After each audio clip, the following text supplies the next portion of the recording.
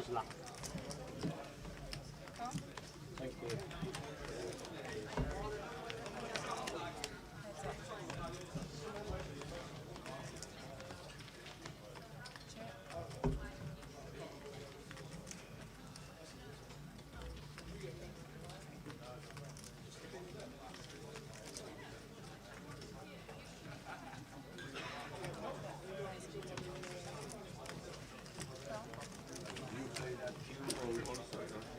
But no, they'll still bring the tea. I've got it on here. Yeah. This one, Mahrez, Foden. Yeah. That's what I was just checking now. Did he pay? Foden had a shot and Is that keeper your saved it. Well, he carried it out and scored, so I'm checking if Foden got the How much assist. was that? I think they're getting it for that. What, in 2-4? Wow. Oh, Yeah, he got it. need. He wanted so much money. Oh. Right.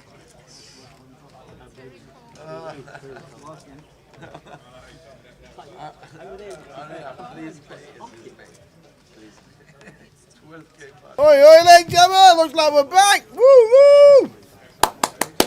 Yes, yes, yes, ladies and gentlemen, we are back. Back in the mix. Back in the mix. Lee, 521,000. Dom, 183. The Swindon, the one up. What? Come on, Reading. Come on, Reading, says Silverstock. What's happening? We've had a few internet issues, as you know. Apologies. Apologies. Hate it when it goes like that. Hate it. Hope you're alright, ladies and gentlemen.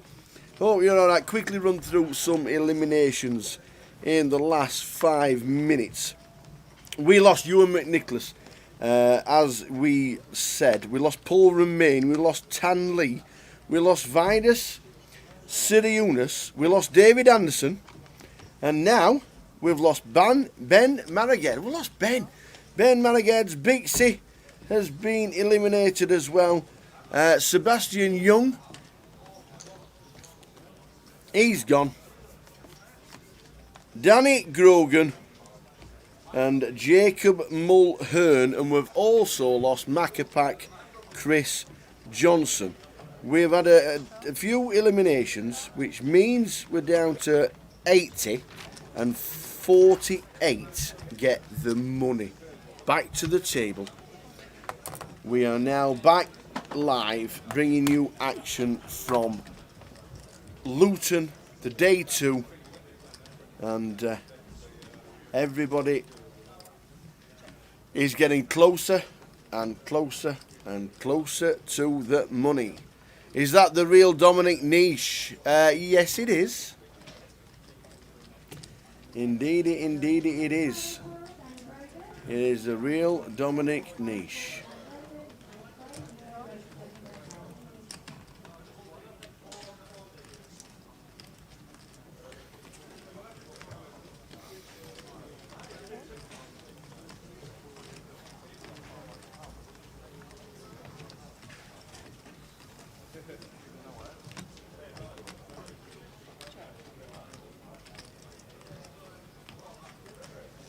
It is the real Dominic Niche.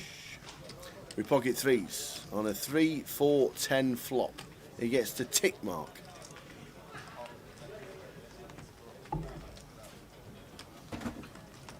He gets the check mark. Still going mad, pal. Yeah, we are having real problems with the stream today, unfortunately. We are really struggling with the internet, unfortunately. It's a bit of a bummer. We hate it just as much as you do. And unfortunately, it is not our friend at this moment in time in Luton.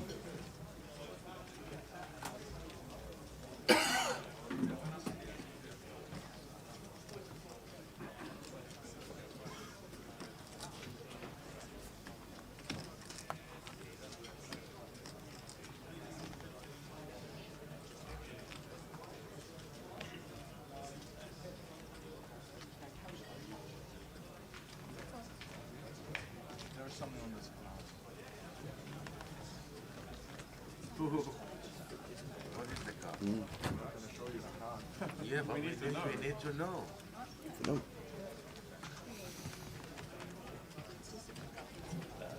Definitely better is the word on the street. Definitely better. That's what we like to hear. We like to hear. Definitely better.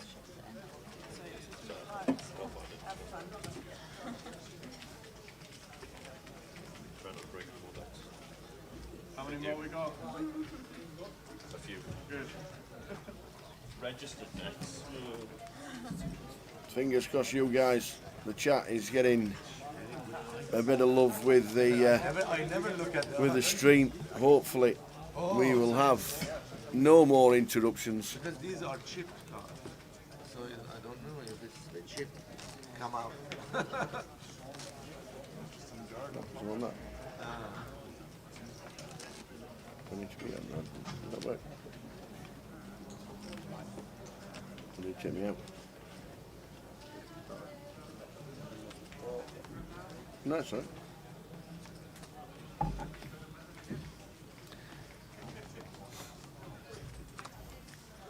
Yeah, Dominic Niche building his stack up as well. He must be in Luton for the sightseeing.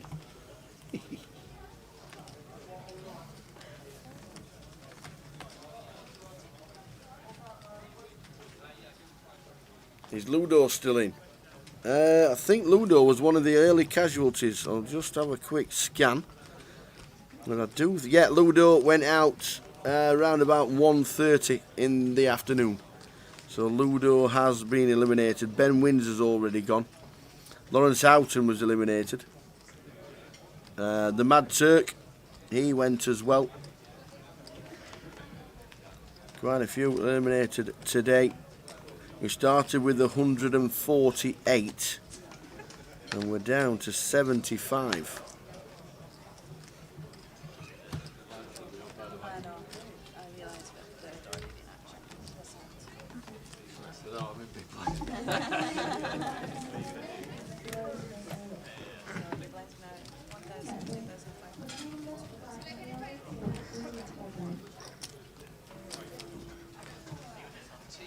Actually, it goes pretty slow. It doesn't hurt that much. When you know, it just, Archie leader. yeah. When it goes like double, that hurts. You know. He's sat in seat 5 and chip leader in the entire room. Yeah, yeah. Is Lee French. We will get an update during the next break of the top 20 chips. Oh, being told the dinner break will be a full chip count from everybody that's still left when we get to the dinner break. As you can see there, 52 minutes to that break.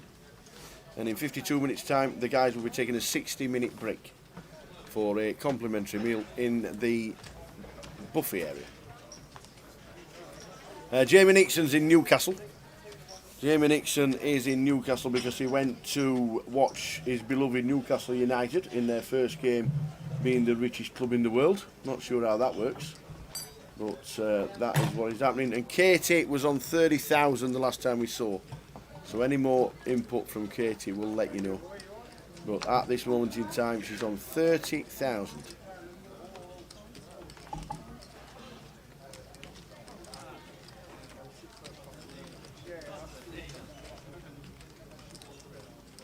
Alizini going to get called from Will in seat number 9.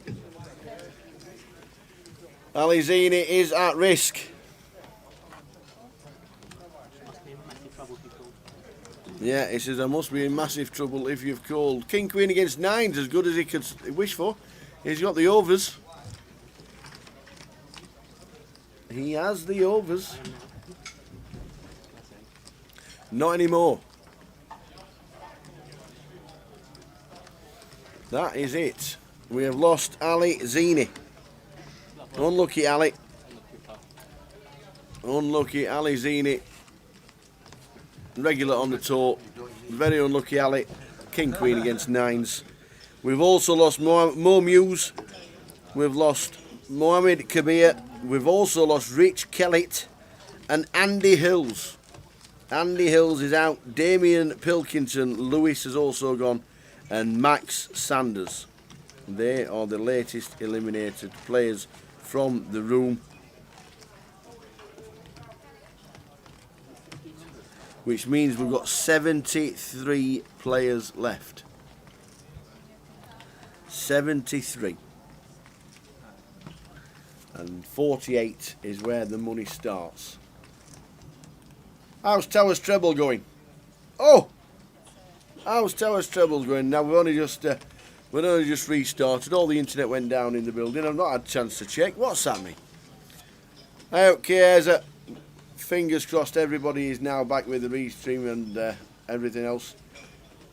Alan Budge watching on Facebook. Hopefully the pictures are back now. Don't know why, but it happens every time. What you got to hope for tomorrow is that the final's not started at 4 o'clock. We hope it has, because we'll have already been working for 4 hours. But you know what I'm saying. We don't like droppages, we know that. And we don't like to keep repeating ourselves. So we do have a lot of internet issues here in Luton. But it's good to be back. And good to have you all on board, wherever you're watching. Facebook, Twitter, Twitch or YouTube. Choose where you want to watch the platform. It's on the Endermob database as well on the home stream. It's on GUKPT.com. And Carpet Catcher says we need Reading to score. Come on, Reading. Come on. 2 out of 3 are winning in the treble. Come on. And Sheffield Wednesday were winning. I don't know if they are still winning. Sheffield Wednesday were winning, and I did see that.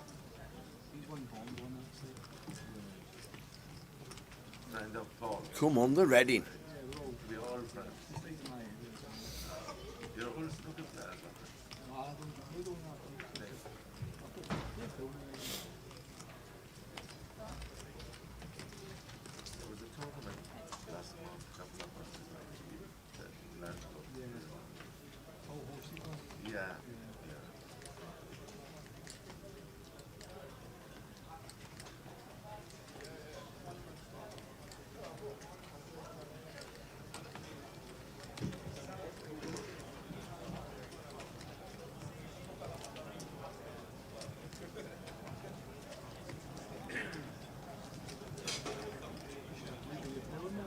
Aces for Dom on a 10-10-5 flop. Sarah in seat 1. Great player, Sarah. French poker ambassador for one of their platforms. Tom, who was on our final table in Edinburgh. They are partners and travel around. Yeah, but he's not come from somebody from Ireland. You know.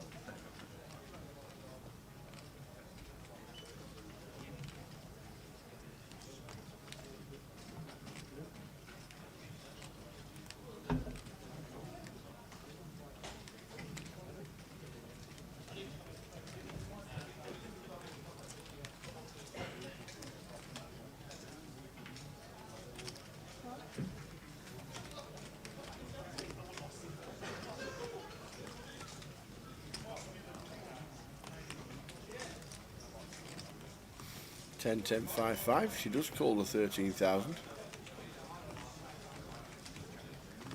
Staring at Dominic. Trying to get some kind of read of Dominic Niche, one of the biggest players in the world. 18 million in live earnings, 7 million in online earnings. Dominic Niche is a phenom in the game.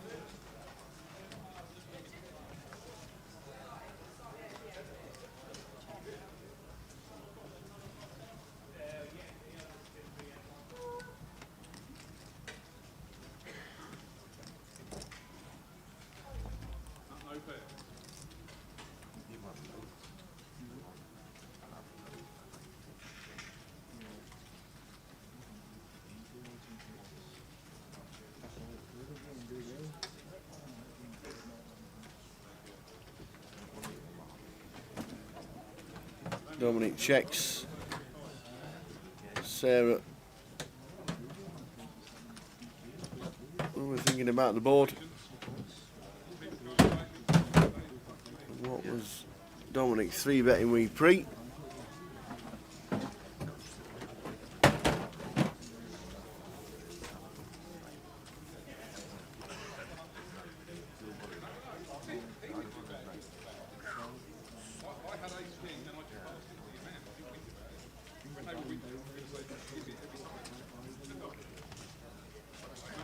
He decides to check on the river. If it brings, oh, that just fills it nicely.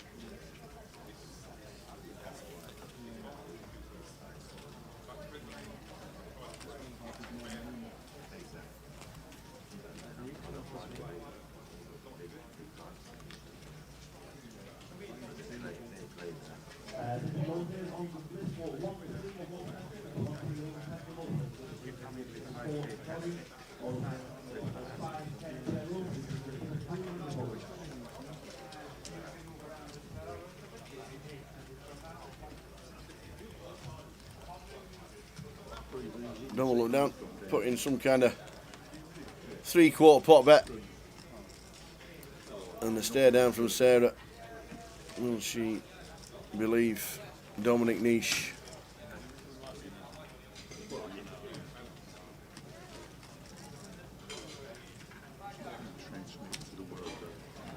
No, very small, 20,000.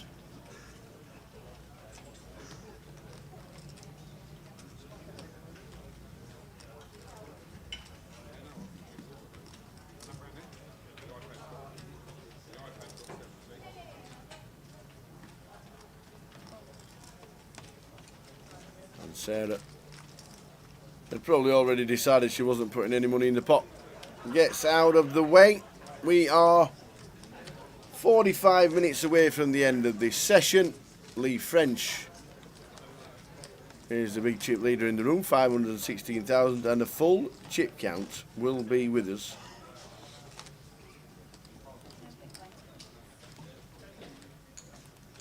at the dinner break.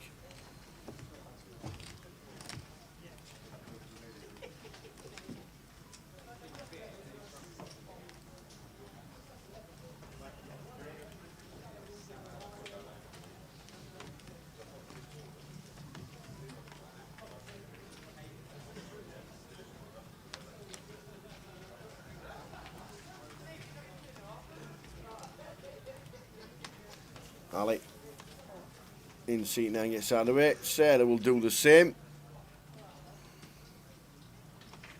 Aria, son of Ali.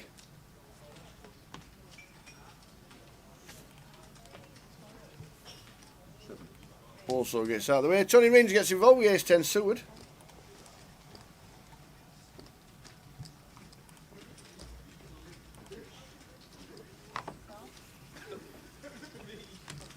Thanks, Teresa.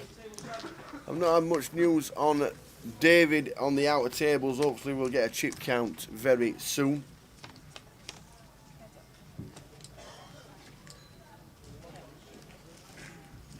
If it comes in, there's a free night in one of them bars in Blackpool, says Jason.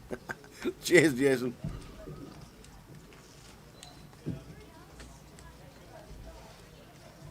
Did Dominic buy back in today, or was it last night? No, he played the turbo last night.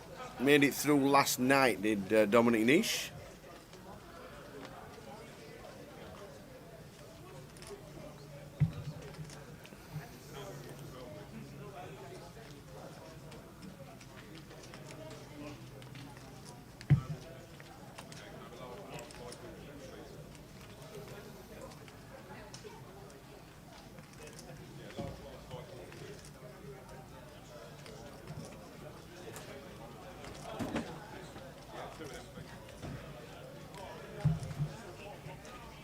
Fantastic for David, 220,000 on the last count.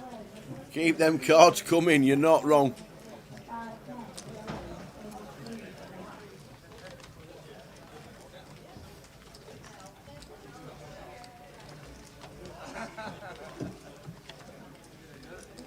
Queen of Diamonds checked, and a queen on the river.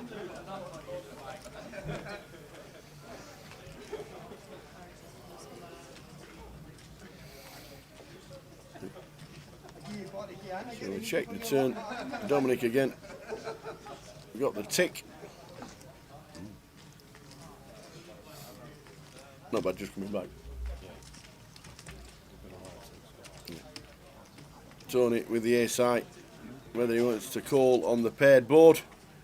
I don't think with 82,000, but Tony will work it out.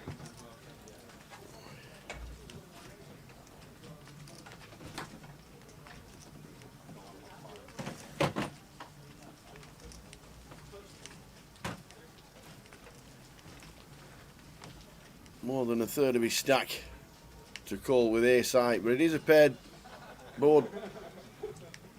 Queens and threes. Does he think he's chopping?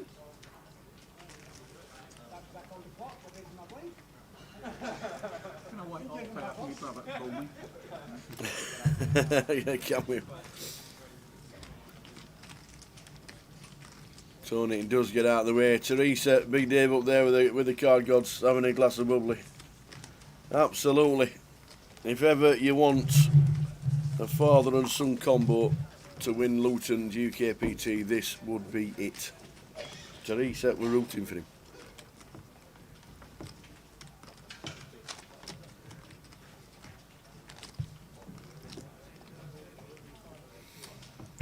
That's where we're off to next. Blackers. GUKPT Blackpool is on the way. First satellite on Wednesday the 27th, and then we go full steam ahead with the 3030s, the minis, the turbos, the PLO, the satellites, the new satellite with the cash outs. It's just great. 108 runners this week for the first one. Everybody, and I mean everybody, said what a great idea, that was fantastic, really enjoyed doing that.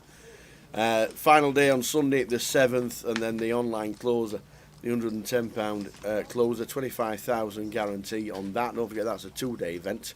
And the news come through today that Vegas have extended the main event for flying over there to play the big one, and a couple of extra flights, so you can win Blackpool and off you go to Vegas. But Blackpool is on the horizon. We'll give you the London schedule as well in the coming hours on the live stream. I don't know what I do. I don't even know. So I we'll can't even tell you what I'm going to do. give you the news regarding the schedule for the grand final. It's a monster. There is a 12:50 to start the proceedings, and the team will be doing the live streaming for the 12:50. Same buying as this one in Luton. They got 513 runners.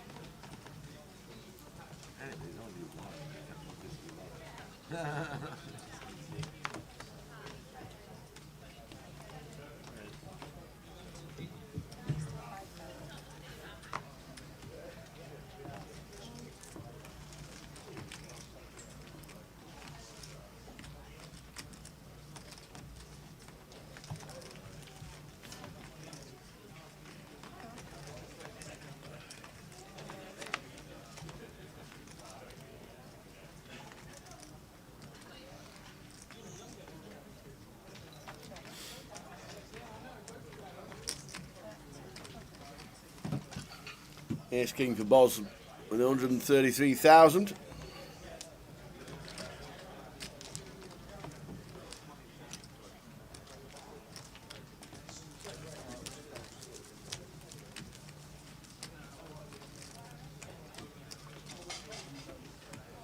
Peter Mock, how many left and how many get paid? Oh, sorry. Here there comes the prize ticket. 48 get the money.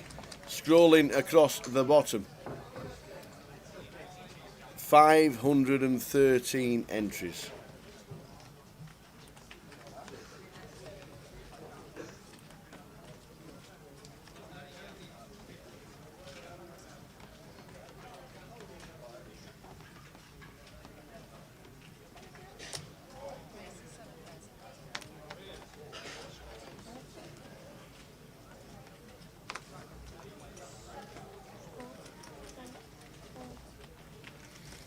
£48 get the money. You make the final table £8,850. The average stack at the minute is 150,000. So if Dave's got 220, he is well above average at this moment in time.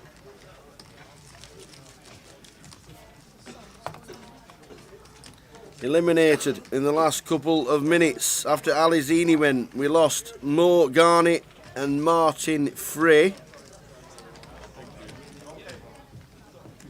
meaning 71 are left.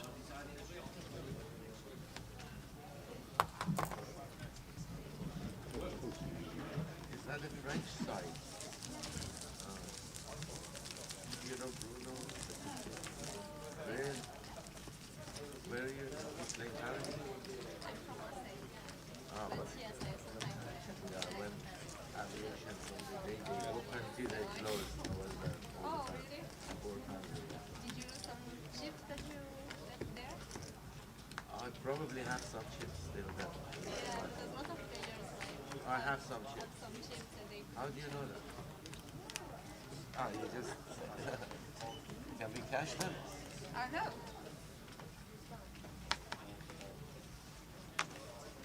Maybe you can sell them. To who? I don't know. Raised to 5.5k. People might be interested. Bruno opened the place. Raised to 15.5k. I heard. I don't know. Hold.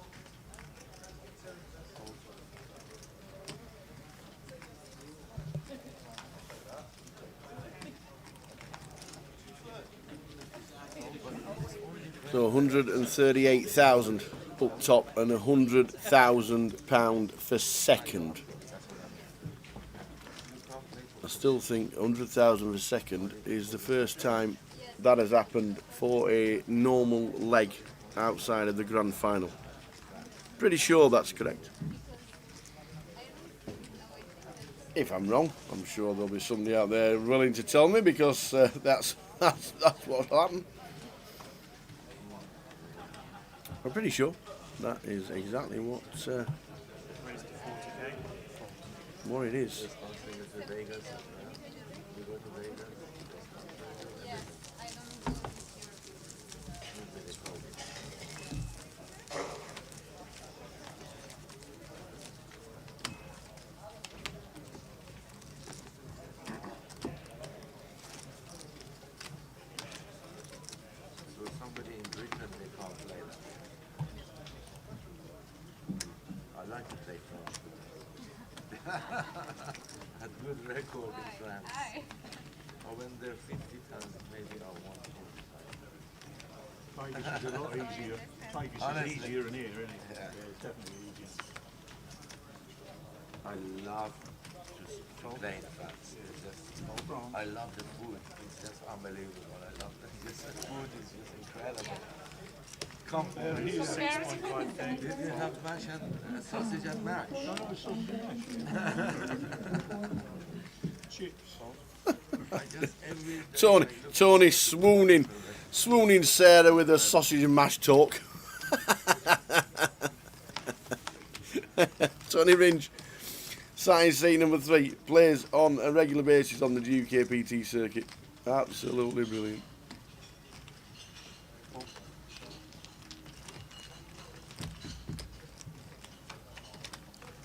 Yeah, Boz and Lee. Boz getting a bit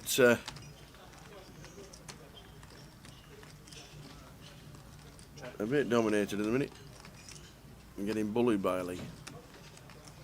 You could nearly think that William in seat 8 looks, it could be Boz's brother. 7k. Ace 5-3 flop. Will with Ace King gets it through. Lee still big chip lead at 528,000. Full chip count throughout the entire room. On its way in half an hour's time. they own the casino. I didn't play the lottery. I'm not from Paris. I see.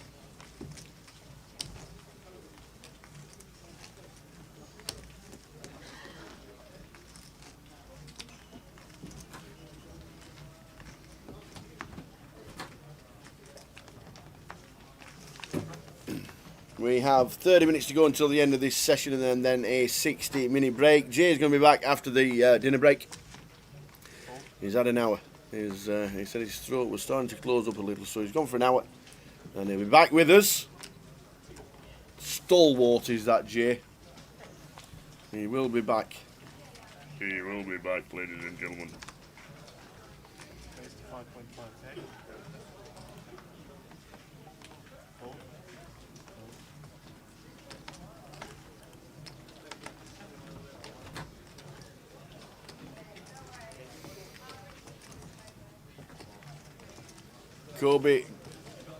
Kobe Great says, just heard that a PRP test is enough to play the event for the IPO in Ireland. That's good news for everybody. We'll be travelling over to Dublin next week for the IPO. Really looking forward to seeing a lot of friends over in Dublin at the Bonington Hotel. Looking forward to it. Anybody else makes it over, we'll see you there. If not, the week after, we'll see you in Blackpool. Check.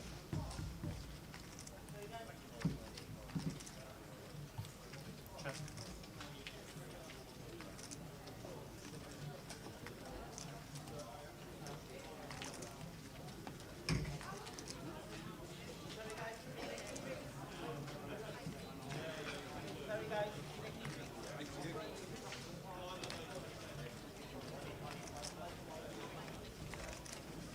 Bet 11k.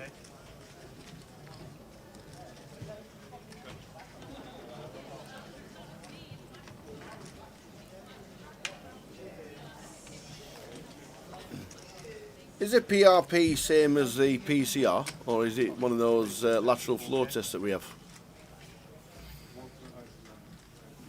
Up and down straight draw for Boz. Sarah with a gut ball with the ace king.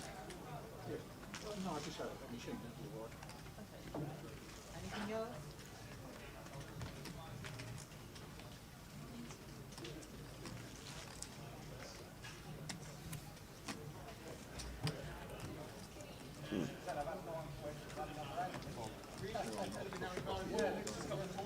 And that wins the hand. Jason Shillham gives us some bad news. Not happy. You got any good news, Jason?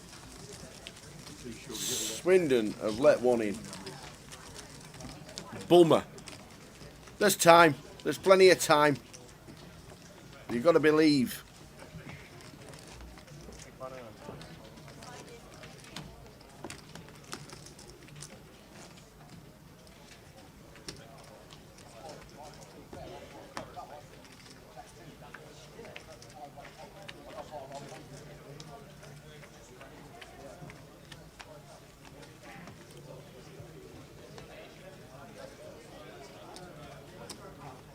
Yes, 2 weeks to Blackpool. We can't wait.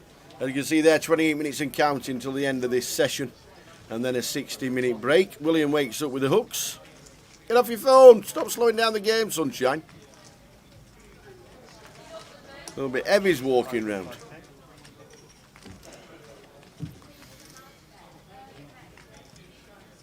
Ali in seat number 9 with 70,000 sticks. The pocket 10 just calls. And Sarah might want to flick in a call now. With the 2s. Does she want to see a flop? No, she does not want to see a flop. Ariel, get out of the way. Tony Ringe with 7 deuce will not play. Go on, Tony, it's on you. Oh, is it on me? Yeah, they're going in the muck. And all folding all around, so we're going 3-way to the flop because Dom with an ace in his hand will... Oh, no. Very surprised. Thought he might have seen a flop with ace 7. Will raises initially. Alec calls. Jacks against 10s. Heads up. Oh, the ace 7 would have hit.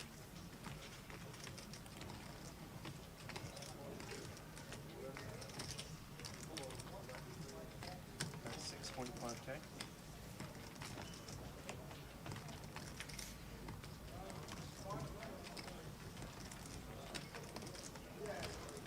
Raised to 16.5k.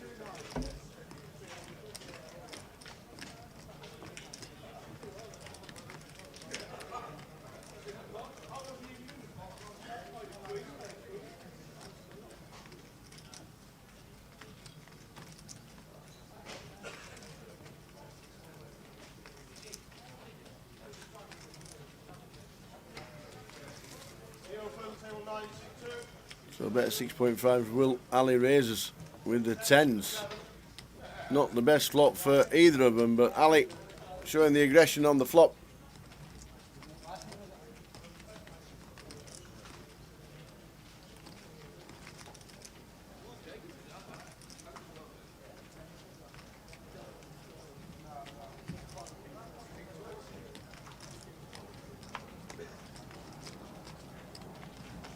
And he makes the jacks fold. Well played, that man.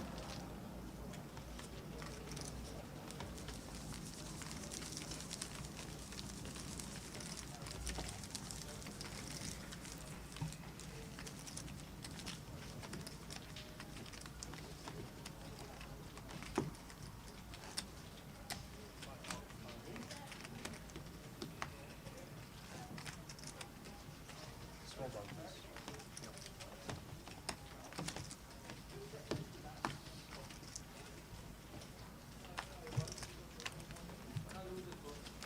Cheers, Carpet Catcher. We heard the news, Jason Shellerman giving us the bad news that Towers Treble is on the rocks. It's on the rocks. Oh my days. Heading towards the next break in play, which is the 60-minute dinner break.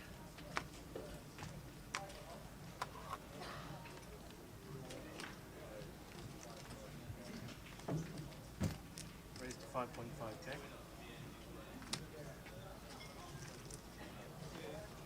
Fold. Fold. Fold. Fold.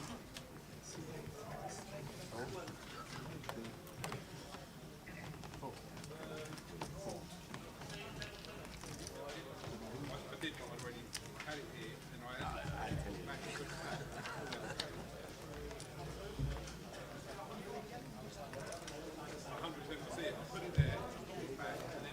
Tony with the 8s on a 6-9-6 flop. Sarah with pocket 3s. And 100,000. Average stack is 150. You're going to bet 5,000. And a call from Tony.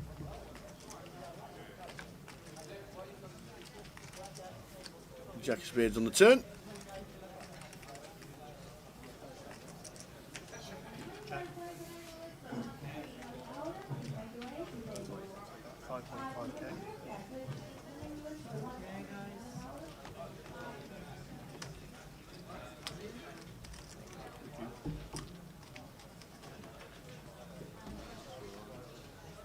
Yes, thank you. Cool.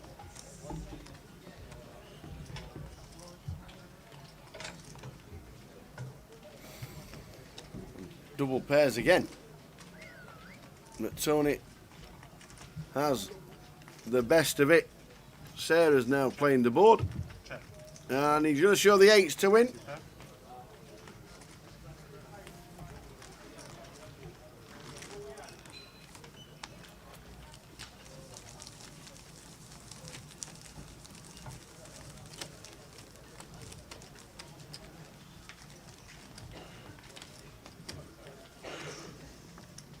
How many players left, says David Fleming on YouTube? There are. There was 72. Martin Frey. That's wonders for Anglo French. Morgani was last time. Martin Frey has been eliminated. Jay Atwell has been eliminated. And unfortunately for the ladies, Katie Swift has been eliminated. Colin Gillen has also been eliminated, and the last man out, in fact the last two, Tim Chung, Jay Kerjewell, and at the same time, Hamish Majoria Raised to 5.5. had been eliminated, leaving 65. Leaving 65.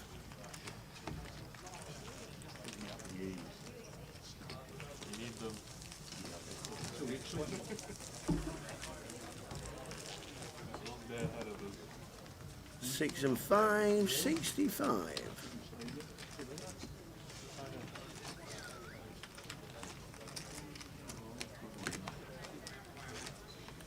Is this your last day already or staying? Check out. What? Checking out tomorrow. No. There's nothing here tomorrow, is it? Senior event. Is it? Wow. When I get old enough, I might play. Are you old enough? I'm not, no, I'm too young. I'm young, You are. very young. 40. You are.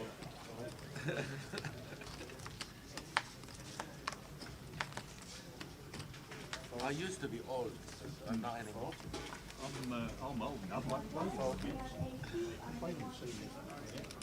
I'm 2 and Davis. Raised to 6.5k. Seniors is tomorrow. How much buying? Like 150. Ah. Small. In seniors, you can bluff a lot. Very good. Really? Yeah. They're all rocks like me. Exactly. So you can bluff. Oh, you can, yeah. You can bluff these youngsters. Every now and again you won't get away with it. Is Morris still in? Morris, I do believe he is. I do believe Morris is still in, and we'll get a full chip count in half an hour. I do believe Morris is still in the mix.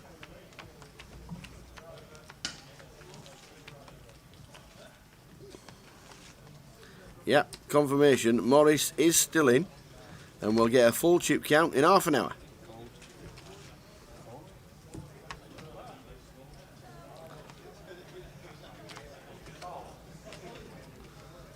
We're on 65 runners from the 148 that played today. 8k.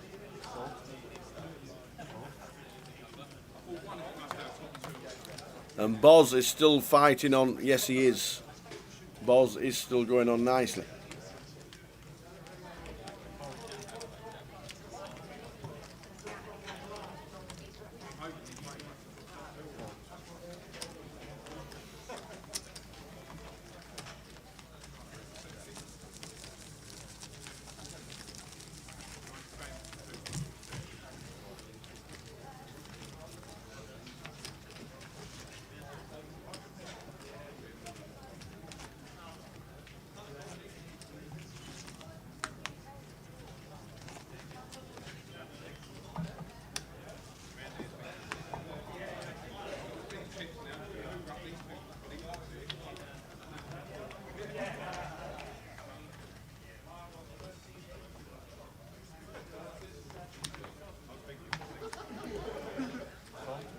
Boz, how are you doing, David?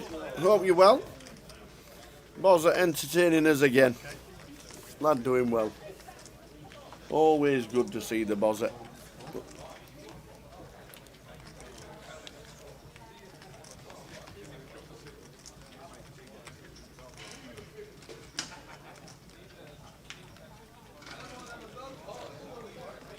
'Boz with the hooks. Ali got the 9s.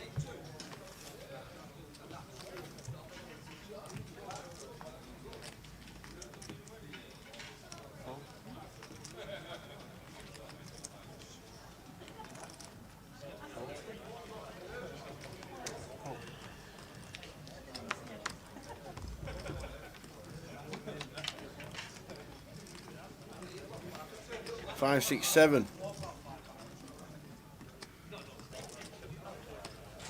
Everybody. 10k. Tony defensively blind with 6-3. He checks as he hits a piece of it, but it's not the best board. Boz bets 10k. Ali's going to call with the overs, a gutter ball, and the back door.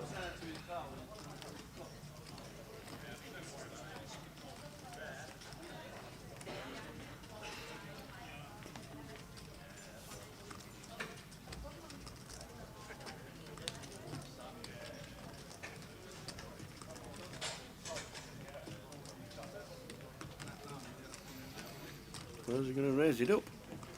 Counting his stack, he's got 80,000.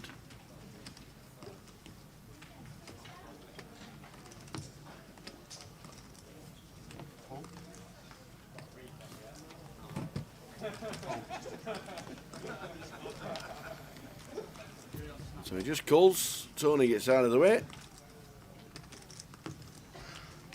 Check.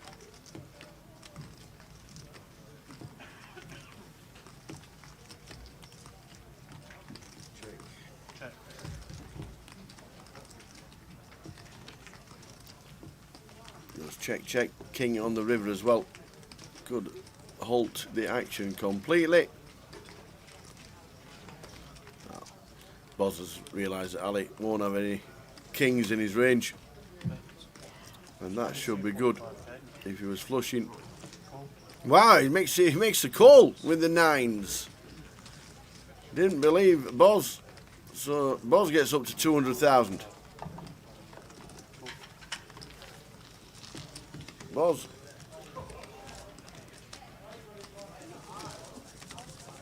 Collecting the chips. All to see in Blackpool as well, David. And great to see a top pro playing GUKPT in Dominic. You're not wrong, Gary. Gary Wilson, 25 million plus in earnings from this wonderful game that we're watching.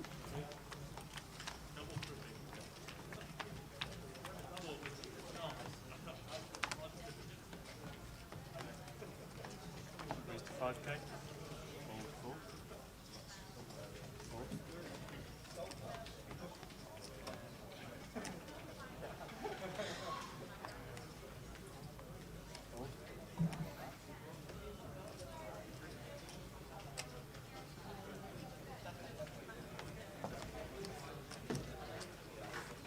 Just under 15 minutes to go until the end of this session.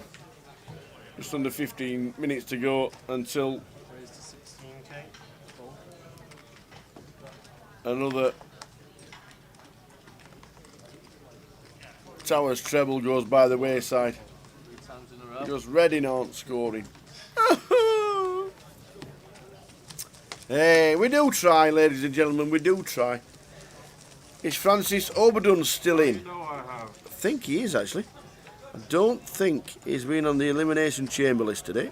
I don't think he has. Did it again last night, bro. Francis had about 80,000, I think, yesterday. Yep, he's still in. Francis is still going on.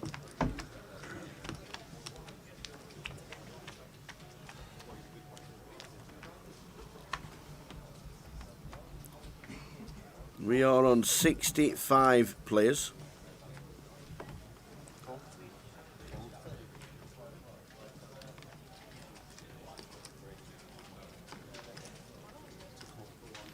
I know. What can you do? I try and pick out the value for everybody to have a little flutter on, and the value just lets us down. I don't know. Raise to 15k.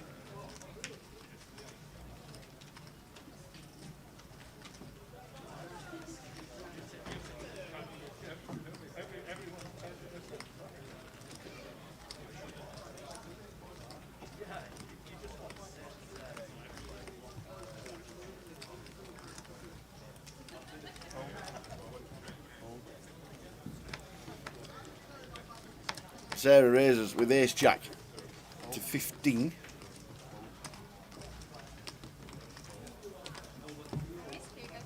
After initial raise from William in seat number 8.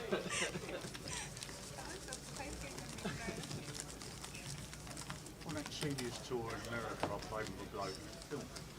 He brought all this stuff with him, like gas X, continence pants, Viagra, and he put it all out over the table and just fell over with a bird rubbing his back. Oh, hey, oh, what's happening here? Jason Shellham's getting excited, our intrepid reporter. What's he telling us? What's he telling us? Ready to have scored! Oi, oi! Ready to have scored!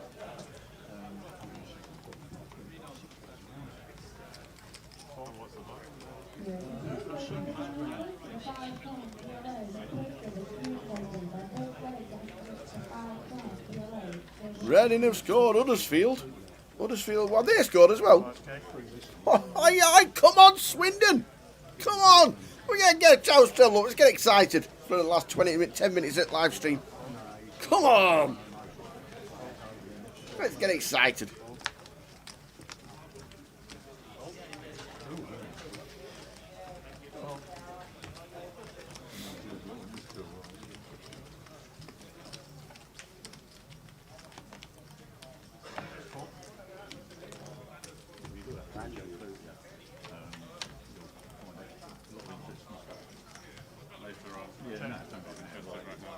They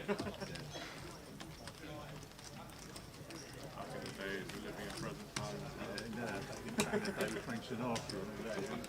It's just some spine chilling story.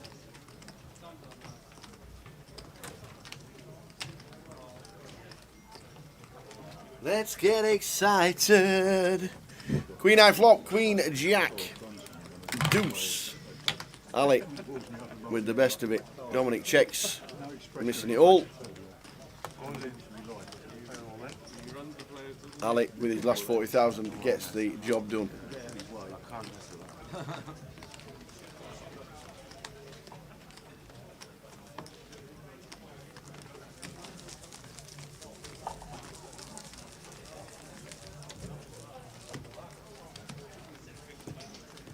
14 minutes to go. It's all on Swindon. Oh my days. Come on, the Swindon.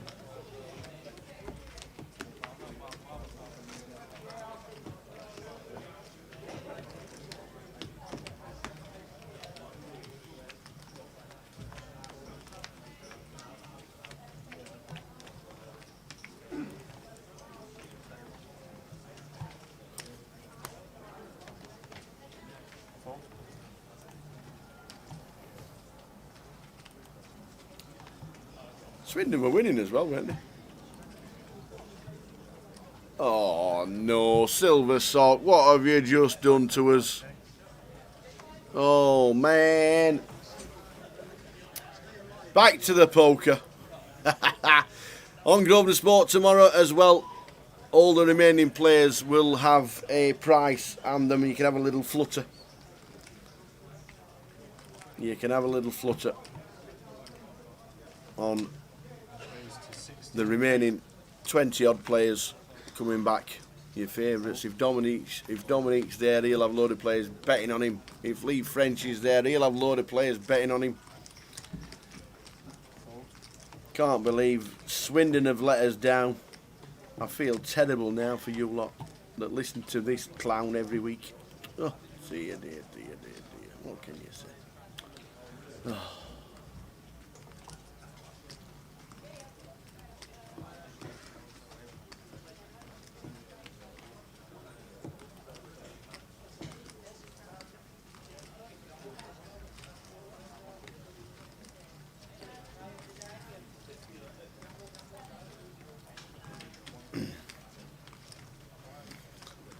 Sarah raises. Ari at 3 bets to 16,000. Back to Sarah. Unknowing what Sarah has in her hand. Maybe. She's got ace 10, ace jack.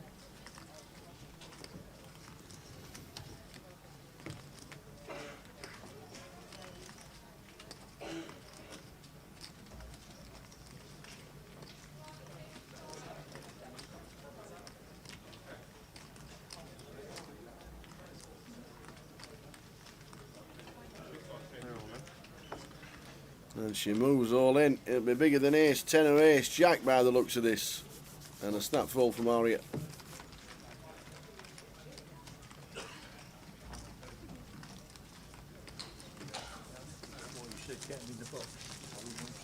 Carpet catcher, we've got 10 minutes to go. And the good news is that Leicester are beating Man United, are they really? Towers Treble not down the pan in the first half, and Dominic Niche playing the GUKPT Luton. I'll tell you what. How many beers did Jim have last night? We were up, and then Swindon decided to not play football in the second half. Oh, we can try. We've got 10 minutes. The live stream will be going for a 60-minute dinner break very soon. It does look like Swindon are going to let the team down, unfortunately, but we'll be back to the poker and a new table when we come back from the break. Nicholas Kennedy just been eliminated, making it 64 players left. 86k. Fold. Fold.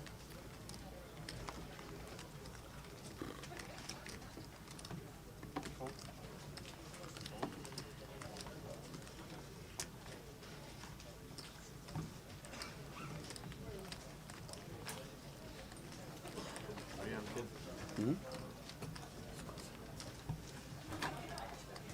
Okay, everybody calls, I call.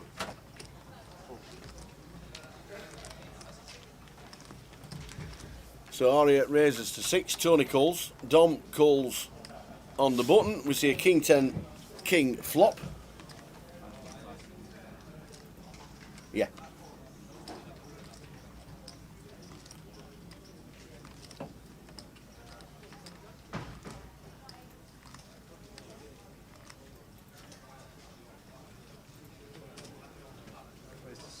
That's okay. Fold. Fold.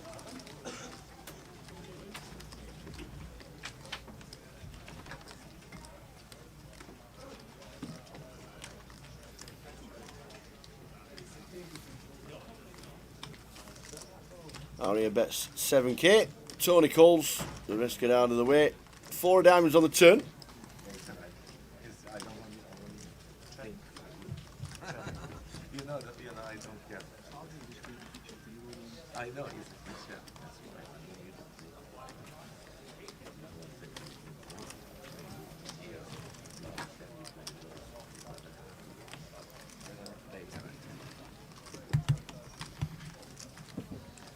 He goes check, check. The 2 of spades hits the river.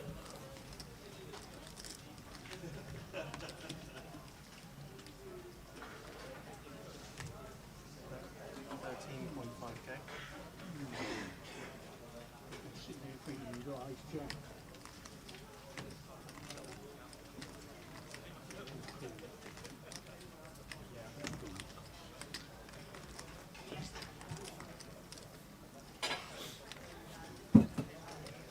Aria bets 13.5. I don't think Tony's calling with ace high.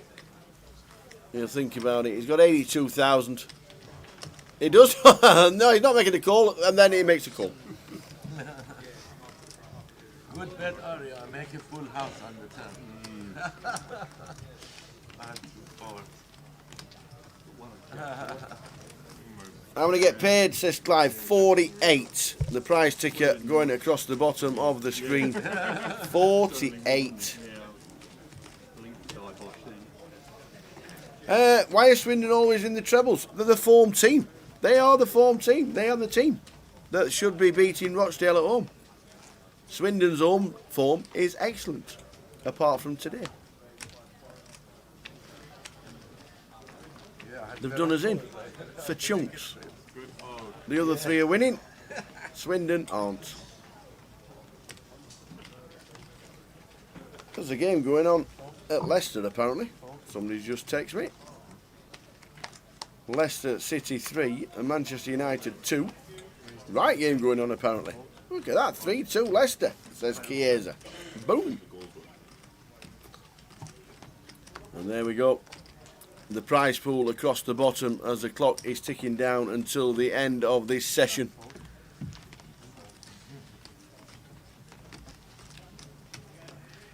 I'm steaming still. Still steaming.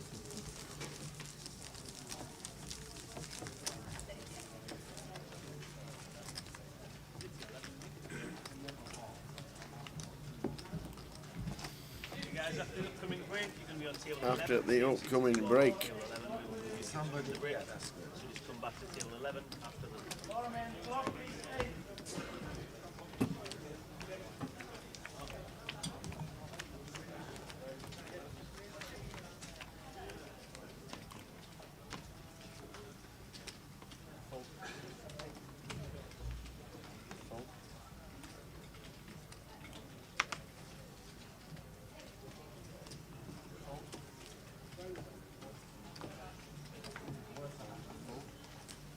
six. Raise to 6k.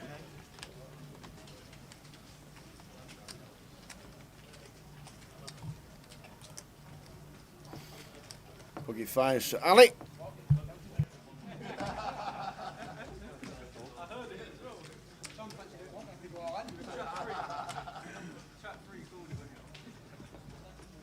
Cool.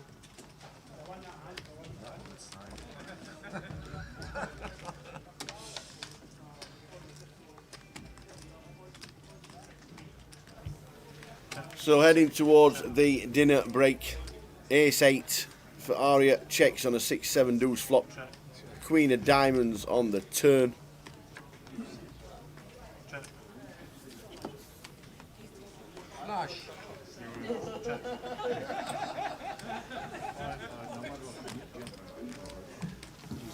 There it goes. Checkity, checkity. The 5 of diamonds for Ali will play and take the pot. I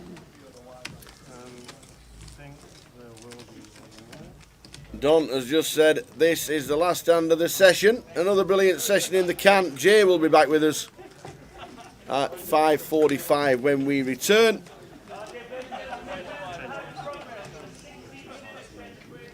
We are on a 60-minute break. Last hand. Did we get this shuffling? We did indeed. So we will return, and as you can see there, £138,000 in the prize pool for first place. 564 in the prize pool, 138 up top, 100,000 for second. Apologies regarding the Towers treble. I feel terrible for everybody. Sorry, Swindon, you're off my list forever. Ever. Gone. Everybody else is leaving. Jay's going to be back with us straight after the dinner break. And we will see you straight after with the brand new table. And 63 players left because Sandy Koza was eliminated 2 minutes ago on the outer table. We've got Lee involved as our chip leader and Ali, who calls to see a flop with pocket 7s. Sarah's out the door. Aria's out the door. Tony Ringe is out the door. So we're going heads up on the final flop. Apologies for Towers treble. To be fair, we're in Dublin next week, so we'll be doing another one. Oh dear. See Swindon again. Yeah, Swindon never on the list ever again. Ever. Not lost at home. Against Rochdale, who were rubbish away. Rochdale do it. Unbelievable techers. Absolutely unbelievable. What can you do? What can you do?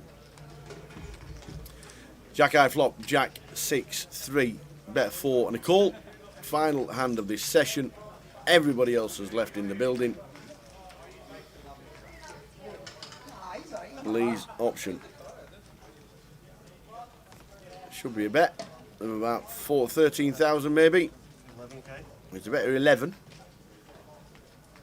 Ali with 55,000 gets out of the way, and that's it. Sorry about the treble. Swindon, we fell out. Jay's going to be back. We'll see you for the next session with a new table straight after the 60-minute break. Thanks for tuning in, and we'll see you soon.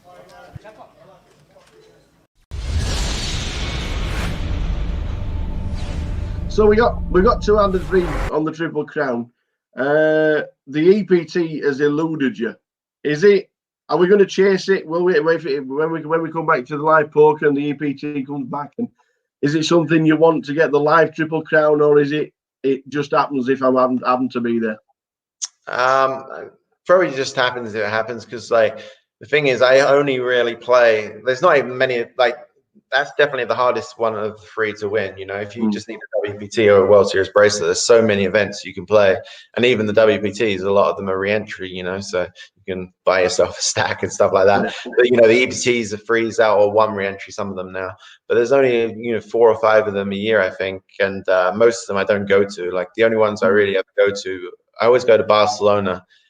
And that's about it, really. Like I used to go to the Caribbean one, and so yeah, no, realistically it's going to be tough. But you know, obviously, the funny thing was I actually had 29 Triple Crowns, and I wanted the 30th one to be the live one, and that would have been nice.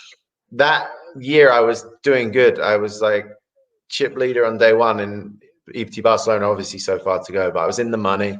And I was actually feeling, oh my God, this could be it. Like, even though there's still 100 and something players left at this point, I was like, you never know. This would be really cool just to finish it off in that. But unfortunately, it didn't work out. But yeah, I had a few deep chances in EPTs. I think I final tabled EPT London. My mum came up to watch, and she gave me the needle because she came, well, you know, it's not even that far a journey. She lives in Essex, so it's like an hour on the train. She's come up to Rail, and, you know, I came in only with 20 big blinds. So reshoved sevens or something and got called by ace queen and lost the flip, and I'd like get away from the table, and she's like, "You done?" I'm like, "Yeah." Yeah, like, I'm all this way for that. I was like, "Yeah." So, yeah. Another one of the needles. She always used to give me, like back in the day when I was doing bad at live poker as well, she'd always say that she'd watch some poker on the TV and they all wore sunglasses, and maybe that's what I needed to do because I was giving away tells and stuff. So I think actually one year I got to the stage where I was like, oh, fuck it, I'm gonna do it. So it was like a 25k Bellagio big tournament. And I was on day 2 and I didn't know anyone on my table. So I was like, okay, I'm going to do it. So I went to day 2 and I put on the sunglasses indoors, felt like an idiot. Made the most standard raise ever, like ace-5 suited or something. And everyone tanked a little bit before they folded. It was one of those weird ones where everyone maybe had like half a decision or was just still asleep because it was first hand of the day. And, it wasn't even a big hand. I won the hand.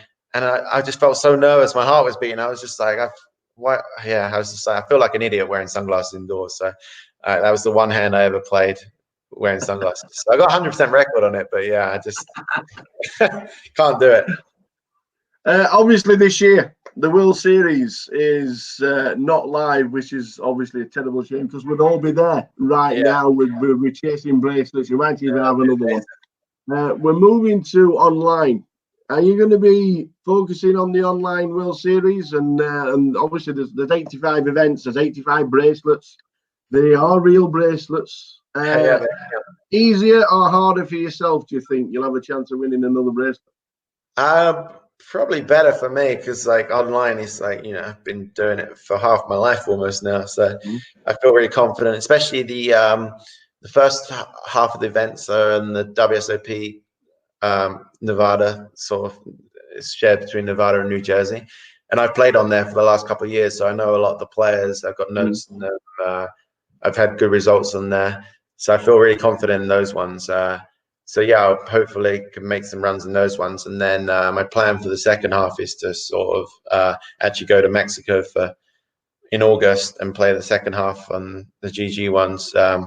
I think the schedule just came out today, actually. So yeah, I'll plan on playing those and going to Mexico. And I have to been in America too long this year anyway, so I'll get out of the country. So yeah, I'm excited for it because like that's what I know what to do. It's how I grew up playing the game. So hopefully can make some runs and get another bracelet. And I'd always wanted the online one. They every year now they've had sort of 4 or 5, maybe 10, as many as 10 events online, and I'd always wanted to win an online one just because that's what I'm sort of known for, and it feels appropriate kind of thing. So this is, I guess, the best chance I'll ever have. So gonna put my heart and soul into it. So I've kind of been chilling a bit this week, playing some golf and stuff like that, just to relax. But yeah, the next couple of months I'll be playing pretty much every day. Some quick fire questions as we head towards the end of the hour with the tower. Do you prefer live or online poker? Online on the whole, but live when you get deep is unreal. But like day one of live tournaments is the nut low for me. I hate it so much. Like only bad things can really happen. Like you make it through, you kind of expect it to, and if you bust, it's like you're out the tournament, you got no chance, or you got to rebuy, and now the tournament starts getting expensive. So yeah, online day to day, but once you get deep, the final table is just it's like 100 times better live. Not including the World Series main events, what tournament would you like to win?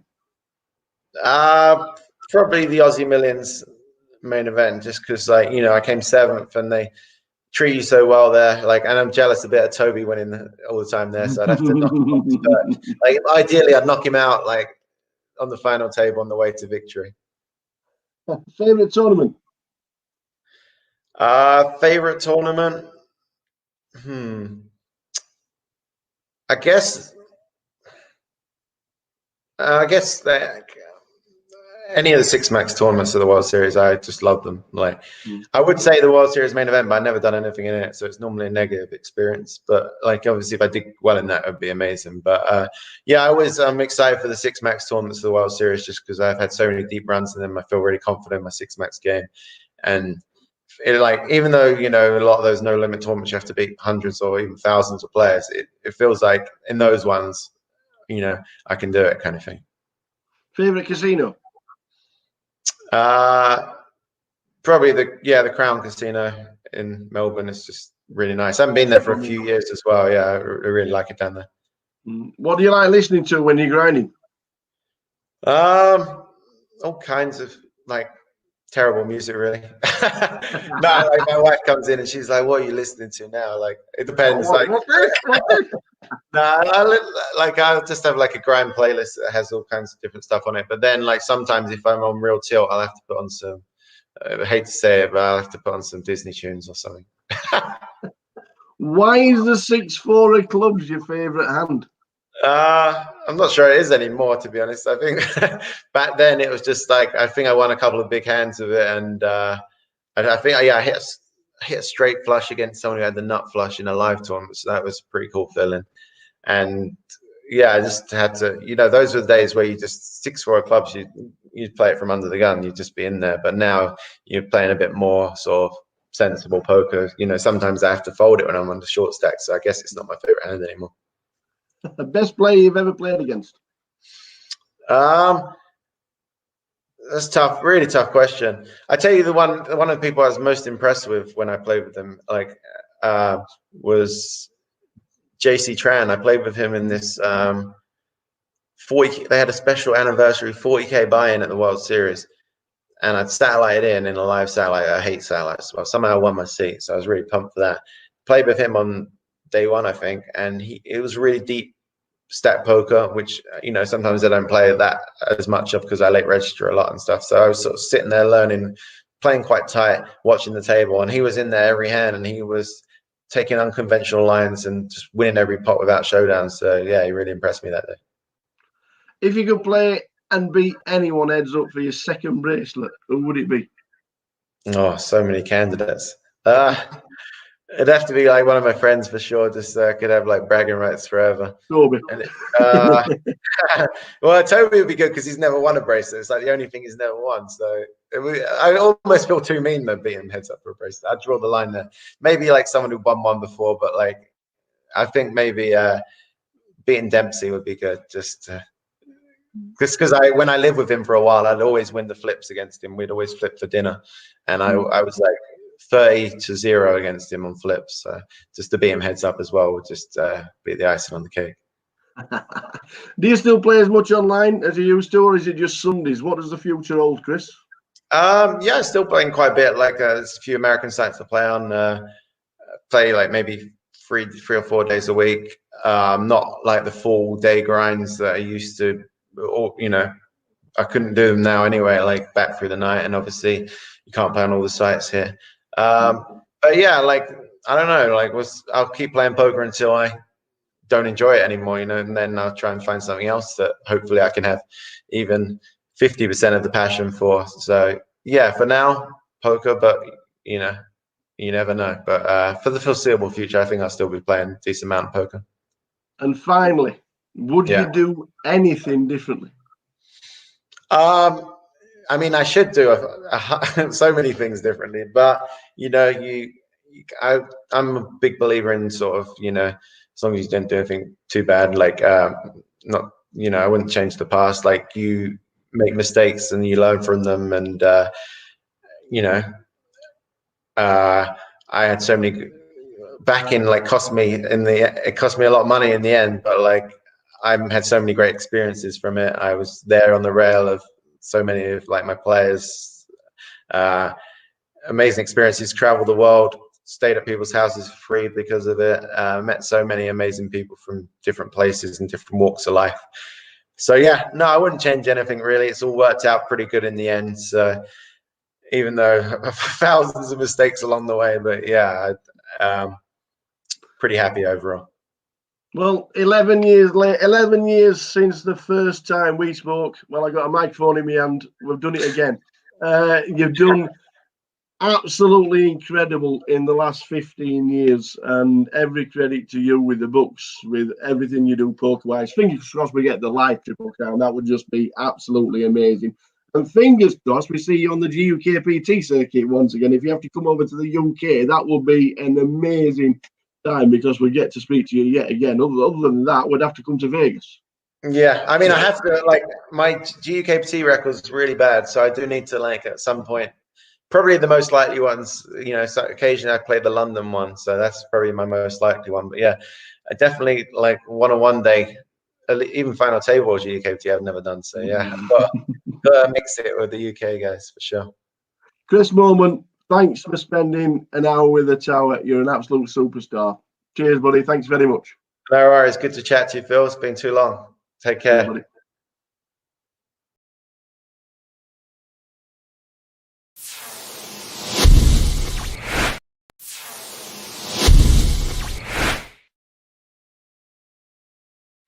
Your first few live tournaments, your first ending mob, 124th in the World Series 2K for 4,056. That was June 2008.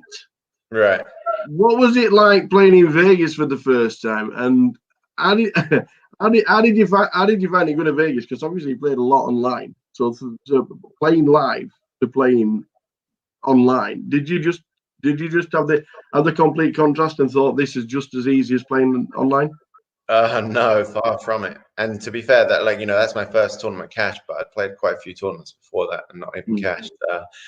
Yeah, as I said, I'd gone to I think it was it 2000, maybe the 2007 World Series, or maybe it was 2006, which was the one that Jamie Gold won. That was that one. It was 2000. That was 2006. Okay, so I played that one, and obviously you just said that my first cash was in 2008, so I'd obviously played a few tournaments in between as well. But I was sticking, mainly I stuck to sort of what was my bread and butter, playing online, and if I satellite into a tournament online, I'd go and play the live tournament. But yeah, I didn't have much live experience, and it was quite a different game to me, just like dealing, you know, just so many differences. So it definitely took a lot of time for me to get used to it, even like the first sort of 3 years after I cashed, I never really cashed anything big, like compared to what the buy-ins were. I was definitely a losing player at live poker to begin with.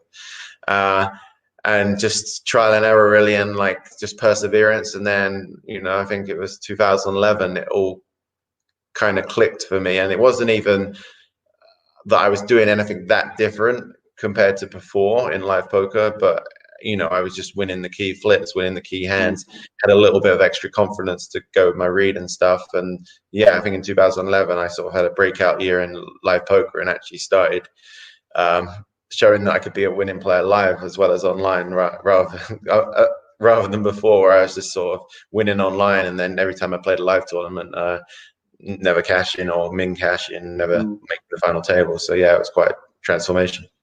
Well, the first time we ever met, was a long time ago. It was the same year, 2008. It was Luton, the GUKPT. You finished 17th out of 376 entries. Can you remember who won it? Yeah, yeah, of course, cricket. Yeah, I gave him all the chips as well. With like 17 left, I started his career for sure. No, it was funny because the night before we'd met, I think we'd been staying at the same hotel, and they had a pool table, and he's really good at pool, and I play a lot of pool, as I already said. So we played a few games of pool. I was chatting to him, and actually he's and his friend, who actually I knew more than Sam at the time, Pete Linton. And yeah, then we happened to both go deep in the tournament, and we played a huge hand. And my friends still make fun of me for this hand to this day. And you're actually in the background. I could hear you in the middle of the hand with your loud, booming voice. And it was like, I think it was a 3-bet pot, and I had a pair of queens, and I think it came like 2, 3, 4. So like pretty safe flop. And Sam check called, and then turn was a 5, so pretty bad card for me. Obviously, any ace makes a straight now, but then the river was a queen, and so I now made top set, and Sam shoved all into me, and in my head I was like, you know, like in this spot he never really, he either has an ace or he's turning like pair of 9s or pair of 8s into a bluff, and I thought he was capable enough to do it, so I ended up calling. I didn't like, it was back in the day when people didn't really call 3-bets out of position very much. I was, especially when online, like I was used to people just folding or 4-bet. Maybe live poker, you know, was quite different. But I basically thought if he had ace king, he would have been all in before the flop. So I didn't put him on an ace king. And if you had ace queen, I blocked, and there wasn't many combinations left of that because I had 2 queens. And so ace jack offsuit, I thought he would fold before flop. And so yeah, I ended up calling him because I thought he was turning like a 6s, not 6, 7s, 8s, 9s, 10s all into a bluff. And yeah, he just had ace jack. And I looked very silly, and it was a huge pot. And I just remember behind me, you were saying something about, oh, Chris Morton's called and he can't even beat an ace. Oh wow, needle as well as I'm walking up. But yeah, that was my first big sort of deep run in a good tournament. So it was exciting for sure. But yeah, it was definitely very memorable as well. Sam got the trophy. He did indeed. Yeah, I used to use my chips wisely. But in 2008, it wasn't all bad because he became the world's #1 for the very first time. Had you been chasing it? Was this something that you obviously you're keeping control of what you were doing online? You were knowing you were there. You were top 10, top 5, #1. What did it mean? At the time, oh, it meant everything to me. It's like what I'd sort of devoted the last sort of few years of my life to. I was playing poker at that stage way more than even now. Like I was playing 6, 7, sometimes 7 days a week, every week, all day, long days. But like to me, it didn't feel long. Like the hours went so fast. I was really enjoying it. I loved the game. I was just learning all the time, getting better. And so it wasn't like, to me, it wasn't the job. I was just doing what I loved doing. So, but yeah, once I discovered pocket fives and saw the rankings, obviously you start at the bottom in the thousands, and I was like always wanted to get into the top 100, so I could start talking. Like my thing was like I wanted to talk strategy with the other sort of top players, but I didn't want to message them before they were while they were ranked higher than me, because I thought they wouldn't accept talking to me, kind of thing. So I was like, okay, once I'm in the top 100, I can chat to this guy and message him. And so I kept like moving up, and it gave me incentives to keep moving up. And then obviously, like making #1, we always thought, oh wow, maybe you dreamed of it, but you didn't think it was possible. But then suddenly you start making top 20, you think, wow, I could maybe do this if I run good for a couple of months, win a big one. And yeah, so to finally get there was an amazing feeling. It felt like a real accomplishment, And like at the end of the day, like the rankings, a lot of it was playing. You had to play a lot to get up there because of the volume thing. But normally, if you were, it was like to get #1, you had to be doing well as well. So it was definitely a sign that I sort of was being successful as well. Yeah, I think one of the first videos we'd done, and we've obviously, because we've been in lockdown, we've been rerunning some of the videos on Grosvenor and the GUKPT. You were sat talking with Adam Clark from Blackpool, Clarkatroyd. Yeah, I remember him. Yeah, good guy. Yeah, I think you said in the interview you just dropped away from #1, but you were going to get it back. So it was a fantastic interview. There were no chin hair. Yeah, no. We'll try and dig it out for you and send a link, because it was a fantastic video. You and Clark were just bouncing off each other, because obviously you knew a lot about him playing so much volume online. Yeah, I think that was the first time I met him as well. So I sort of played him online. So that's always exciting when you got to meet people in real life after you played a lot against them online and stuff. And it was weird. Like even though you sort of didn't know each other that well, like you kind of if you felt like you knew each other for years, kind of thing. Like I met a few of even at my wedding, like a couple of guys who are like in my groomsmen party. I met them through, I met them 10 plus years ago through poker, and we've stayed close friends ever since. Yeah. Now we can't not have an interview with Chris Moorman and talking about the father in the GUKPT circuit. Yeah, he'll be like, why are you in Manchester? This is one of the greatest little stories of a GUKPT title. I do believe it was a birthday present. Is that correct?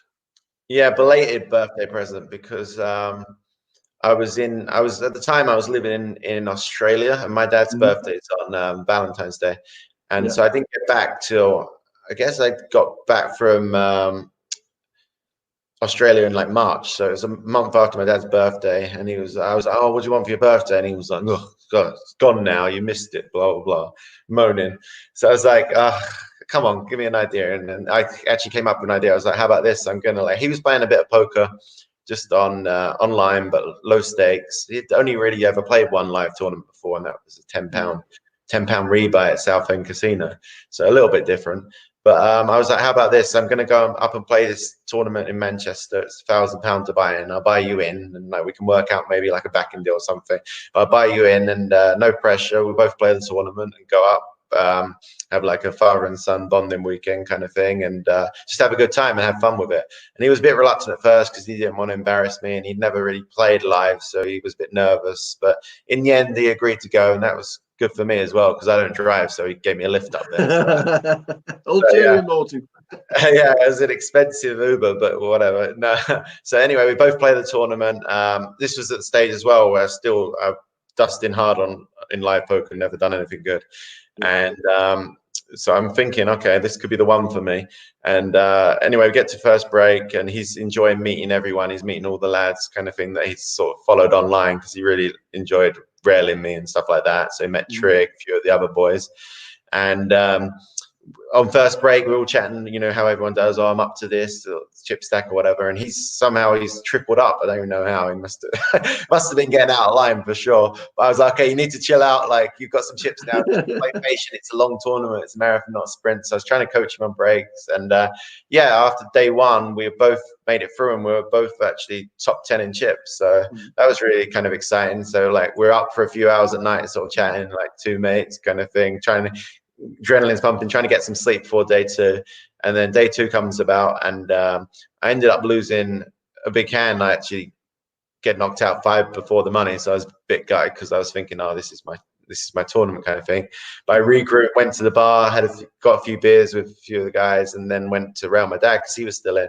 And you know, at first he just wanted to make the money, made the money, he had a decent stack, and then after that, though, he really wanted to make the final table, and that's where it kind of started going a little bit wrong because he started changing his game, and he played too tight, and he was blinding out, and he got down short. And I tried to tell him on the break, okay, if you get anything, you're going to be big blind after the break. If you get anything in the big blind, just go with it. You know, you're only down to like 8 big blinds or something like that, I think. Yeah, so it's like anything half decent, king 9, whatever, go with it if it's a late position open.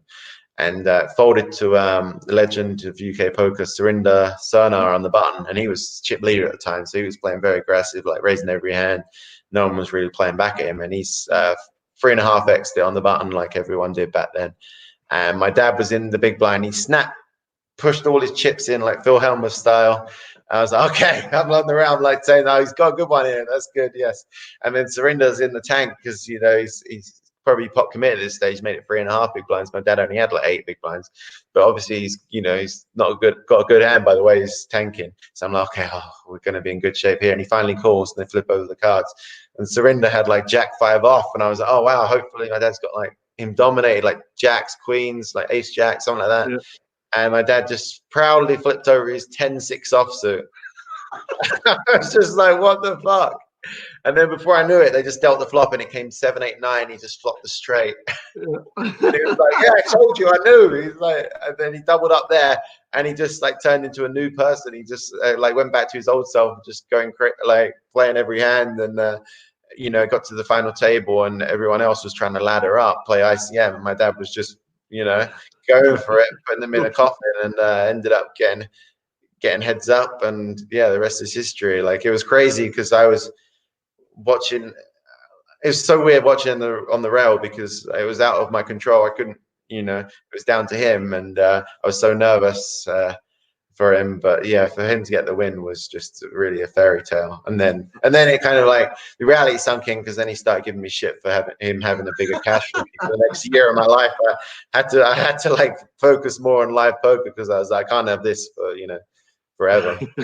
Everyone in me is to tell them that I was a professional poker player, but he had a bigger cash than me. So yeah. Well, he finished 13th in the Champion of Champions as well, and that's his only 2 Ender mob. Like that's the only 2 cash he's got on the Ender mob.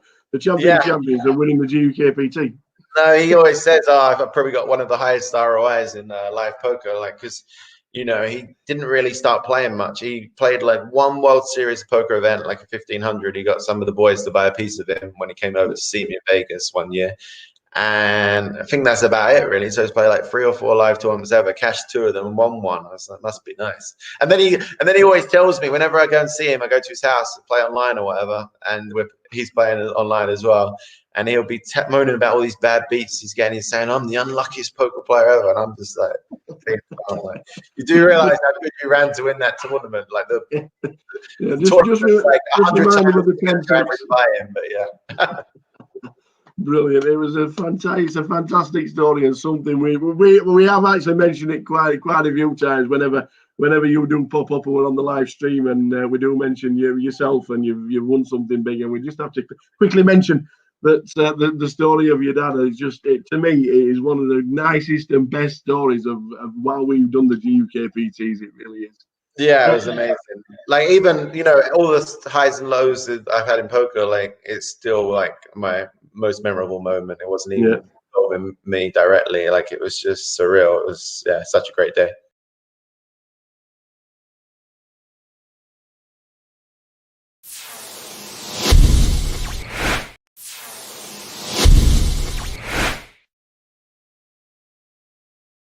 You touched on Australia. The Aussie Millions in 2011, 721 entries, final table, 7th for 173k. Were you a bit disappointed or pretty pleased that you finished 7th out of such a massive field? Mainly happy because like that was the first time I've ever at that point made a big live final table, so it's such a buzz. And also like I was free rolling anyway because on day one I was chatting with Toby Lewis and he was kind of mugging off my live game, and I asked him to put his money where his mouth is, so he gave me 5-2 I think on making day 2 of the tournament, because in that tournament it's quite hard to make day 2. It's a long day 1. But I was like, okay, I'm going to do good in this one. He was like, no, you're not. I'm not swapping you or whatever. And I was like, what the, So we had a bet. So I bet I was like, what's your max amount? And he said 5k. So I bet max amount 5k at 5-2 that I make day 2, and made day 2 of a good stack. Actually, it was kind of stupid of me. Like most people, if they got that much money running on it, more than the buying of the tournament, would sort of play tight near the end of the day. But I was telling my whole table that I had this bet. So then I was just pretending I had basically had the nuts every hand and just re-raising them and going crazy. Even on the last hand of the day, John Eames was on my table and he knew about the bet and he raised under the gun. And, we always give John shit for being a tight player. He's raised under the gun. He's the only person who covers me at the table. I've locked it up. There's no need to get involved. And I just see King 4 suited in the calf and I had to free bet him and start barreling away, but he folded on the turn. So I was like, but I had absolutely nothing as well. So I showed him there and he was just like, you're an idiot. But yeah, so I won the bet and then made a deep run in the tournament. It was really fun. That tournament goes 6 max as well, which is my favorite game with on the final couple of days. So yeah, it was really cool. It was made the final table actually with James Keys, like well-known UK, blast from the past. And Patrick Antonius is on the final table as well, and I tried to bluff him. That was my big downfall. Tried to fight. To be fair, he tanked for a couple of minutes with trips, so it couldn't have been that bad a bluff. So I was trying to get him to fold a little bit of a worse hand than that. But yeah, so it was believable. But yeah, that was where it all started going wrong for me. And but still, it was a great score and an amazing experience. And my friends were there watching and stuff. So gave me the live poker bug and made me want to play more. You said 2011 was probably the breakout year for yourselves. When you go to the World Series, you've just said that 6 max is probably your best game. 3rd out of 1,378 for 271, and also cashed in the 5k 6 max, finishing 11th. Incredible scores, and then 12 days later, so these 3 events are just going on and on and on. You just missed out on a bracelet, 2nd out of 474 in the 6 max 10k. 3 massive scores, but obviously the bracelet and the runner up. Was that a highlight low at the time? No, definitely a highlight. Like the bracelet didn't obviously it would have been nice, but it didn't mean as much to me then as it would a couple of years later, kind of thing. I was just happy to finally, I've been going every year and sort of losing money and then having to get it back online afterwards. And now like have, you know, like the buzz of the final table, all your friends watching, all the British Rail chanting. It was just, I just wanted to do well and not go out, you know, first on the final table, make it deep. And the first one, you know, the 2.5K 6 Mets came third, was just that was, I think, like one of the first rails where everyone was doing shoe bombs and drinking, which, you know, like to anyone who doesn't know, is drinking beer. There. Yeah, drinking beer out their shoe and going crazy. And I remember actually had like kind of fucked me over on one hand because we were 3 left, and I played this hand where I was in the 9 seat and the guy I was playing was in the 1 seat. I don't know why we didn't all move around, but I couldn't really see him in the hand, so which didn't really bother me because like live poker, I kind of wanted to hide anyway. Still at this stage, I wasn't looking for reads on my opponents, and I've opened ace-2 blind on blind. And he's called, and I was kind of short step, and it came king 5-4, and so I got gut shot and I bet, and he raised. And to me at the time as well, it didn't really make much sense. I felt like he was weak, and I was like, okay, whatever. If he's got king, he's got king. I got an ace or 3 to hit, so I shoved all in, and he tanked for ages. So I'm like, okay, he would have called already if he had a king. So I thought it was going to fold for sure. And like the rails chanting, and then like out of nowhere, there's like a big cheer. So I wasn't even looking. I was just staring at the felt, just doing my thing that I did every time. And I just assumed that he'd folded because they were like cheering that I was chipped the pot. And someone said, show the deuce. And I was like, wow, there's not very often you get the chance to do this. So I just sort of looked across and flipped over the deuce. And then as I'm flipping over, I realized he still had cards. And then now there was another, I'm like, oh no, now what the hell? Like, what's going on here? And then he tanked for another minute, and then he called me with ace deuce. So then we chopped the hand. But like, obviously, I don't know what was going on in the whole hand, to be honest. But yeah, we ended up chopping that hand, but obviously it could have all been different. But no, overall, I was really happy with the results. Like, tough tournaments as well. The 10K 6 Mets was a very tough tournament. I got heads up against the player. I played online a lot at the time, so it wasn't someone that I felt like I had a big edge against. And we played a marathon match, had to come back the next day and finish it off. But yeah, it just didn't work out for me in either of those at the end. But I was still really happy just to be cashing and making runs and final tables. It just felt unreal, you know. It was almost like back to when I first started playing online and started winning. It was back to that feeling because it had been so long in live poker that I'd been playing and not really doing anything. So to finally start making runs was just an amazing feeling. It was kind of better than if I'd have just come straight into live poker and started winning instantly. It wouldn't have been nearly the same rush. Well, you obviously 2011, and it is just such a fantastic year for yourself, and it'll always be etched in the memory. But it was the first time that the World Series Poker Europe wasn't in London. It moved to Cannes in France. And second again. Yeah, I worked on that heads up game. Nah, this was crazy as well because I kind of felt like I had massive unfinished business in this tournament, because when it was at the Empire Casino in London, one of my first big live poker runs, like, it was a really long tournament as well. We were on, I think it was day 4, and we're still winning the money. But I had a big stack on the bubble, and I was feeling really good, really confident. And even like one of the guys at my table went to the bar just so they could cash. So, you know, there was a weird dynamic where we're just, you know, that blind sitting out. So me and Johnny Loudon had big chips, and we were both taking it in turns. Kind of, there was a mutual agreement almost, but hadn't really clashed yet. But we were both the most aggressive players at the table, building up our stacks. And I was basically, you know, like 99 times out of 100, I'm going to cash in this spot, and let alone, like, I felt like over 50% of the time I'm going to final table, because only 27 people cash. So once you're in the money, you know, you got a real shot at making it, especially because I had over 100 big blinds. And we go on dinner break, like 3 off the money. A bunch of my friends came down, just sort of sweat the tournament. I was like, okay, well, I'm going to cash for at least, I think min cash was real decent, like maybe like £30,000. So it was huge. And I was like, okay, I'll just shout everyone a steak dinner. So we go for a nice steak dinner on dinner break, like 10 of us. Buy everyone dinner, no big deal. I'm going to cash for 30K. Come back, I get kings on the big blind. Kings when the guy in the big blind is not even there. And Johnny Loudon raises, and I'm like, wow, this is going to look bullshit from me, especially like with our history.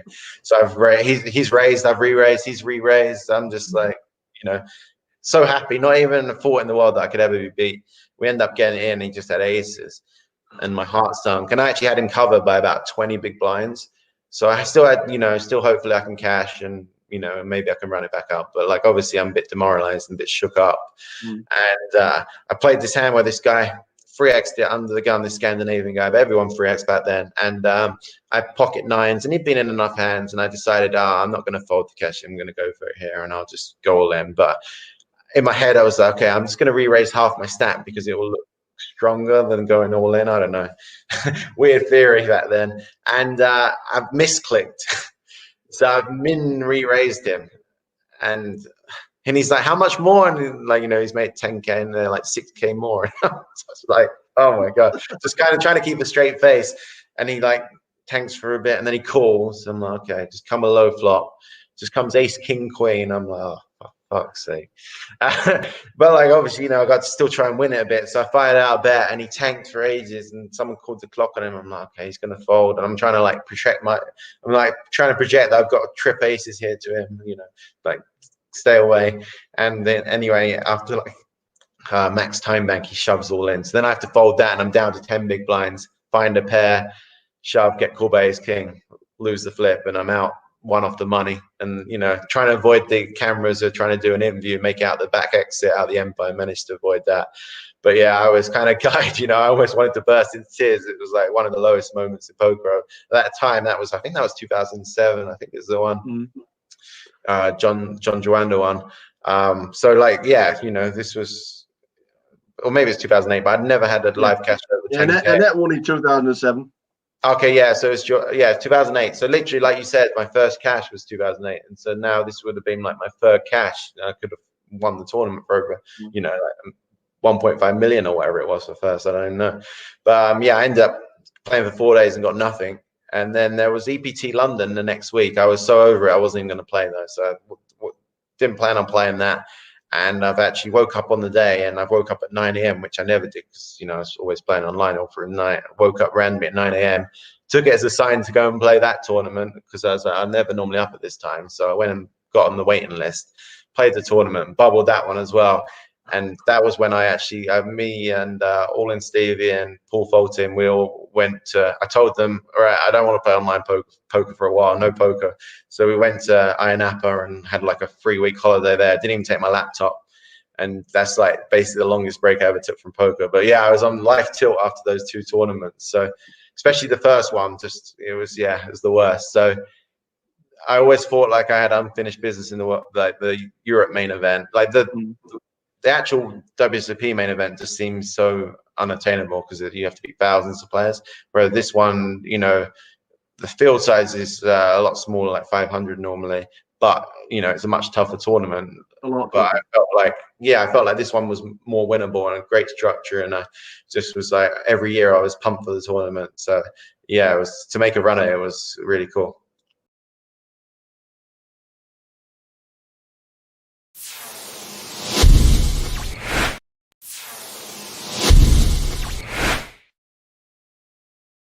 $2.3 million live in 2011, and you were still number 1 online.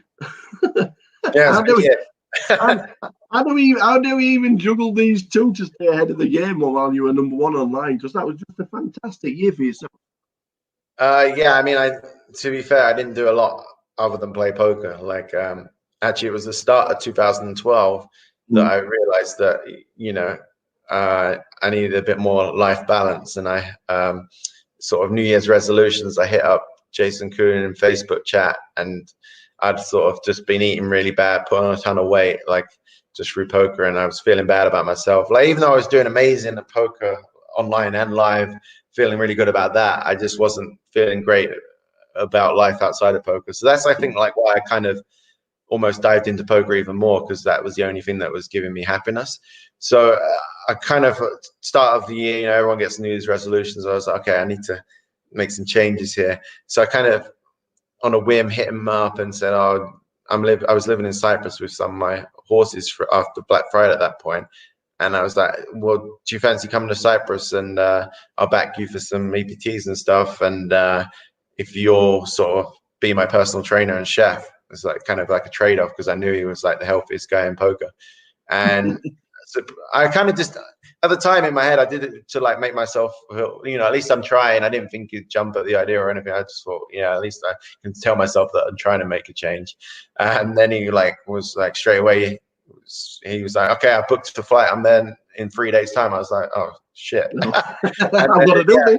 At the deep end, I went from like not going to the gym for sort of 10 years to going like pretty much every day, and not, he was cooking clean food. And I had like 2012, I think in the first 6 months, I ended up losing like 50 pounds or something. So it was a big change and something that I really needed, because it was getting, it was one of those things that I had let it slip so much that it seemed like it was unattainable, and I was never going to do it myself. So I needed to kick up the backside kind of thing. So yeah.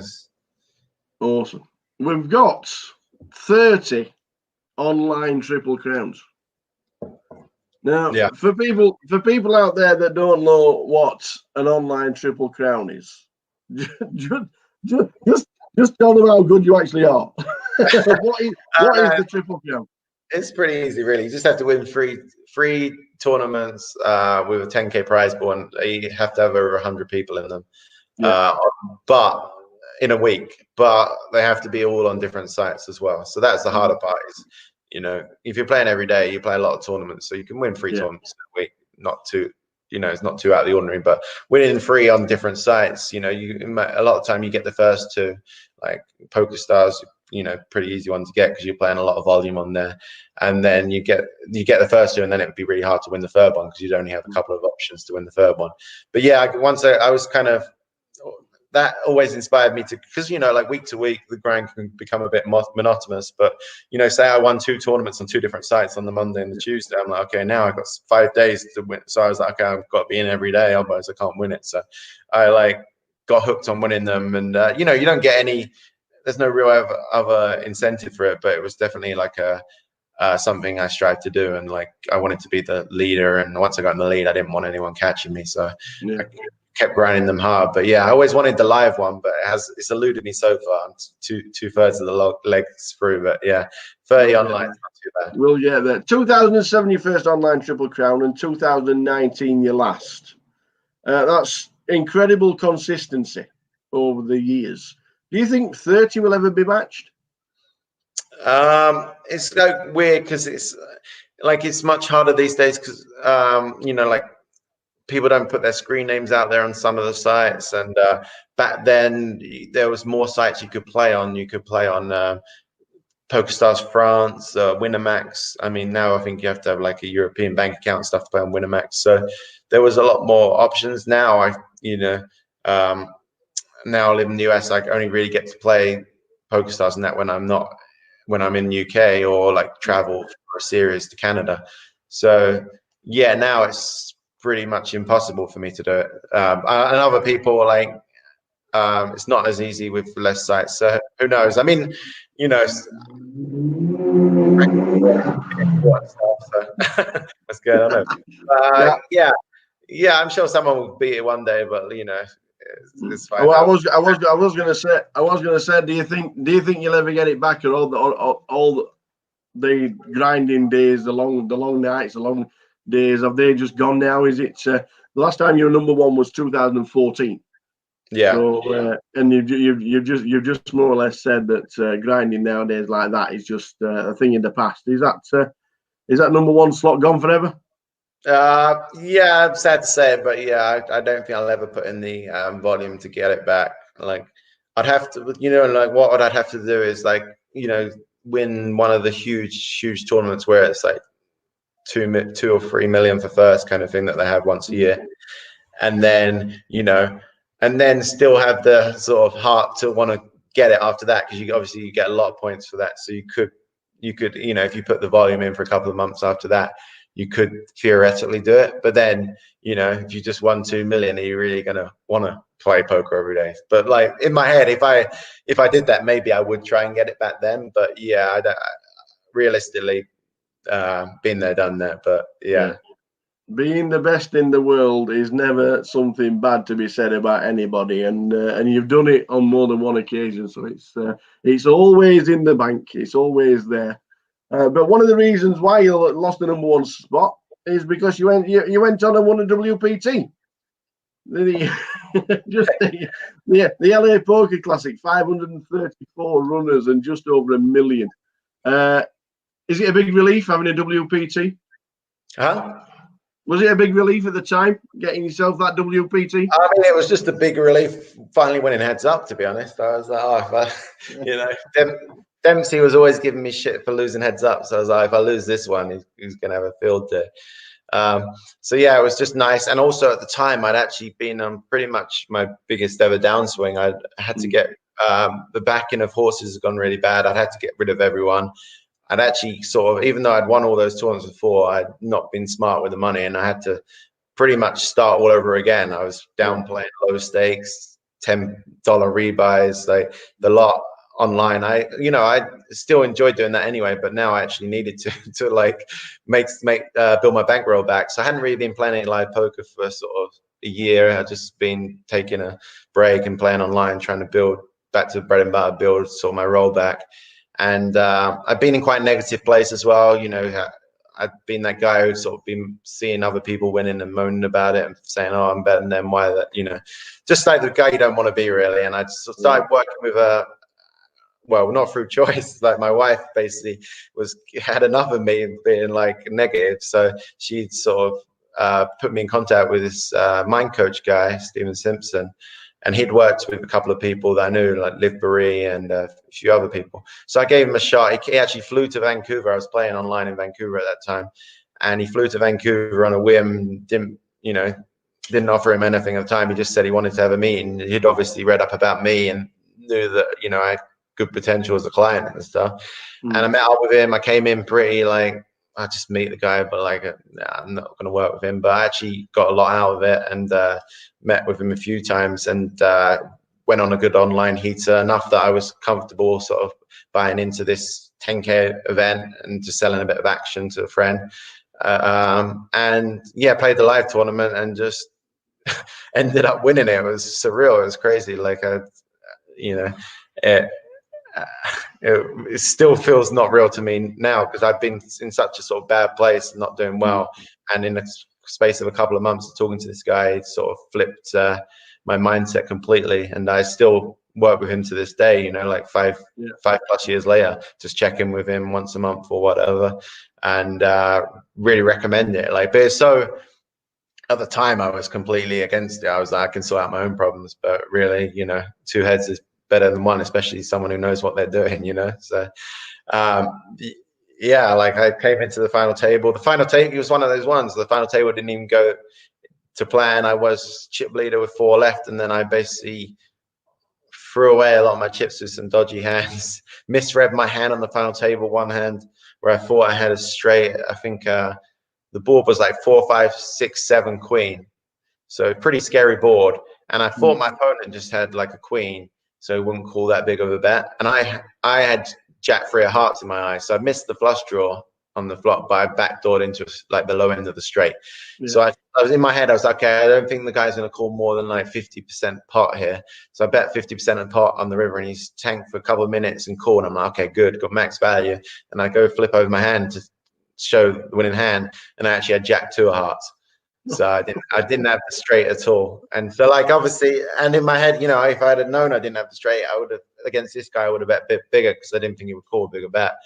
So yeah, I gone from that. So, you know, that's the swing of being chip leader to being last place. Like, you know, the stacks were that close. And somehow I ended up coming back and won a freeway all in with 3 left, which was just probably my most memorable hand of poker ever. To like get heads up, and then after doing that, I was like, I have to win heads up after, you know, being 1 card away from being eliminated, and now this time I have to win, and I did. So it was amazing sort of feeling. And then 2017, we get the bracelet. We get the bracelet, the 3K6 max. Finally, yeah. Just short of 1,000 entries, and it's really weird because the video's been online in the last few days Can you remember that rail? What's it like having a British rail, man? Yeah, it was really fun. Yeah, especially because like the last few years, like the World Series hadn't been that many final tables for the British people, and so yeah, it was nice to sort of. I was telling everyone I just want to get a final table so we can have some positive sort of morale and have a British rail and layer up a few spots and yeah, and the final table was like one of those dreams that normally you wake up from and it's like you realize it was a dream, but like I just ran so hot on the final table.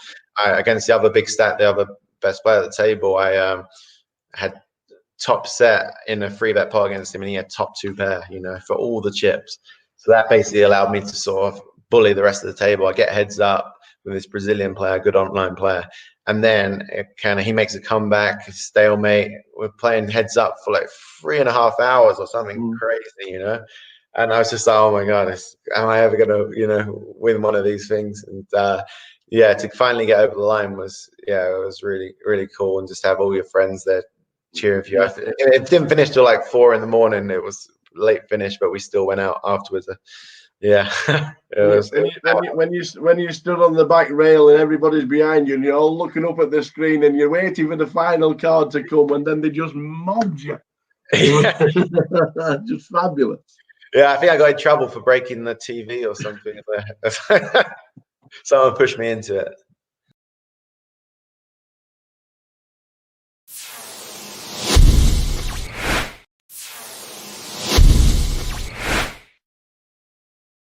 So we got 2 and 3 on the Triple Crown. The EPT has eluded you. Are we going to chase it? Will we wait for it when we come back to the live poker and the EPT comes back? And is it something you want to get the live Triple Crown, or is it just happens if I happen to be there? Probably just happens if it happens, because like the thing is, I only really play. There's not even many like. That's definitely the hardest one of the 3 to win. If you just need a WPT or a World Series bracelet, there's so many events you can play, and even the WPTs, a lot of them are re-entry. So you can buy yourself a stack and stuff like that. But the EPTs are freeze out or 1 re-entry, some of them now. But there's only 4 or 5 of them a year, I think, and most of them I don't go to. Like the only ones I really ever go to, I always go to Barcelona.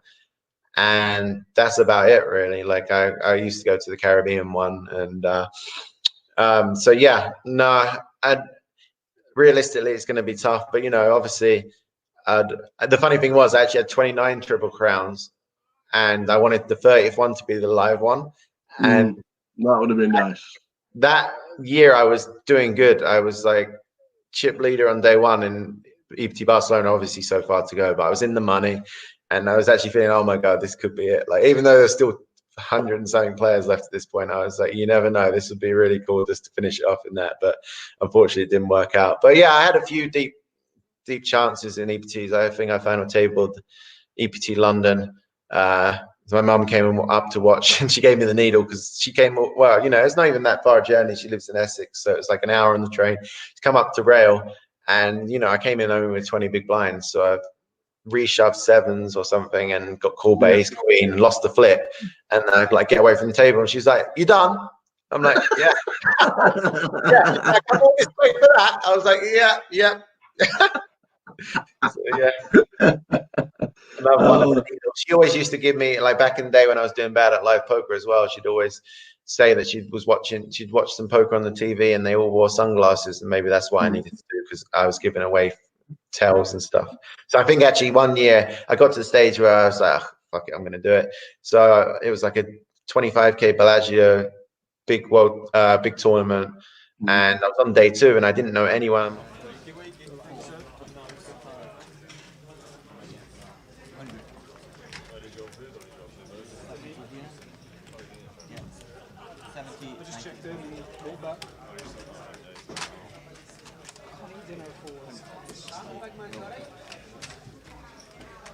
I go to bed at like 2 a.m. and if I haven't eaten, like, if I have dinner at like 7 p.m., not 10 p.m., I can't get to sleep.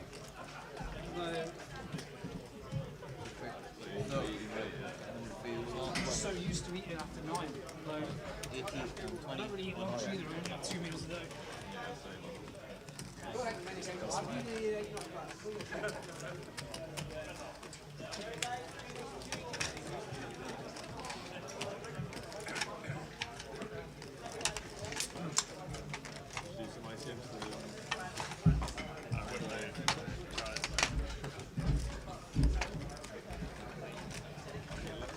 It's almost worse if not there.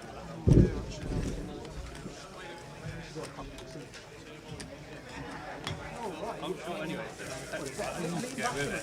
I got It's not bad. The fun of it. then you get in the middle there, man.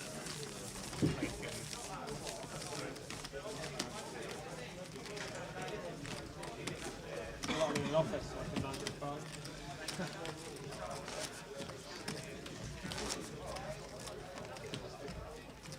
First and second win 6 figures, which is amazing.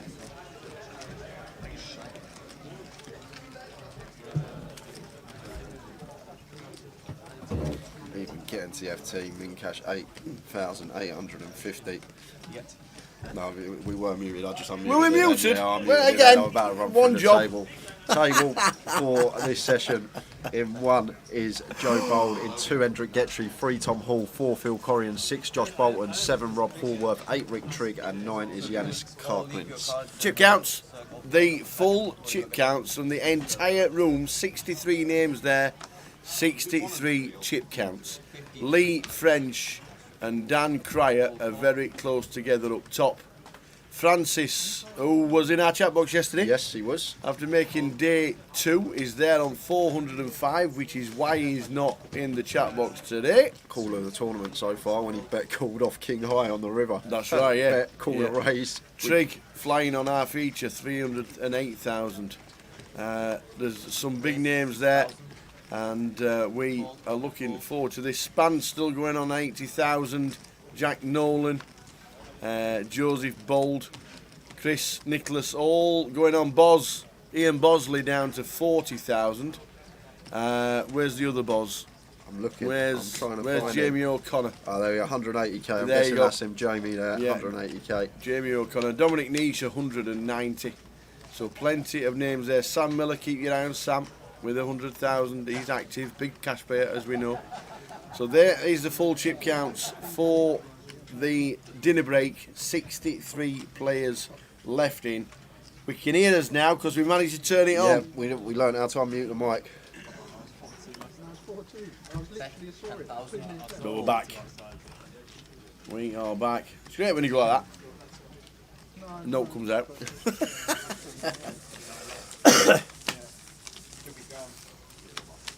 There's some table this as well to have some names on here. You got Trigg, you got Endrit, you got Phil Corrigan, Tom Hall. Looking forward to this session as we approach the money bubble. Yeah. Yeah, you always get the cream rising, don't you? Kobe. You always get the creamer rising.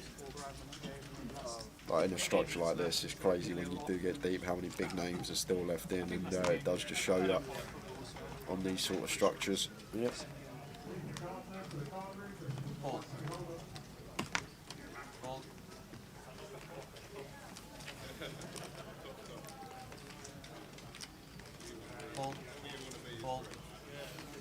It is an amazing field. There's a couple of cash game tables running. Had to drag Jay away from watching one of them. Yeah. So playing 1.53k, Trigg raising to 6 on the button. Into the big blind of Joe Bolt. Joe working with sub 20 bigs, but going to make the call here. With the 7-6 off, perfectly fine. Jack 7 deuce, 2 spades. Out flopping Trigg here on the Jack 7 deuce 2 spade board. Trigg not opting to continue on this one with his ace high. 5 of spades completes the flush draw. And I think that brings in a flush draw for Joe with a 6 of spades, meaning Trigg drawing to just 4 outs. I think he's going to be happy to get to showdown on this board with this hand. Oh, the Queen of Spades brings 4 spades for the flush. No need to bet this one as Trigg. I think he's just going to take his showdown with top pair, top kicker. Yeah. Just hope that Joe doesn't have a spade, which he does. Yeah, there's a lot of big names left in the mix. 63 players left in. 48 get the money. PK will be around, hopefully grabbing the outside table action when we do get close to the money. If it's not this session, it'll definitely be the next one. Levels 17 and 18. But we've just about come to getting used to the bubble going before the end of the next break, haven't we? It's been level 16 every time this year except once, which was last leg in Edinburgh. Where it went on level 17. Yeah, they're all play a bit tighter up in Edinburgh. They're all drunk. They're all at the bar. Everybody's drinking up in Edinburgh. Rick Trigg said he was amazing. He says it was just like a £10 rebuy. He says we loved it.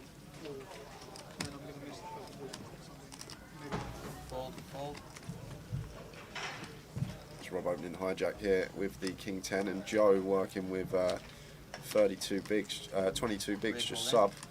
Like this from him, just moves all in with the ace jack. Rob going to be opening fair amount in the hijack, so happy to move all in here for 22 bigs with the ace jack. Good pick up for him.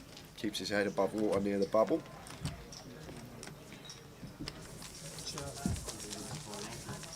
Katie's going to be playing the bounty in 10 minutes time. The bounty starts at 6 PM. Katie unfortunately bust during the second level today. She's going to be playing the bounty.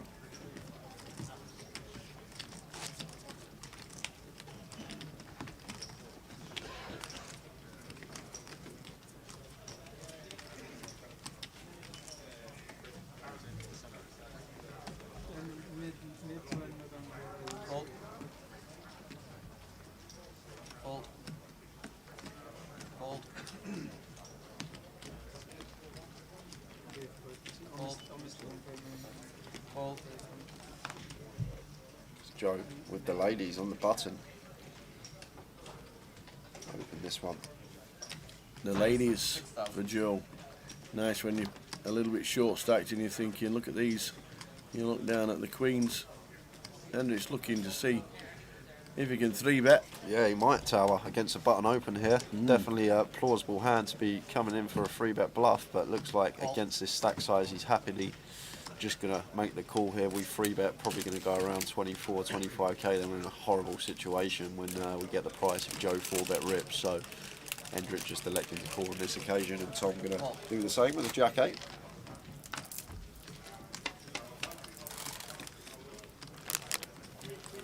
Ten, 5, 9. So a little bit of action because Joe's got the overpair and Tom's up and down.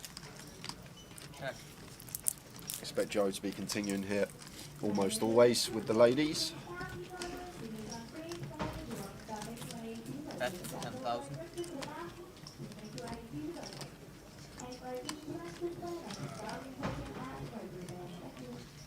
So opts for half pot, and Tom not going to be going anywhere here with the jack 8. That's how he wants to proceed.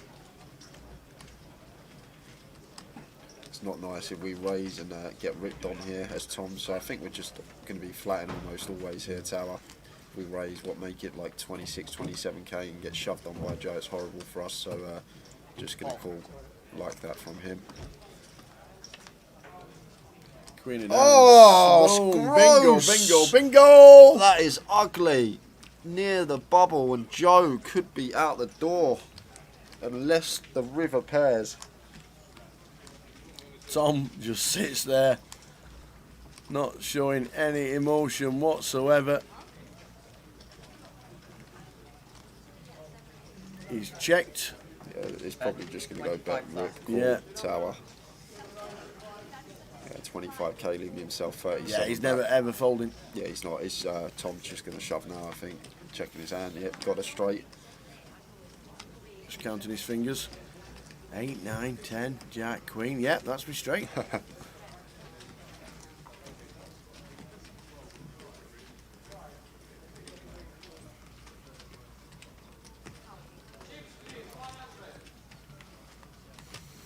So, we're going to get the call, and we're going to see the bad news for Joe because he needs the board to pair.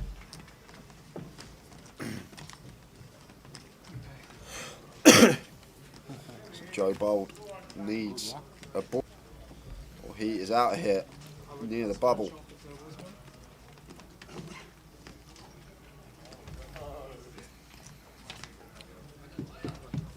And the table taps, and it's the ace of clubs on the river, which means the set on the turn is no good for Joe Bold, who finishes in 62nd place. David Lloyd just gone out in 63rd. Just lost one on our feature. 21-1. We're on 61 players. 48 get the money.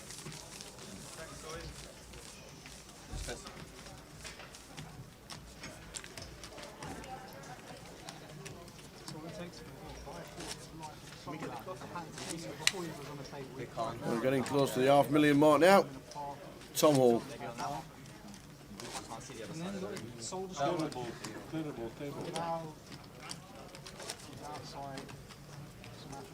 Yeah, one action turn card. Unbelievable. Pick your turns, that was. Yeah, absolutely.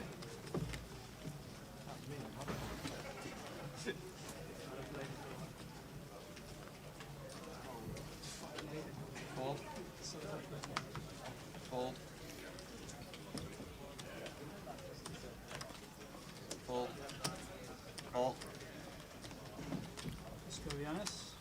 Let's go. Yeah, you'd have to fancy. Well, you'd have to fancy Dominic. You'd have to fancy Tom Hall if they all make it through. Hendrick sat to the side of him. Cards in the bottom. This is one tough field.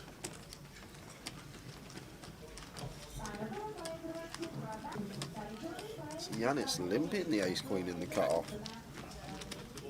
Much prefer to see a raise, but wants to come in for a limp near the bubble. 8-4 deuce. There's the flop. 2 hearts. Check. Check it. Checky, checky. 10 of clubs on the turn. Check. Check. I think mentally conditioned to that point now. Oh, you've obviously got Ace queen of Giannis gets the check mark. it's not obviously conjunct. Check. I should have kept my mouth shut. I feel like it. Check. Ace queen high.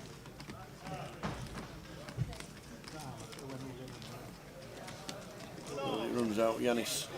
Even though he didn't raise pre, he does get the check mark.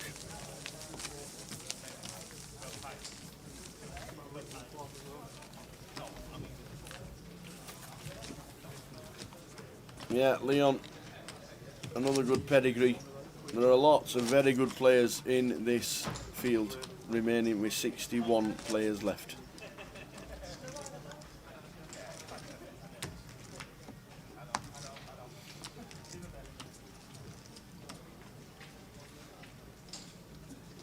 Looking at the players left in tower, this is a tough last 61. This Yep. is a really, really tough last 61.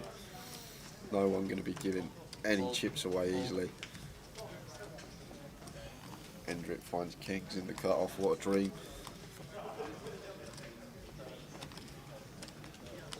Raise 6,500. Fold. Opens to 6.5. Fold.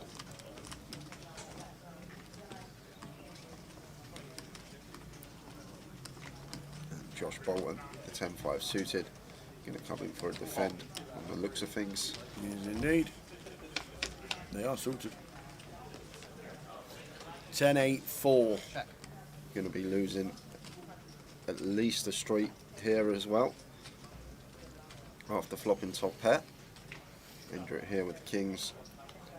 Expect him to be betting this one more often than not.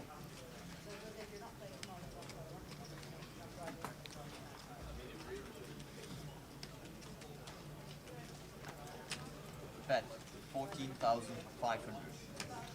Josh should just be calling tower. I think that's our only option in this spot. Just make the call and take some turns. Obviously we do go ahead of a lot of Hendrick's cut-off opening range. But in this particular scenario, Hendrick at the very top of it with kings. Fold.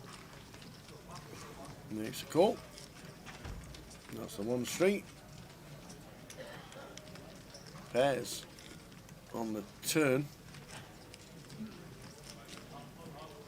So flush draw does complete. Big blind's going to have a whole host of club combinations that you can defend with.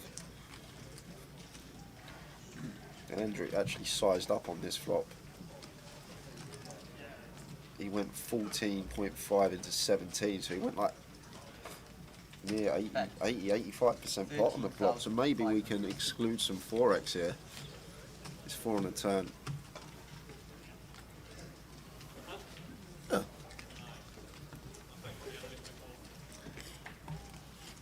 Is there any chance of sorting the stream out on YouTube?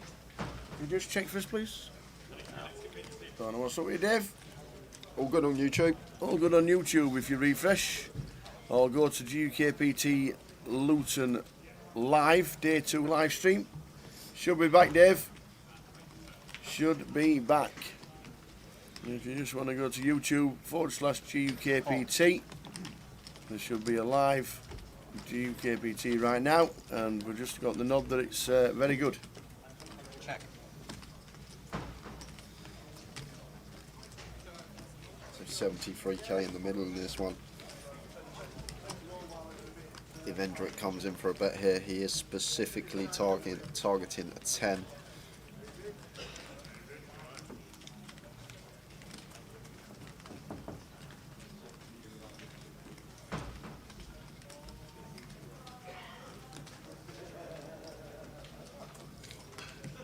This is nice. Coming in for the third street of value here with his kings. Bet. 49,500.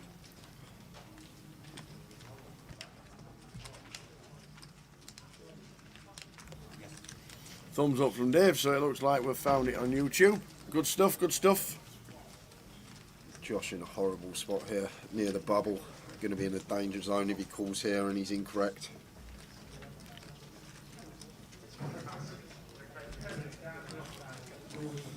Obviously it's just a bluff catcher. Hendrick can't have a worse hand than this for value. But he can plausibly have a lot of bluffs on this board. Bare club hands, hands that continue the flop, pick up backdoor clubs like ace jack with the ace of clubs, ace queen with the ace of clubs, king queen with a club. All these type of holdings, and Josh makes the lay down facing this third barrel. Good fold from him. How many does Jack have? Where was his name? Where's Jack? Oh, Castle. At the top, near the top there somewhere, I saw him, I think. Jack, oh, Castle. Oh, Jack, no, maybe Jack. not. Jack, 245,000. Oh, yeah, there we are. Go. 245. That was 20 minutes ago. 245.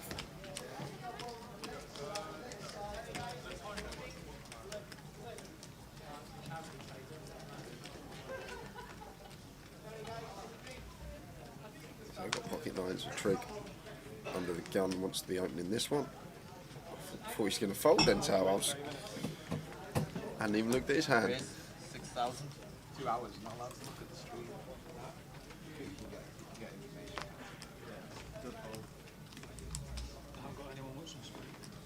And Ivy, 7-8 of diamonds. Potentially can flat this on the button. Veer more towards flat than a free bet in this particular hand in this situation against UTG Open. Working with 41 bigs.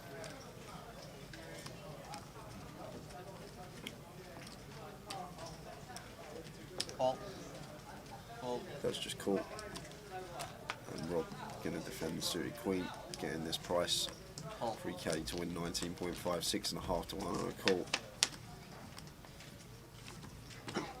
Oh, action. Jack 9 deuce. This is big action because we've got two players with a flush draw, Phil with a dummy and gut shot to go with his, and Trig with middle set here. And Ivy, check to him on the button, sitting here with 8 high. Going to be firing. 10,500. It's at 10.5.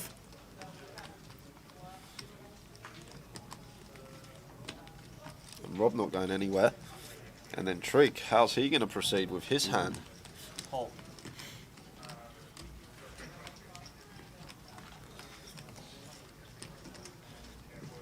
got to think about the hands that we can potentially check raise here as bluffs as well as value as trig. If we are going to come in for the raise. Raise 37,000. Looks like Makes it 37. yep. Does come in for the raise to 37k. Guessing we could take this line with a hand like aces or kings with a diamond in it. Obviously sets, deuces, nines and jacks.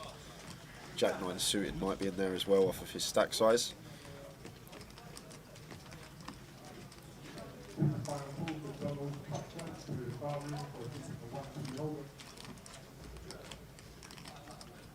The good thing about this hand as well, we've got no blockers to top pair, so both Phil and Rob can quite easily have a jack in this scenario.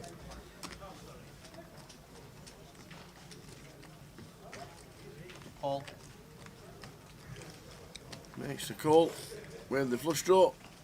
Yeah, now Rob getting 4 to 1 to actually make a flush. He's getting direct price here, but what he's got to worry about, Tower, is trig.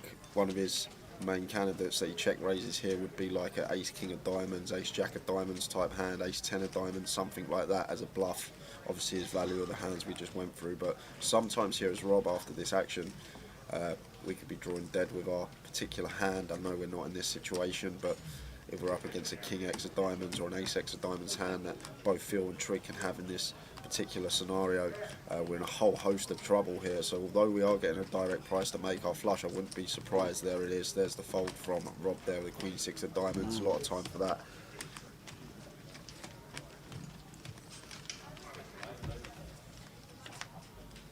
Four of hearts on the turn.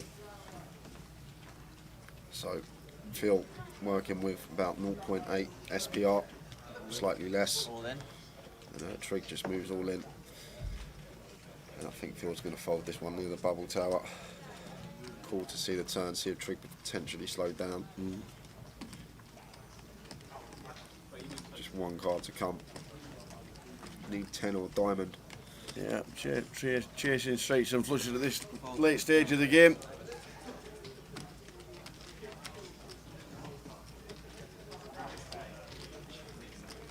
Nice big pot there for Trig.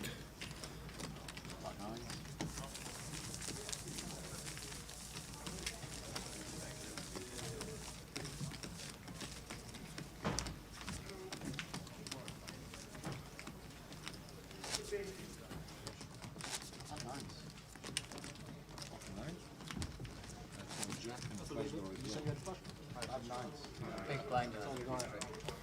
Tea's good, tea's good, T-boy's off. Good to have him back, under the weather, fighting on. Good night's sleep tonight, always cures everything. That's what we always say. He's soldiering on, sniffing away. Said he's got a sore throat as well, but he's sniffling, he's carrying on. Helping me out, that's what he's doing. Blinds 15-3. There's no live stream password until tomorrow. The password, every other free roll on Grosvenor Poker is free to enter. The only live stream password will be given out tomorrow. Reg will open sometime tomorrow and you'll be able to get yourself in. It doesn't start until 6 o'clock, so we'll give the password out about 3 o'clock, 4 o'clock maybe. Swifty is in the bounty, unfortunately. Check.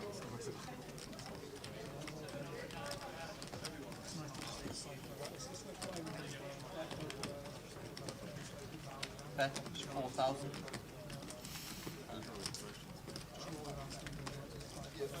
Katie busting level 2 today, and she's now in the bounty that has just started in the club. 2 massive PLO games going on in the club as well, and one of them's enormous. One of them's probably bigger PLO games I've seen. Check. Jay plays a lot of them, but I've not seen games with that. It's just ridiculously big. And there's just 2 cash games going at the minute. 510 Omaha, that seems like straddle City, and 70 have sat down for the first hand of the bounty. 70. And I think that's due to the space in the club. Just 70. Well, not just 70, but 70. Another good number, another good side event. Every time you knock somebody out, you get 50 quid. £100 into the prize pool.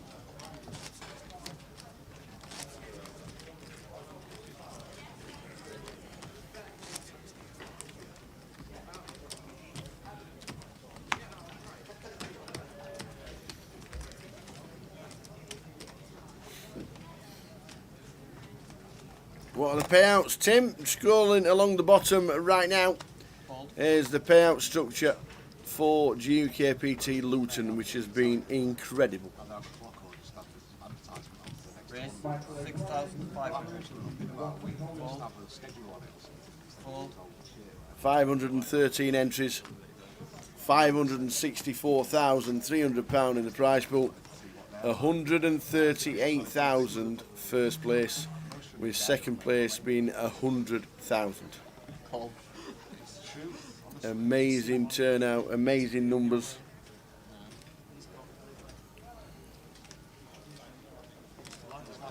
Rick Trigg, he's probably one of the biggest online players in the world. Not only has he over $1 million in live earnings, his online is called The Claimer online.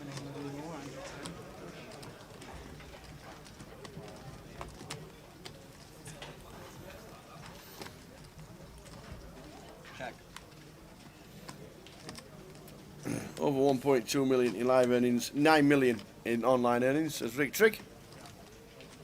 Bet 7,000. Just the 9 mil.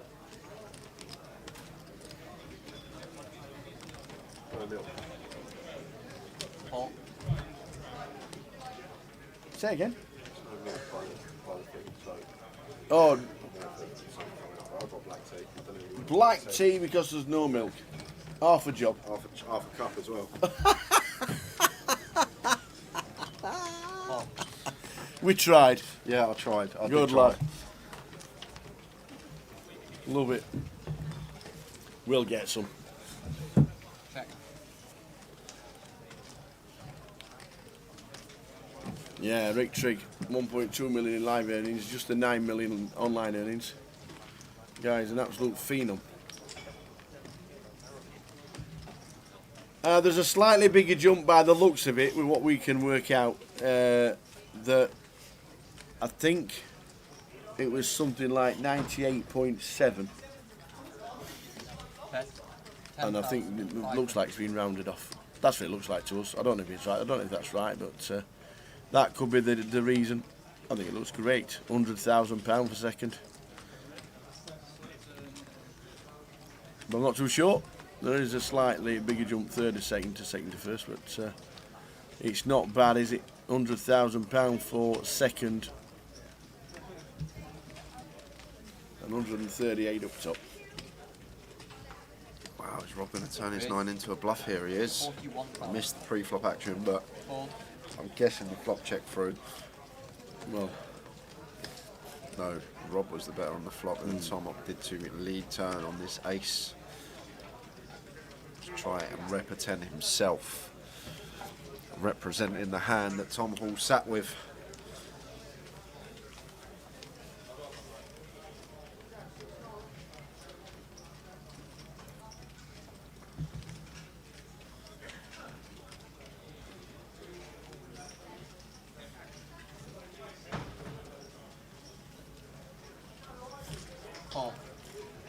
Tom makes the call. We're going to take a river. Which is the Queen of Hearts, so the flush draw does complete.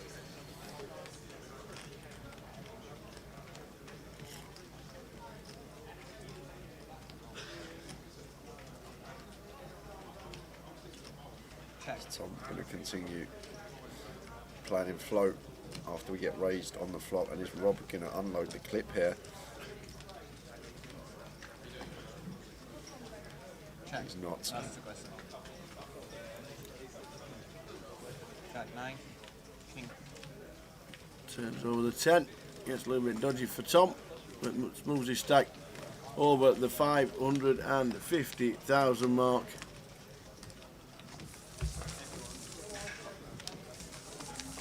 Who do you think? Fold it.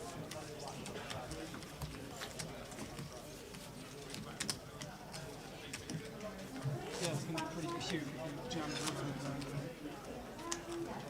Maybe I'm theoretically not supposed to fold it.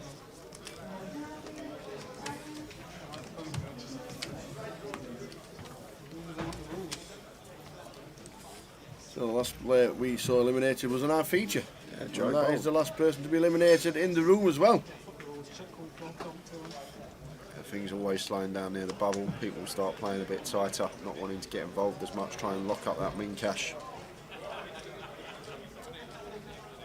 Raise 6,500. Fold, fold.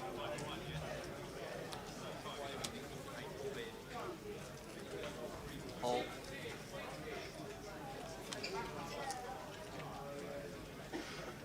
Tommy's got all the chips now. At this stage of the tournament, definitely going to be one of the favourites to make the FT with heaps. Opens the Queen 10 under the gun. Raise Trig 20,000. Fold. looks like it's free bet to 20 with the King Queen. Playing back at Tom. Tom wants the folding here, Tower. Maybe thinking about the 4 bet with the Queen 10. Fold.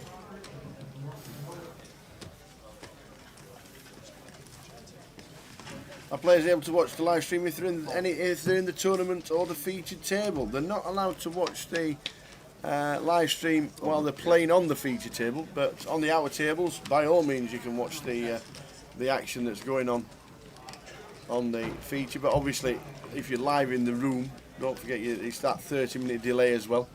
So just got to incorporate that into watching it. Because you might see an elimination on the feature, somebody standing up, and you're thinking, well, that's in 30 minutes' time, something's going to happen. So that's what you just have to be aware of. But yeah, you can watch it, but not when you're playing on the feature table. We're down to 61. Check. We've got a bit of trouble here for Trig, as he's turned top pair here after Rob calls on the flop. Well-timed check behind. Oh! The king on the river. Hello. Oh, hello. Oh, Trig. He's going to do some dough. Yeah, what a spot for Rob. How's this come out running kings here? Bet. Fires for 50k into 88. Flush has completed.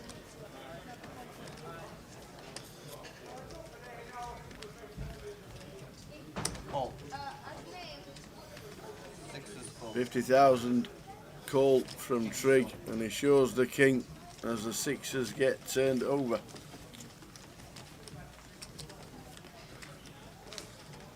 Dirty river tower. Absolutely. Dirty turn as well.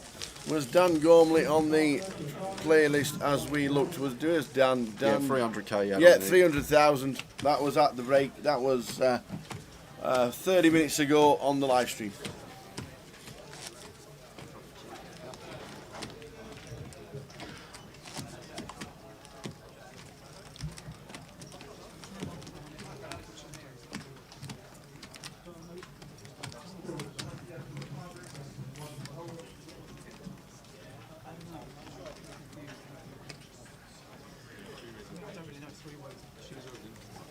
Hold. Hold. Hold. Hold.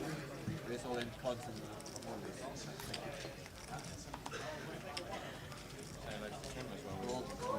Yeah, this is all in with ace jack on the button for just sub 20 big blinds.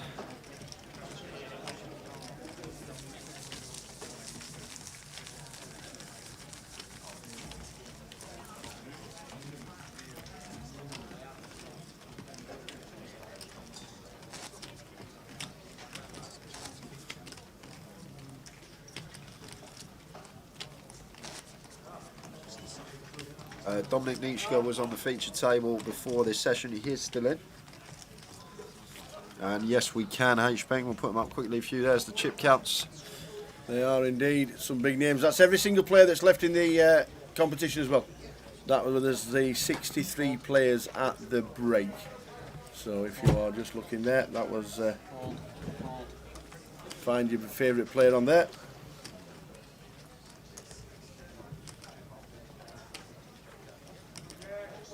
Raise 6,500.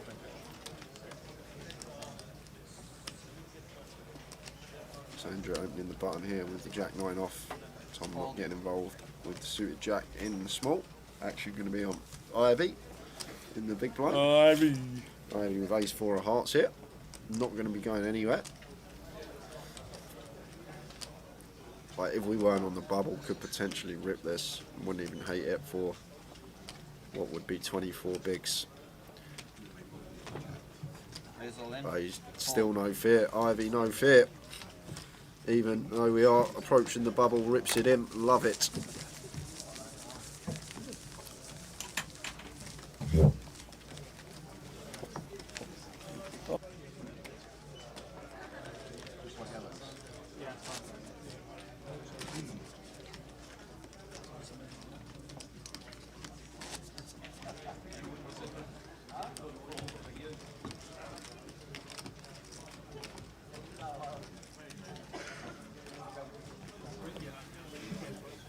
Still remember a feature shown on EPT and Channel 4 that showed the highlights 11 years ago. Tom Hall, who was casting the first EPT.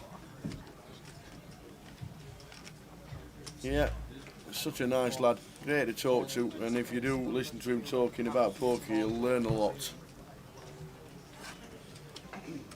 And now he's got a stack that people are envious of here in Luton.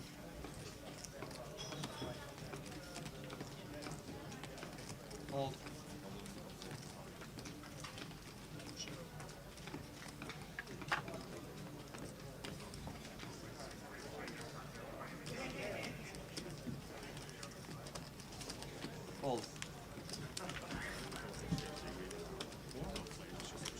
Okay, gentlemen, you have a new viewer for them.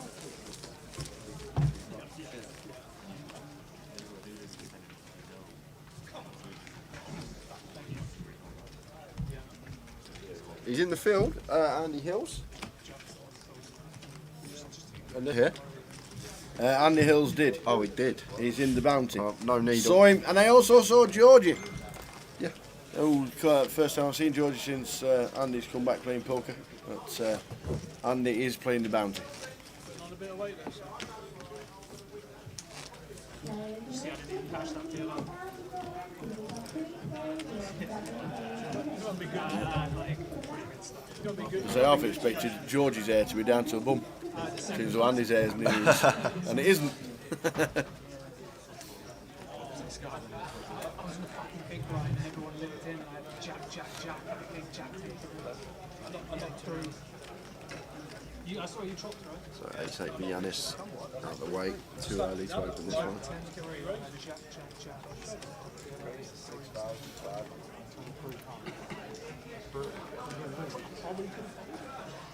Everyone always has to fucking nuts. Yep. He likes it. He likes tiny back as well. Does Andy? Yes, I don't even chase King Costrals.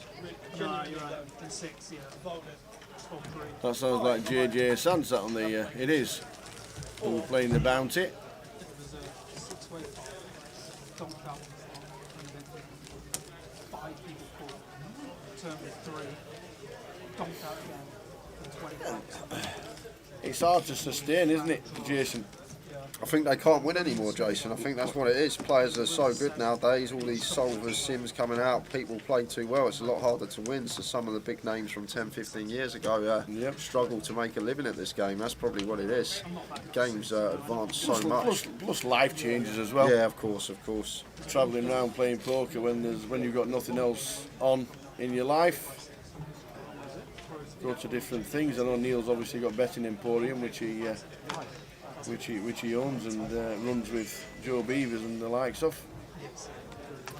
I don't know Hendrick's online name. I don't know if anybody knows it or can give it out. I have no idea. I feel like I like Regent these like CD slash what.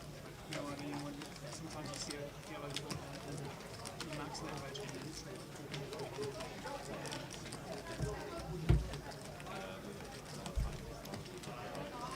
started off playing they were filming already. Start.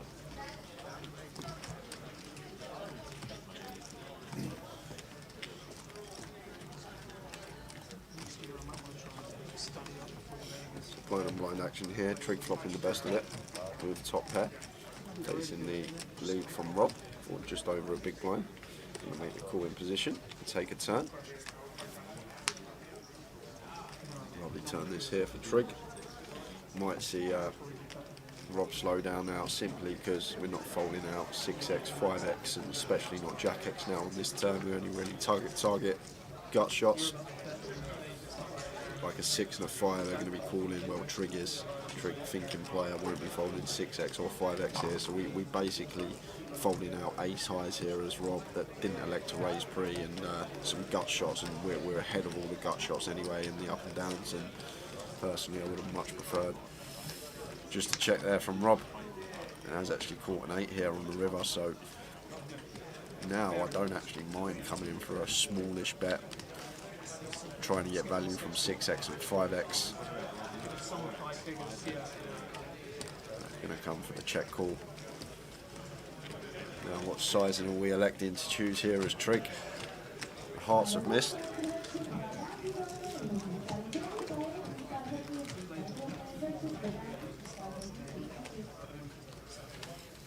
It looks like a bomb. Over pot. 60k into 22. How do you work that? Do you just automatically think that that's just a bluff because he missed his flush? Just under 3x. A busted flush draw. Yeah, I guess he's trying to make it look exactly like that tower, but 60 into 22, that is a bomb of a river bet. Gets it paid off. Well played, Trig, max value. Absolutely. Gary Fitzpatrick over in Dublin. Good evening, sir. We cannot wait for next week when Cardroom Direct go over on the ferry and catch up with everybody in Dublin for the IPO. We can't wait. Looking forward to it. Super events, and then hopefully when restrictions ease and get better and completely disappear, we'll be over on a regular basis. We're loving the fact that we're on our way to Dublin next week for the IPO. Used to be loads and hundreds and hundreds of Brits used to go over to the IPO, and once it's on this year, once restrictions have totally gone, I'm sure it'll be back to normal with the thousands of runners that it normally gets. Cannot wait. Because even the World Series have realised, with the restrictions easing, that everybody's going to be playing Blackpool, so they've had to put 2 extra day ones on for the World Series main event. They realise everybody's going to Blackpool for the GUKPT. We better not clash with that. We'll stick 2 extra days on, and that's what they've done.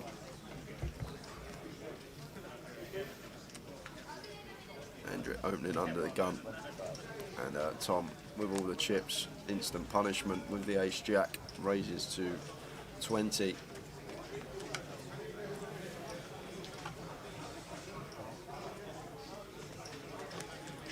With the ace 10 here.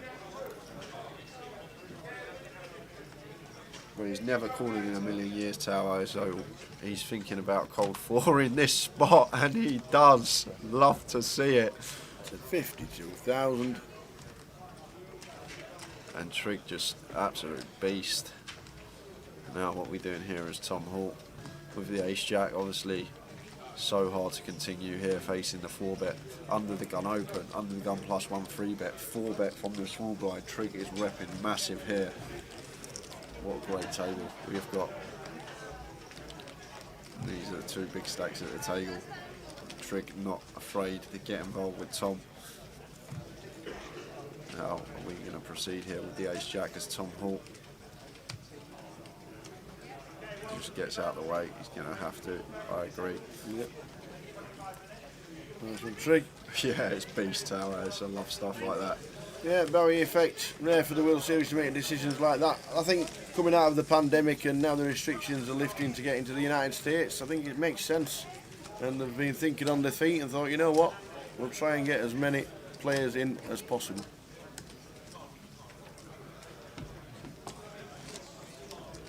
Because restrictions lifted for the UK from the 8th.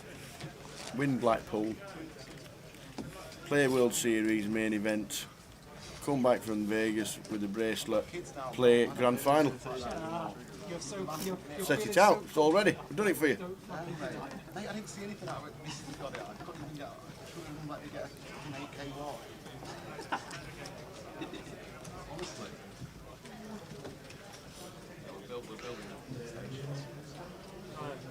very That's all you got. Very fucking Exciting.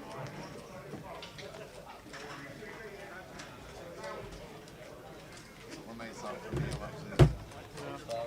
So Phil opening the ace 10, How old are you? makes it 6.5. 7. I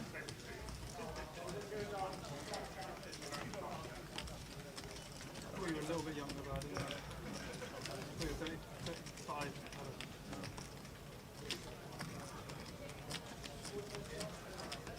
33, and I feel like I'm getting on in this industry. He still plays many tables.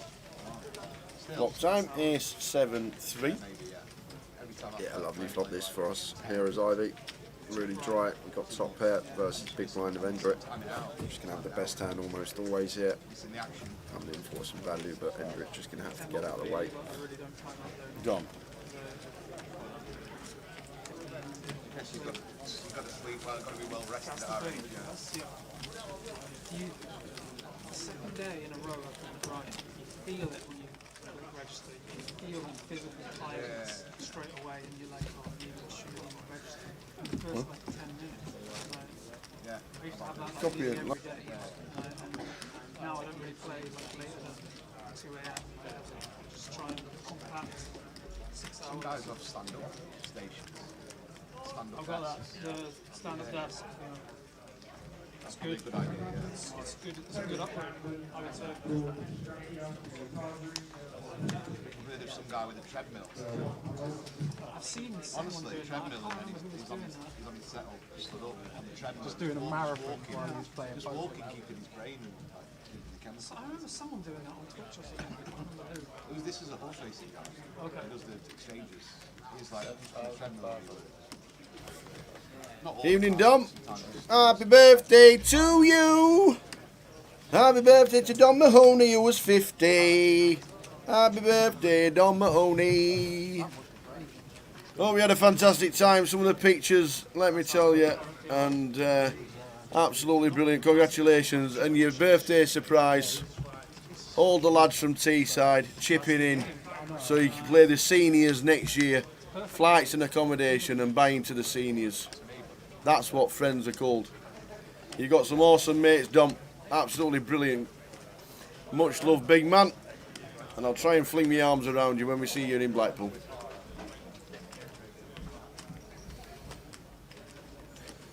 Watching with the monster hangover. Did anybody win any money at the races? That's why they all went to red car races after all the meals and drinks and whatever. So I don't know if you ended up in. I don't know if you all won anything at races or you can't remember. But congrats, Dom. I've seen you on the tour since 2008 when we did the gala up in Teesside. And well deserved. Lovely prize, lovely present from the guys. And we'll see you in Blackpool.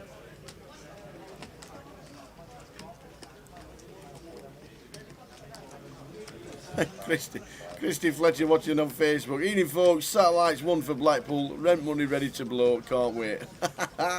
Nice one, Christy. Can't wait to see you. So many big sizings being chosen on different streets here. Tom coming in for 26k into 20. It's a 1.3x just under pot. And making it look like he's just applying max pressure, approaching the bubble.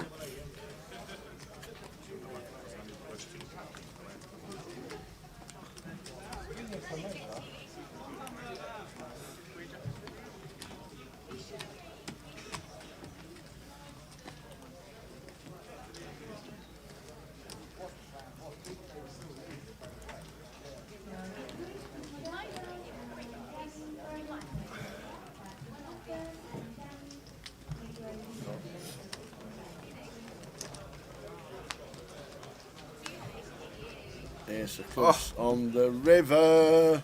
Any aces about? Yeah, Tom should just be moving all in here once he got to that size, I'm guessing. That is the plan, so he can set up a river shove for the effective stacker, Josh.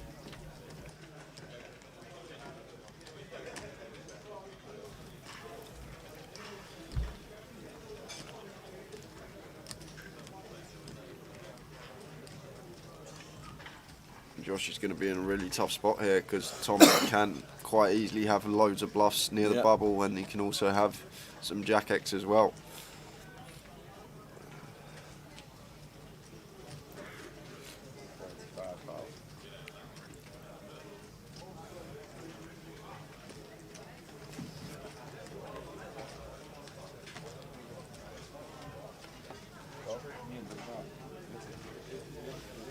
So Josh does call the 35,000 and he's down to a stack of 22. 7 big ones. 7 bigs. He's going to be getting them in soon. That is for sure.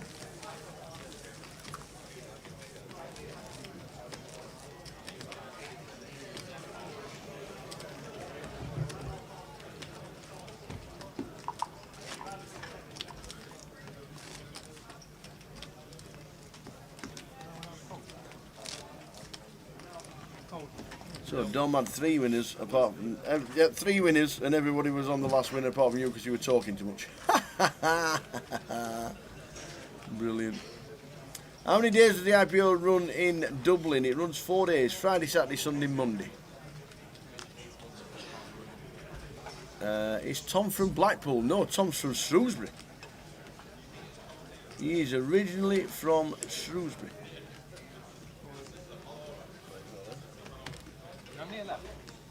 So Josh is all in his 6-6 for his final 22. He's seen an ace. Rob's going to call this +1. Yeah, the King Jack. Seen the pain. He said that'll do for me. I've got a few chips. I'm calling. Everybody out the way. I don't think I've seen any kings or jacks going to the muck, and there's an ace in the muck, so that's why the King Jack here probably going to be favourite versus the Ace 9, I think, tower. Oh, there you are. It's a bang split. Yeah, bang coin flip. With the cards that have been mucked. Ace 9 needs to fade, paint.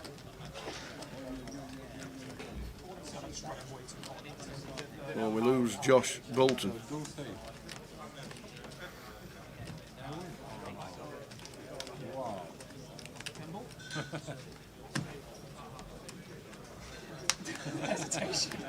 That's a lot of paint. That is it. Done. Done and dusted. Josh Bolton finishing in 59th.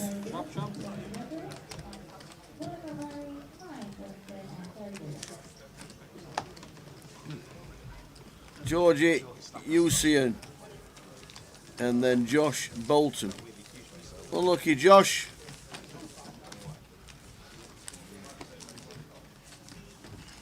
Josh finishing in 60th, not 59th, 60th. So there are 59 players left. The money starts at 48.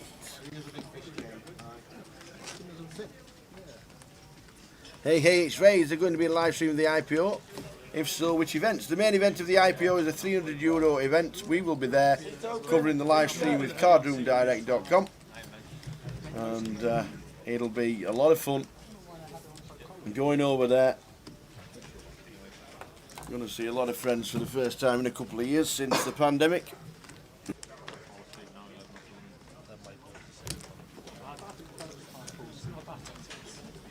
And then straight back to Blackpool for the next GUKPT instalments. And the big news from London. Yanis is going to get what he wants here. He's limping in with the aces, and Tom just going to be squeezing this almost always tower to around 12k. What I'd like to see. Squeezing to 12,000, you say?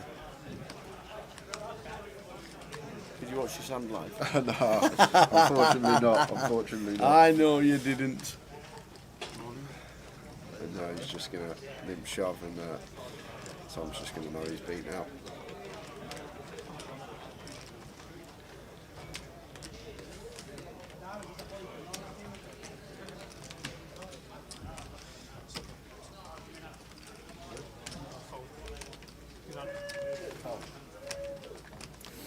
Yanis puts the lot in, and Tom says, no thanks. Hey, it's Ray. Cool, see you there, all booked up. Good stuff, good stuff.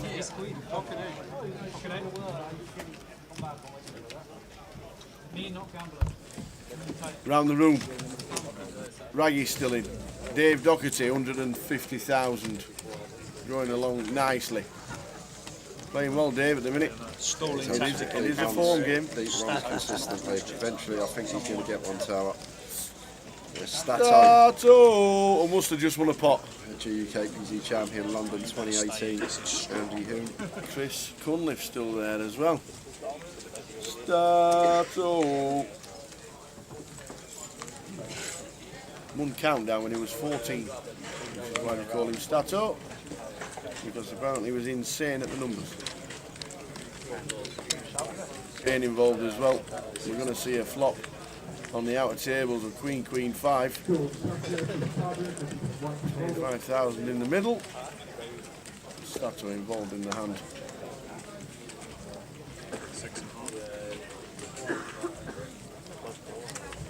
So Stato, bit of action on the outer tables, good to see. Good to see. Like we say, all the tables, no matter where you look, there are names around the room, and there's one of them, Ben T, second in the National Poker League. Where you going now? You're just warming up for me. You're just warming up for me. There's Dan. Yeah, Dan's got some red chips as well, to the 25s. Boz, fighting on, must have had a double up. In fact, he's got more than a double up looking at that. Go on, the Boz. Yeah, before the pandemic, the IPO was enormous. We used to get 1,000 runners. It was brilliant, which is nice all for us to go over there and be involved in it. In between GUKPT jobs.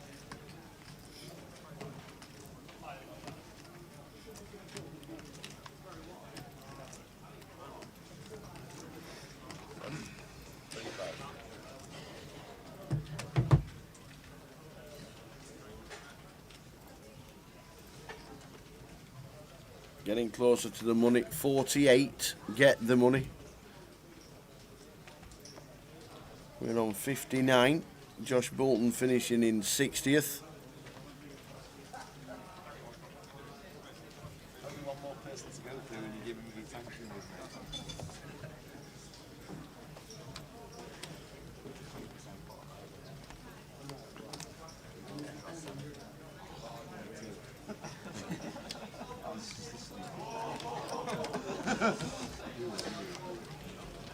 Look, if I can fold an 8 out. I like that. I like it. I think it's good. You've got to call that slightly bigger. I've got to call any 7, so I guess I'm winning at the same time.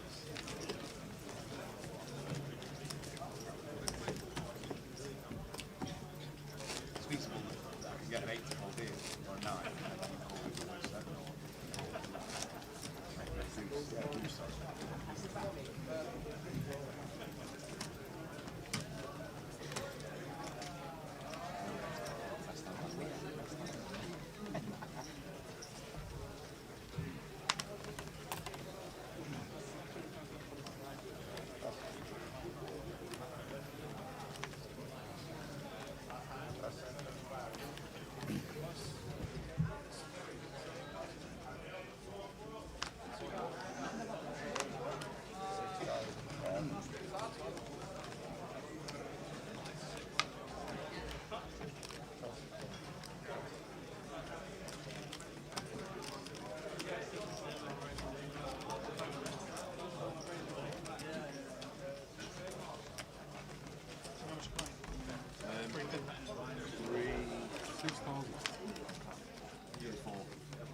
Flop time, Jack King 8, 2 spades.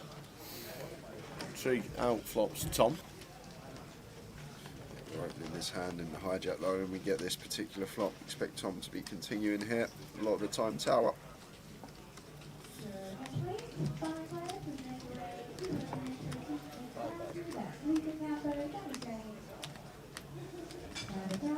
Continues for 5k, Trig not going anywhere after catching a piece.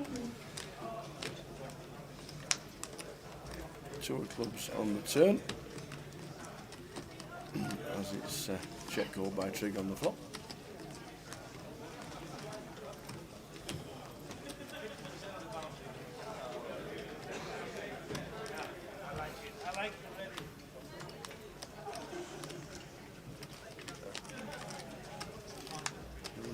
Check 10 of spades on the river. Tom getting there again. Not going to be a card where Trig's going to be paying him off though, tower. It's probably one of the worst cards possible for our hands. So many hands get there versus our particular holding.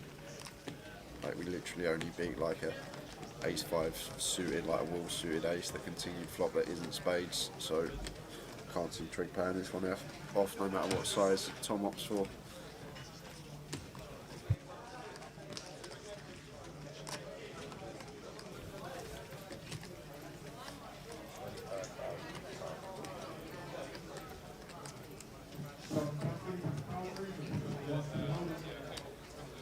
He's gone 25k, so nearly pot size. We're thinking about it for a while. And Trig will come to the conclusion there's not many hands he's beaten.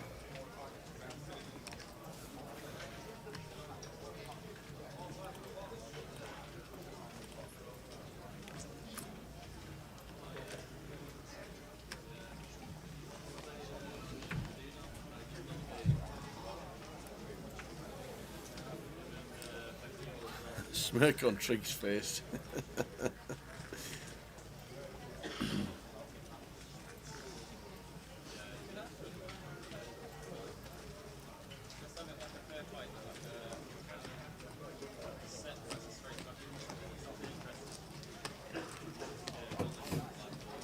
Guess Trig expects Tom to double barrel spades on this two of clubs turn, perhaps tower.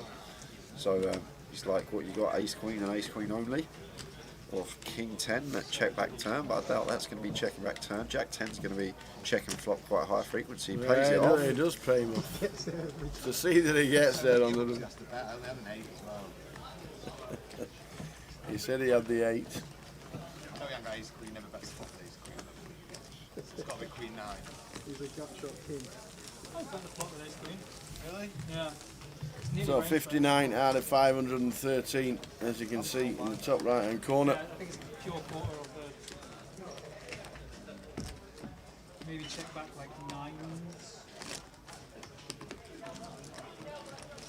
Got a lot of like suit ace give ups there, you know, and then now the 10 comes, 10 of spades comes, you kind of forced to bet it, right? I've got a reasonable turn barrel hand, but I've got 9. And as you can see, instantly drops to 58 because Sunny Mystery has just been eliminated on the outer tables. 58 left. 10 off the money. The bubble is a biggie because it's 2,500. Scrolling along the bottom is the prize pool of this event.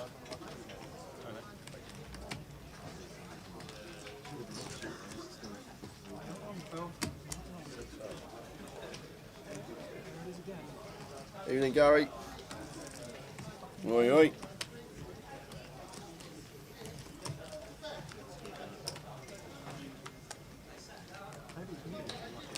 I've never seen you like even use a pot.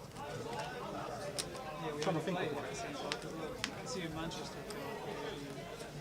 It's the second time we've seen that this weekend. 3 ladies on the flop. Queenie, Queenie, Queenie.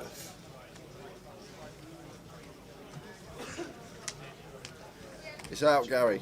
The grand final schedule is out. We can pop that up and show you. Think. Is it on the app? It's not on the app. Yeah, I hope to be on the app before we close play here in Luton.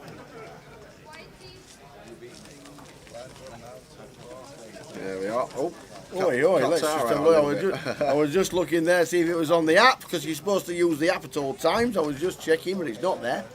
And then there it is. The team are heading to London on the 17th of November. We'll be setting up because the first event is at 12:50. Same buying as here. We'll be there for the 4 days, Thursday, Friday, Saturday, Sunday. Jay's going to be playing the Mini, the PLO, maybe. Are you going to play the satellite cash out just to see how it goes? I don't know. I could do. I could Flick it in and see if you can. If you don't want to sit there forever, you can just play like Terry. Yeah, that's true. Play That is like true. Terry. And then just an amazing array of events. And then the following weekend, we're coming back down the Friday, Saturday, Sunday. Don't know if it's been decided what we're going to be streaming yet, has it? Saturday we're doing the playoff. Saturday we're doing the playoff. Sunday we're doing day 2 of the 500. Day 2 of the 500 on the Sunday. Friday. Oh, is it? Fourth was doing some kind of high stakes I already spoke to Jim about it. Oh my days. Might not be here next to you. Oh my days. Oh my days. Anybody clued up on Omaha? We might need might need another man, and then the rest of the schedule is there, because the following weekend after that is the grand final itself. 2,000 buying, Thursday, Friday, Saturday, Sunday, streaming again. Not only streaming again, that the final day in London, crowning a champion, is that fella's birthday. PK's. We're going to have balloons and bangers and clangers and all sorts going on for the final event of the most successful GUKPT year ever. With the numbers, there's got to be something. He's not listening. He's not listening. So if you fancy just doing, you know what I mean. So yes, 3 weekends on the trot. The team are down in London for the grand final. We will be there. Lots of coverage. For the lots of coverage. 3 weekends on the trot, and we'll be talking about this fella. The PLO 456 is there. Yeah, there's 2. There's 2. There's a 200 and a 5. There's 200 and a 1,000. So there's 2 events there. When the schedule is on the app, we'll let you know. And when it's posted on social media, probably tomorrow. It's already on, is it? It's already on social media. So if you go on to anything Grosvenor Poker related, following Facebook, Twitter, YouTube, and Twitch. Facebook, it's probably already on there. Check it out. Screenshot it, save it, do what you want, but it is there. It's already up. Everything is set for the grand final, and we cannot wait because we're going down 3 weeks on the trot.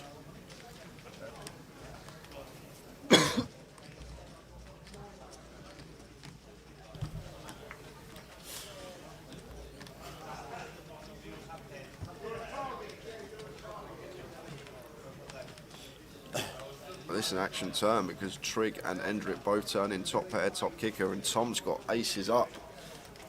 So I'm going to get some money here, assuming the river's not a king or queen.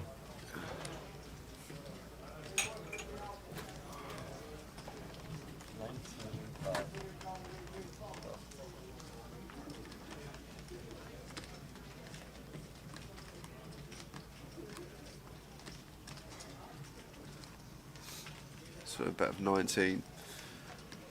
Here, Trig just gets out of the way, great fault from him. Endrick will make the call with the ace queen, and a 5 on the river. Just gets even better for Tom Hall, making a boat on the end. He's playing very well, but he's also running hot. Lethal combination in this game.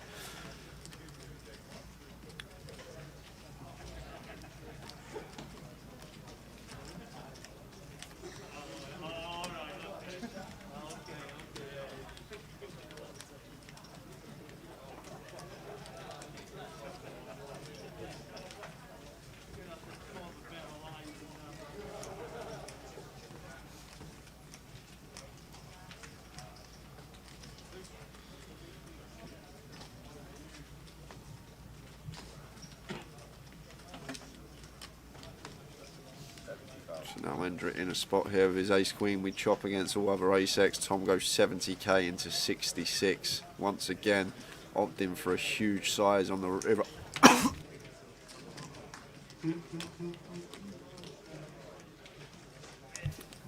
And Hendrick sitting here with ace queen. We're near the money bubble with Hendrick calls here. He's going to be left with just over 10 bigs at 2k, 4k.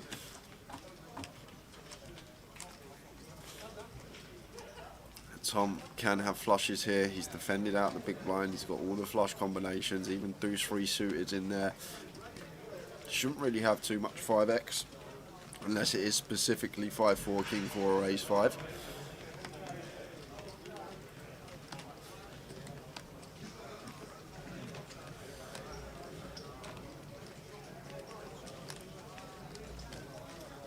It's a difficult spot for Hendrick because Tom more than capable. He'll be aware of that. So ace queen here.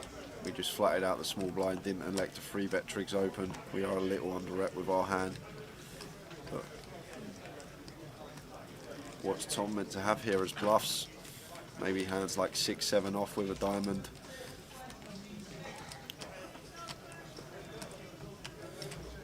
And Hendrick pays it off and he's going to get the bad news. Tom shows him the ace 5 of clubs. And Tom up to 713k, and we're literally just at the halfway point of the day.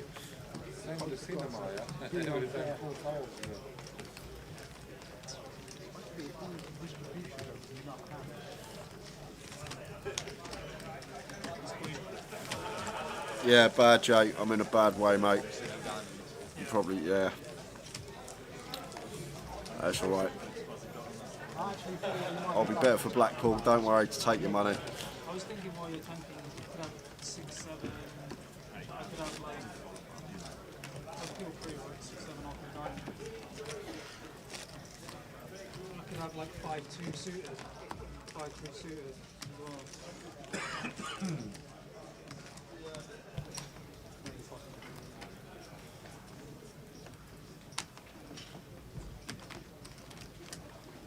Check phrase there.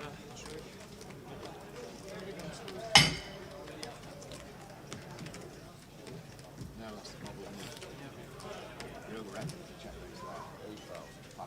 Exactly. And on top of that, like, you're supposed to check Juices back for all. trig makes it 8k. I was definitely checking that.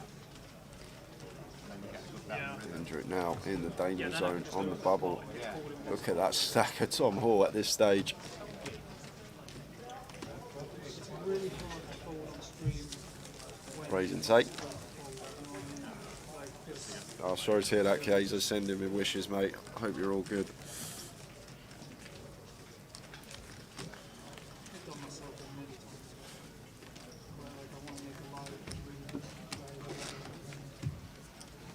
Yeah, I'm Jay. And Lemsip, Strepsils, medicine, sprays, the lot going on today.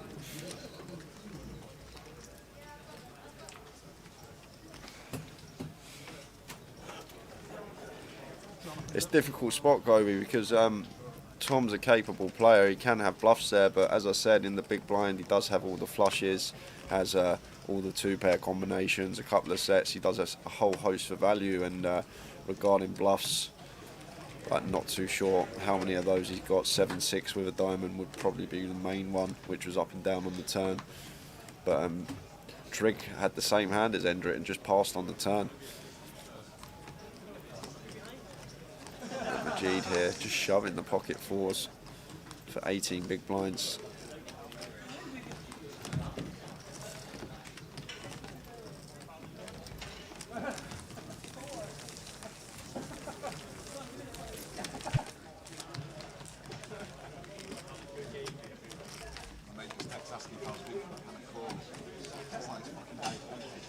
Kind of calls on the screen.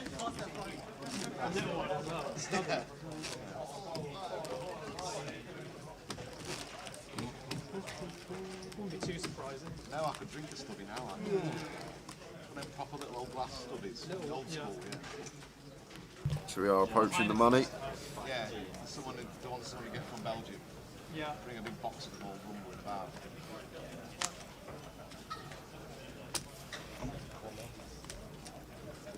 You can take them back and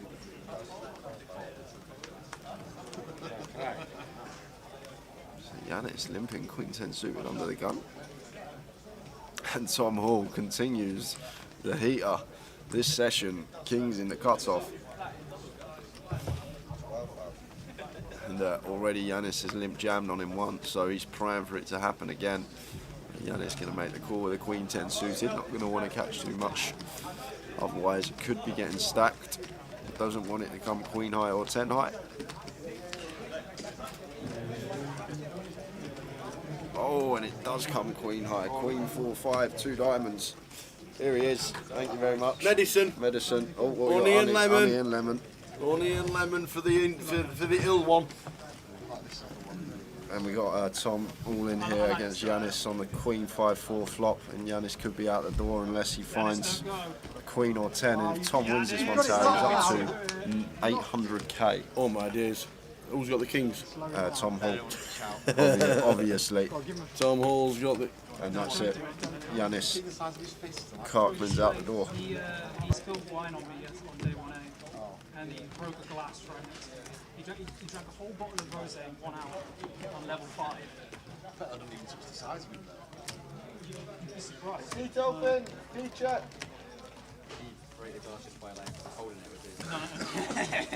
I've never seen that. Tell you who has got big hands, Leon. Have you played with Leon before? Leon Zukanek. Yeah, his hands are actually fucking size as well.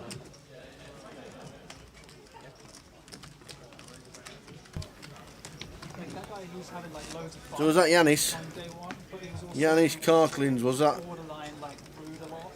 I don't know Oh, poor old Tony's just bust out. Tony Ringe. came across. Tony Ringe. That was Yanis, wasn't it? Yep, Yanis Kirkland's. Yanis Kirkland's eliminated there. So that is... Yanis Kirkland's finished in 56th. Which means we're down to 55. We'll get that updated in the top right. Absolutely. Wowzers. Wowzers, wowzers, wowzers. You can walk slowly to make sure it gets Tell you what.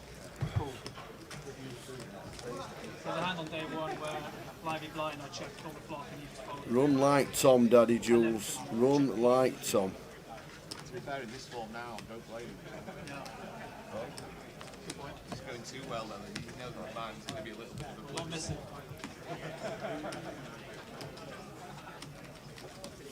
Love to see Tom make a deep one as well. Tower, really nice guy off the Yeah, table. Always happy absolutely. to talk to you. Majid just taking it here with King Queen. 4-19 bigs over and open and a call. And Rob with the ace queen here. Facing this shot from Majid. Going to make the call. And he's in great shape. And we could be losing another one just like that. Majid Nadeem at risk.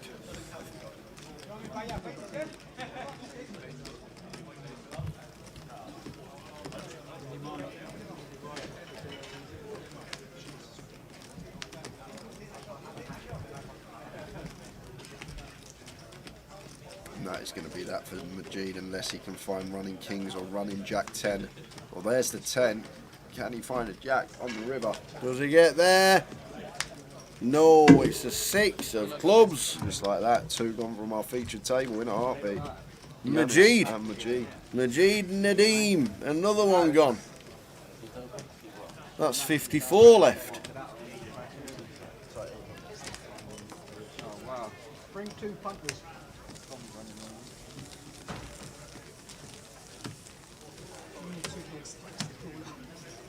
Again.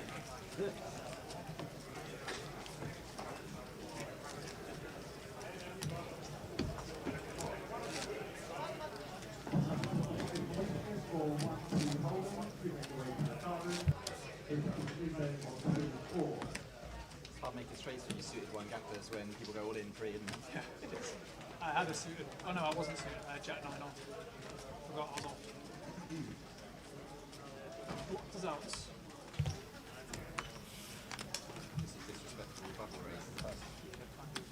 I mean, come on. Like, what do you expect? I'm running like this. I don't remember running like this.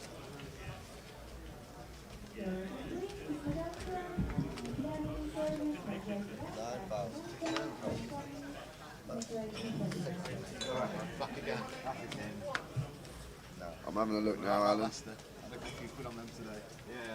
Yeah. Alan Bennett playing the seniors tomorrow at Luton. Got a £100 ticket online. Can I use it and add cash? I'm not sure. I'll have to wait till PK comes in. I'll tell you what I'll do, Alan. I'll tag Grosvenor, which is PK, in the post, and he'll get back to you on Twitter on that one. What was the £100 token for? I think you can, because I think it's only 30/30s you can't split. Drink that as quick as you can, because it's hot. Good for the throat. It's got honey in it and lemon.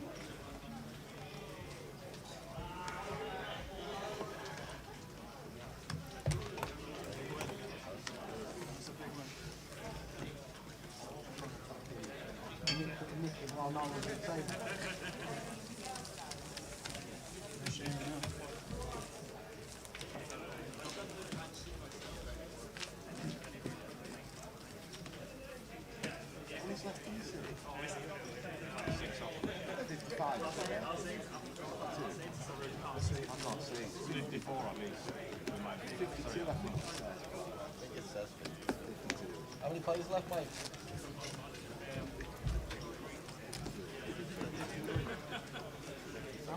PK, someone's got a £100 ticket that they want on the client. Can I use it towards the seniors tomorrow? And add cash. They got £100 open. If it's a token, it's a big fat no, unfortunately. We are on 54.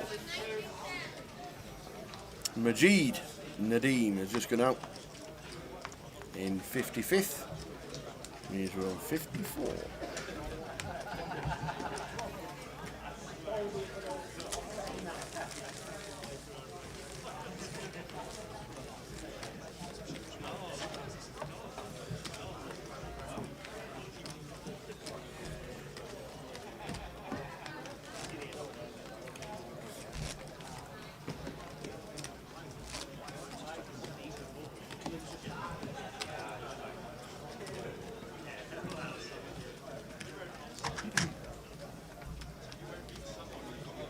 Well, it's happening. We're on 53. 53. Jack Nolan. Means we're on 53. Means we're 5 off the money. We're on 53. Cheers, Amit. Nice to see you watching on Facebook. Facebook, YouTube, Twitter and Twitch for the analysis. Now we know Jay's not 100%, but he's soldiering on. I'm bringing in the honey and lemon by the boatload. We've got gallons of it for him. It'll be 2 paracetamol and 12 hours kip, and that might work. Francis coming to the table, I think. Oi, oi. Tom just jams. You got an ace. Let's show an ace. Hey guys.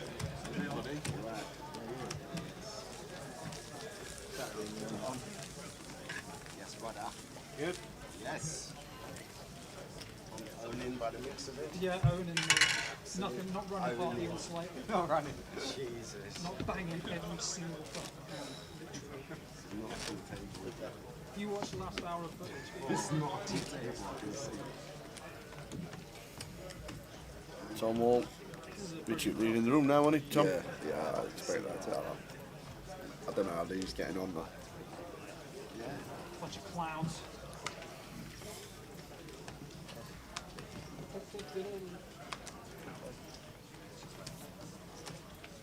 Ace Queen for Leon. I'm sorry, that's Leon. I thought it was Francis. What is it? Leon Campbell comes to the table. Apologies. Ace Queen. It is Leon. Good resume, Leon. Yeah, he's got some results. Yeah, Really he's got good some results, and he's final tabled a few GUKPTs before.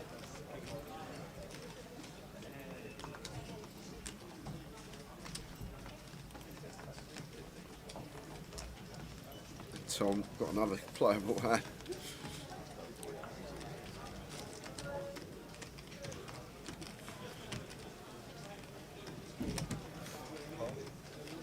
So you make the call with the X on the button. Christopher 4K Moore should be defending this one. I know you can see he's got 3% equity pre-flop, but got to be defending this one. He's unaware of the hand he's up against.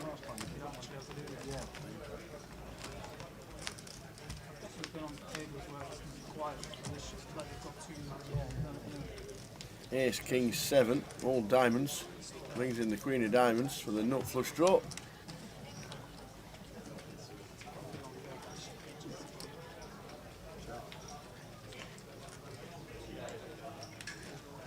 Yeah,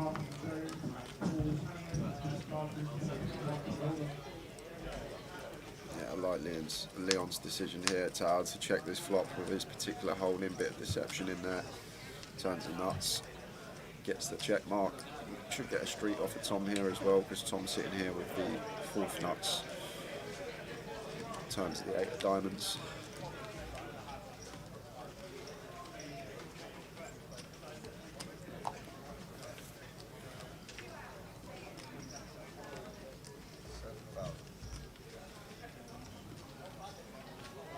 Owe you 20 quid, Kev. You do. Owe you a score. Numbers were, line was 480 your set, and we ended up with 513. Amazing numbers.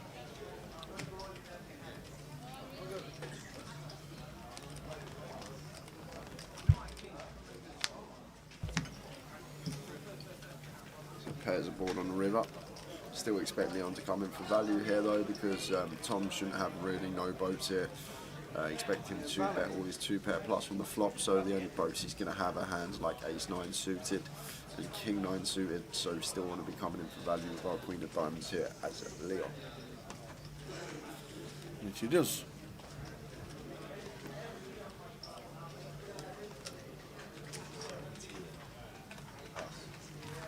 And it's a winner.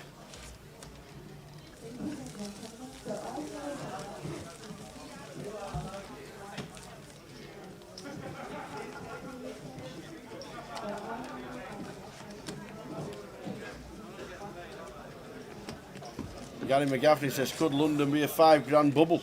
Yes, well, potentially 4 grand. 4K probably. Usually Yeah. double the buying. So £2,000 main event could easily be a £4 grand bubble.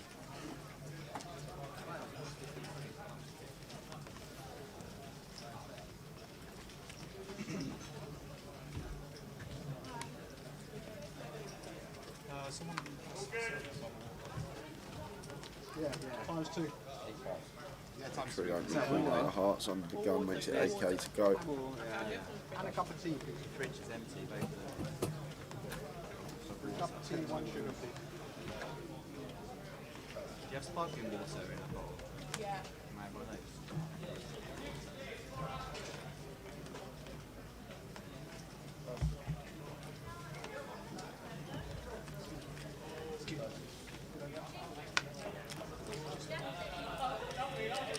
Defend the 10-5 of spades in the big blind.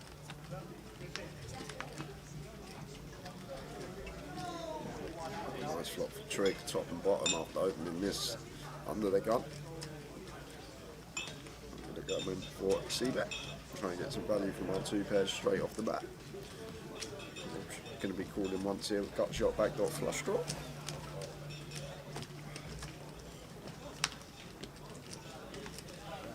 Eight of clubs on the turn. Pairs it up. Trig turning a boat. Beautiful. Checks it behind. Any 9s about?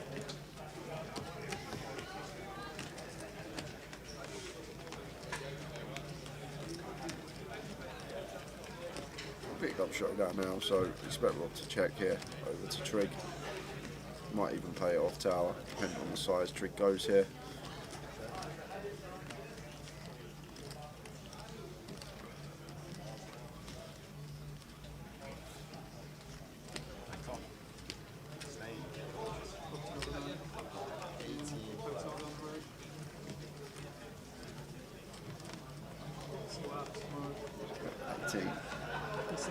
Into 36, up to exactly half.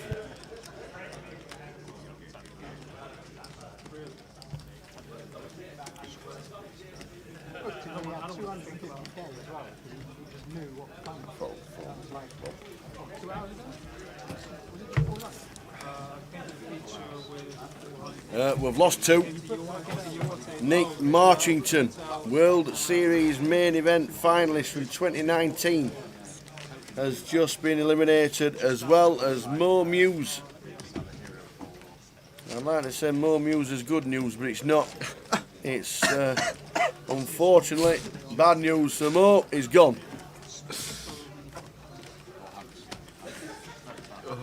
So we're down to 51. Don't do that, Tara, please. Sorry. I'm fetching in a gallon of honey tomorrow. Drink it. I'm drinking it. Drink it. Look, we're halfway there. Drink it. Hotter the better.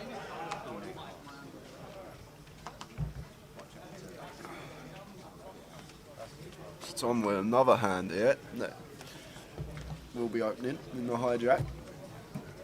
Look at this stack, 750k. Average is 200k, just under at the moment, guys. It's on nearly 4x the average at this stage of it.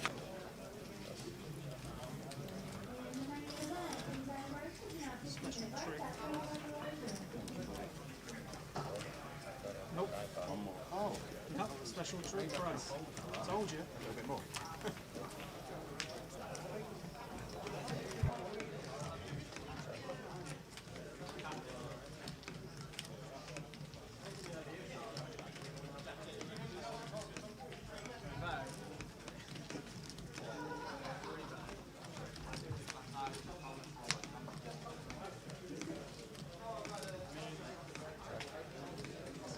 Is Sonny Mystery still in? Says Pesky. Sonny Mystery was eliminated about an hour ago. Unfortunately, Sonny Mystery was eliminated an hour ago. He is out. We're down to 51.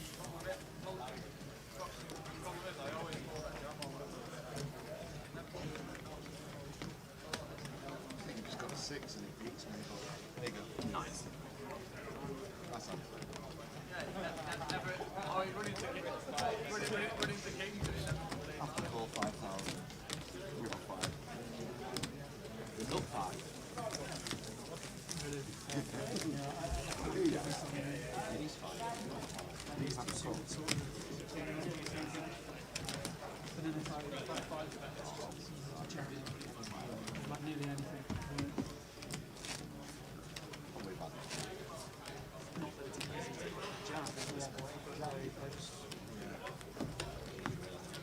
Has to be that queen plus his king to pull off, and I'm probably blocking way too much, so it's...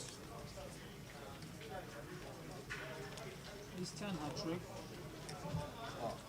Earlier on. How'd you pick? I like it.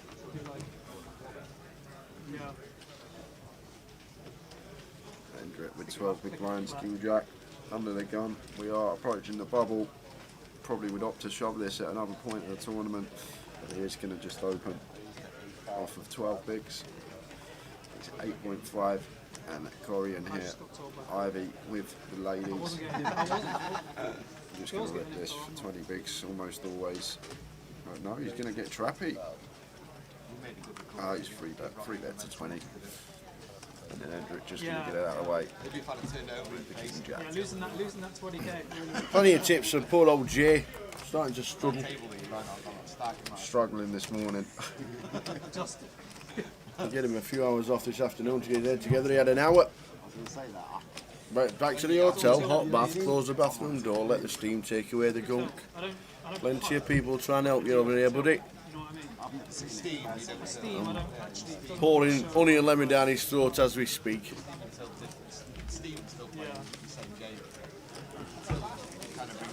And stay in the hot bath for 45 minutes. There you go. If you want me to run it, let me know. No, bottles. No bottles left. Yeah, 3 off the money. With 2 more bust outs and we're going to be on the bubble, guys. Absolutely. Too much store riding.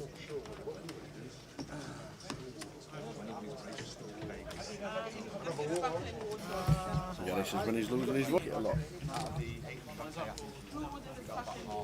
So that's sparkling water. One again over there. Sparkling water.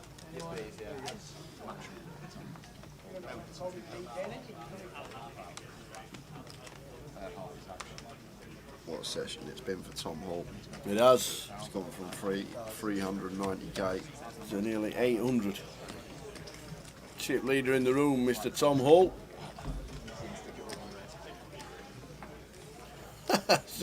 Thanks, Jace. Cheers, pal. Will you stop making this lad laugh?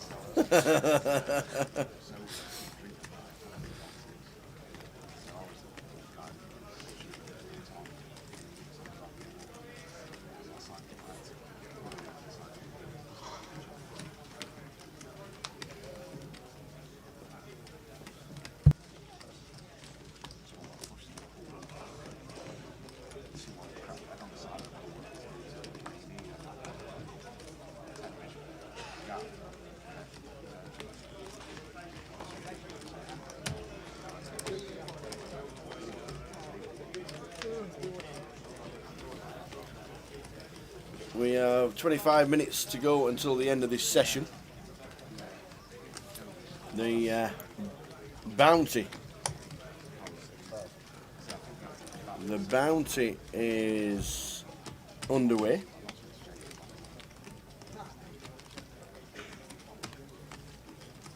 Tom is running hot, just flops trips after opening King Jack on the gun. Running hot. 112 in the bounty so far. 112. Fantastic. Fantastic effort. 112 in the bounty. The place is buzzing.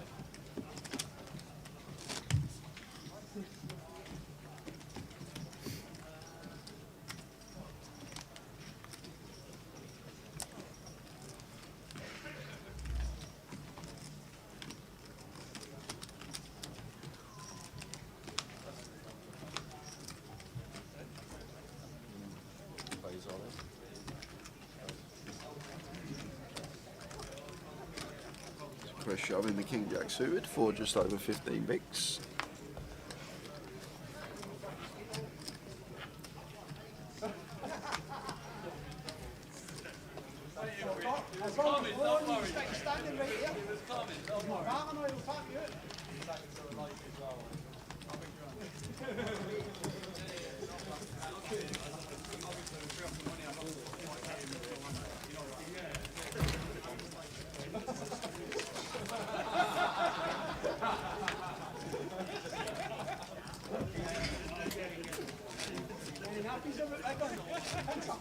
Go on, Hendrick.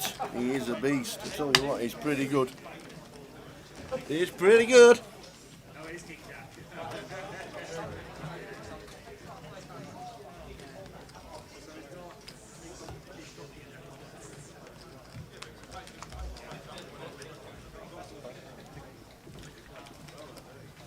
Jason Hutchinson on Facebook says, does Blackpool usually have a good turnout? Blackpool is usually the busiest stop on the tour. Obviously this year, other than the Vic. Yeah, this year everybody has turned out for every leg because returning from COVID and not being able to travel about as much as we normally do, and every leg this year have just smashed it.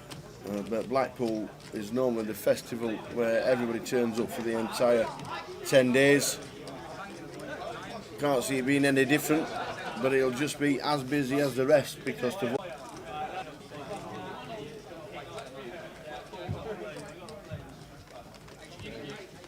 I only had it a couple of months ago, Paul, to be honest with you, and when I had it I felt fantastic, so I doubt it is that. Didn't have no symptoms at all, it was just a normal... It was sat in the... I felt fine, I felt really good when I had it. I know sat in the back garden, drinking beer, watching the live stream. Sounds crazy, but I actually felt fantastic when I had COVID. Nothing wrong with me, I was absolutely fine. It's all these 20-hour poker sessions. One sugar? Yeah. Cheers, man. That's all good. I got other And if that 510 Omaha is still juicy, I bet it is. We'll have a look at the break. I would not be playing that game in a million years in this stage tower. No, you definitely need to have your wits about you in that one.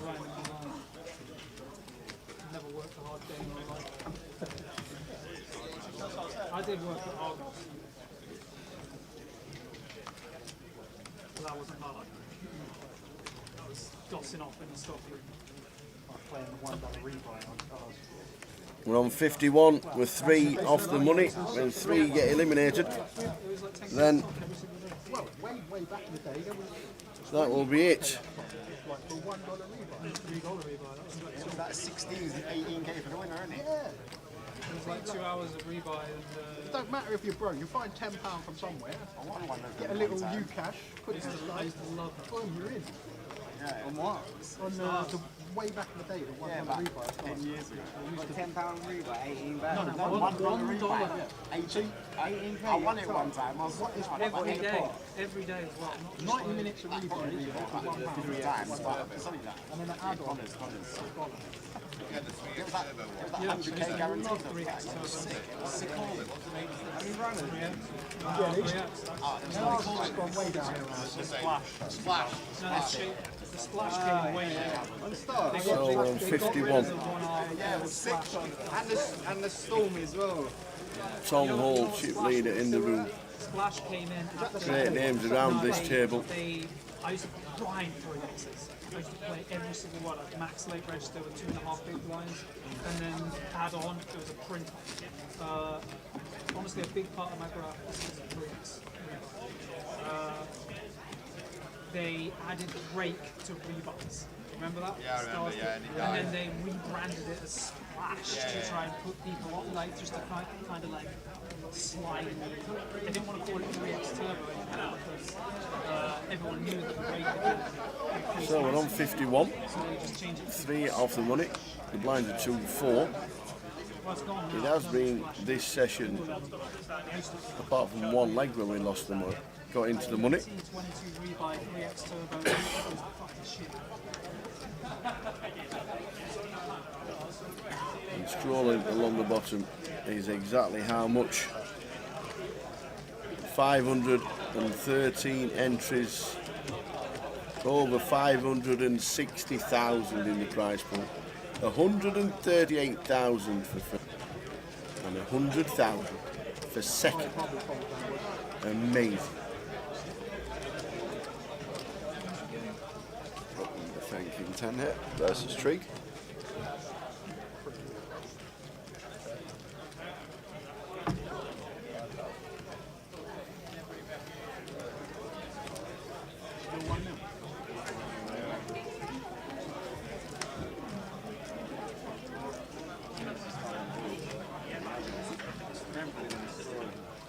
How come all of a sudden?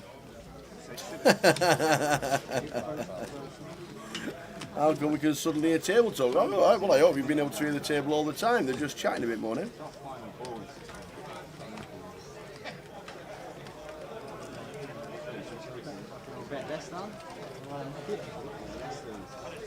Overbet from Trig again, this time on the turn, after checking back flop. Like the check on the flop and love the sizing on the turn here. Going to get the king 10 and Rob out the way. Celebrate, bro. Yeah, he was off as well. He's off again, man. Well, the treble today was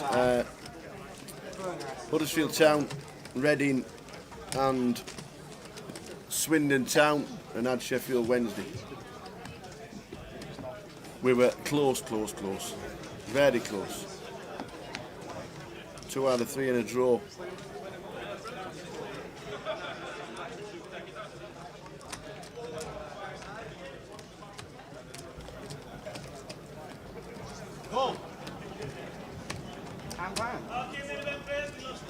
Yeah, that's definitely one I think I'm going to play. All the news. All the news. We've only lost 3 players in one hand on different tables, so there was no action because there was no worries anywhere. But the 3 players to be eliminated were Hongting Zhu, Chris Cunliffe, and Sarah Hazali's gone. Sarah, the French ambassador for poker has been eliminated, and there were 3 eliminations all on different tables, so there was no bubble itself, which means everybody now is in the money and 48 players left. So all the players left are being showed right now. Maz, Baco, Dan Stacey, there's the chip, one of the chip leaders, and Lee French. But there was no bubble.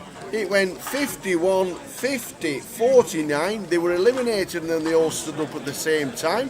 Mike came over and shouted that they've just lost 3 players on 3 tables in the same hand and we're now in the money. We've not had a bubble clip because there was no bubble.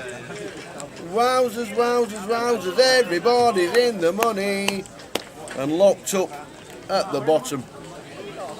Wowzers. Yeah, they're all saying, are we in the money? Dominic Niche is in the money. David Laronde is in the money. Rennie Share's got chunks. Gary Whitehead's cashed again.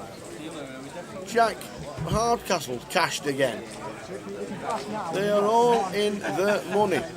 Everybody. We didn't have a bubble clip, and we didn't have a bubble because 3 players on 3 different tables at the same time were eliminated, and that was it. And Hendrick thought, you know what, my king queen's in, I need to double up, I'm in the money, I've locked up 2,500. I'll just show you the prize pool as to what is going on. We're on 48. We have lost exactly 100 players today, and we are coming up towards the end of level 6. Everybody is now in the money, and we have locked plus.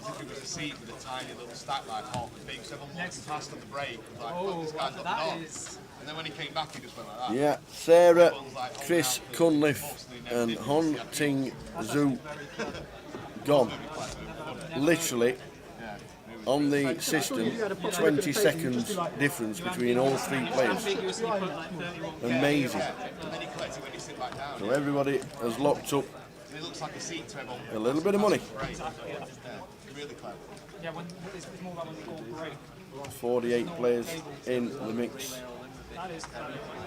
48 making the money in the mint cash is a chunky. It's a new idea to angle people with.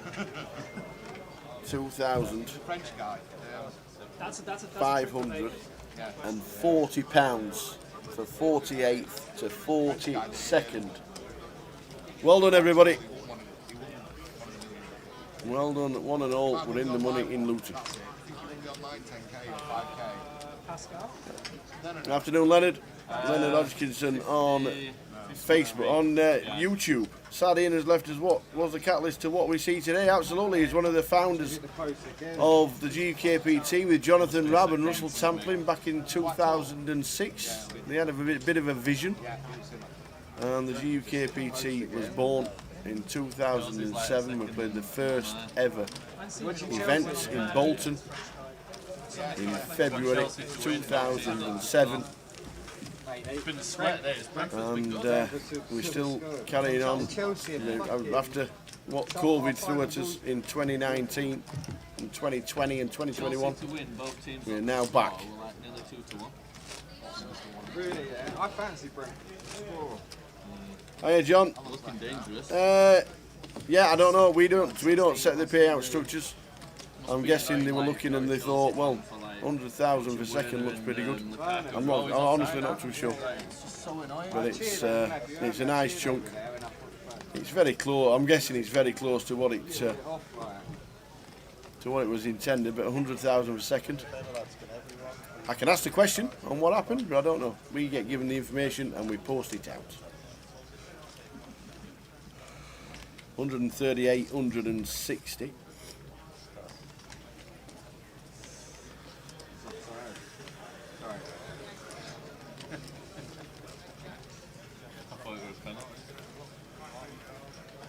So we're in the money. So we just sit in the corner and watch game. It's all in with 7s here for 9 bigs. Is he going to start making moves? Hendrik GUKPT.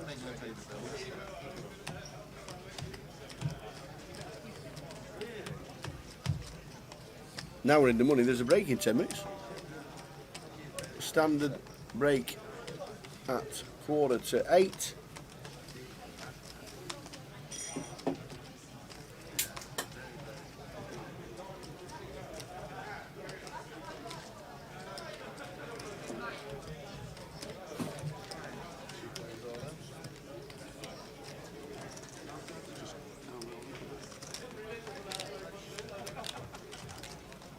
Liam not going to be able to pull this off now after this action in front of him.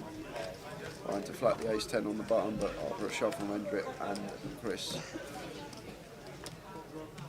Leon does get out of the way. So Hendrik is all in for his final 41.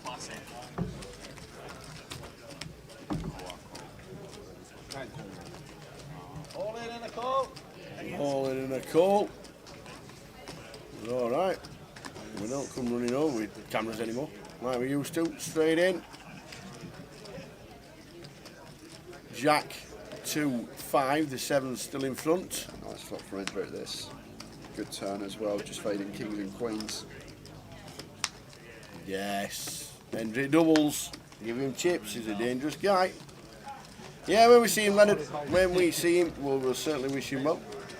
Hope we're going to see him while we're in London for the 3 weeks of streaming.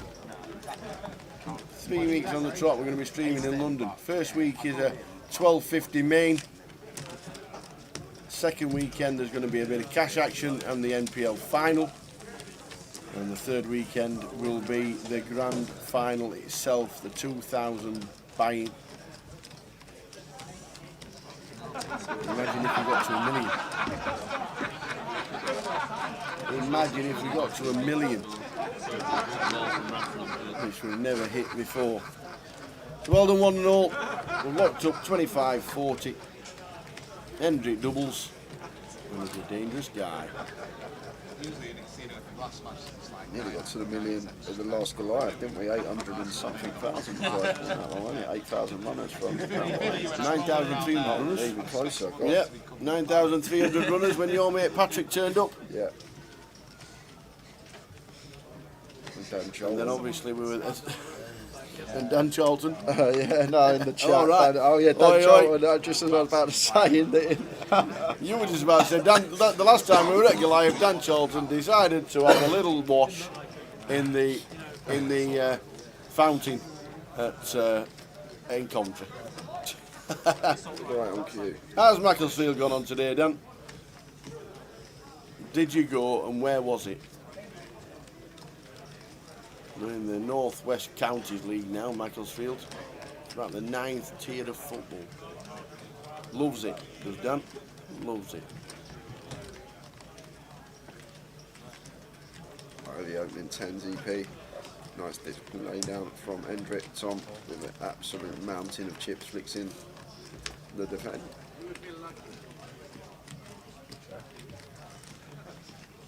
Gig 9-6 was the flop.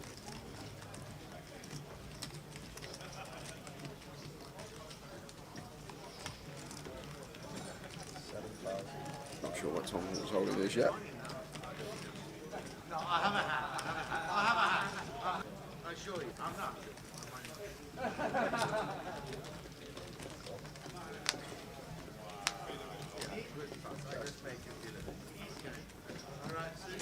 Drew Nilno with Squires Gate. Look by us, yes. The bottom of the golf course I play, St Anne's Old Links. That's very next door. It's literally you can see him playing when we're on the 16th. You can see him play. I know Ivy's got 10s. I don't know what Tom Hall's got, but if I'm Ivy here, I'm snapping this off against this particular opponent. If you got a king, you got a king. Looks like Tom's gone for 4K, 1 big blind here. I might even raise this spot as Ivy potentially. If Tom has opted for 4K, 1 big blind into what looks like around a K pot. So I wouldn't even be surprised with the 10s here once his king pairs if Ivy does come in for a raise with the 10s. Don't know what's happened to the graphics, but we'll get there eventually. Ace Jack for Tom, 10s for Phil. And bet 4,000. Yeah, love this. Love this from Ivy. Like it. Yeah, 0-0 with Squires Gate. Wasn't the return fixture like something like 4-3 where you were 2 goals in injury time or something? Glad you're still loving it, Dan. 9th tier in football. Great that you follow and travel around and watch the locals playing. Hope to get back into the league. But you're still top of the league, and there's only one team in Cheshire. People are too proud to fall to one big. 4 minutes to go until the end of this session. We're on 48. A lot of the time they just click cool. Well, yeah, but a lot of the time they're too proud to like hold to one big. Yeah, that's it as well. So if you've got nothing and every draw's missed, you just dump one and you just go. I think every worst ace high is just cool. Yeah. Especially with all your queen tens and queen jacks. You get exploited sometimes as well. You've only got ace high, so it doesn't really matter. You can rejam as well. You can bet 4 and then pretty rare. No? It's a thing. Everybody's got their own opinions on using social media and watching a bit of telly while you're playing. I know Jay likes to watch everything intently around the tables. Doesn't very often use any devices when he's playing. I did on one day, one of the mini main days, I was watching Squid Game. All right. For the first couple of levels, yeah, I was watching Squid Game on my phone. I was just out of it in my own world. But I think it's fine here that in this situation, Kobe. He's working with, I think, like 12, 13 big blinds, so he's push or fold, and it's pretty easy to just know what hands we're shoving, know what hands we're folding, so regardless of the players around the table, I don't think it's a problem over this stack size.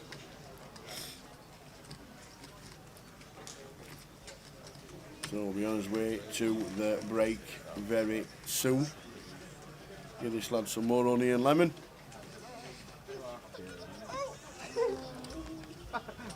See that? How much you got in it? That's a good sell. Enough. 2.5. 2.5 at 2. Top 2 for Phil. Well, 7. Leon with the gutter ball. You just always sweat. And the overs. This one. Yeah, cool stories of Ivy, yeah. It does. I don't do football.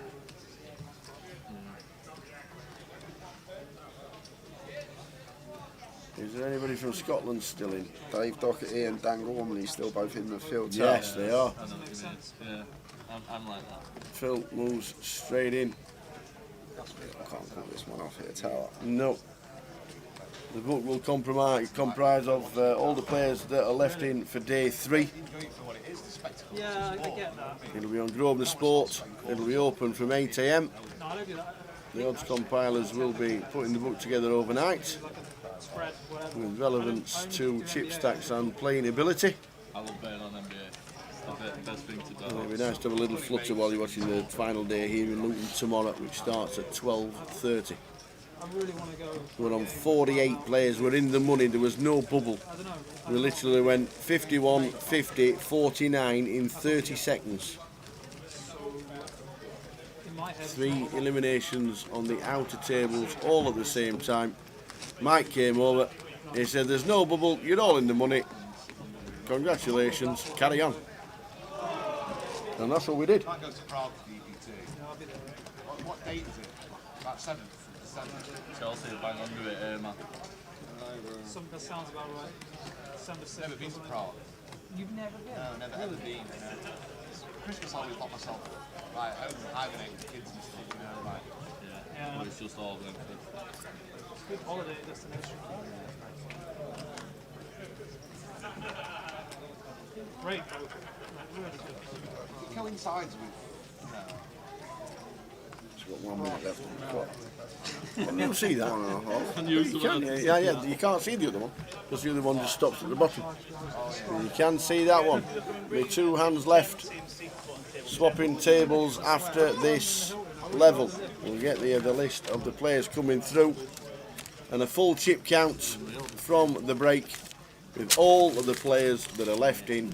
The 48 players that are left in. We think Tom Hall's chip leader in the room. with 790,000. Everybody's bet on his support. Last hand of the session. I'm disappointed because Irvin's not going to be playing. Yeah, they're going to trade Kyrie. So. One more hand. Well, I liked him and the other two together. This is it. Another good session. We're going to get this lad some honey and lemon. Tip him upside down. There's a lot of teams that I thought were just like unknown nobodies that looked really good early on. Yeah. I feel like they are very star heavy with their like odds. Do you know what I mean? Yeah, Is that right? definitely. Like, Nets are going to be fucking terrible. Yeah.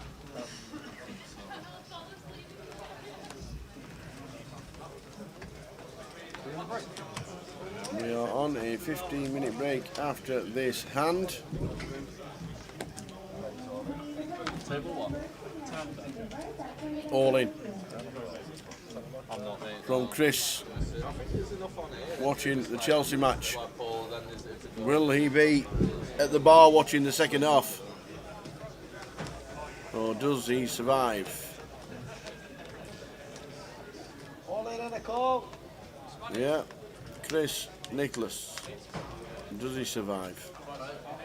Oh, more outs to dodge. Any 6, any jack, any 9, any king. That's good. 6 and jacks is jacks now. 6 or a jack, and it's a queen. We get a double. We get a double. The ace 5 from Chris. Doubles, and that's it. We will see you back in 15.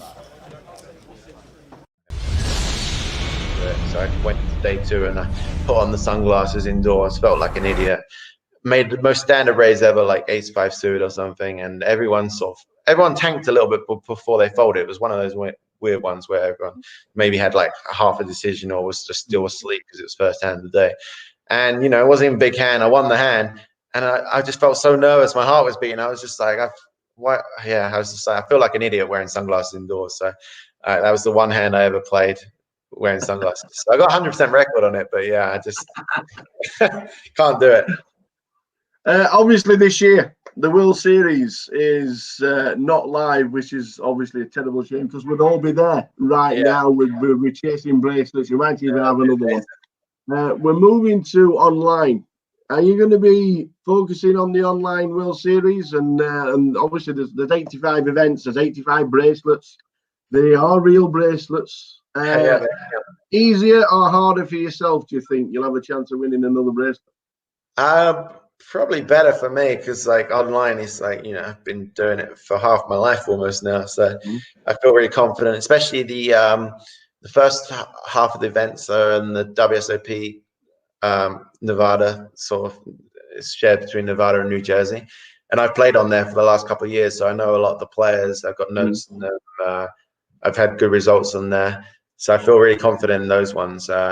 So yeah, I'll hopefully can make some runs in those ones, and then my plan for the second half is to sort of actually go to Mexico in August and play the second half on the GG ones. I think the schedule just came out today, actually. So yeah, I'll plan on playing those and going to Mexico, and I have to get. Been in America too long this year anyway, so I'll get out of the country. So yeah, I'm excited for it because like that's what I know what to do. It's how I grew up playing the game, so hopefully can make some runs and get another bracelet. And I'd always wanted the online one. They every year now they've had sort of 4 or 5, maybe 10, as many as 10 events online, and I'd always wanted to win an online one just because that's what I'm sort of known for, and it feels appropriate kind of thing. So this is, I guess, the best chance I'll ever have. So gonna put my heart and soul into it. So I've kind of been chilling a bit this week, playing some golf and stuff like that, just to relax. But yeah, the next couple of months I'll be playing pretty much every day. Some quick fire questions as we head towards the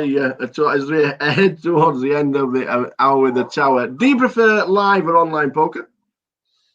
Online on the whole, but live when you get deep is unreal. But like day one of live tournaments is the nut low for me. I hate it so much. Like only bad things can really happen. Like you make it through, you kind of expect it to, and if you bust, it's like you're out the tournament, you got no chance, or you got to rebuy, and now the tournament starts getting expensive. So yeah, online day to day, but once you get deep, the final table is just it's like 100 times better live.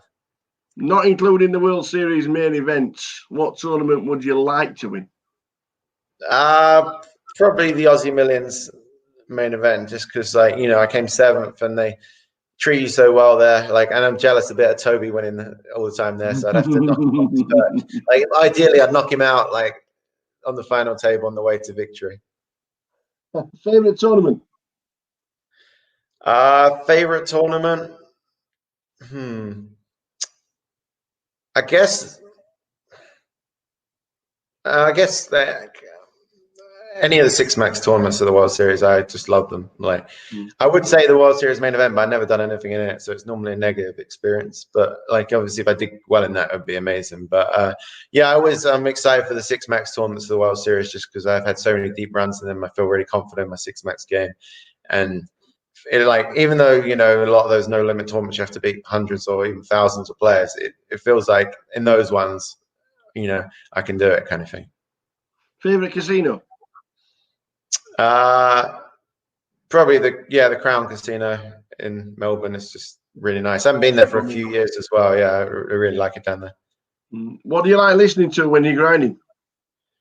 All kinds of terrible music, really.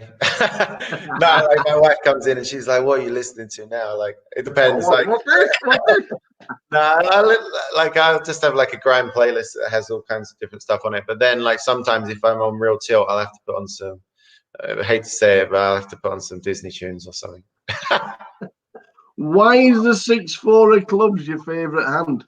I'm not sure it is anymore, to be honest. I think back then it was just I think I won a couple of big hands of it, and I think I hit a straight flush against someone who had the nut flush in a live tournament, so that was a pretty cool feeling.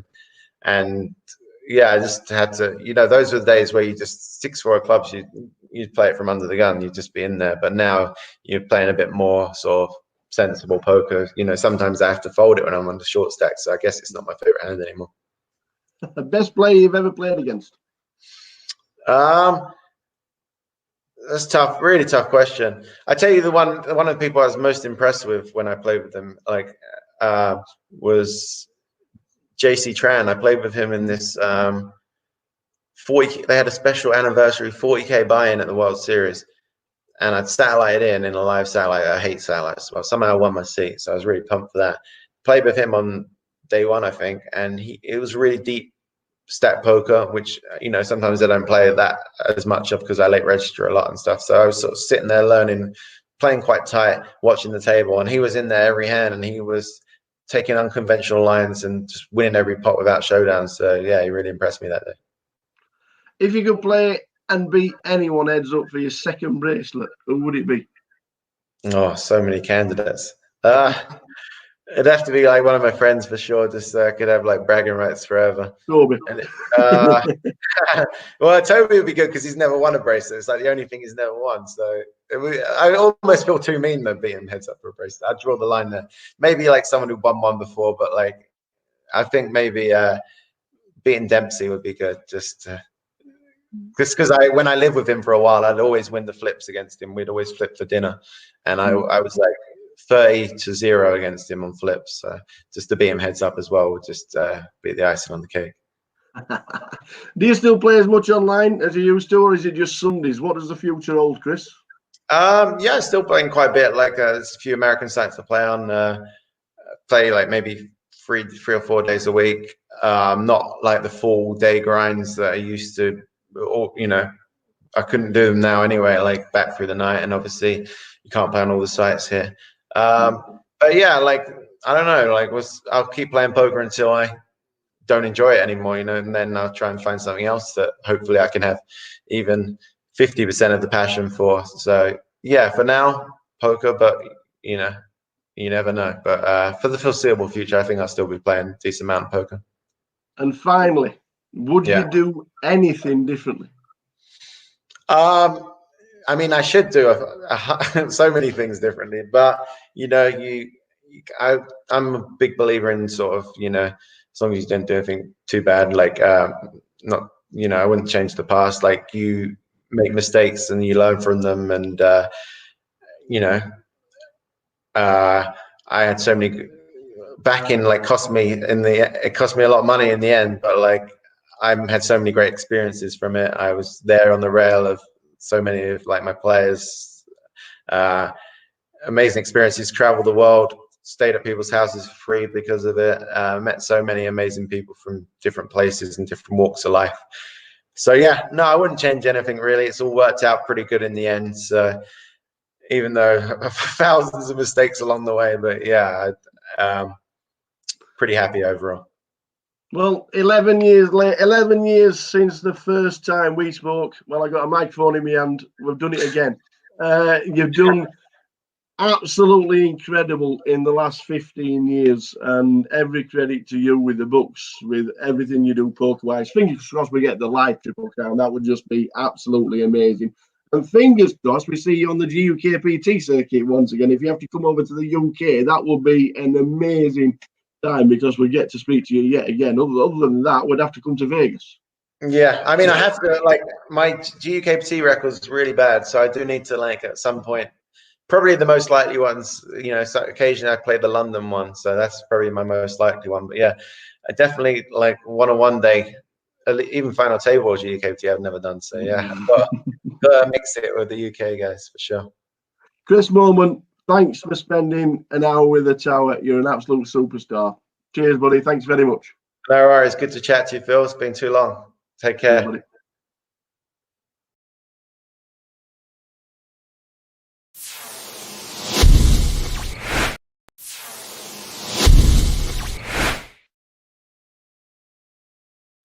Your first few live tournaments, your first Ending Mob, 124th in the World Series 2K for 4,056. That was June 2008.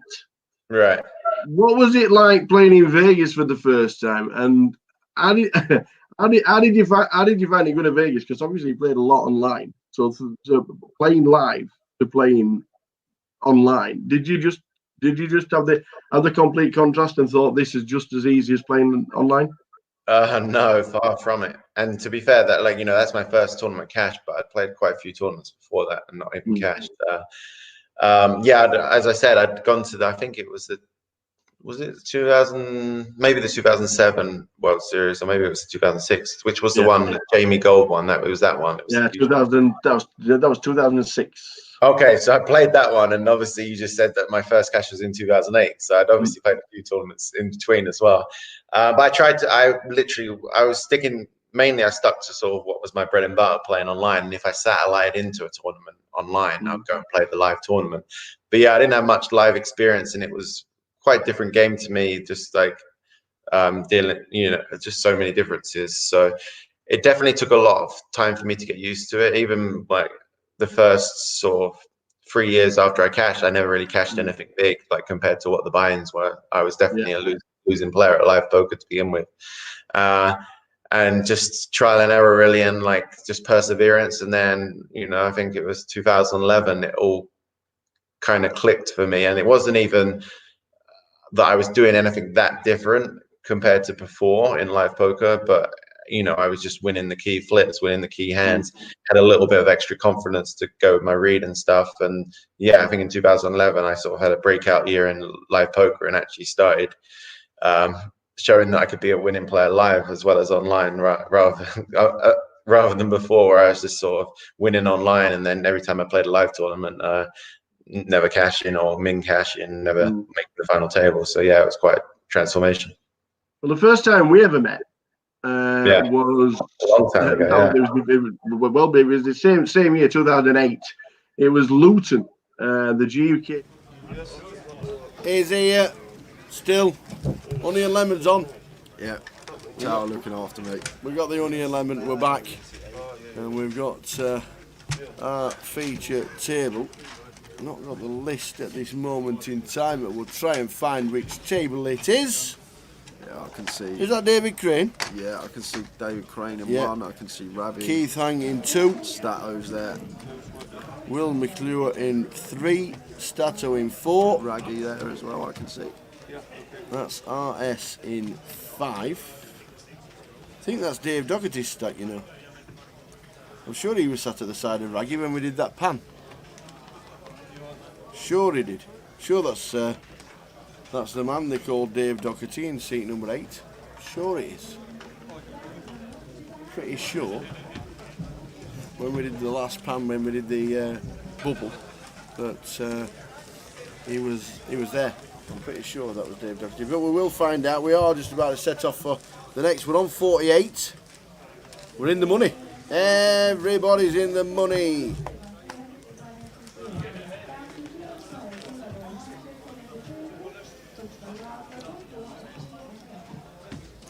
No, Tom Hall is not Scottish. Tom Hall's from... He might have Scottish parentage. There he is, Dave Doherty coming in. But Tom Hall is from Shrewsbury.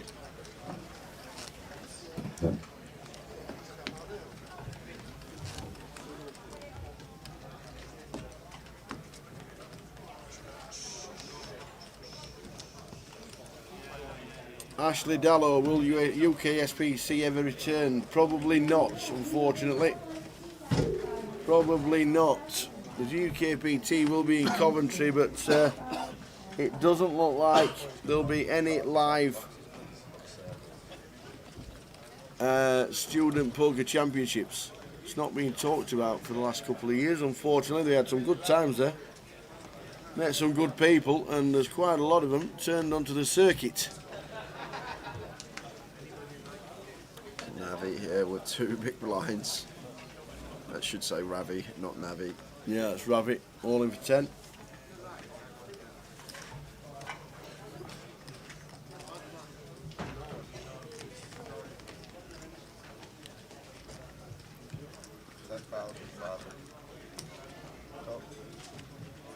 Will's going to make the call, and Stato's got King Queen, so we make at least the call here. Wouldn't be surprised if you raise this up tower to try and get this one heads up versus Navi. Going to have more equity going heads up to the flop than 3-way.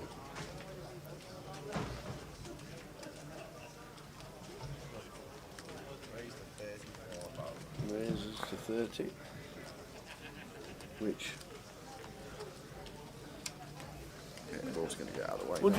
Would you not think if there's a player all in that it's just a case of just calling? If we're on the bubble, yes, maybe. Yeah. If we're at a point where we're deep in the tournament and pay jumps are significant, yes. Yeah. But at this point where the pays are just payouts are so flat until we get down to like 11 players, I like the decision from Stato to raise it up. All in and a call. All in the call. The ace-4 was folded to the raise by Stato, which could help him and keep him in the tournament. Indeed it does. We need to fade 10s now. Can't be the 10 of spades. And 3, and he would have won the hand, he wouldn't have trebled up anyway. The ace-3, 2 pair. So he would have trebled and not. Well, he did treble. He still trebled, but just the Stato raised it up, got it heads up. Good to see David Crane back at the poker tables as well.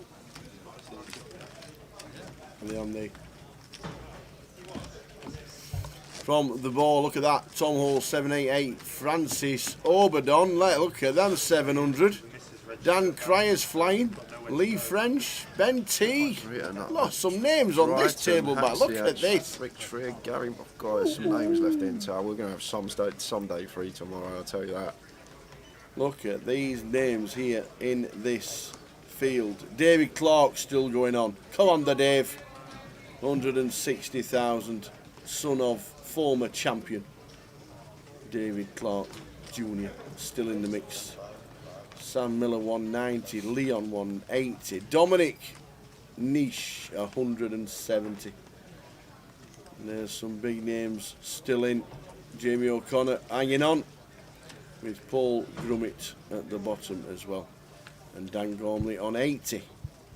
So all the names there from the full chip count from the 48 that made this break. And we've just started level number 8 of the day, 7 of the day. Levels 7 and 8 have a break, and then levels 9 and 10. level 17 of the tournament, is with us now.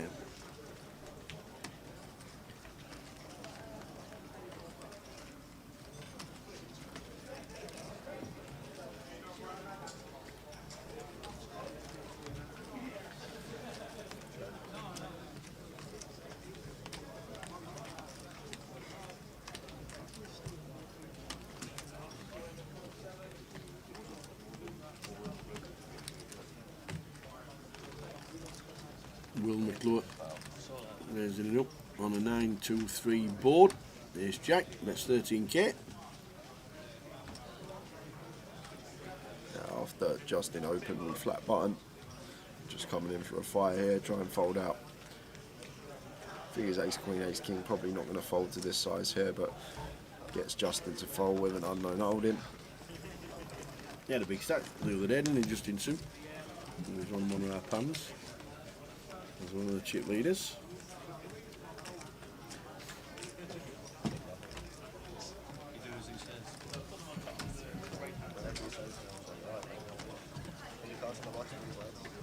Is MI in the list another GDPR like last time? Yes, he is. Imagine if he wins it again. Imagine it being the same person. It is. That's MI is the same person. Yeah, it's crazy. Imagine it being the same person. It's crazy. exactly the same person. Back to back and it's same and non-winning. He came down with all the lads from Scotland. He did indeed. Ludo, Colin, Stuart Alley, Will McClure, all of them. And MI is still in. He can play poker, by the way. The man can play. He don't want no one to know who he is, why not? Exactly.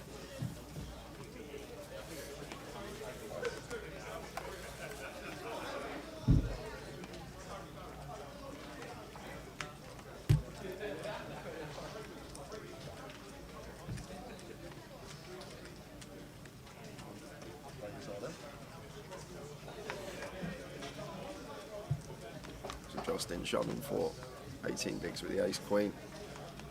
Much prefer to see an open from him here, but he's going to get called by Will, who's got the kings, who comes in for an all-in himself. When we got like 18 big blinds here, don't just want to be open shoving the ace queen. Want to be coming in for an open, try and get some value from the fem range in the big blind. And Navi sitting here with 4 big blinds, just under 5. Makes a good fold with the 8. He's going to wait for a better spot. So Justin is all in with the ace queen against Will's kings.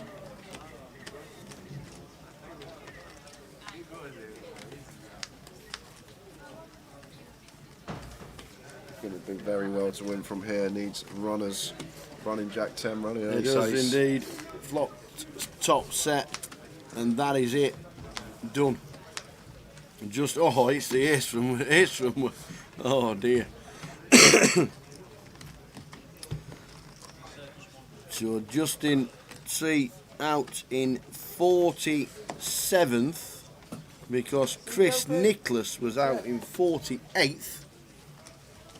Literally a minute before. Still for the same £2,540. We're on 46. Barry Neville sent me a message at 5:45.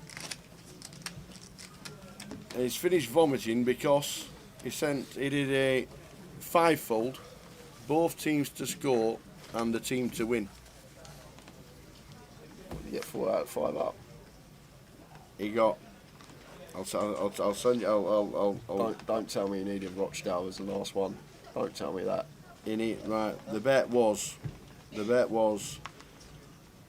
Leicester to beat Man United, both teams to score. Yeah. In. Lincoln to beat Charlton, both teams to score. In. Rotherham to beat Portsmouth, both teams to score. In. Port Vale to beat Barrow, both teams to score. In. It was worth £18,523 for an £8 bet. He had Wimbledon versus Sheffield Wednesday. Wimbledon equalised to make it 2-2 in the 93rd minute. The guy was ill and he's just finished. And I'm feeling sorry for Barry. I'd feel sorry. Yeah, I feel sorry for him as well. That's a brutal one, that Barry. I know Trig was talking about it as well at the last break, and he says, "Have you seen Barry Neville's bet?" It's like, Barry, can't believe it, cannot believe it.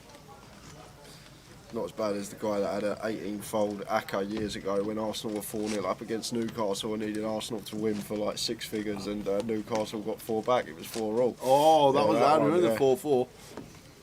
Yeah, the 4-4 when Czech Tiote scored in the last minute. Yeah, that would be sick. Yeah. You think you're already counting your money. Hope you're well though, Barry, after that sicko. I'm glad you're watching the live stream and you're still there.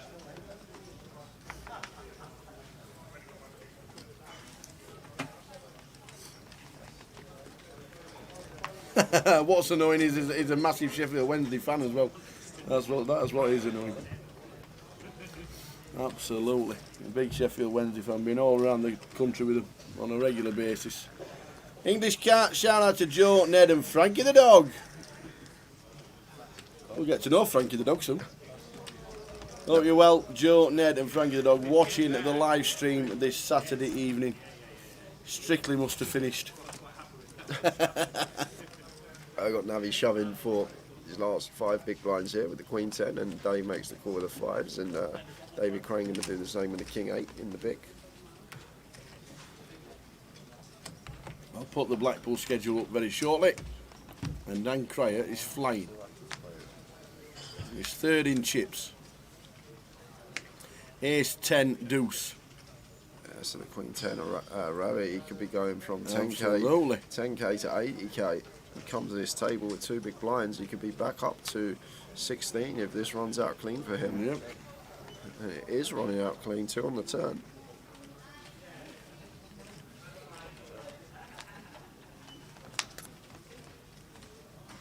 And he's going to treble up here. He's going to be right back in the mix.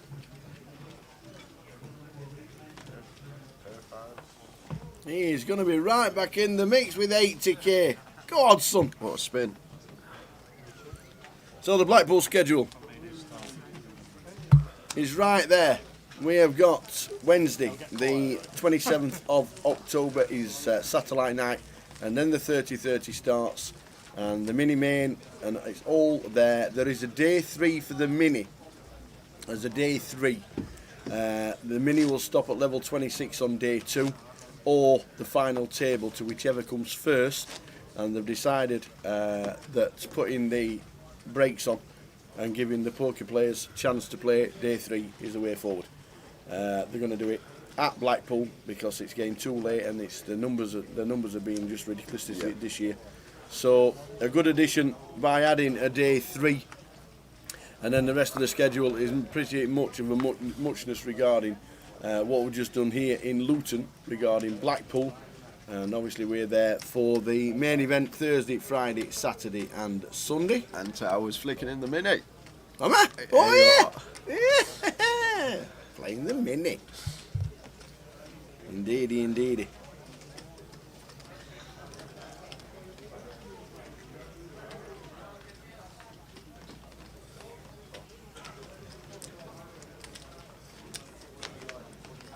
Kev, go back to sleep, stop spoiling it. It was the 84th minute, apparently, not the 94th.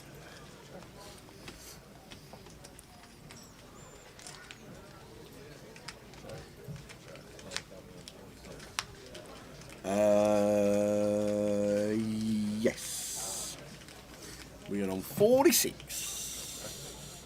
Justin C finishing in 47th for £2,540.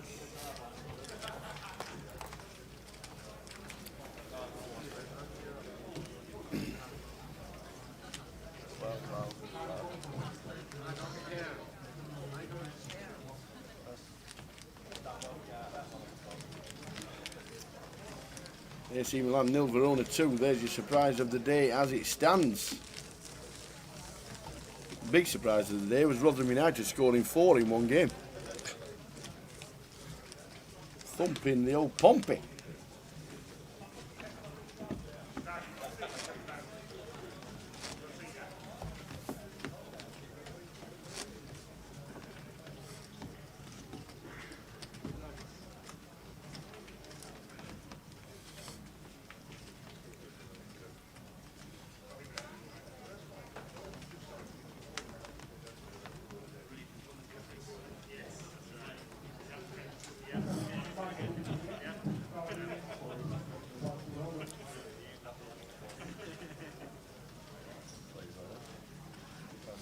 Somebody did say if you pick the same 3 teams every single week, eventually you'll get a Towers treble up. Maybe I should keep notes as to who.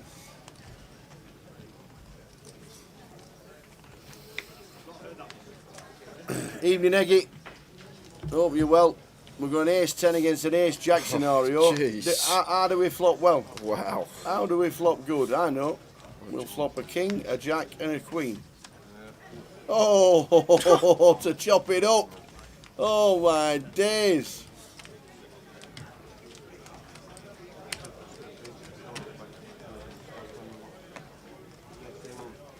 Get the drinking dice out. You're not wrong. We haven't done that in Luton.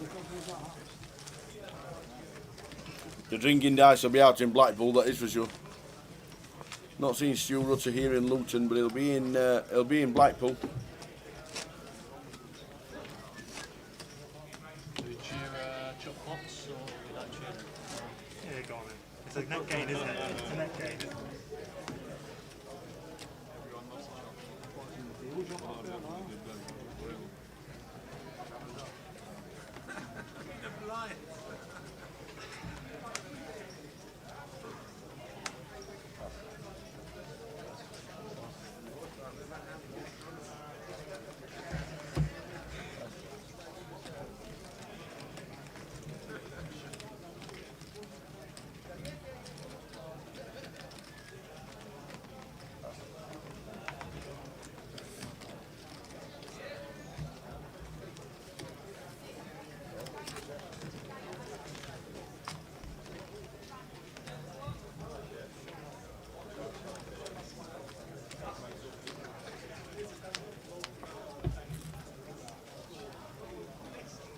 Flop a king 9-5.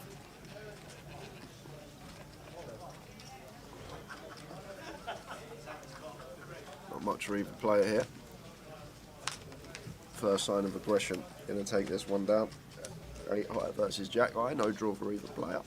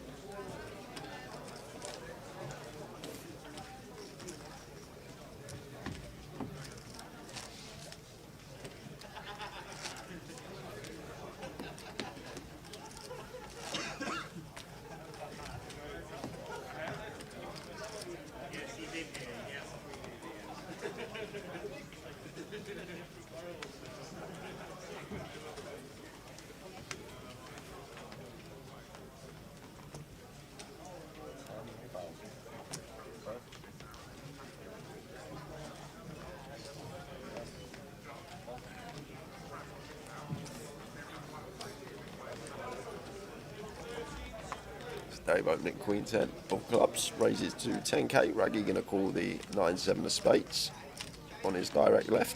Undeterred by Dave's under the gun open, wants to get involved here, flop with his holding. Dave flops best on Queen 8-4, 2 diamonds. Yeah, I like this decision to check. Very nice Queen 10 combo to check here with our backdoor flush draw, and Raggy checks behind, so Dave now probably going to start betting his hand for value, but opting for a check again, and very nice from him because inducing here from Raggy with just 9 high. Raggy's going to fire, maybe trying to fold out some ace jack, ace 10, ace king, those type of holdings. 10s and jacks can be a thing that Dave has here as well. We've got 9 in our hands, so 9's less likely.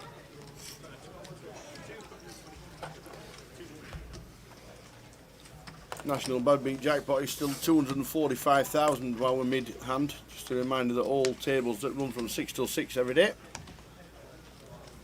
we have a chance of winning 245,000. I think there's only Omaha running in this club at the minute, so they're not involved in it, but they will be soon. David.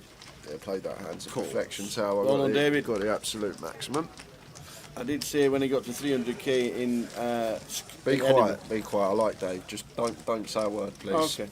Anyway, back to the back. We're not having no Tower box. We're No, not I having did no say. Tower. I just did say, didn't I? I did say in Edinburgh when he got to 300k, won that big Right, hand. won that massive pop Yeah. versus Ben Marrigan, wasn't it? He was. I said he's got a chance to get to a final. He was close.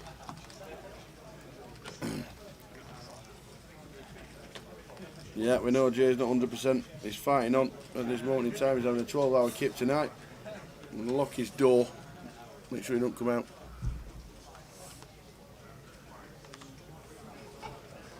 I've been bringing him pints of water with the honey and lemon. I'm looking after him. I'm looking after him.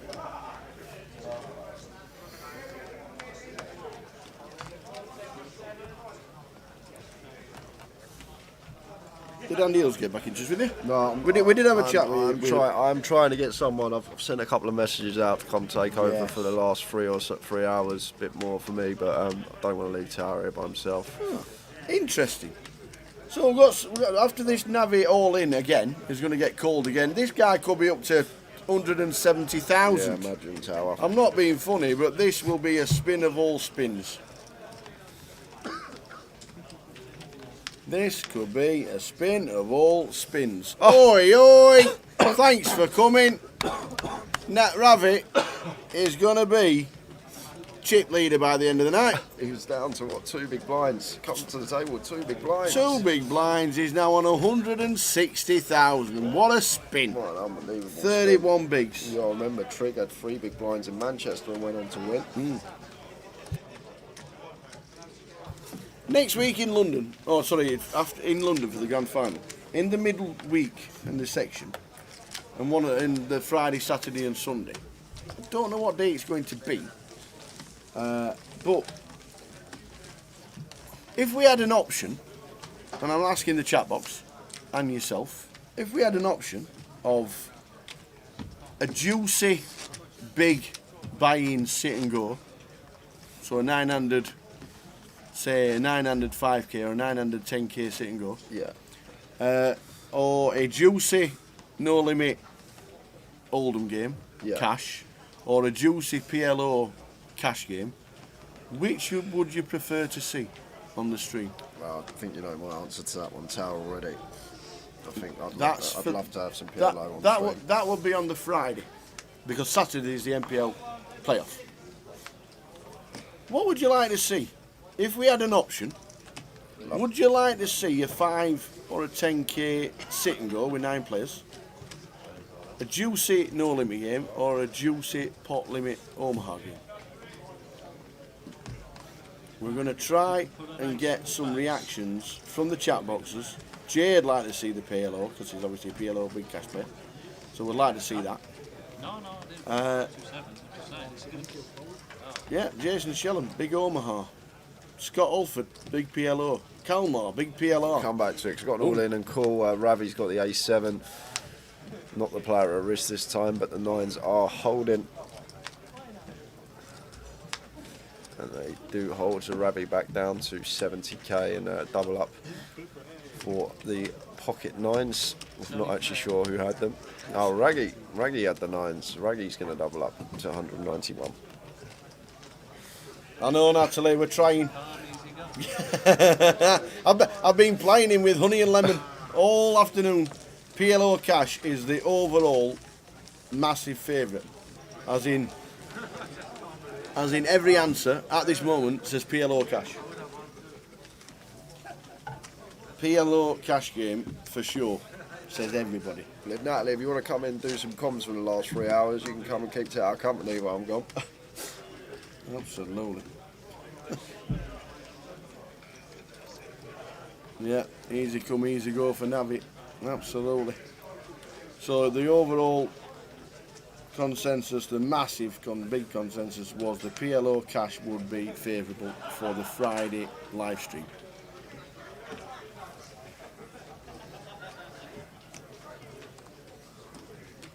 Would it be 6-card Tower? That's the question. 4, 5 or 6? 4, 5 or 6 button chooses. Can it be done? It looks. I'm thinking it might be 4.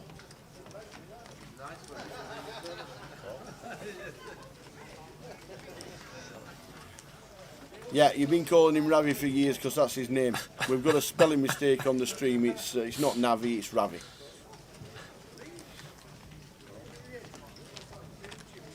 But when he came with 2 big blinds, we thought that wouldn't matter. now, and now he's doubled up, and doubled up again. I think we need to appreciate what he is, and we'll get the word out. See if we can. Get it changed. Yeah, we've got action here because Will's got aces and Stato's got jacks. And Stato didn't choose to 3-bet his pocket jacks here, just flattened in the hijack. So going to lose some chips this pot is Stato. Not going to be going anywhere with the overpads to the board. Having a look at Will's stack this deep, I'm guessing we're just going to be flattening this in position, especially on the 7-4-3 as well. I think he's going to have high frequency checks with his ace kings, ace queens, those type of holdings here once the big blind's in, and this favours his range. Rip Cheetah, did you think he was called Ravi Navi? No, it's an error on our part. We do apologise.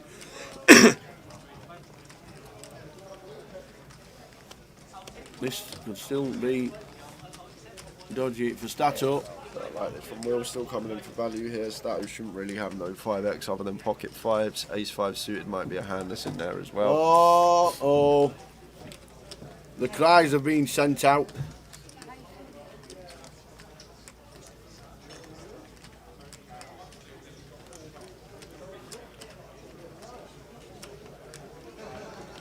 Stato at this moment in time facing a 30,000 bet. He makes a call. If this is really low again. If this is really low. Which it is, Tower. Yes, it is. It's a 2. And we have an all-in. Any 5s about? No, is it? That's really good from Will here. Just understanding that the only 5x that we're worried about is pocket 5s. Yes, Stato can have some sets as well, but I guess we're not check folding, that we're going to check call anyway, and Stato might check back with his 8s through jacks in this situation, so we're going to get value from them as well rather than check calling it off, and we're going to get snapped. We're not folding if we check, so moves in to prevent hands like 8s, 9s, 10s and jacks checking back here, and Stato in a real tough situation with the jacks on this 7-high board. Is he going to make it?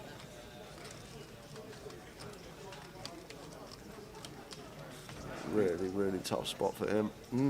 Like we don't have a diamond in our hand as well, so like ace jack of diamonds, king jack of diamonds, all these hands could potentially triple barrel off here. I guess ace 5 suited is a hand we lose to as Stato as well. Double gutter on the flop, turns the straight and just continues barreling. And Stato does make the call. He makes the call, and it's bad news for Stato with the jacks. They are going to check the stacks. We've just lost Boz. Jamie O'Connor on the outer table, 46, £2,540, and Ed Roger, £2,540 as well. In 45th. And Stato, as you can see there, has been eliminated in 44th for the same 25-40. Well done, Stato, good effort. We're now down to 43. Seat open, teacher.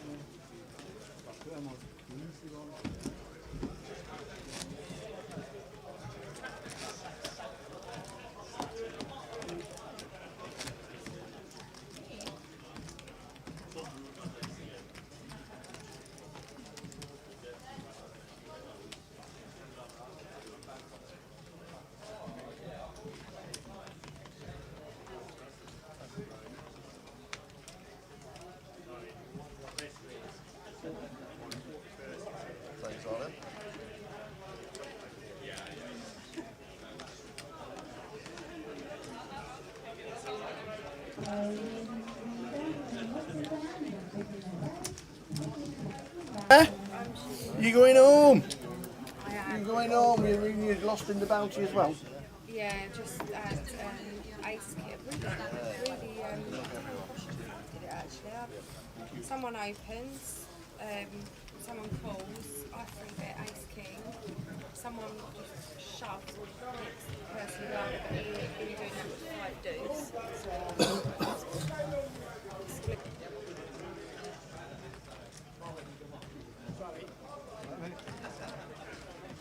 Oh, I see it's the bounty, you see.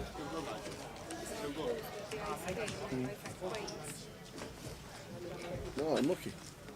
Well, safe journey. How long is it from Luton?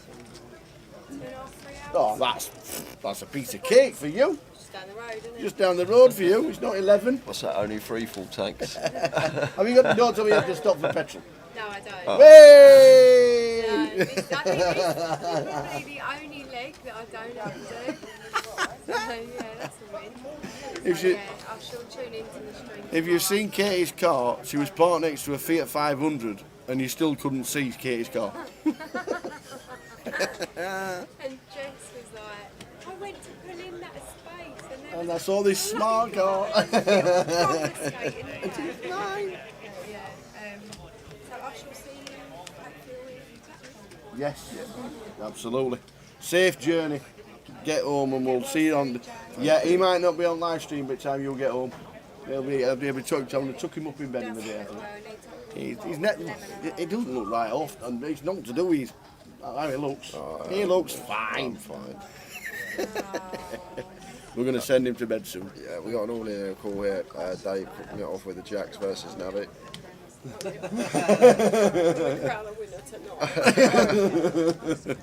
Right, anyway, see you later. See you later, Katie. See you later, Katie. Safe journey.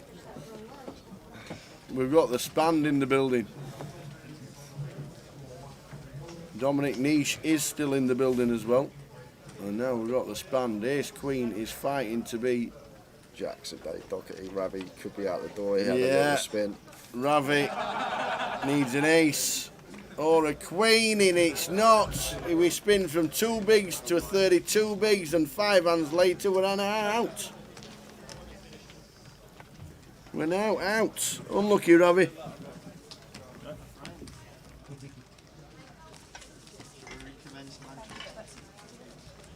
Still can't get Bush on it, can you? I still can't get Bush on it. It's never going to happen. Sorry about that. It's not real. It's like, it might seem like it, isn't it?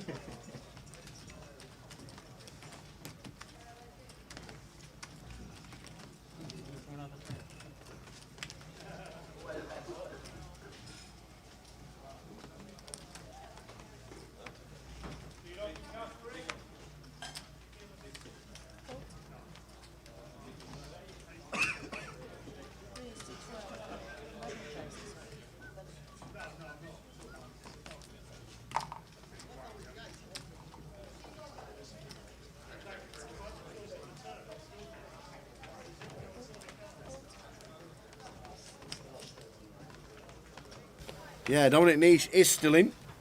He had 160,000 the last time we saw. Ravi went from 2 bigs to 32 bigs, which was going to be a spin, and then just like that, he's out the door. 139 runners in the bounty. Unfortunately, Katie has been eliminated.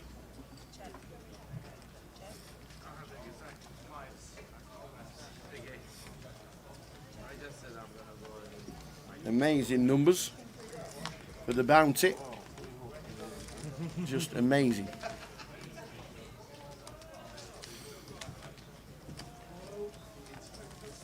Katie Swift didn't have the best week in Luton. She's now on her way home in a little smart car down the motorway, and she says, see you all in Blackpool.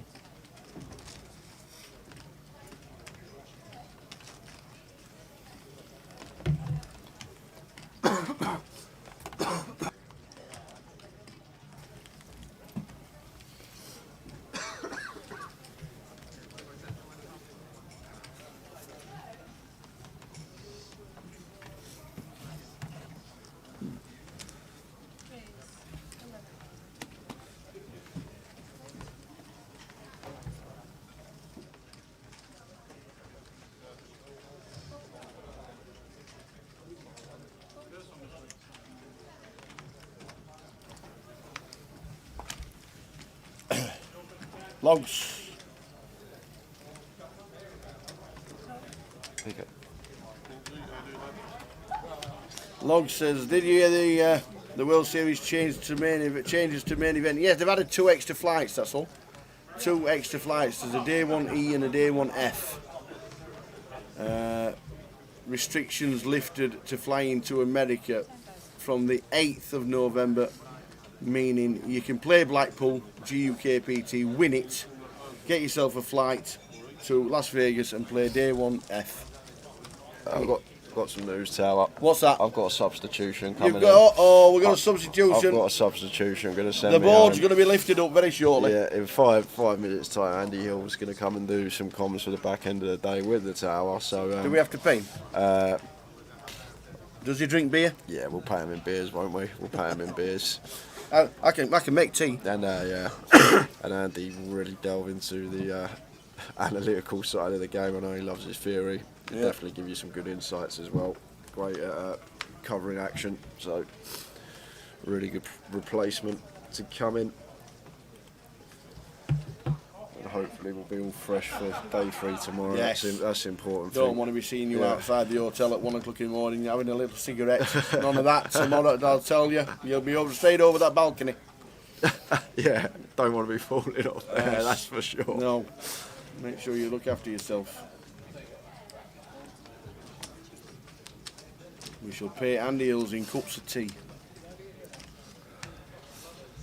That's exactly what we'll do. So David Crane in seat 1's got the boots. Not the best flop because it's come 2, 3, 4 for a flop set for Andy in seat 4. The Spand.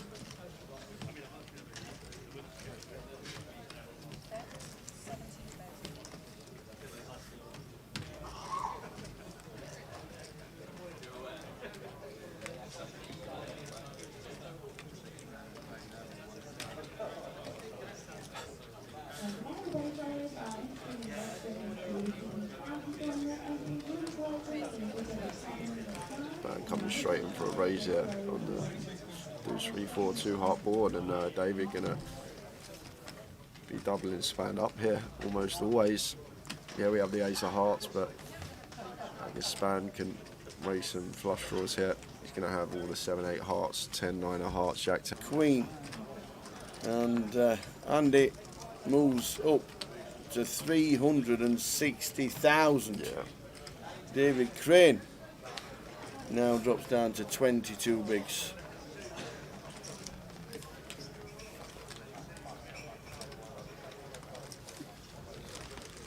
As we lose Robert Hallworth in 41st. On the outer table, Rob Hallworth is out. We're down to 40. What happened? Aye, aye. Aye, aye. Substitute incoming.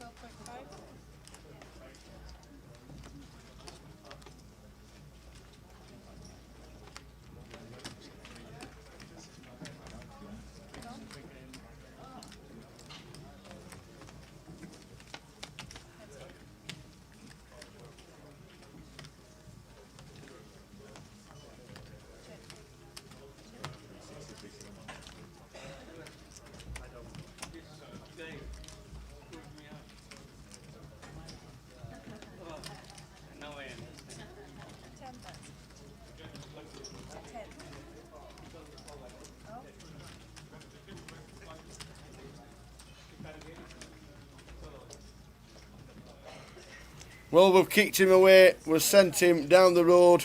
He has sounded worse and worse and worse and worse all day, unfortunately, for Jay. He'd better go to bed. But, look who we've got. Look who we've got, ladies and gentlemen! Andy Hills is in the building. I'd like to. I've got a cup of tea. You're going to play it now. I've got a cup of tea. Welcome on board. Thanks for jumping in. He has sounded pretty bad all day. He's some of whatever he's doing on his nights off. I have no idea, but he was getting worse. And thanks for jumping in, young man. No problem. We've just come back to seeing you playing live. And obviously, what happened with the world? It's stopped you from flag hunting, man. Brutal. It stopped you from flag hunting. We were loving every time you went away. There was a different flag at the side of your name. I was going for Monaco next. That was next. Really? Next on my so I find all these little submissions in my flag quest, and I was going for the hat trick of countries that begin with MO. So I'd done really. I'd done Morocco. Yeah. Thank you, Montenegro, and the final one of the hat trick was Monaco. So so I was going to do the Monte Carlo. Want to play the old 10K? I was going to play the play something. Play the uploaders. Yeah. And obviously, we've got the old sponsorship still going on, very good. And we've not found a barbers, but you're looking good. I love it. I think it's great. You obviously like it. Oh yeah, well because obviously the last time we saw you, it was short back and sides, and and the beard was growing, and now the beard's disappeared, and we've stuck it on the side. It's looking good, but obviously you like it. It's great. It's just totally different to what everybody's seen Andy Hills for the last 10 years. It's very popular, and the people who are rude about it, I think they're just jealous. Just jealous. And you've not got Georgia out there either, so no. No. So yes, so we've got Andy Hills coming to have a chat with us because Jay has gone to his sick bed, unfortunately, and fingers crossed for a return for the final day tomorrow. Hope he gets a lot of sleep, I really do, and drinks a lot of fluids and what have you. But he just started sniffling, and then all of a sudden he just started croaking. So there we go. We've got Andy Hills. An absolute fine substitute, let me tell you. You don't have to stay forever. You can go whenever you want to. You can walk out whenever you want to. I'd love you to stay. We'd love you to stay until the live stream finishes, but you're not being nailed to the chair. I'll stay for exactly as long as I like. So absolutely, that's exactly what it should be. And that's a threat. So we're in the money. We are down to 41. We're down to 40. Robert Hallworth was the last person out for £2,650. A slight pay jump now, as we are all in the money. So who's leading here? Who's got all the chips? We've just had a double up for Spand, with threes against aces from David Crane in seat 1. You can't not like Spand. No, not at all. What a fun character. Yeah. And it's we had all the chips on the table before because Tom Hall was chip leader in the room. Yeah, chip leader was Tom Hall. He was on our feature table. And we also we've had Dominic Niche on the table. You obviously know Dominic. One of my I've never played with him, but one of my I've had a few favourite moments over the last few days. Actually, it's hard to choose a favourite moment at Luton, and you know. To be clear, they're all things that have happened inside the casino. But one of my favourite moments has to be on the bubble of this tournament. Yeah. Dominic Neek standing up and looking around at the stacks on the tables. That's what I totally to be clear, I totally respect that. I absolutely love it. I love it. He was the guy with 18 million live earnings and 7 online earnings. He's standing up because he's short stacked and he wants to see how close he is away from them. I like it. I do like it. I don't think he was even that short, but you know, he was obviously checking out the dynamic or whatever. He was, he's treating it like any other tournament. I love the professionalism. On Grosvenor Poker online, they have all the new animated avatars. And I just thought one of the most popular ones is the geezer puts his thumb up and goes "True Pro," and I thought of that when I saw him checking out the other tables on the bubble, like 3 away from the money. I thought, respect. He doesn't. It's not about the buy-in. It's about trying to do the best in every game you play. Absolutely. What a cool guy. And it's so good to see him here in Luton, as well as the others. Obviously, Sarah from France who came over. Oh. The ambassador for French Party Poker. Okay. Played. So she bust out about an hour ago, unfortunately. Did Sarah Hazali. She bust out. She was one of the 3 people bust out when the bubble went. So one of the 3. We didn't actually have a bubble. Sure, yes. So she bubbled. Yes. She was one of the 3 bubbles. Yeah, she was one of the Ouch. 3. It went from 51 to 48 in 28 seconds.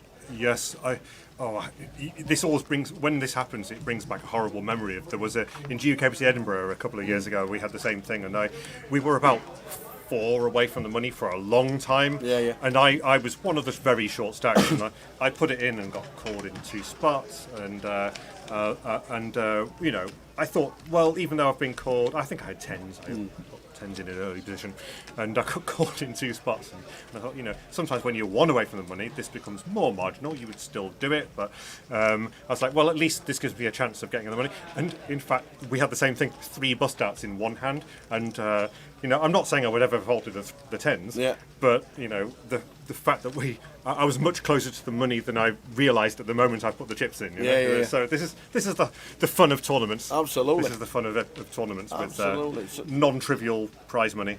Now we're opening up a little bit more now. Obviously, things are slowly but surely getting back to some kind of this thing called normality. Is 2022 for you going to be back to flag hunting, enjoying yourself, getting yourself a holiday as well as a game of poker? Finding some balance, yeah. Definitely going to be on the road more. Already looking at the Hendon Mob, looking at what's coming up internationally. But I'm cherry picking though. George is looking what's nice where it's sun shining at the time. She's thinking, I need a bikini on when you're playing poker.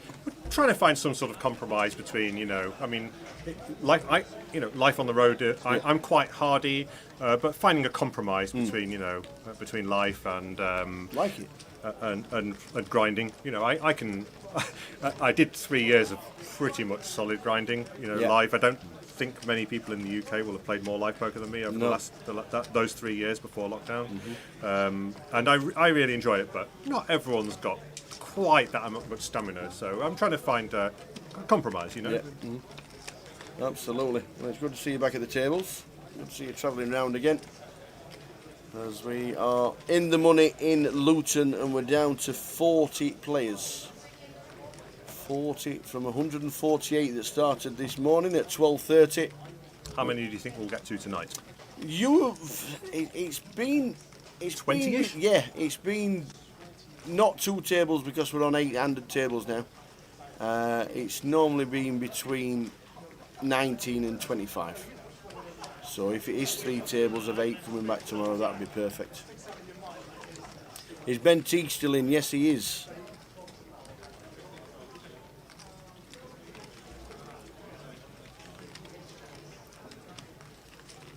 So David Doherty is bluffing with the best hand on this board. He doesn't love that he's. Oh, sorry, I've got this totally wrong. I misread the hands. Yeah, Min's got the 8s. He's got the other way round. Min has the pocket 8s. So not everybody calls the 8s in this spot. You know, you defend 8s and get an Ace King 5 board. It's quite thin to call with 8s. You know, you can make a case that's theoretically okay. I'm not again. But when people don't play in an unexploitable manner, 8s can be extremely thin call. So Dave Doherty bets, barrels the turn and wins. News on Ben T. I said he was in. Ben's now out.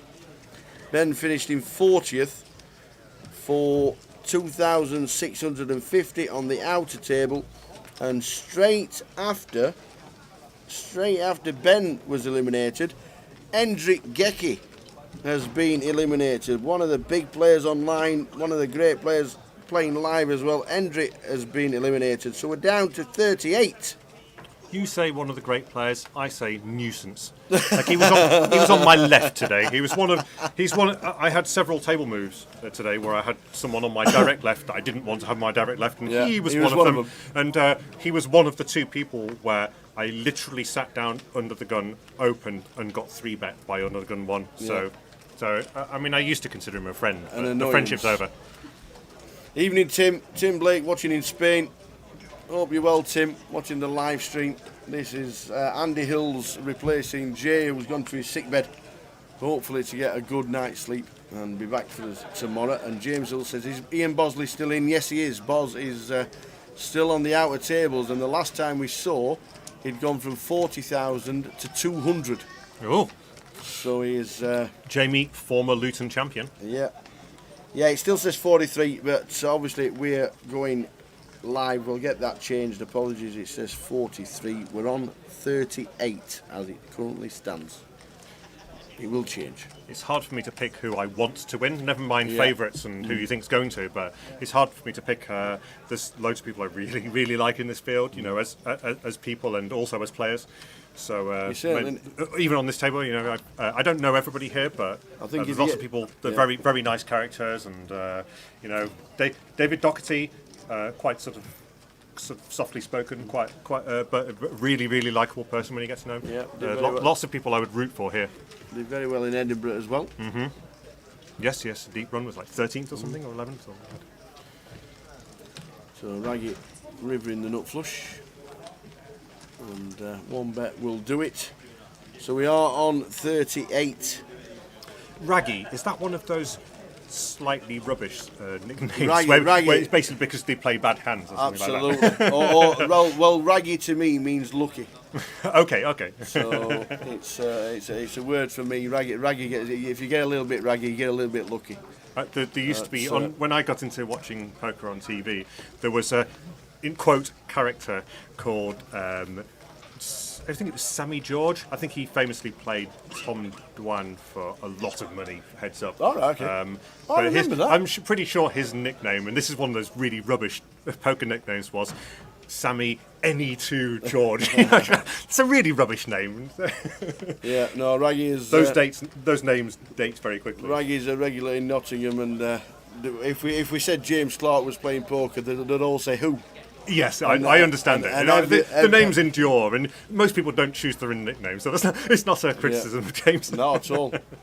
Not at all. He's been around a lot of years as Raggy, and he's well known on the circuit. Oh yes, really nice guy. He's had a few wins this year as well. Mm-hmm. He's been playing well. And I think he won 30-30 Leicester. That's right. And very good. As he keeps saying, I get a little bit lucky, and no, he's a nice guy. He is a top man. And as Tim says, Raggy is a legend. Yeah, he's a good lad.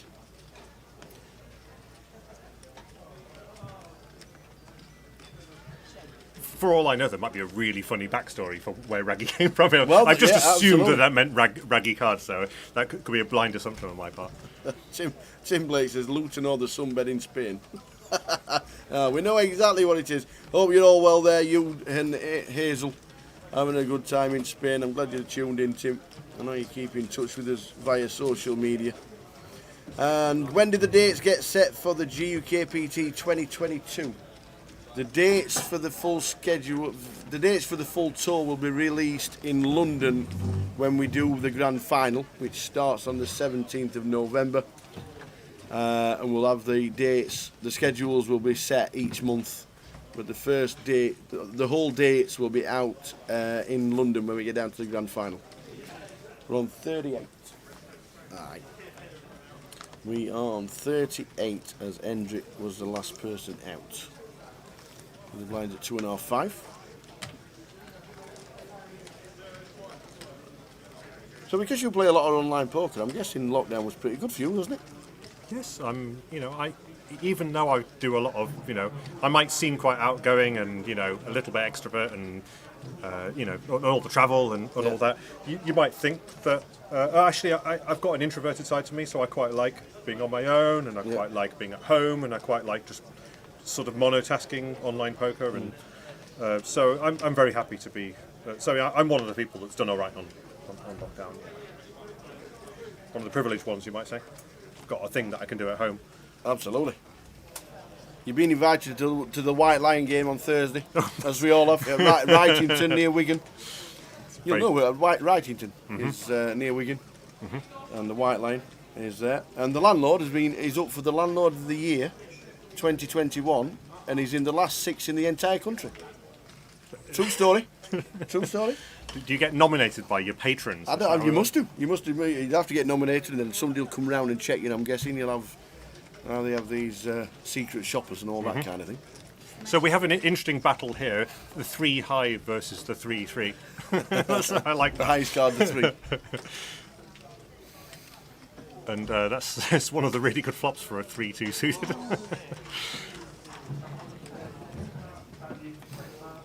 Yeah, the old 3 deuce. Maz raises to 35. Yep, that's going to work a lot. That's going to work a lot. The raise was nowadays people often raise a little bit bigger than that in the small, so that was quite a conservative sized raise. So you might think it's a loose call with the 3-2 of hearts, but there's a lot of people that are going to peel that size of raise with any suited cards, as we've literally just seen.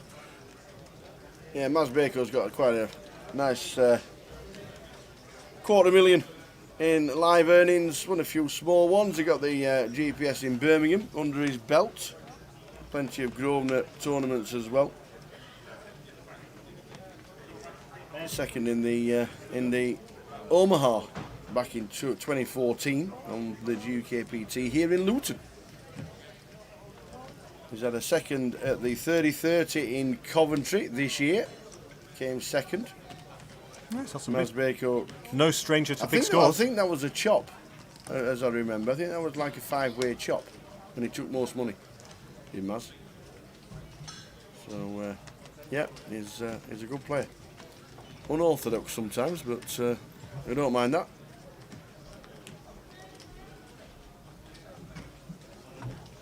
And he officially came second at the 30-30, but took the biggest chunk.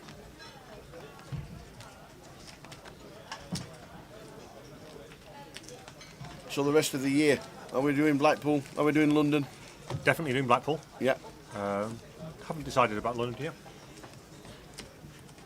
Definitely Blackpool. Maybe 30-30 Manchester as well. And the local stuff.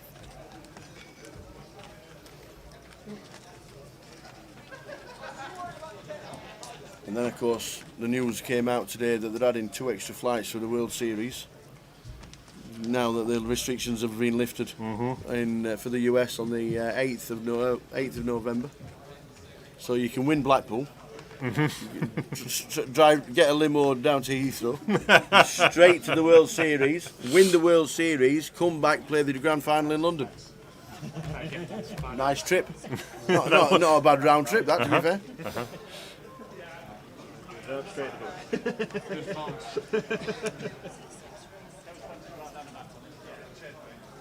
Worth rushing back for. They'll all just walk. Is the Guinness on tap? Is it free or something? If somebody just walked past it, 4 people have just walked straight past there with Guinness. Mine wasn't free. Is it a free bar or something? Do we not know this? If it turns out it was free, then it's going to compound my poker tilt. So 38 left out of 513. Incredible numbers here in Luton. £565,000 in the prize pool, and the winner will get 138 of it. So we've had the 9-3 suited has opened this hand. That's definitely non-standard. I don't know who's in seat 60. Is this an anonymous player? That Minji. Min is the name. So yes. It's so funny because your brain auto completes it to Min Rays. So yeah. Sorry. Yeah, Min is in seat number 6. So Min thinks he's the table captain, I guess, with the 9-3 open. I've literally turned up about 10 minutes. Or he's rolled a 6 there. Yeah, he's randomised there. He's actually not in the hand. He actually folded the 9. Okay. Which was the right thing to do. It all makes a bit more sense now. Dave Doherty raised it up. Yep. Raggy and Maz calling.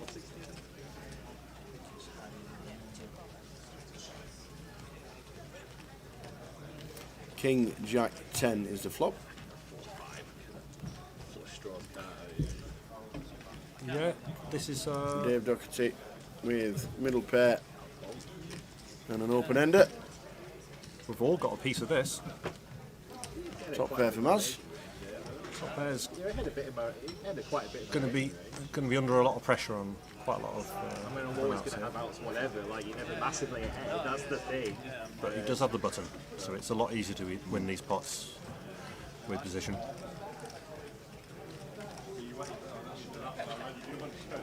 I mean, the thing is obviously there's still a guy to act. There's three of us in the handle, and then obviously they's into. So 14,000 score for Dave Doherty.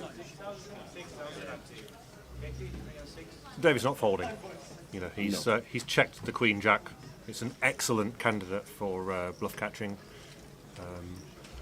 He's got the pair and the straight draw, so even if he's behind, he's going to have a lot of outs. He has indeed raised it up to 64,000. And Raggy gets out of the way. I misread the 10 as a diamond. That's why I said everyone's got a piece here. So everyone except one of them's got a piece. So two out of the three got a piece. No piece. Ignore me. Hiya Dan, if I said 17th of December I apologise, it's 17th of November when we start London and it finishes on the 5th of December. We'll be down there setting up on the Wednesday as we start the 12:50 on the Thursday, the 17th of November. And then we had three options for the weekend after. We're doing 3 weeks in London. We're doing a 12:50 the first 4 days, just like a normal GUKPT. The second week, we have an option of a 5k sit and go, if we can get one going, a massive Omaha cash game streamed, or a massive no limit game streamed. We had about 20 people answered and 19 said the same one. Which one did you think he went to? 5k sit and go, probably. That kind of jumps out at me. But maybe I've got a tournament bias. You can speak Scottish as well, then. All right. Bilingual. Just the 19 out of 20. Just the 19 out of 20. Yeah.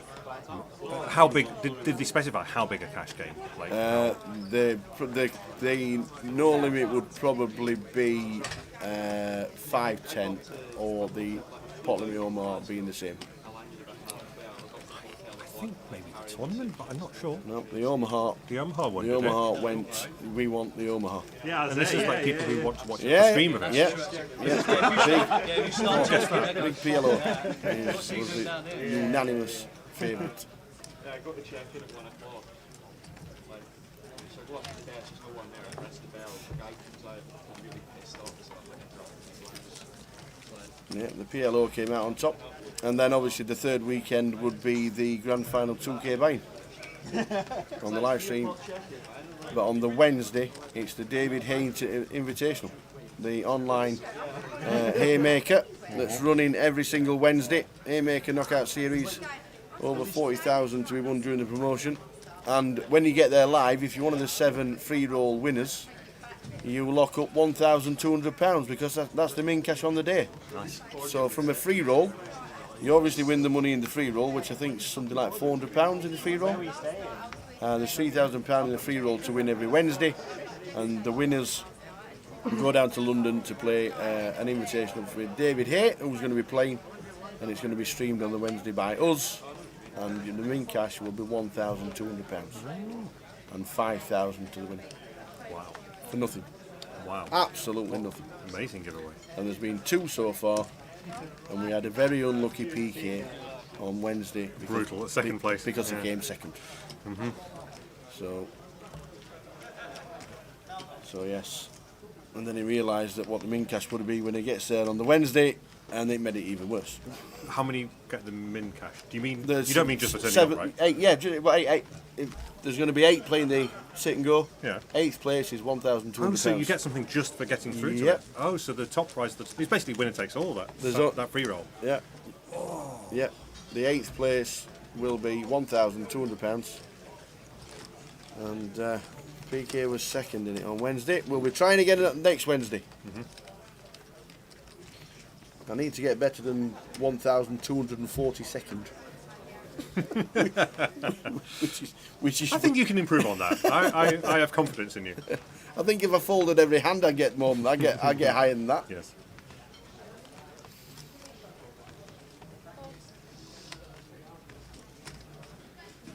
So level 18 of the tournament. We're down to 38. Hendrik Gecki, the last person out, in 39 for £2,650. I think it's Getchy. Getchy? Shall we say I'm Getchy? not I don't certain. mind. We'll say I've Getchy. never asked him. Somebody else has Maybe told we me that. should. You know, somebody else has told I like me it's Getchy. Getchy. I like Getchy better, Yeah, to be Getchy. fair. Yeah. Because for me, Gecki would be CK, but it's not. It's just CI. We'll go for Getchy. I like Sounds a bit like gecko, doesn't it? Thanks Say for that. Getty. I think it's Getchy, but don't quote me on that. I don't know. My knowledge of Albanian is quite limited. So. We're on it.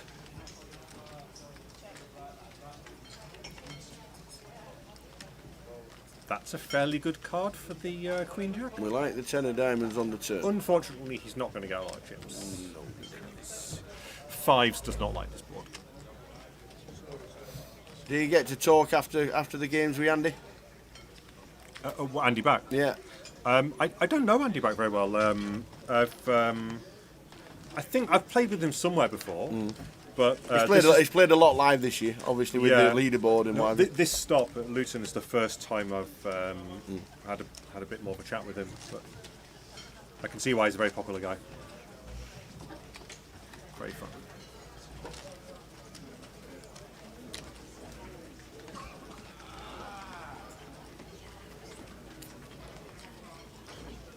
Yeah, when Stato went out, we said that we'd lost Gary Miller in 43rd, and Gary is now in the chat box. Evening, Gary, well done.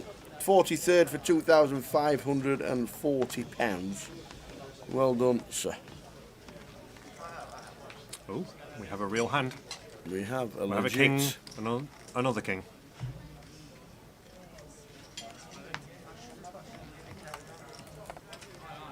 Oh my word! This is trouble. This is for someone. This could be a complete double up for David Crane in seat number 1. Yeah, so the kings have opened from 22 bigs, I think. 23 bigs.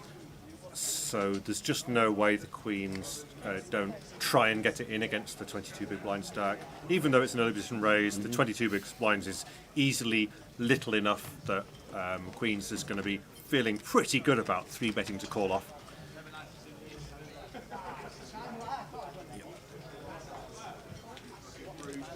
David gets out of the way, back round to this David hand's Crane. just going to play itself. Yeah, absolutely. They're going to get it in. Yeah. Bit of Hollywood. You already know what you're doing with kings. I think at this and a stack call. depth, you're too shallow really for anything. There's not going to be many hands that you raise and flat there. So, and the 3-bet, it's going to be quite a lot of value. So David, quite a value heavy 3-bet. David Crane looks like getting back up to 300,000. Kings. Andy Back has got the queens. So we just need to fade the queen and we get the chips back. Bit of Overkill. overkill. Just the king's fault. Absolutely. So Andy back down to 40 bigs and David back up to 400,000 and in great shape.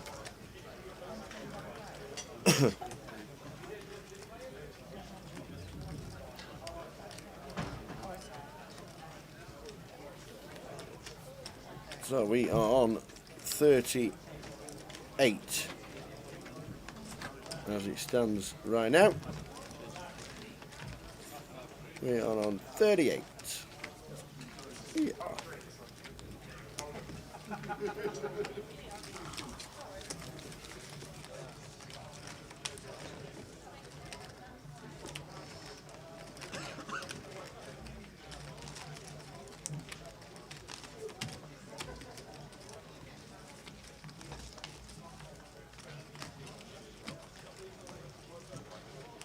Like I said, it's hard to choose who I want to win. Yeah. But I am anti-railing Min. Oh, it did you in, did it? It did you in, did it? Oh man! I don't anti-rail people very often. No, I am joking for the record. Like I have no hard feeling. He made a really good call against me. Yeah. I made my first 3-barrel bluff since 2019, and he called me down. So he called me down with one of the hands I was trying to get to fold. But to be clear, there was nothing wrong with his call. There's nothing wrong with it. and he busted me, so that obviously his call was right. No, hat's tipped. He made a good call. And then Jay sent out the message, and you were still in the bounty. I was still in the bounty until I wasn't still in the bounty. And then you sat with me. What happened in the bounty? What happened in the bounty? Well, I busted, then I re-entered, then I busted, and now I'm here. That's all you need to know. Like it. I think it was nearly all pre-flops. 139 entries in the bounty. I did have so busy. Yes.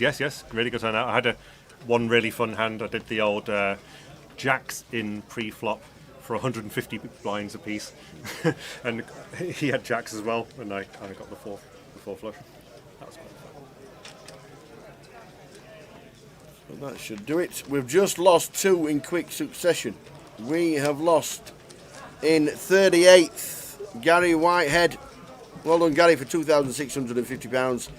And Phil Ivy's gone. Phil Corrigan has been eliminated to 2,650 in 37th, which means we are on 36. Do we still have a Dominic?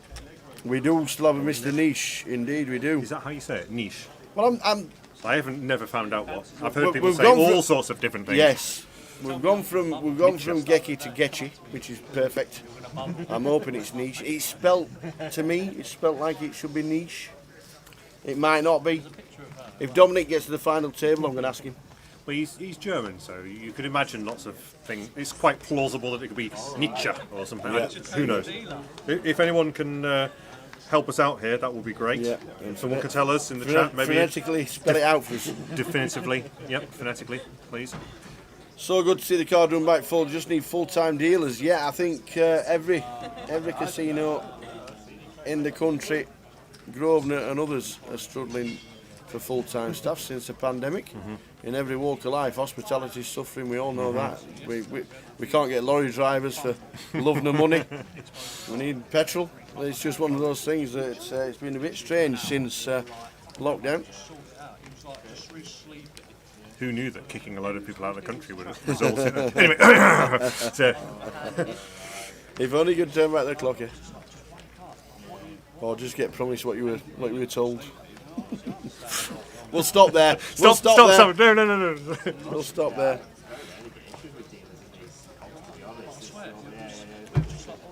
Hand playing itself again. Force probably won't be calling here. So if it went raise, call, and the small blind piled it in for 20 bigs, might be closer to a call, but fours, specifically against the big blind, some people are going to flat some hands that they would shove in the small blind because it's so much cheaper to flat. That's why David Crane is moving to balance the tables. As we are on 36. In fact, we're actually now on 35 because Michael Allen has just been eliminated on the outer tables, which means we've got 5 tables of 7.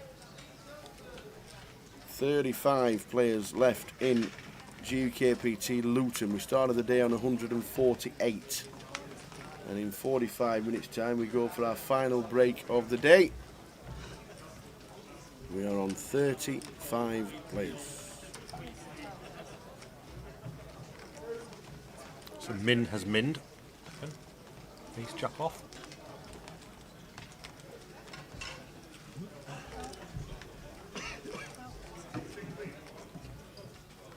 Interesting. Mass is flatted. Ace 3 suited. Okay, so this hand is probably going to play itself as well. It's just such a good stack size to lamp it in with the ace queen. The hijack open could easily be an open with a worse hand than ace queen. It could easily be a steal. So there's just no better play than shoving in your 129k here, 21 big blinds. Pretty easy hand. Ace jack. This is close, it depends on the player. There's definitely players where ace jack is good enough to call the squeeze jam here. You know, there are players that will jam a lot of hands worse than ace jack here. It depends on your customer. Yeah. There's some people that are tight enough in their squeeze jams than not. There are people that are not quite savvy enough to realise how wide you should shove a 20 big blind stack here in order that ace jack is more marginal. Yeah. So I don't know the players well enough here. So, yep. Min has judged that ace jack is too good to fold here. So, and Keith, there's a big chance of doubling up to 290,000. The ace queen, we've got two opportunities.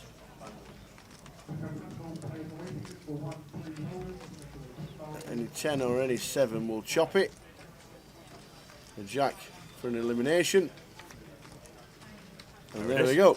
Chop it up. Chop it up. Chop it up. Why 5 tables of 7 and not 4 tables of 9? Because we've been 8-handed. We go 8-handed as soon as they can at the start of the day on day 2. So you don't go from 8-handed to 9-handed. So they stay 8-handed. And I think during level number 2 today they went 8-handed because that was the balancing of the numbers. So they go from 8-handed all the way through until the final table. So they don't go back up to 9-handed on day 2. So that's why we're on 5 tables of 7, which means we'll get our 8th player when we get to 32.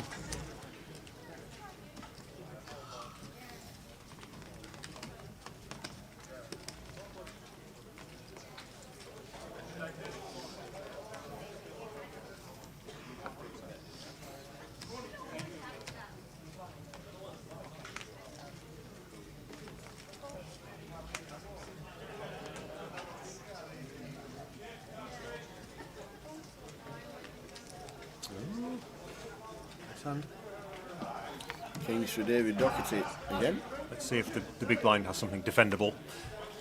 An awful lot of the time. Oh, okay. He's feeling that. Is he going to 3-bet it? Just flat it. Ace queen for Will's the decision. 6,000 to call. Does he want a 3-bet? Yes, this is interesting because it is a sort of mid position open. Could easily be a steal. Ace queen could definitely squeeze here, and we're quite deep. That's the only thing. With stacks, effective stacks of 400k, there's not going to be much getting in pre-flop without some sort of very aggressive dynamic.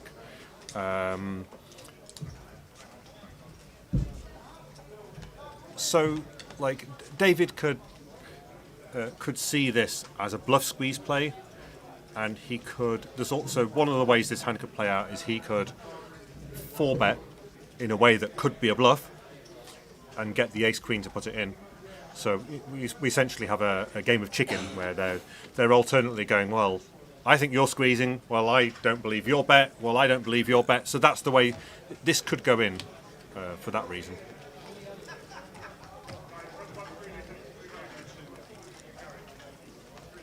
We aren't expecting a 4-bet. He might make it like 120 or something like that. He's just made the call. Yes, it's a pretty fat squeeze.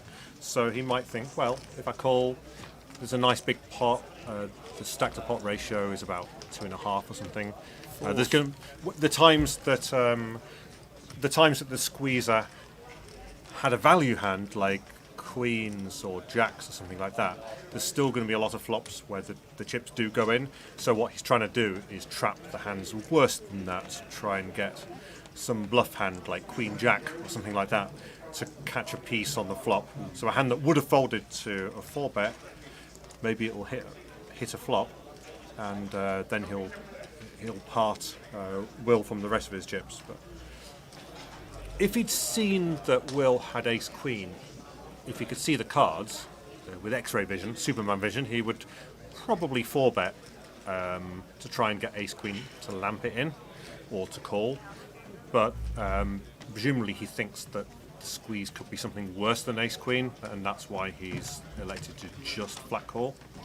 And he has position, so he's going to make good decisions down the streets. A better 45 and a call, 7 of diamonds on the turn. This is a total brick card. Does Will put the brakes on? So you have to ask yourself when you when you squeeze and then c-bet this flop, a lot of David Doherty's range, does like a low flop. Every pocket pair likes this board. Every pocket pair likes this board. And if you have ace queen, you're going to call. Probably a lot of people are going to call with one bet at least with ace queen here, and of course he could be trapping as he is. We've seen a double barrel, quite a small barrel on the turn, so I guess he's trying to put pressure on the weakest hands in David's calling range. David's so cool, isn't he? He just looks so. He's not giving anything away here.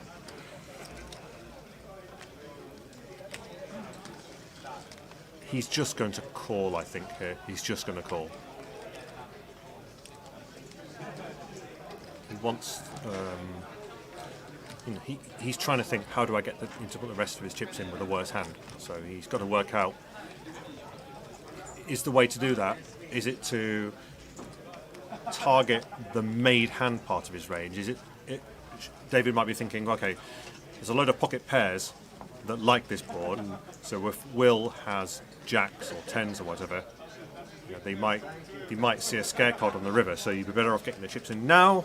But if you think there's a lot of bluffs, you want to just call. Now I think he's going to just call, because the premise for why he flatted the squeeze pre-flop is that he thought that the squeeze had a load of bluffs in his range, right? So and he has just made the call. For that reason, spot on. exactly for that reason. He's going to continue the trap. He's consistent in his line. He's a smart player, is David. He's gone, let's trap this guy. I think he's got some hands worse than ace queen, worse than tens, and so on. The decision is now back on Will with the 5 of diamonds hitting the river. So let's see if okay, he's given up, Yeah. and that's a smart give up, because you're really, really narrowing the range. You fired twice, fired flop, fired turn. That's the second bet has got rid of the very weakest hands from David Doherty's range.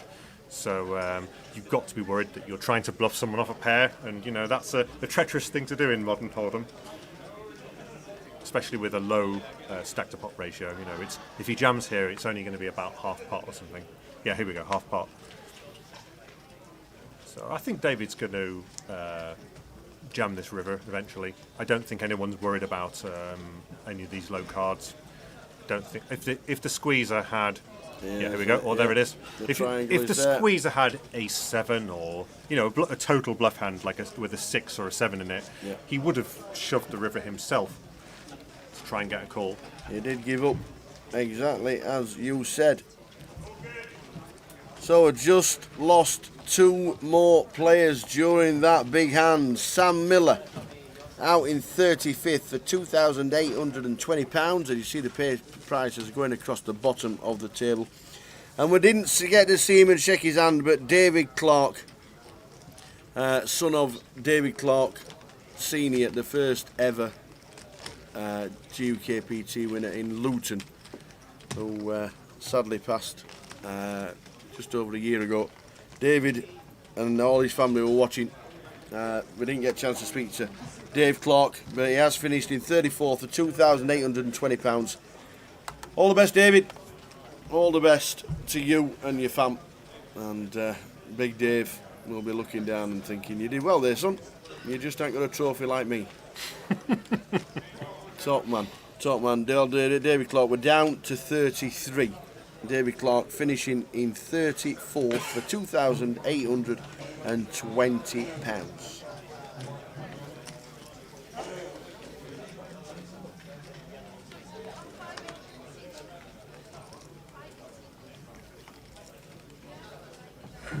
So we've had another min from Min. If Maz, he's going to almost always put it in here. I mean,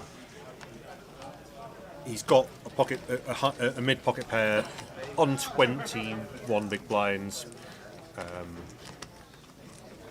Unless the under the gun opener is a really nitty, then nines is going to be good enough to put it in.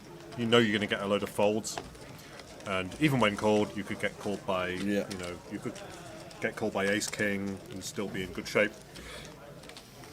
Once in a while, someone might. They probably shouldn't, but some people might call you with 8, something like that. but mainly you're shoving there because there's just so much in the pot that shoving your 22, 21 big blinds in, you're going to take down a really nice pot without any showdown, and you've got a reasonable hand as backup if you get called. It's basically down to the times you get called by Ace King.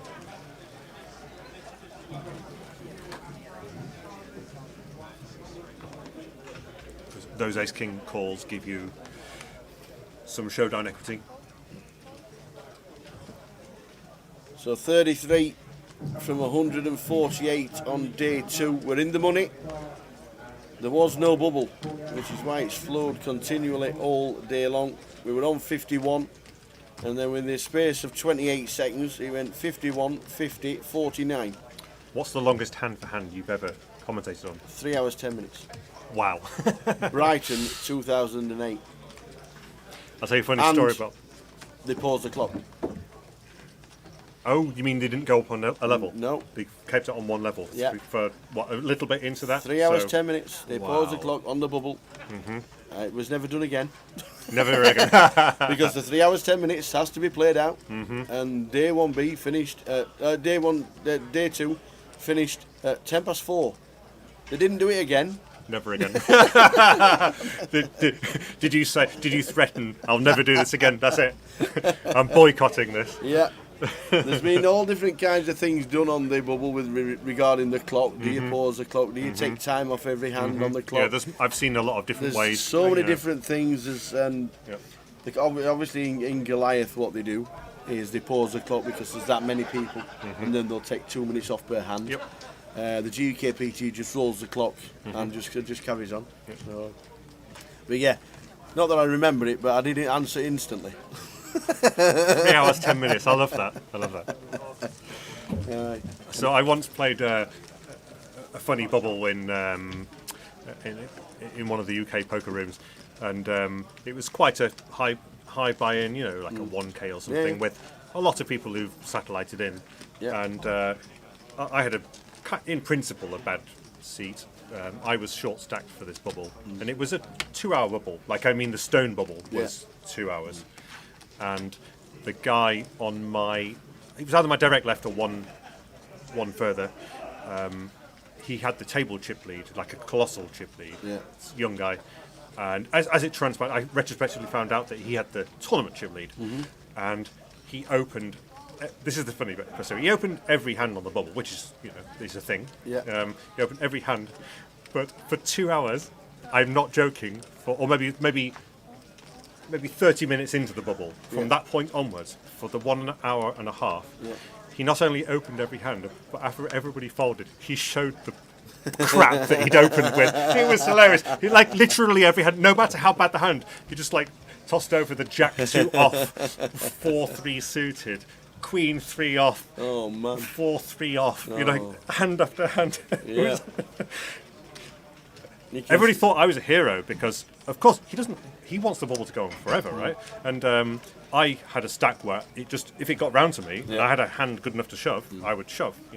I wasn't in great nick, and I didn't want to get called, but for some reason everyone thought I was some sort of hero for being the only guy willing to put my chips on this bubble. And this guy was opening literally any two cards and showing that he was doing that. Wow. And even so, people didn't play back at him. People were flatting with queens and so on. Which, flatting with queens is okay if you're going to then continue trapping him post flop. But then they were finding the fold when the guy kept putting chips in. I just realised. When Liverpool are going to start running tournaments, says Fabio, there is talk of a 25-25 in Liverpool. Try and get confirmation off Jim whether the 25-25 is going to be before Christmas in Liverpool. But it'd be good to get tournament back in the O's. It could be a 25-25 when they do start. It's a really nice card room there. Yeah, overlooking the really pretty. Albert Dock. Yeah, I like it. Yeah, it's really nice. Hotel next door if you want a bit of accommodation for the evening. And Liverpool one about a mile away, walking distance. It's one of my semi-locals. So, yeah, absolutely. Yeah. Not too bad a drive. Anyway, I won't know half an hour. David is limped in the 7-4, off in the small. He's completed. He's done this because he doesn't think that James will attack him enough. There are players where you wouldn't limp in the 7-4 here. You would think, well, this is just a waste of 6k. Sorry, a waste of 3k. I'm just going to get raised too often. But evaluated, I think that he's not going to get abused too much for limping in. And of course, you're getting a very good price if you can limp in. If you can get away with that and see a free flop. You can put it into the mind of your opponent that you've got some tricky plays, some limp calls, some limp re-raises and all that. Then people sometimes bottle out a raising, but in reality, the big blind should attack that limp quite a lot. Blinds 3-6 with a 6k big blind. 30 minutes to go until the end of this session. And then a 15-minute break and a new table to entertain us for levels 19 and 20. And 33 players out of the 148 that started today and out of the 513 that played the main event. Amazing numbers. On the side events, Yeah. 40k up top, 45k, I think.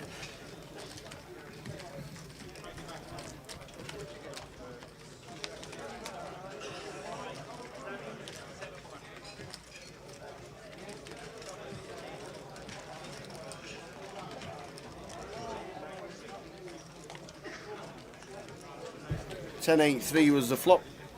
9 of spades on the turn.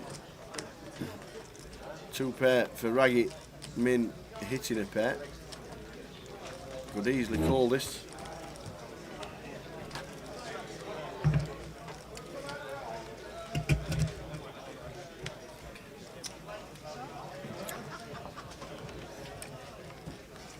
So he does. He calls, hitting the 9 on the turn. And Raggy will get the check mark.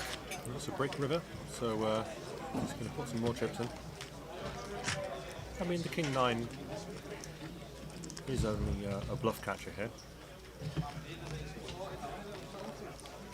When someone leads out twice, I'm not usually value betting a worse 9 than king 9.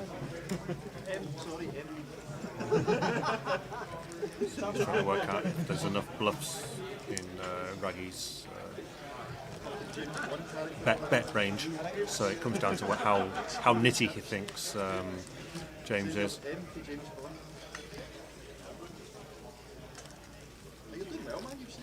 I mean, this is a board that hits the small blinds range some percentage. He's got to ask himself, what are the bluffs? Would he go bluff with King Jack on this board?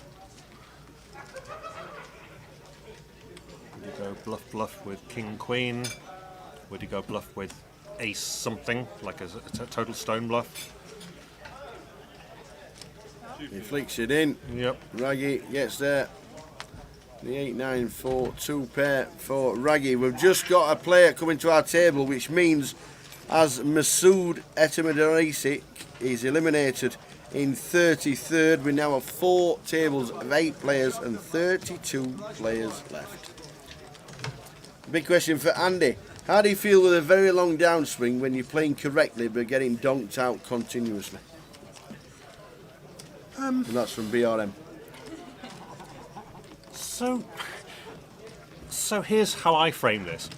Getting donked out on continuously is kind of the norm in poker. Mm-hmm. You know, you don't know. It's more that when you win, you get a bit of a. To me, it's a hot run when you don't get donked out on quite a lot, right? Yeah. So yeah, of course it does fluctuate. Sometimes you do. You know, of course I have bad runs where I get stuffed over and over and over and over. And I've played a lot of volume. I've played millions of hands online. If you're on a bit of a downswing, do you change the way you play, or is it hard not to? It's nobody's. You shouldn't, but no. Nobody's impervious to the feeling of running badly. No one's. Nobody's immune. So it's hard. so one of the problems, a lot of good players, they find that when they're running badly, they lose a bit of confidence. They kind of question their game, or don't do. They might stop doing the correct thing because they're trying to avoid some variance, perhaps. But if you look at poker for what it is a game with a lot of variance in it. If you take it for what it is, and you just try to play every hand correctly, that is the only important thing. So getting donked out continuously, like there is a positive spin to put on that. If you keep losing when you're ahead, if you're putting a lot of chips in when you have an equity advantage, and you're just losing hands, purely because your opponent caught cards, after the chips went in. To me, that gives me confidence. That makes me think, well, it's absolutely clear to me that I'm playing in a winning way. If you keep getting it in with a high pair against a lot lower pair, never mind about the coolers, never mind about the hands that play themselves. People put too much focus on those hands. When you've got, I've got queens against tens again, or aces against kings again. Well, everybody has the same number of aces against kings as everyone else, right? So don't forget about. The first thing you do is just eliminate all those hands from your memory. Those hands are totally redundant, right? But the rest of the hands, where someone does something really stupid, you just have to get over yourself, really. Yeah. It happens to everyone at the same frequency overall. Like it. So if you keep getting it in ahead, that should be a good thing. And if you're really confident that you're playing well, it should be really clear to you that it is a good thing. It should be clear to you that you're getting it in ahead. Now, sometimes there's some ambiguity. Nobody plays perfectly all the time. I don't play perfectly all the time, and you can doubt yourself, right? You can think, I'm faring badly. I'm not sure if I'm playing worse than normal, and also I definitely am getting sucked out on a lot. So there's some sort of the waters are muddied. So that's the difficult area, and a lot of people who are trying to improve at poker, but they're not. Maybe they don't have the level of confidence in their game. Can be in this position where they're not sure. Deep down, they're not sure if they're playing great, and are they winning enough with their good hands, and are they getting enough bluffs through, and are they making, am I making too many bad hero calls?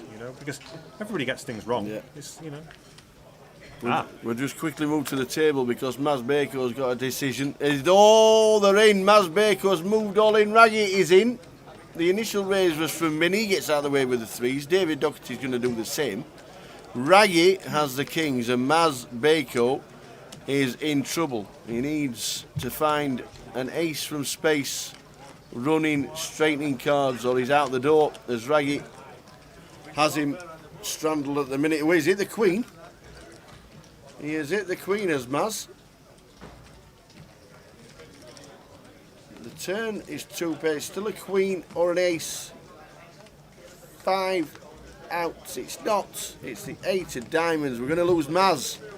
Maz Baco finishing in 31st because of this, just before Paul Grummett on the outer table finished in 32nd. Maz finished in 31st, which means we're down to 30, as we just saw Maz being taken out by Raggy. So the next question would be, how much of tournament poker is speculate to accumulate? Because total career earnings look good, but obviously you don't realise how much you spent on to get the earnings. Yeah, well, I mean, there's two. I'm not sure what the first question really means. How much of tournament poker is speculate to accumulate? I don't know if he's trying to imply that the more you have, the more you, I don't really know. Like people with more to start with. I'm not sure what the question is there. I'm not sure. I know obviously everybody looks at the end of mob, and Andy Hills has won 1.7 million, and you don't know it might cost 1.9 million to get 1.7, but yeah, so that's never out there, is it? So the total career earnings. I mean, that's of course the Hendon mob doesn't really mean much. No. There are ways of looking at a Hendon mob and working out. Is this person finishing first, second, third, fourth a lot? That can be some sort of indicator. that you're doing well. You know, people who have a gazillion small caches, min caches, you know, 8th places and things like that, and but over a lot of volume of scores, they're not actually coming first or second or third. That might mean, you know, there's clues there, but you know, of course, if someone plays a small sample of games, they just might not have had their win yet. Yeah. So, but of course, Hendemob is just winnings without losses. Yes, yeah. So of course, Hendemob doesn't tell you the whole story. But I just don't really know what the question is. It just speculates with people. I don't really know. It's a bit of a sort of innuendo statement to me. Are you trying to hint that that some people are kind of deceptive, or I don't really know what the question is. The Ronnie Video Guy says, can we get chip counts? Well, the chip counts from the 7 players around our table are underneath their names. The full chip count from the remaining 30 players will be given at the start of the next level, which will be 10:15. At 10 o'clock we go for a break. Andy fills up his Guinness because the waitress has disappeared. Where is she? Where's Georgie gone? The waitress has disappeared. So at 10 we go for a break, 15 minutes, and then back for the final session with at this moment in time 30 players. So you will get a full chip count for the start of level number 19. So to continue the thing about volume, the more tournaments you play, the better your chance. Yeah, I mean, of course that's true, but that's true independently of whether you're good or bad, right? If you were the worst player alive, okay, so ignore the worst player alive. If you're the worst player alive, you might never win a tournament. You might be doing something really terrible every tournament that means you can't possibly be a winner. But let's take the top sort of 80% of players or something that have some chance of, even if they're really bad, they might have a hot run where they win every flip and get aces against kings and blah blah blah blah blah. All the way up to pretty good players who they might not be the elite players, but they're definitely going to win tournaments eventually. And they don't need as much luck as the bad players. So everybody eventually wins a tournament if they keep playing, right? So there's nothing weird about that. And that is true regardless of whether they're re-entry tournaments. Even freeze-outs, you could just enter 10,000 freeze-outs and eventually you would win one, right? Unless you were absolutely abominable. So poker's a numbers game. It's not, the objective isn't to win a hand. The objective is to not even to win a tournament. The objective is to be a long-term winner, to play hundreds, thousands of tournaments and be a winner over that sample. We could all get lucky over a minuscule sample, but what you should aim to do, the professional mindset, is to try and win over a sample of a lot of games.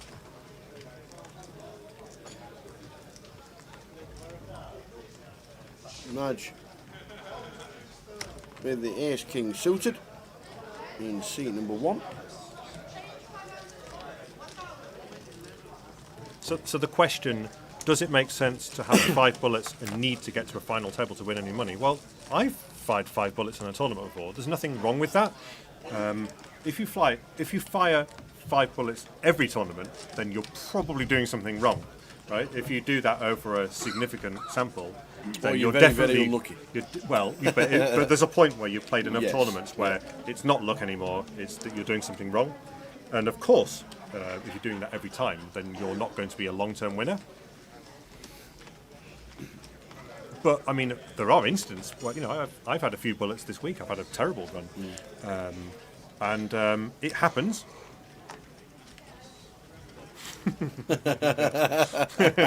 Jim Marlowe's asked the question. We're on to the serious stuff now. So for me, I'm not totally sympathetic to the view about re-entry tournaments somehow favouring people with bigger bankrolls and things like that. I don't really buy it because I am a volume player. I have played tens of thousands of tournaments, so the only thing that matters to me is the shape of the graph. How how many pounds, heading in the right dollars direction. have I made overall.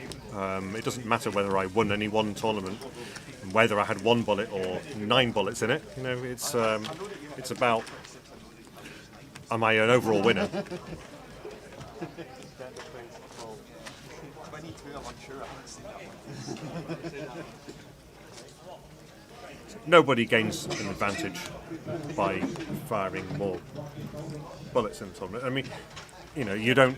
When you bust a tournament and re-enter the same tournament, you're actually at a very slight disadvantage to when you first entered it, because now there's one more person in the tournament who's got a double stack, and you've got to win the tournament. You have to part them from their money, or someone, you know, you have to get those chips back. So you're starting from scratch. So there's no mathematical argument that you have an advantage by re-entering. Of course, if you play professionally, if you travel and have overheads, if you travel to Luton, you know, I don't live anywhere near Luton. Nope. If you travel to Luton, of course I'm going to re-enter a tournament because you know, the overheads stayed the same regardless of whether I have 1 or 2 bullets. But I expect every bullet in itself, if I play well, I expect each individual bullet to reap a long-term profit. You know, I'm paying. You know, I had 2 bullets in the main this weekend. I paid $12.50, hoping that I would get interest on that $12.50, right? Yes, yeah. And that was true on the first bullet, and it was true to a lesser extent on the second bullet. Nice message from Jim. Can I just say, Andy, it was a pleasure playing with you this week. You're a genuinely lovely guy, and Grosvenor are lucky to have you as an ambassador. Thank you. Storm, Very can't kind. believe the waitress has come empty-handed. Oh, no. I thought you'd gone to get me a Guinness. Is that what you want? I would love a Guinness. Okay. What would you like? I'm lined up. Oh my God. I'm lined up with the water.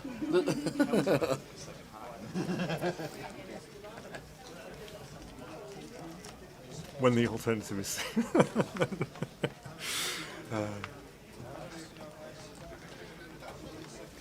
Queens for Min. Keith in seat 2 raises up to 14 with the ace jack. Min's going to 3-bet. Yeah, so this is probably not really a cooler because ace jack opening under the gun is actually quite near the bottom of his range. So unless Min was pretty aggressive, you're not going to be 4-bet jamming ace jack here.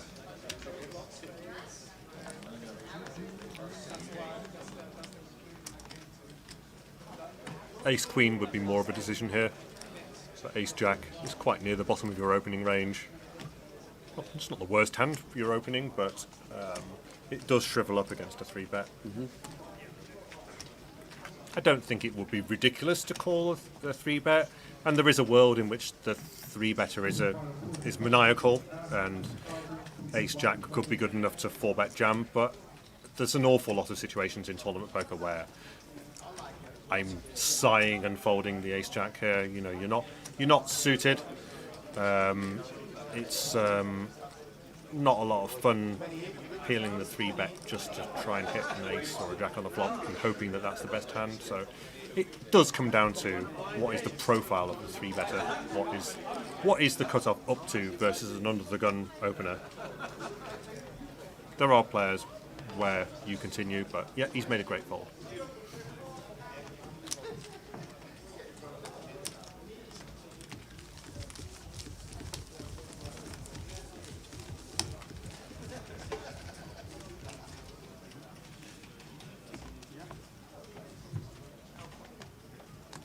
Anyway, is there any way where to see who is left in? There'll be a full chip count coming for 10:15, but if you ask for a player and I can find him, we have a table at the moment with Dominic Niche on it, Rick Trigg, Leon Campbell, Tom Hall, Jack Hardcastle, Rennie Share and David Leronde.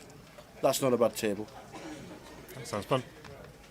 That could well be the next feature table. But yes, it's there are. If you quickly want a name, shout it out, and I will try and give it to you. Other than that, it will be the full chip count at 10:15, which is when we're back from the final break of the day.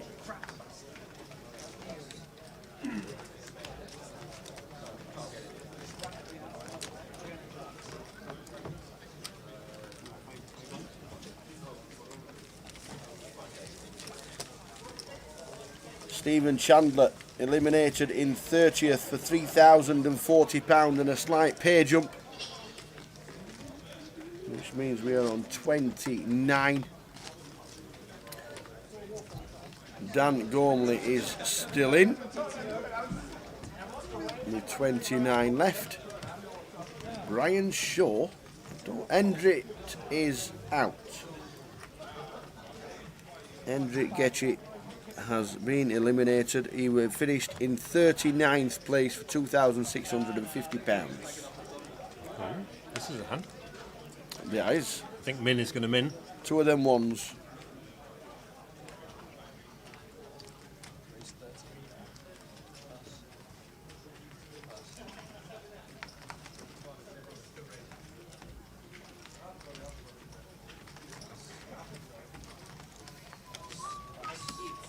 No action for the aces. Rene and Dom are both still in and they're on the same table, and it has been confirmed it is the next feature table. Dominic and Rene plus guests will be on the next feature table at 10:15 when we return. Who am I to commentate on Dominic Leach, or however you pronounce his name? Who am I? Just the 18mm live and the 7mm online. Yeah, Jack's still in because Jack's on the same table as well. Jack will be coming to the feature table for the final session. We will get the chip counts from around the room very shortly. We have got 7 minutes left until the end of this session, and then 15 minutes to wet the whistle. Hope Jay's not watching, and I hope he's in bed asleep. Thanks to Andy Hills for giving up his free time to come and jump in, because Jay was feeling unwell and his voice was getting slightly worse hour by hour.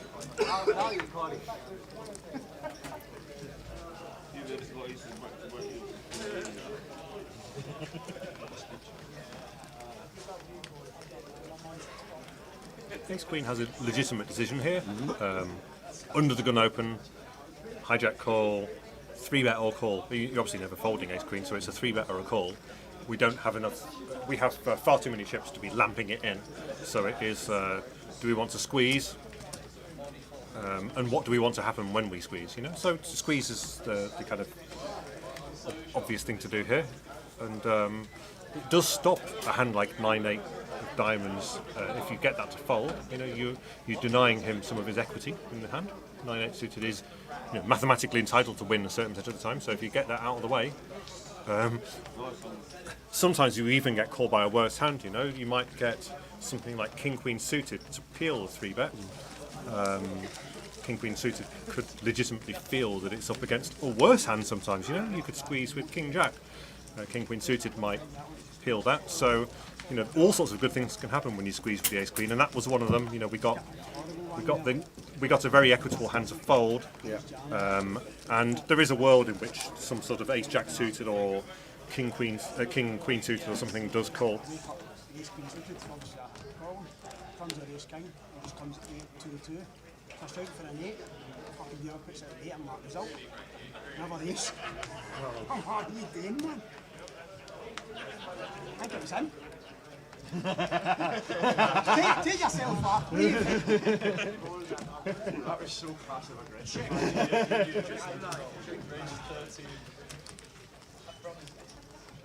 See what it was, he was laughing. I mean, I could see it in the corner of my eye. Dan Nisbet on YouTube, he says, do Grosvenor pay for you to enter tournaments, or you play for a percentage, and how does wearing the patch and the being a it is pro it is work? the question I get asked the most when I'm playing. I keep my winnings. Yeah, good. And I have a fixed budget. Yeah. So does that mean you can basically enter any tournament that you fancy you want to? Well, we have a kind of like a gentleman's kind of a reasonableness agreement. Yeah. So the thing is, because it's a fixed budget, you know, a 1,000 buy-in is a 1,000 buy-in. It's, you know, if I buy into a 1K using my budget, I'm depleting my budget by 1K. So it's the same as depleting my bank account by 1K. You know? I now have 1K less than and all I do with my money, I'm a professional poker player, so all I do with my money is punt it on tournaments, right? So risk it on tournaments. I invest it in tournaments, if you like. So no, my sponsorship doesn't change anything. I don't want to waste my money, you know, by doing bad things, regardless of whether it's coming from my budget or whether it's coming from my bank account. My bank account and my budget are basically the same thing to me. It's one cumulative pool of money. So no, it doesn't change anything. So the perception that a sponsored pro somehow has an incentive to mess around or be able to fire 9 bullets, I think it's nonsense. You know, I try and take every tournament as seriously as every other. Yeah, obviously, you guys chat on a regular basis with Jamie and Katie and the likes of. Do you think? Well, we're all going to this. Are you coming, or we're probably not going to travel there? So maybe not try that one. We have a chat group, so we we chat regularly. So we have an awareness of what, you know, which tournaments that Katie's going to or Rick's going to or whatever. So you know, I've only recently got back into playing live. You know, Reading was my first one, and now this. I'm going to be playing Blackpool next. Yeah, there'll be plenty in Blackpool, and obviously the festival in London as well. James Whalen, it wasn't. It says Tower asked Trig about his massive football bet. It wasn't Trig's football bet actually. It was Barry Neville. I don't know if you know Barry Neville. Barry Neville's from Sheffield. He played Grosvenor for years and years. It was his bet. And it was very, very unlucky because Sheffield Wednesday let him down for £18,000 and he supports Sheffield Wednesday. So maybe he doesn't support Sheffield Wednesday anymore. Yeah, it was very unlucky, but Trig's one of his very good friends. And it was a guy called Barry Neville. And Barry's been watching the live stream as well, so he doesn't mind me saying, because he sent me the same picture, which was unbelievable. He's a Wednesday fan. They were winning 2-0. He needed Wimbledon to score for £18,000. Wimbledon scored. The bet was up, and then Wimbledon scored another. So they drew. So Sheffield Wednesday did not win, and the bet went down. And he supports Sheffield Wednesday, and he's been a season ticket holder for Sheffield Wednesday for years and years and years. And he even backed in that bet Rotherham United, who he hates, because Rotherham and Sheffield Wednesday don't get on. That was a very, very nearly unlucky bet, unfortunately. Last couple of minutes for this session. Thanks to Andy for giving up his time. He's now got the Guinness because the waitress has done a job. She's not been sacked off. We're all right. We're safe for another day. But yes, it's. So we are. Looks like, is that 2 minutes in the top left hand corner there in the red writing? It does. Yeah, 2 minutes 10. Oh dear, this is a bit of a cooler for the ace queen. He's not happy about jamming under the gun, 3-bet jamming under the gun 1 and being called. He didn't want to get called, and he definitely didn't want to get called by the ace king. No.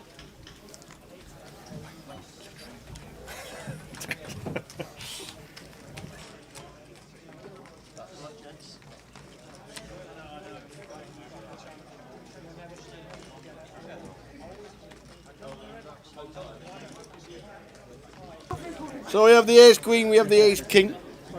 Will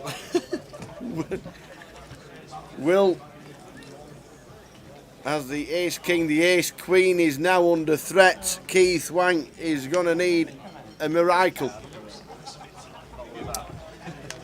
And that is it. Keith eliminated with 2 hands to go of this session.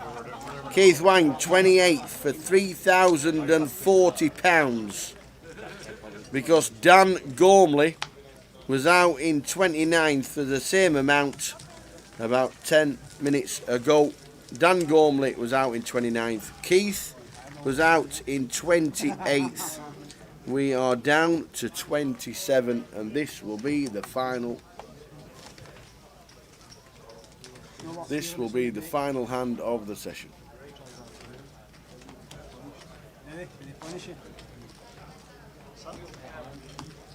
There's no last viewing, it's just a bit of break, not in. Does Andy have any commitments to honour as an ambassador? No, I don't think he does. Just to play the GUKPTs that he chooses and wear the patch. Dan Cryer is still going strong. There will be a full chip count, but Dan Cryer is still going strong. And we'll put the rolling across the bottom.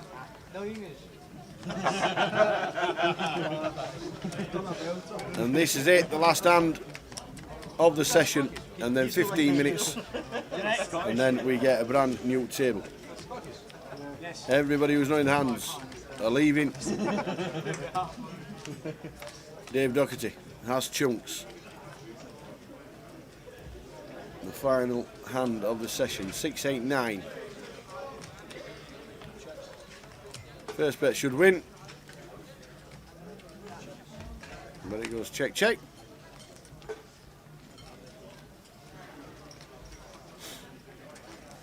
$10 on the turn.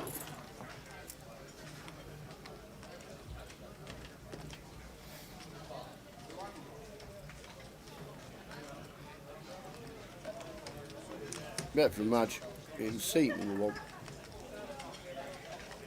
And that should not do it because Min has just turned the nuts. As you're looking around the board, I'm looking around. I'll turn the nuts. Thank you very much. So Min is going to give himself a few chips on the last hand of the session. Next table, we'll have Dominic Niche, Rick Trigg, Tom Hall and Jack Hardcastle. Get ready for a fantastic final session. So Madge betting in to Min, who should just call now the board is paired.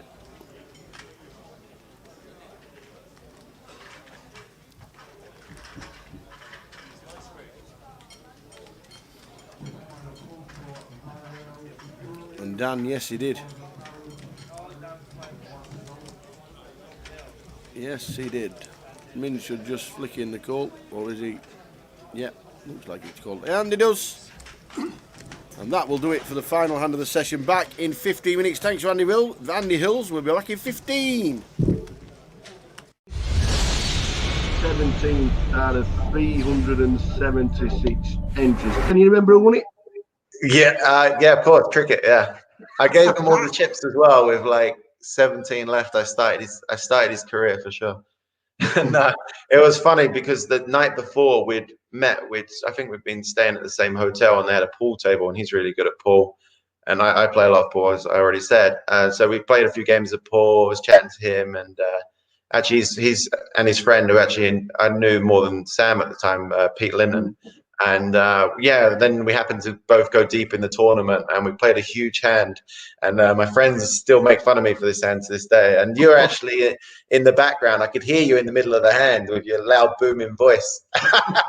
And it was like, I think it was a 3-bet pot, and I had a pair of queens, and I think it came like 2, 3, 4.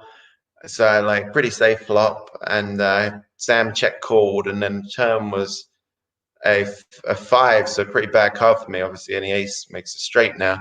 But then the river was a queen, and so I now made top set.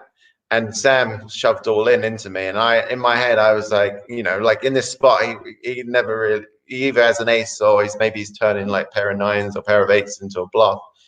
And I thought he was capable enough to do it, so I ended up calling. I didn't like. It was back in the day when people didn't really call 3-bets out of position very much. I was, especially when online, like I was used to people just folding or 4-betting. Maybe live poker, was quite different. But I basically thought if he had ace king, he would have been all in before the flop. So I didn't put him on an ace king. And if he had ace queen, I blocked. And there wasn't many combinations left of that because I had 2 queens. And so ace jack offsuit, I thought he would fold before flop. And so I ended up calling him because I thought he was turning like a 6s, not 6s, 7s, 8s, 9s, 10s all into a bluff. and yeah, he just had ace jack, and I looked very silly, and it was a huge pot. And I just remember behind me, you were saying something about, oh, Chris Moore's called and he can't even beat an ace. I was like, oh wow, needle as well as I'm walking on.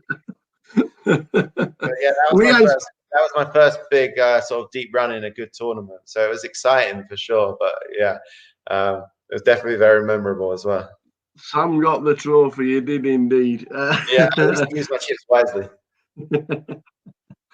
But in 2008, it wasn't all bad because he became the world's #1 for the very first time. Had you been chasing it? Was this something that you obviously you're keeping control of what you were doing online? You were knowing you were there. You were top 10, top 5, #1. What did it mean?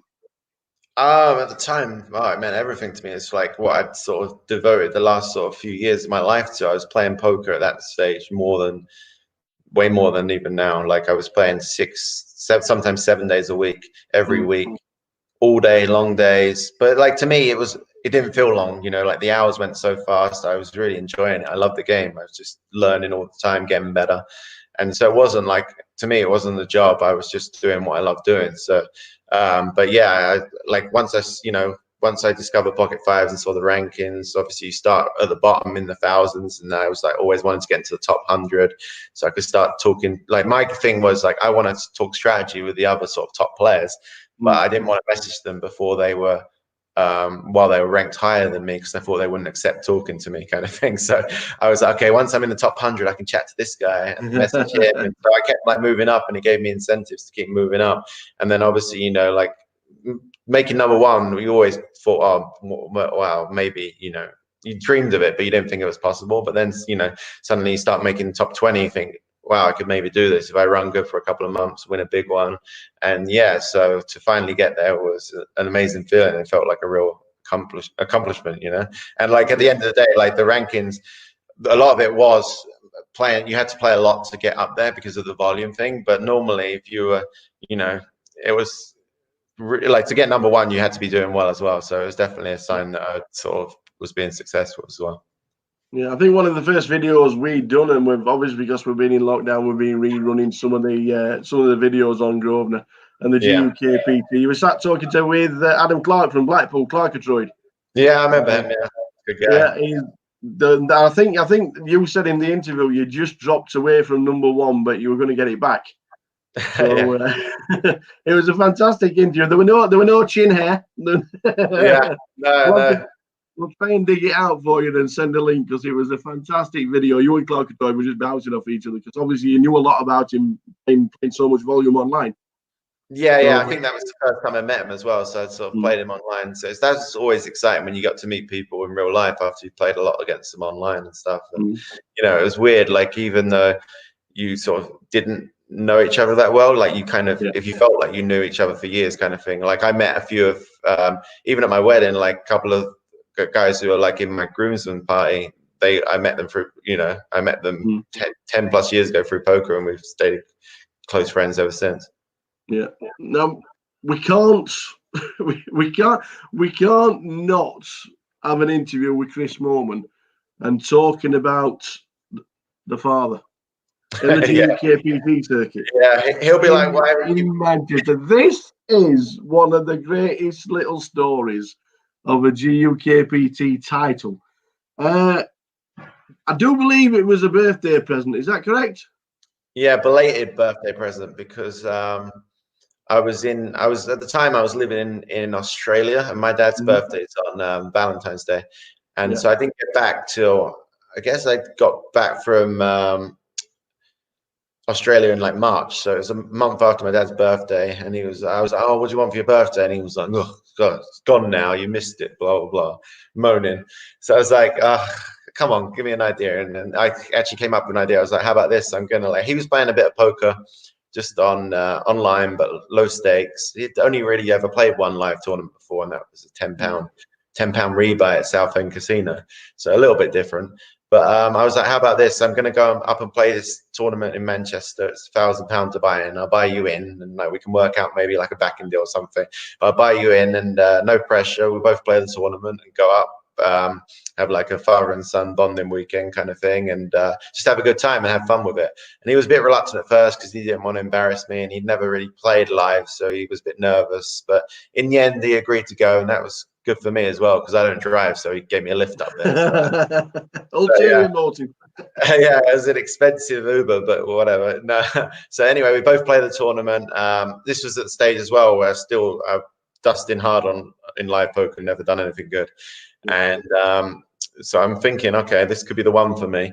And anyway, we get to first break, and he's enjoying meeting everyone. He's meeting all the lads, kind of thing that he's sort of followed online because he really enjoyed railing me and stuff like that. So he met Trig, a few of the other boys, and on first break, we were all chatting, you know, how everyone does. Oh, I'm up to this chip stack or whatever, and he's tripled up. I don't even know how. He must have been getting out of line for sure. But I was like, okay, you need to chill out. Like, you've got some chips now. Play patient. It's a long tournament. It's a marathon, not a sprint. So I was trying to coach him on breaks, and yeah, after day one, we both made it through, and we were both actually top 10 in chips. So that was really kind of exciting. So like, we're up for a few hours at night, sort of chatting like two mates, kind of thing, adrenaline's pumping, trying to get some sleep before day two.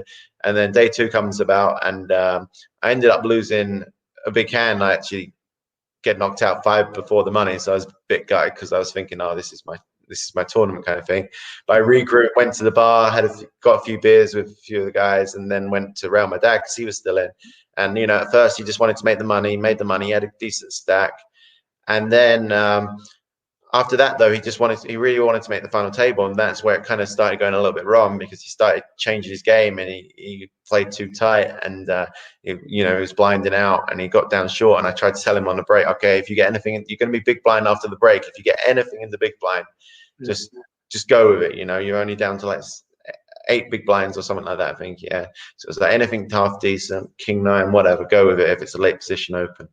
And folded to the legend of UK poker, Surinder Sarnar, on the button, and he was chip leader at the time, so he was playing very aggressive, like raising every hand. No one was really playing back at him, and he's 3.5x'd it on the button like everyone did back then. And my dad was in the big blind. He pushed all his chips in like Phil Helmuth style. I was like, okay, I'm on the round, like saying, "No, he's got a good one here. That's good, yes." And then Surinder's in the tank because you know he's probably pot committed at this stage, made it 3.5 big blinds. My dad only had like 8 big blinds, but obviously he's not got a good hand by the way he's tanking. So I'm like, okay, we're going to be in good shape here. And he finally calls, and they flip over the cards, and Surinder had like Jack 5 off, and I was like, oh wow, hopefully my dad's got like him dominated, like jacks, queens, like ace jack, something like that. Yeah. And my dad just proudly flipped over his 10-6 offsuit. I was just like, what the fuck? And then before I knew it, they just dealt the flop, and it came 7-8-9. He just flopped the straight. And he was like, "Yeah, I told you, I knew." He's like, and then he doubled up there, and he just like turned into a new person. He just like went back to his old self, just going like playing every hand, and got to the final table, and everyone else was trying to ladder up, play ICM, and my dad was just going for it, putting them in a coffin, and ended up getting heads up, and yeah, the rest is history. Like, it was crazy because I was watching. It was so weird watching on the rail because it was out of my control. I couldn't, it was down to him, and I was so nervous for him. But yeah, for him to get the win was just really a fairy tale. And then it kind of like the reality sunk in, because then he started giving me shit for having a bigger cash for the next year of my life. I had to like focus more on live poker because I was like, I can't have this for forever.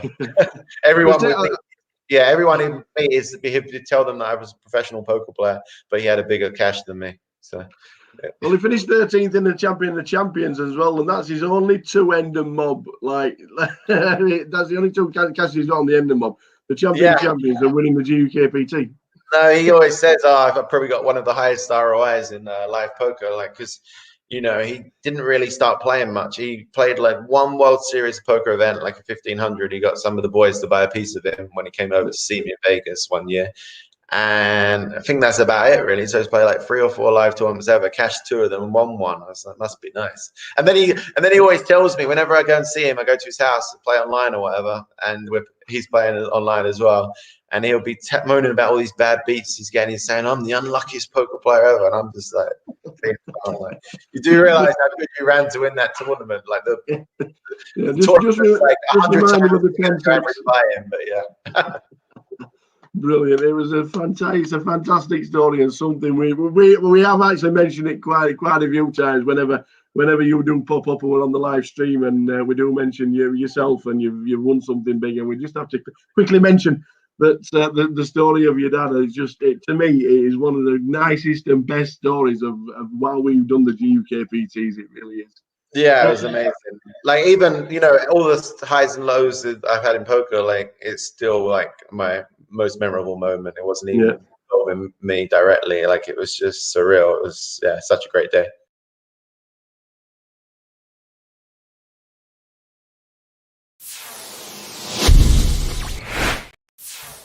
We are back. Andy Hill's there. There he is. There he is. That's Andy Hills. Jay is on his seat. Better be asleep, you. Don't be watching this. Better be asleep. They are the chip counts. Right there. We have Ari Sarkisic in. Aria is the son of Ali. And Ali's still in as well. We've got father and son. Imagine that as a 1-2. Wow.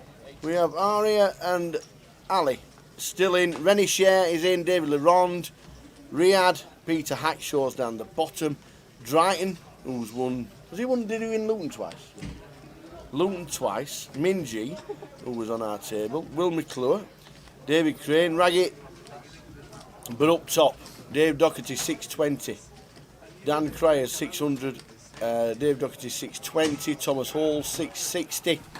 Leon Campbell 690. Francis Oberdon on 750. And Aria is our chip leader. Final session. We are on 27. So couples winning has been a thing before, right? Like, boyfriend, girlfriend, that's been a thing, right? Winning a high-profile tournament. But has there ever been a father-son winner?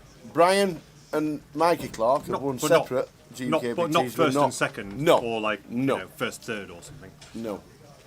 I've never heard of something like that before. No, in that fact, would be quite cool. Let me just check, because one of my very good friends who hopefully we'll see in London, Mr. Victor Ilyukin, I'm not sure when he final tabled that Junior was on the final table as well, because they were both called Victor. So they've got Junior and Senior. And good evening, Victor, if you're watching, wherever you are. Hope to see you in London for the grand final festival that's on in a couple of weeks' time. Can't wait for that.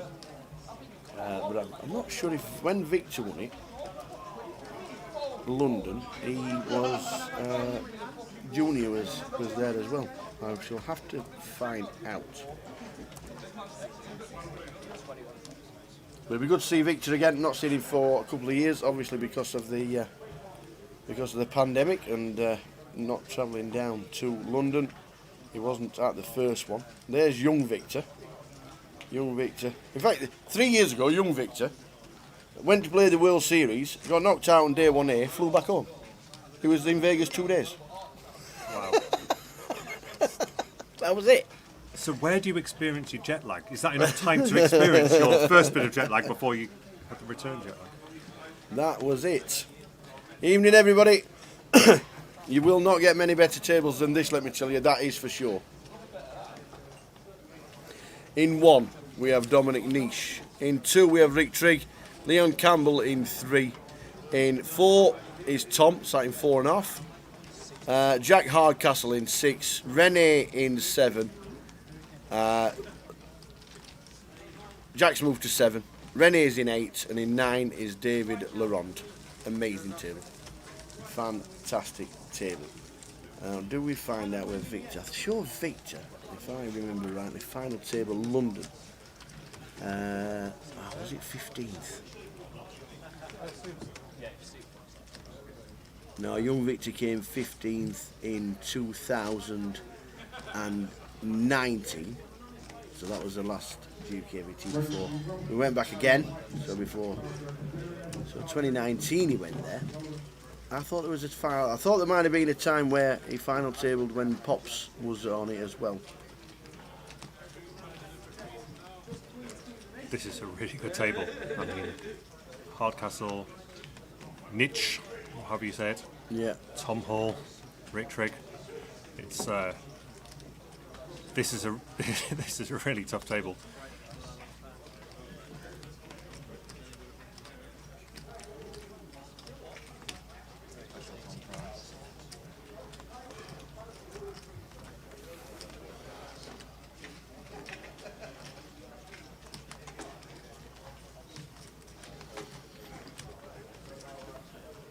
Does Tom have something to defend with?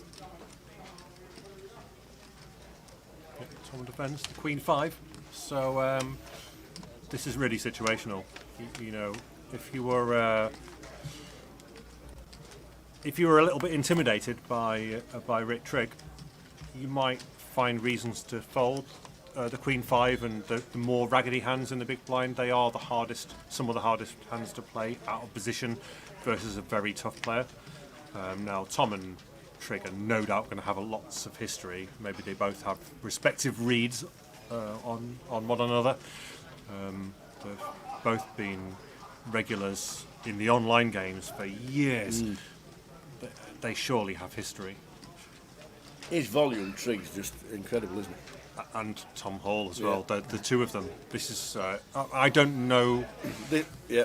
You look at the seat. You look at the seats 1, 2, and 4. Between them, they've got 20 million online earnings. 20 mil online earnings. So Trigger's checked back the Ace-9 to not fold this turn. It's not. You're looking at this thinking, this is not beautiful. You've got second pair on a board where there's a 1-card straight and there's a possible flush. Okay, he wasn't folding on a lot of turn cards. Maybe he thought that turn card is just too tough because there's a lot of runouts where Tom can just go bet, bomb, and he's just wasting chips by calling turn folding river. So I guess he's judged that there's just too many rivers where he can't continue. So he's folded right now. It wasn't the best turn.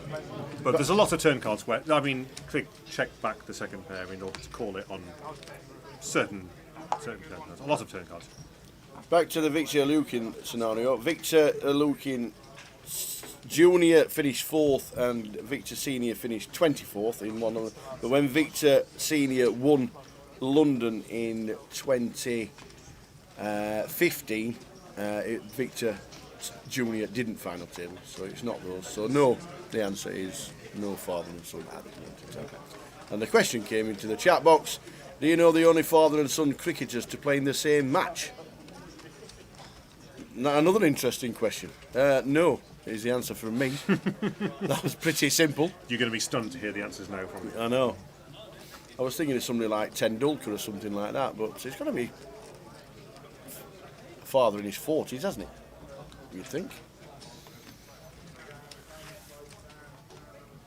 Good question from Chase Twitch. I don't know the answer yet.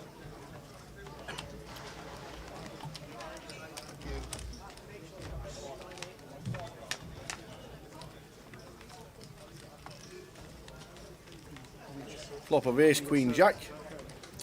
That is quite a good flop for Trigg's hand. Not bad when you flop it. And it's nice that the big blind has a piece that can continue on his board. Don't see Jack folding to 1 bet on this. But he's quite often going to fold to the second bet. I think he maybe has to call 1 here. I think there's going to be a lot of spots where he just calls 1, I'm going to guess. I think my disclaimer throughout all of this is there's some really, really high-level players here, and I'm not going to pretend that I'm sure what they'll always do. These are really, really good players. For the 4 of hearts. There's Trigg barrels the turn for 100,000. Yeah, so this turn card is one where how often is Trigg bluffing here? How often is he bluffing that three-way flop? And how often is he barreling? Like, what's the worst hand that he's bluffing with here? It's quite hard to. It's hard to love your queen 10 here. Well, he calls. It does make the call. I mean, the thing is, there's 2 flush draws out there, so you know that in principle does put a lot more bluffs there. But if you look at the cards, Oh, how lucky do you get there, young man? yeah, that's pretty grim for How lucky do you get there? You're always disgusted when you see this because you had the absolute nuts flop and turn, and the heart and the diamond didn't come in, but it counts for it. Yeah, a bit fortunate for Jack. Yeah, he's obviously going to bet because he has the nuts, and he can still. He's just trying to find a bet that gets called by worse. So you've got 2 choices in principle in these spots. Yeah. You've either got to go small to try and get the crying call, or you go big and polarise. So he's gone for the crying call. Yeah, this makes a lot of sense. You know, you've got to ask yourself, like, whether polarising is good here. Like, would you really have airballed the turn? A lot of the airballs on the turn, if you were sort of dug deep and found a really ambitious airball on the turn, the thing is, you know, are you really going to bluff that river? And all the semi-bluffs on the turn have now got there. You know, if you were semi-bluffing with one of the weaker pairs and a gut shot, well, you've now made 2 pair, right? So you're not going to bluff big with. You're not going to value bet big or bluff big with 2 pairs. So the blocker bet makes a lot of sense here. Trig knows. Yeah, look at the face. Take the money back. Damn it. Yeah. Jack knows he got a bit fortunate there. Yeah, so I don't know. I mean, I'm not good enough to tell you what the bluffs are on that turn card. My intuition, like the obvious ones are hearts and diamonds, but because you've got the full complement of high diamonds and high hearts, what are the combinations of bluff there? The stone bluff, 2 hearts that aren't a pair or 2 diamonds that aren't a pair. Has he really opened the cutoff with those hands? Debatable. Has he really opened the cutoff with that many combos of sort of 9-8 of hearts, 8-7 of diamonds? It's not loads of combos. I don't think he's opening 7-5 of diamonds into such good players in the blinds. So, it's quite a thin turn call. I'm sure, but Jack's a very clever guy. I'm sure he had his reasons. Yeah, won an EPT package this weekend for Prague. He's off to Prague straight after the grand final. He's off to Prague, won himself an EPT package. Would we like the answer to the cricket question? Is it the Cowdreys, says Harvey Norris. That'll be Colin Cowdrey and son. I don't know Colin Cowdrey's son. If it is, yes please, Chase. I can't think of any cricketers at all. I don't think it'd be the Bothams, would it? Would it be the Bothams? Ian had a son playing cricket. By the way, I love the comment, the chat. The nerves are getting to Tom Hall. Yeah, the hood's up. He's being stared directly by Dominic. Did you ever watch Arrow? You don't watch much TV, do you? No. Tom Hall looks like the main character in Arrow, just like that. How old is that series? 2015-ish. Oh, I didn't watch any TV. 2005. Jarvid meandered. Thank you very much. Indian cricketer Jarvid meandered. Nice one. Or is it me and Dad? Is that a trick question? Me and Dad. That's father and son, isn't it? Oh God. Oh dear. It's a joke. A dad joke. Try, man, try. Dear. It was a cricketer, to be fair. Jarvid. Yeah, me and Dad. like it. So we're on the final session of day 2, and we got down to 27 just before the break, and Mitchell Hynam has finished in 27th, so we're down to 26.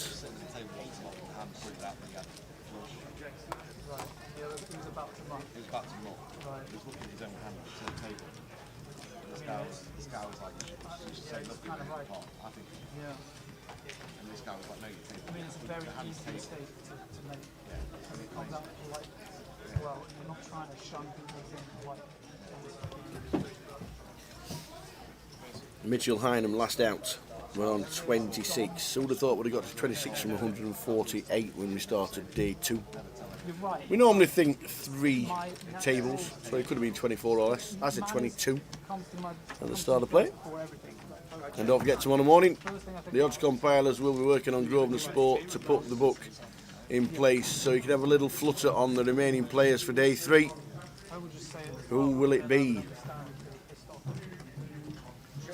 Dominic wins that one uncontested. Yes. Opens the ace-8 off. As you do. And which is, I don't think I would personally open in this lineup, but I'm not Dominic.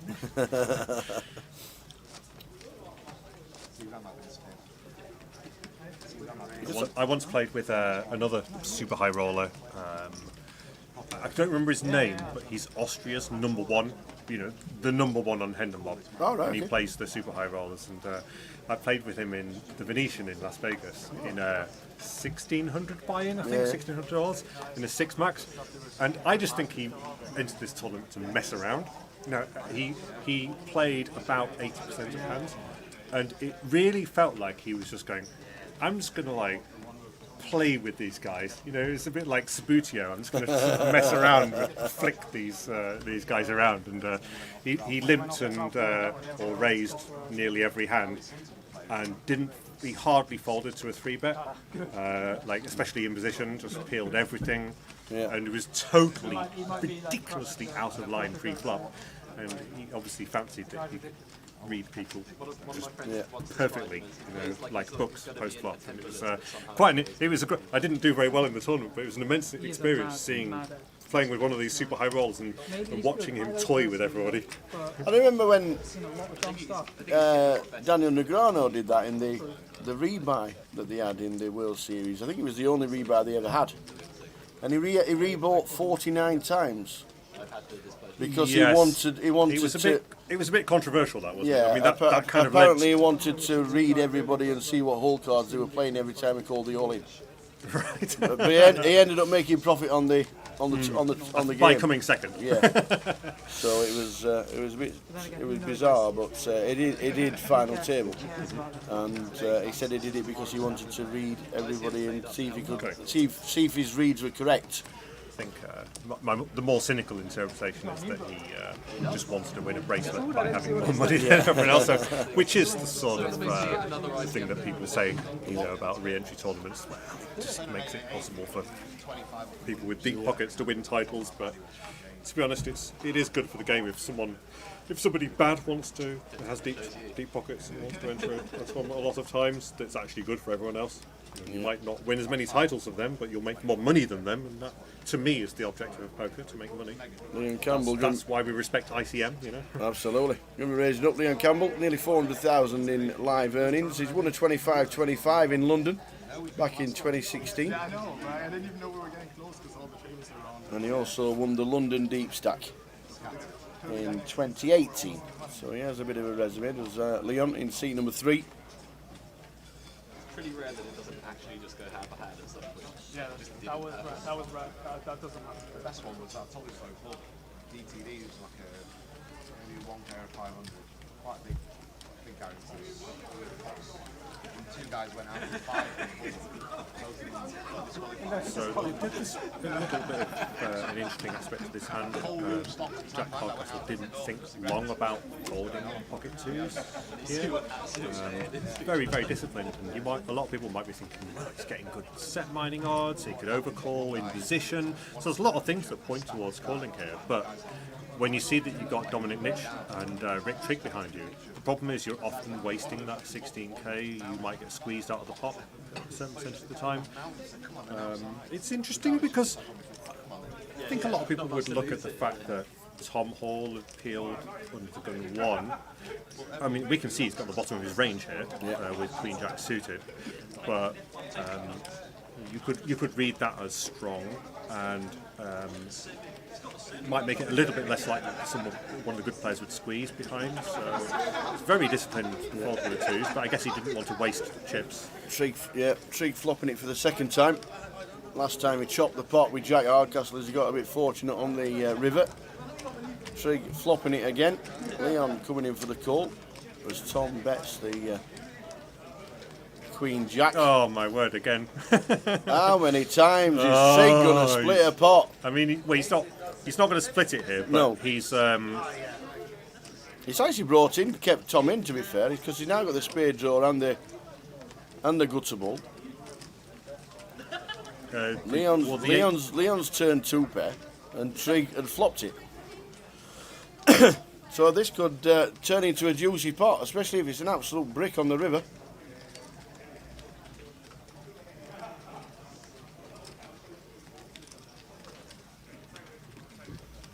Trig leads out for 55,000. So Trig is even though he's of course a little bit annoyed that the 7 came counterfeiting him. So everybody knows that any 9 is beating all the 2 pairs and so on. There is the fact that it's a spade means there's more hands you can get value from.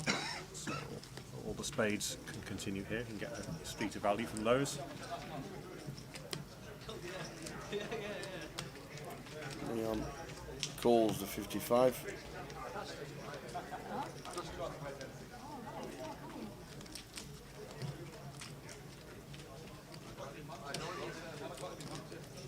Billy Bingo says, how juicy would the 8 of spades be on the river? Yeah, I mean... That's just like... Yeah. Oh, man. So Tom's... He makes the call. And this is one of the spots where a good player has to... He's had a little tanky. Of course it's an automatic call, but... So people do a little bit too much Hollywood in poker, I would say, but this is a spot where you actually have to, because you don't want to make it look like you have an automatic call when you have the spade draw. You just have a draw that plays itself and you're in position 3-way. You're kind of playing your hand face up, so you've got... Unfortunately, you do have to balance that... the timing there, as though you've got something other than a spade draw. So you have to think about the other hands that you could have other than spades and combo draws. Trig checks. Anybody coming in to try and take the pot, I think it's going to be checked all the way around, to be fair. So the reason Trig has checked here, even though he does have an excellent straight, does he have the nuts? I can't read the board. I mean, Queen 9 is the most, whatever. The effective nuts. The problem he's got is that it looks so strong to lead into 2 players here. And, like, who really bluffs here with a busted flush draw out there? So he just has to check and hope that someone does a optimistic bluff with something. To sit there and feel sorry for himself that 7 came on the turn. I know, yeah. I was there twice, he's flopped it and he's thinking, am I going to get unlucky again? Yeah. In reality, he actually got an extra bet in the hand because the Queen Jack of spades, in this instance, had to call an extra bet. Would you have Leon? 8 to spade at least. I think if I bet the river, I may just put 9 on there and stick it on there. Pretty much. Maybe it's supposed to bet though. How many champions do we have here? Well, so Rick Trigg, 2-time GUKPT champion. Tom Hall's one, right? When there's spades out there, like Tom Hall. I know he chopped one. I think it's really hard to reduce. He never won one. Jack Hardcastle recently won one. He did in Leeds. Rennie Share comes second in Leeds. So we've got 2 first. So we've got a double winner. And I'm pretty sure David LaRonda's won. Was he second in Coventry? Oh, yes, he was. David LaRonda. I respect the encyclopedic knowledge of GUKPT. That's what he's here for. That's your job. That's what he's here for. Whenever I don't know anything, I look at Paul and he knows it. Instantly. So it's a who's who of who's capable of winning It is a GUKPT. What a table. It is a great feature table. I feel like Dominic Nish might also have the capability of winning a GUKPT, even though he doesn't have the prestige. He hasn't done it yet. Yeah. Second to trick it. No. Oh, wow. Right now, yeah.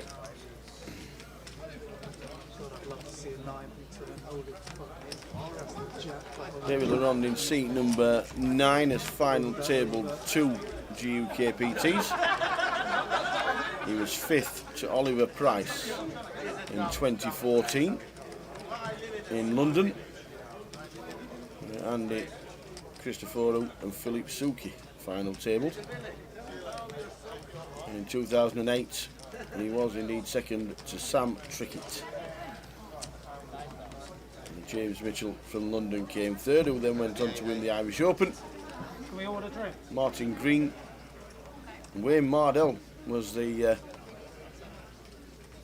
Wayne Mardell was 7th in that event that Sam Trickett came to, and Stu Rutter was 8th. The trick calls with the, if I've not misread the board, Queen High here. Trick came second in the anniversary Sunday Million. He came second for a lot of money. A pile. Yeah, I think it was $600,000.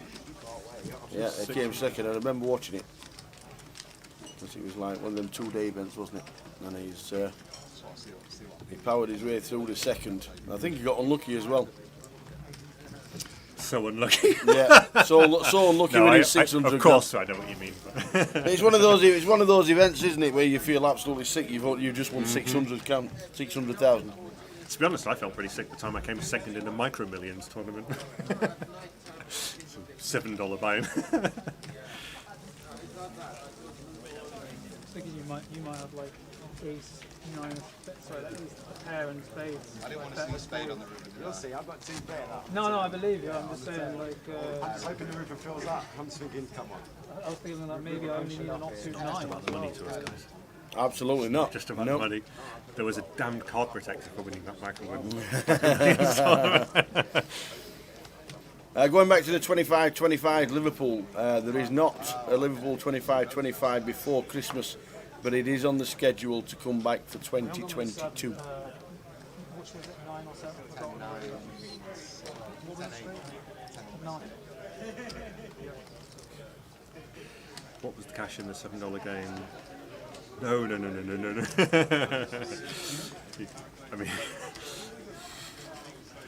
I think it was like 3,000.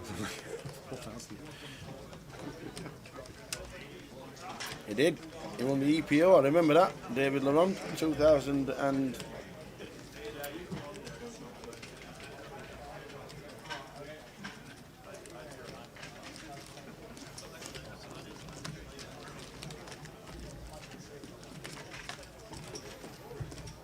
...2009 he won the EPO. I remember that. That was a £3,000 buy-in, that one.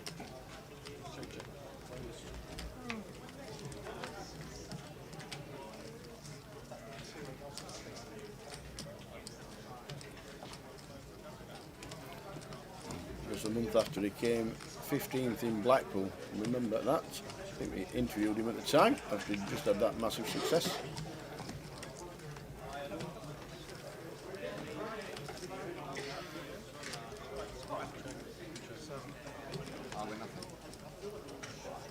Trig with the 7. Yeah, and the better kicker goes check.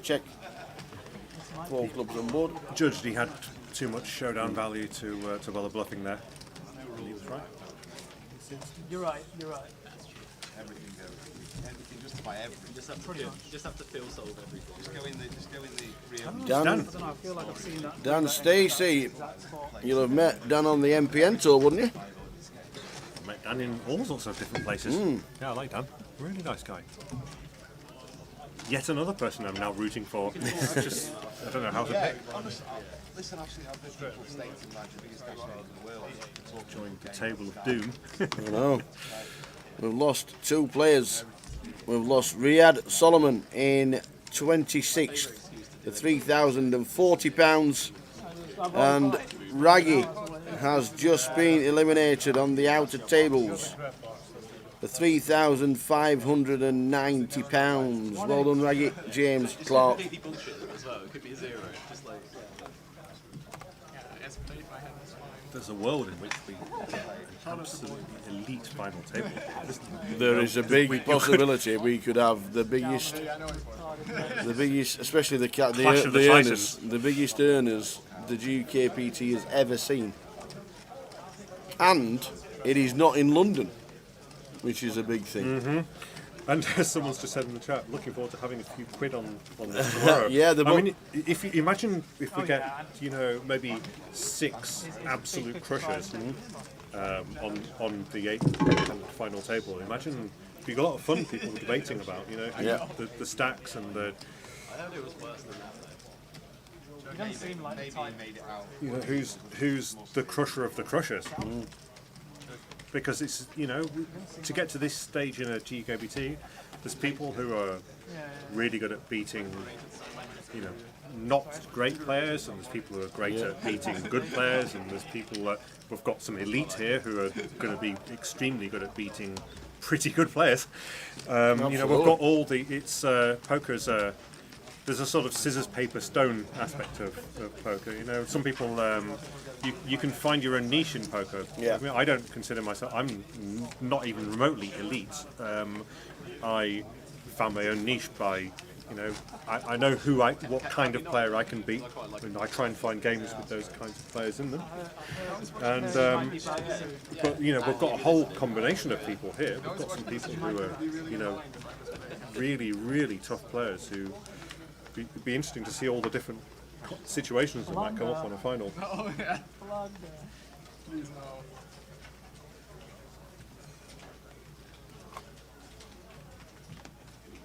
You went 2/3 instead of pot and then just explodes behind the screen. I can see the memes now.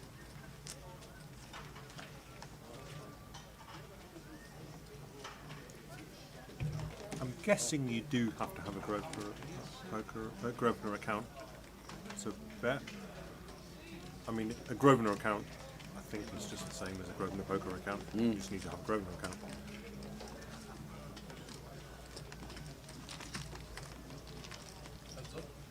Oh, very good.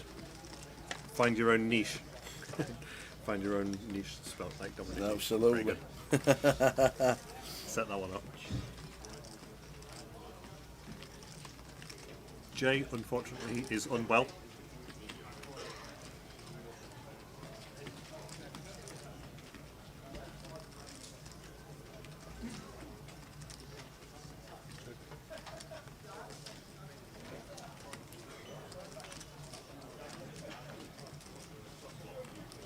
David has opened the ace-10 and is, it looks like he's check folding the low black flop.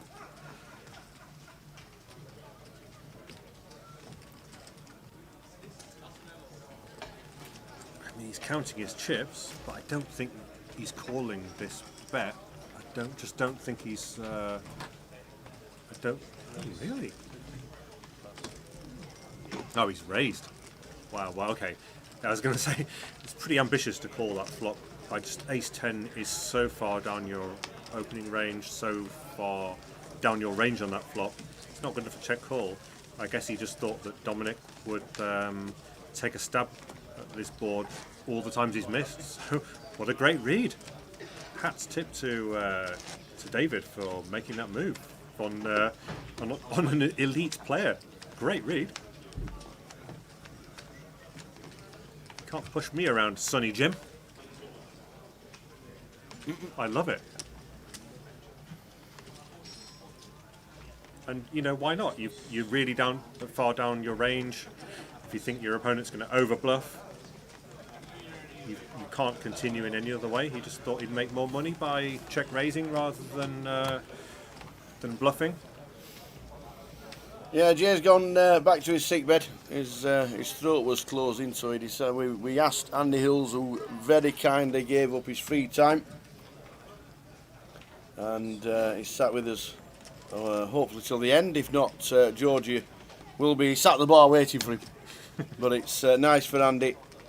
Jay was just feeling a little bit under the weather. He says, if we can get a replacement, can we just go and have a long night's sleep and we'll be back tomorrow? We said yes. And Andy Hills has come in to deputise, and he's doing a fantastic job because he talks as much sense and he's such an insight for you guys to get Andy Hills' mental thoughts on this game, because there's so much going on, and this table, what a table, warrants a class act, and Andy Hills is in it. I mean, I'm learning here. You know, we've got a load of really, really super good players here. Good afternoon, good evening, wherever you're watching. Good luck to my father, David Laron, tonight. Design Online. Nice one watching on Twitch. And hello everyone from Leicester. This is Robertas watching this fantastic table. And Kobe the Greatest says absolutely stacked, and can I have some credit? He predicted Leon to win this earlier in the event. Rooting for Leon Campbell in seat number 3. Whatever final it's going to be, it is going to be an absolute beaut.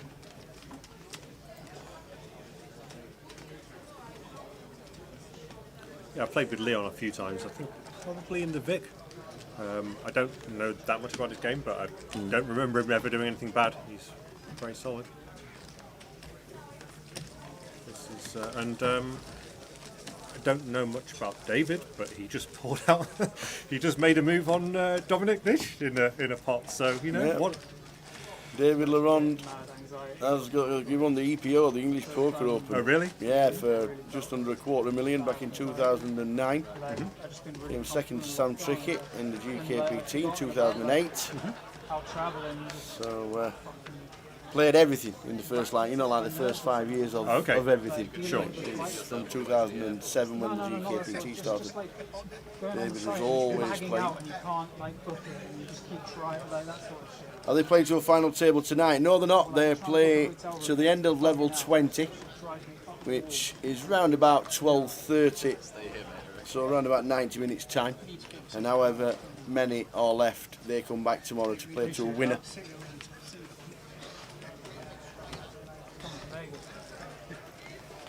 Neil Wolfrey, great to listen to Andy's wisdom as always. Emma has just won a ticket for the main event at Blackpool. Nice. So even more drinking money. Nice one, Neil.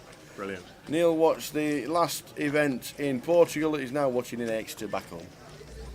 Good on you, Neil. Well done. And congratulations to Emma, who's got a ticket for the main in Blackpool. That's awesome. And we'll see you there. Is it confirmed that the July of 2022 will be live rather than online? Yes, it is definitely. Well, I'm not saying definitely, can't say definitely anymore, can we? Not after what happened in 2020. But Goliath dates are set for the 25th of August until the 5th of September. Stick them in your diary because we really hope to be there. But the dates are set, the 25th of August until the 5th of September. It's a little bit later than it has been because the Commonwealth Games are in Birmingham.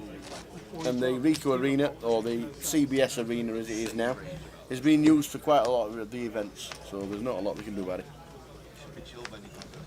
How much does the lady have in earnings? Well, Renee has, yes, I don't know, but she's been on many, she's no stranger to the final table in No. the GUKPT. And yeah, second in Leeds. Final table 3, I think, of the GUKPTs. So she I've got a feeling I was on the final with her one time, maybe Reading or something, a few years ago. Alan Haynes is watching Wollongong. Is that somewhere in Australia? No idea where that could well be. Could be like South Korea for all I know. After 107 days of lockdown. I want to know where Wollongong is. Yeah. It sounds Australian-ish. It sounds like Outback-ish, I reckon. And it's morning, so that might give it away. It could well be. Sounds a bit Asian to me, but Wollongong. I'm going to put my headphones on in a minute. I'm trying to think. Yeah, you win, Australia. Is it? Yeah, Is it Australia? Why did I bother looking that up? It was you. Well done. Isn't it the 4th of Yes, I do apologise. Yes, it is the 4th of September because the 5th of September we set it all down and go home. That's when it is. Thanks to that, John. But it's that time.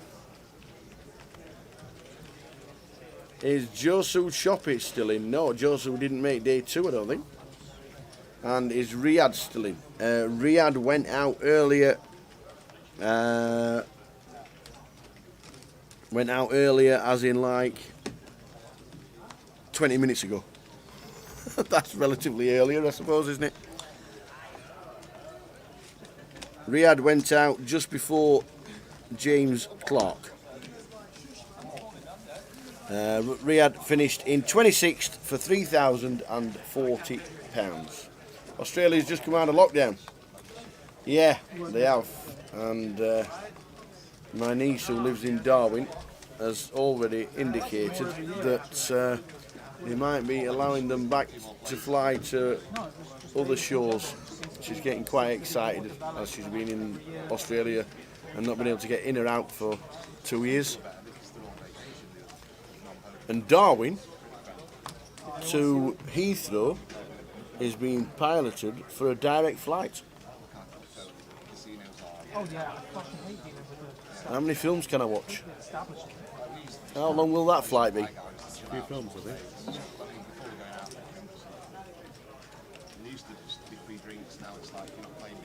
Ah, Choppy's still in, I apologise. Joe Sue, I apologise. Apologies. Or you can go to Hash House and do Hash House and play now if you're not playing as fast enough as they want. 370,000. Apologies to Joe Sue. These are the things that He is still in. He must have been the re-entry. Because he did get knocked out on our feature table. It doesn't tilt me, I just don't. the Zen Master tilted play. It doesn't tilt me. It's just like. No, I know. Completed the 8K with King 5 suited. Leon has raised to 20. Taking away your liberties. I just want your money fast. So just 2.5x. There's no class A lot of people would go bigger here. Subtlety's gone. It's a somewhat open-ended spot. He's got the best of it.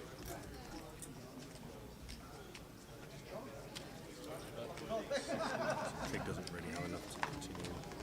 He's got no back doors. I mean, he does know that he can be ahead with King High, but how much heat can you stand?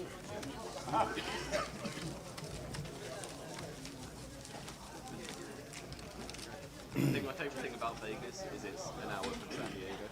And as soon as I've sacked off a few tournaments, I just go there for it. My friend lives in San Francisco. That's the one I want to go to. He's balling out there. I wouldn't want to play any of this table, Ed. It's unbelievable, this table. This could be a final table. I'm not being funny, but this could be a final table. And you'd be happy. We train the doctors all. Go to university, then they fuck off, then they fuck off with the NHS. Something I've never thought about actually. So I think Dominic is going to open here.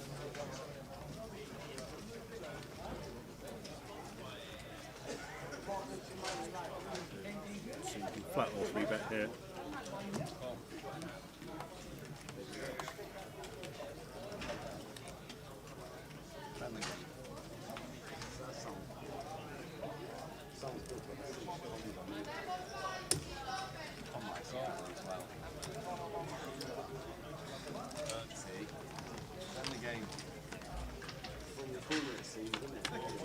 So Tom's going to overcall. I assume he's overcalled. Queen 8 deuce. Oh wow, Leon called the small with King 7. That's interesting. Top and bottom pair for Tom. Not much else for anybody else. So Tom checks.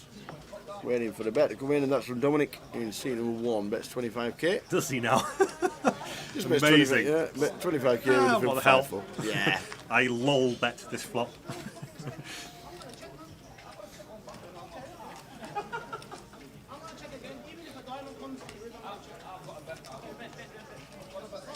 So he has obviously got one better hand out of the way, but he must, of course, have plans to put more chips in on later streets and 5 for a 4-way pot.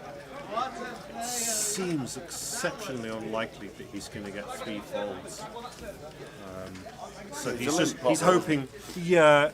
Oh, okay. It was limited. Okay, that explains the King 7 complete. Yeah, my mistake. But going 4-way.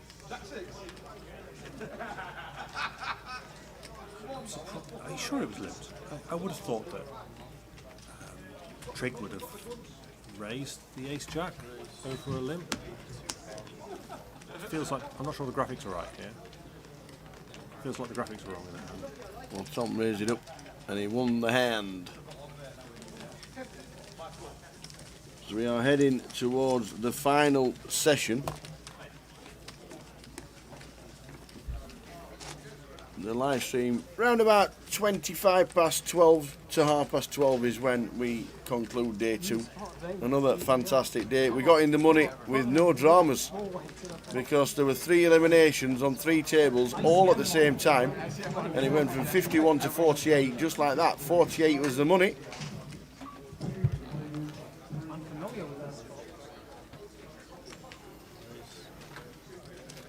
48 got the money. It went 51, 50, 49 in 29 seconds. And after that, the announcement was, there is no bubble, everybody's in the money. And literally, the 3 people just stood up together and walked out, not knowing that they'd just burst the bubble. Renee wakes up with ace queen. Wow, they're in. Pile it in here. 20 bigs. We haven't seen Jack do very much. And the outcome of this hand is purely going to come down to, has someone woken up with a real hand behind? A lot of the time, this is going to get through.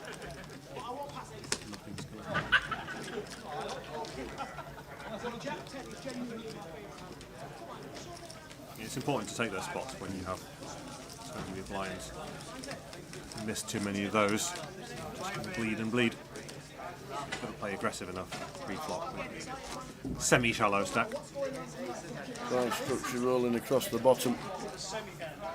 All these players with 24 players left.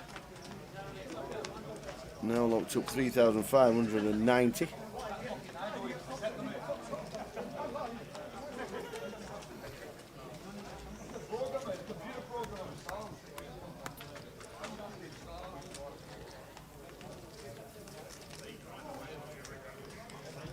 Trig with the 2s. Whack, whack. Just calling the 8K.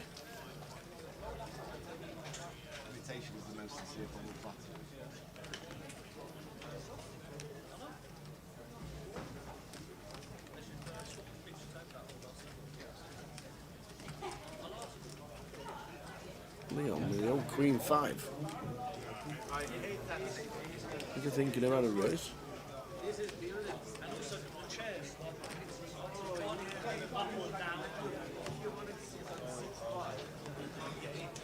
No, he's just called as well.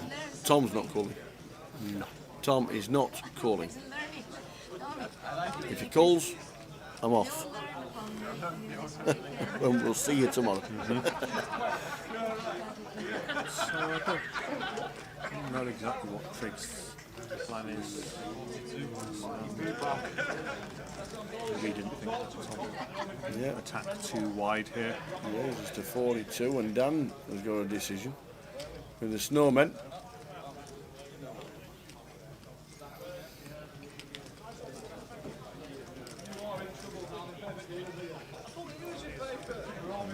Definitely the world in which we've just open folds here. Okay. I mean, I think it might be a fold with 8s. But it's close. It's just you're in the worst possible position. It doesn't close the action. You don't know what Trig's up to with the limp. Excuse me. I mean, it's kind of a good read on this folding. Like, you know, even though everyone else got out of the way. So we end up heads up. Dan Stacey, Tom Hull. 8s is just going to have so many grim decisions post flop. Even if everyone else gets out of the way and it's a heads up pot. Yeah, of course, you do look kind of semi-strong with the flat here. You've called a really big ISO raise. I'm just not convinced that 8s realises its equity against, often enough, small blind versus this really fat ISO raise. I mean, this is a board where, you know, 8s can be winning, but Tom is such a beast. He's going to put all the weaker parts of your range under so much pressure. Better 35,000 from Tom. Tom's calling once. I don't think you can call pre. Not at least consider calling this flop. You know, we see you've got some backdoors. Yeah, interesting card for the 8s. They're not great backdoors, are they?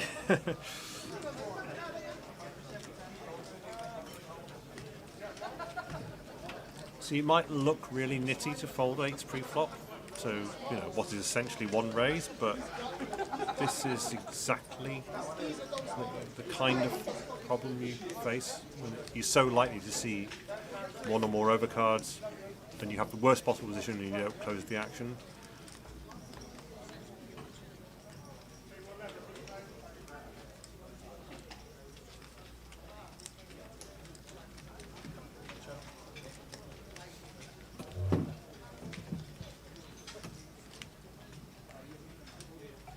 Honestly, I wouldn't have even loved 9s pre-flop here, even though it seems absurd to fold it.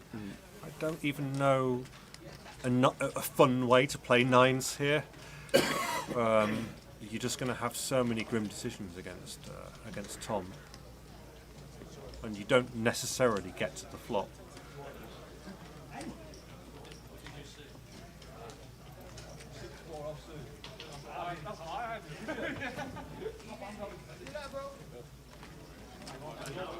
Might have 115. Well, it might be more. 140. When you check this river to Tom, you're pretty much surrendering the pot.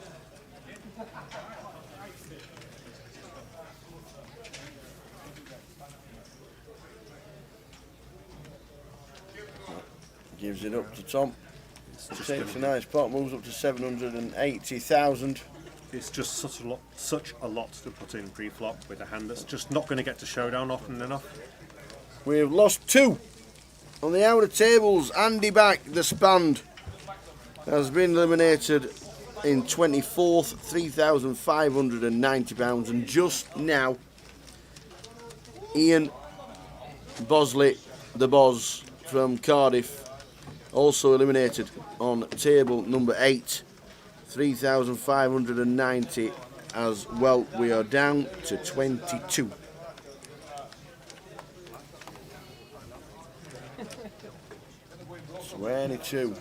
Which is the line I set this morning with Jay.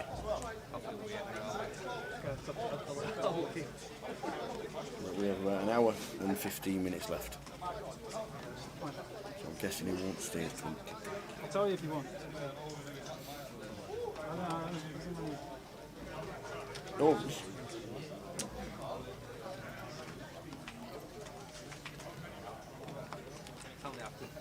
How is Dan O'Crier going on? He had chunks at the dinner at the last break. 650,000.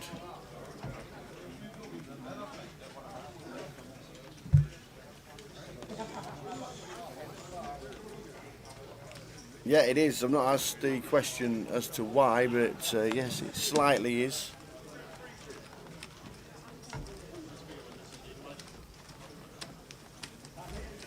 Great viewing in Luton. Good to have everybody on board.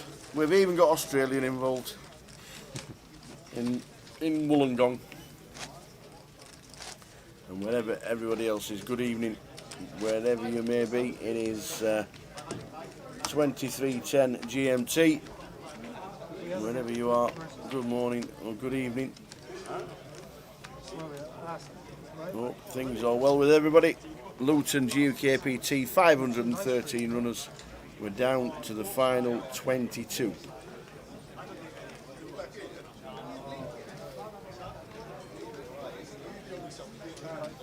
Evening, Joe.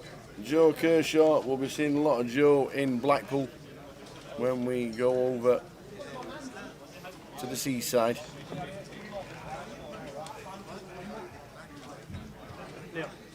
Leon, is there any water in the fridge? No.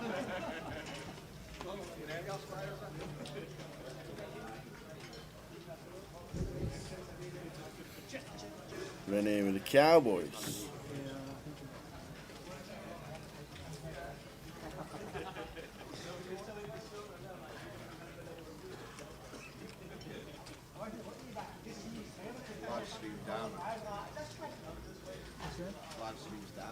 Is it? Nice. Let's go. Are you being serious? Yeah. Let's go. That's great. Glad I didn't tell you. No, I'll tell you later. There is a side event tomorrow. There is indeed. I will be playing it. You won't be playing one of them, There's literally no chance. because one of them's the seniors. And even I know you can't play the seniors just yet. There'll be no flag for the seniors for you for a long time. Did I punt before you on this feature? The seniors is on tomorrow at 1 o'clock, £150 buy-in. And the £200 no limit starts at 4 in the afternoon. And the conclusion to the main event as well.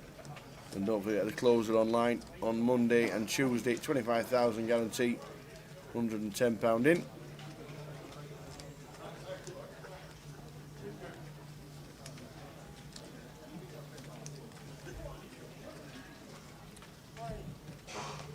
Rennie has raced to just over 3 bits with the Kings. David has, on the face of it, a bad hand, but he has flopped flush draw, which you can't really. I mean, he's not. Won't be overly confident with the 60 clubs. No, it's pretty poor, but it is a flush draw. And he has raised to 45.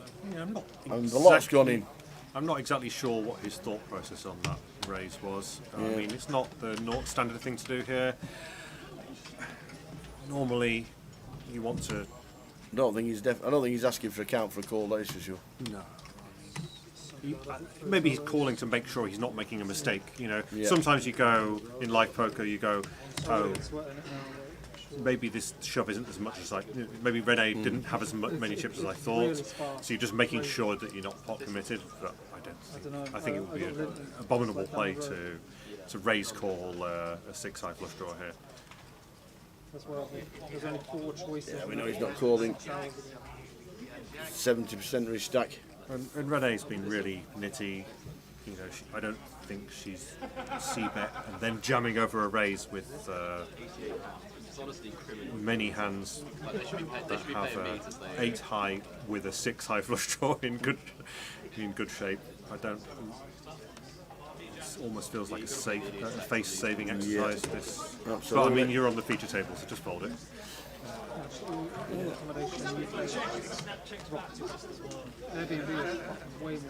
I mean, just call there. Just if you're going to continue, just call. You don't have to raise. You don't have to raise to find out where you are. I mean, you're better off. Maybe. Who knows? I mean, I'm not a solver nerd. Maybe solvers say that you can sometimes raise with a bad flush draw and. You know.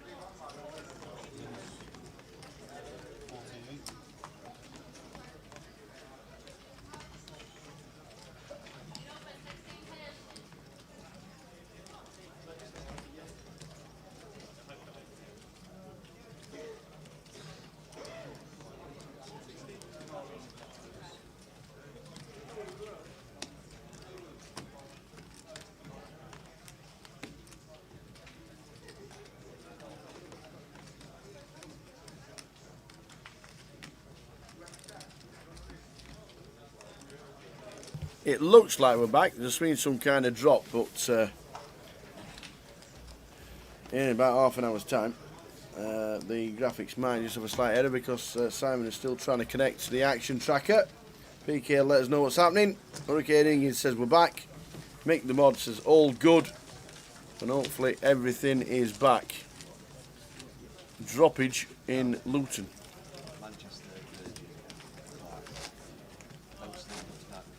Yeah, it's alright. That's running frame by frame. I only had it on all Yeah, I've heard it. Just you switch off for 8 hours. Yeah. Honestly, that's the sort of thing I would do. So we could well be back. Thank you very much. Sorry about that. Oi oi, Brad Simpson. He's had a busy day. He had a busy day today. Not caught much of the live stream. We think the live stream is back everywhere. Apologies for the droppage. It's internet in Luton. It's like dial-up 1997 style. It's bizarre. No, we didn't miss much. You just missed the best day ever. There's online earnings on this table of over 20 million. That's all. The minimum age for the seniors, Jules, is 50. 50. 50, 50, it's off to work we go. The big 50 for the seniors. Have you been tempted to enter a seniors event? I played 4 in Vegas. Did you? Yes. I sat next to TJ Cloutier for 6 hours once. Did someone announce him as? Because I wouldn't know what he looks like. I mean, I know he's one of the old school. When he got eliminated, everybody gave him a big round of applause for being eliminated. Ah. But the announcer said that TJ had been eliminated. And then halfway through the event, Lon McCorran come and sat down, another commentator, which was pretty good.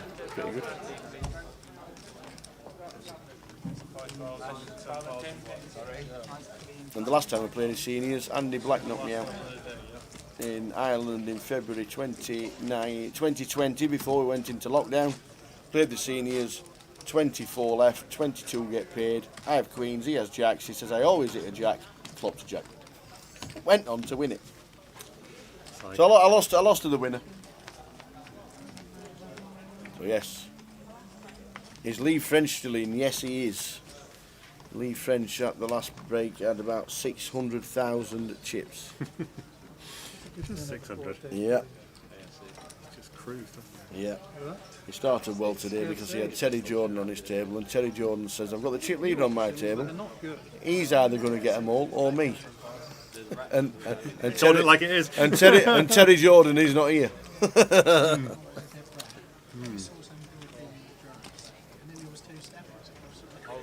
Down the road, literally. It's crazy. I mean, I could walk back to the hotel that I'm staying at.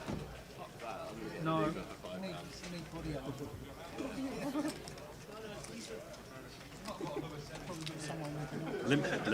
Now Leon's deciding what to do with Ace Rag. I mean, if we're going to target people coming out of the casinos, target. Given the hands that Trick and Dominic have, they're both looking at him doing the old don't raise thing. Hurricane Higgins says the players can't get info while they're playing, can they? Well, they can on the 30-minute delay. They can't get direct info because we're obviously 30 minutes behind. But it's open to everybody if they've got friends watching the live stream, and they can get a little bit of info that way. It's not illegal. It's open to everybody.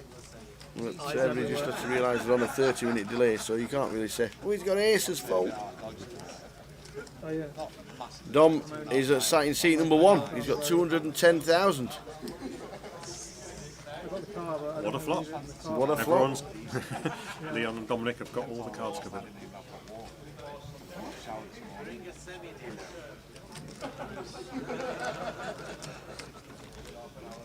It'd be a slightly more interesting hand if there was some sort of front door flush draw on the board.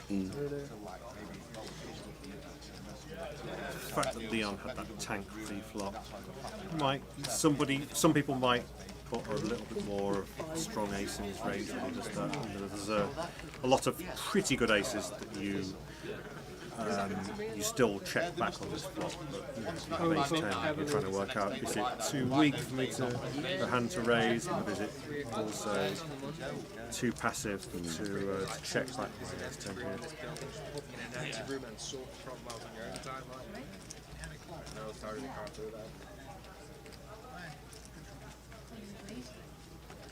So he's definitely got some value from his ace 3 here. I like the check raise. there's a MasterChef Indian takeaway, but like it's 10 to 11 in Luton. Like, We've gone for the really small barrel. high quality Indian is still delivering. So, of course, when you have all the ace and the 3, you're trying to get a crying call from a 9. And this is probably the sizing you would use if you had some sort of backdoor spades or a bluff or something. You might think, There might be some good games evolving out of them. want a 9 to make the call, I love where the 9's thinking, well, except for the swimming pool, I love it. could be drawing dead here, but I can't fault to that There's no, price. like, mobile signal. Leon checked his ace pre. Sorry? It's hard to bring on an ace, especially with 2 on the board as well. I think that's why the ceiling's so thick. And that's why you can't get to it. I think Dominic knows that Leon will have an ace in certain things here. He did have that little ominous tank pre-flop, and it's quite bold to keep betting on the ace XX ace board without trips. It is bold, and now of course some of your bluff candidates, some of Leon's bluff candidates, 2 spades, like 10-8 of spades on the flop, of course has got there now. So there's a lot of reasons to fold a 9 here. Driving in those conditions either. Dominic is quite far down his range. He's paid him off. Yeah, he obviously thinks has that Leon's paid him off. He has Leon as a very capable player. He must have Leon pinned as someone capable of making very ambitious moves. Yeah, and that's max value to make for that Leon. to make that payoff. He has a field read about Leon. I mean, maybe this is why everyone's saying that I wouldn't want to be heads up against Leon. I think you need to text the Valley.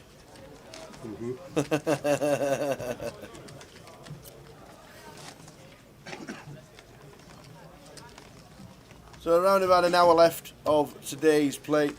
Lines are up for the last time, 5,000, 10,000. You said bowling alley, gambling, it reminds me of Riley's in Nottingham back in the day, where there'd be like 5p, 10p cash game in the back after the tournament.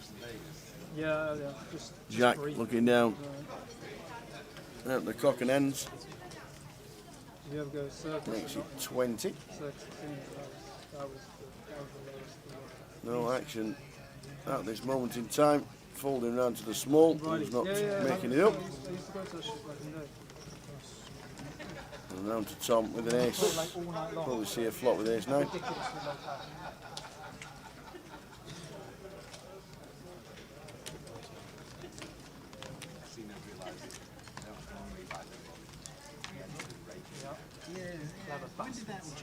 Six, 3, 8. Nice flop for the 10s. 20 rebuys are local with Sheffield to make 26 grand Wednesday. 20 rebuy rides. They didn't want too many chips out there. A few shifty things went on there though. The staff got chips on.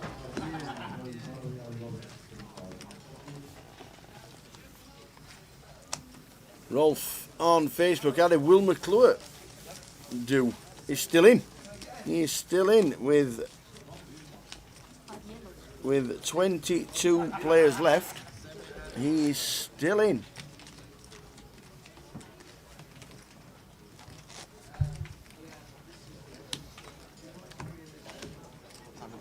We're on the last level of the day. We're on 22 players. I don't want to eat a burger and chips. Although, obviously, what I'm going to end up fucking getting. Bit of a normal top for Jack. And the shirt was beautiful yesterday. He's got the hoodie to match. But yes, dressing down is Jack. Nando's for dinners and then KFC when I be getting up. I've had more chicken this week. I think it's going to play that. I would love if Nando's was open till like 4 a.m. every time. That would be great. That would just be a good backup. I'll sleep for dinner. Like if Nando's was open till 4 a.m. and no matter where you went, you'd feel like... Barry's taking advantage of Las Vegas and America being open on the 8th as he's off to Vegas. Boom. Blackpool's one of the worst places for late night. It's unbelievable.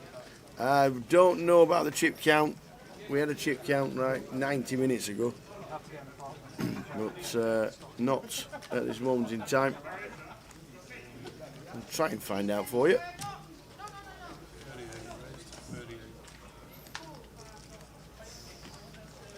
Dan 3 bets the Cowboys pre to 38,000.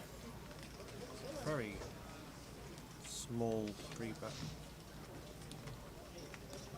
especially out of position. Suspiciously small. So he makes it up. It's not going to. I don't think he's just going to induce any 4 bets with that small bet. 259.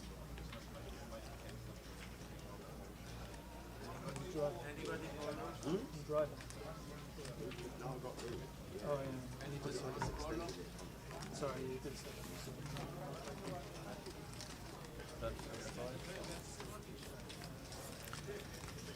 So trig is not folding here.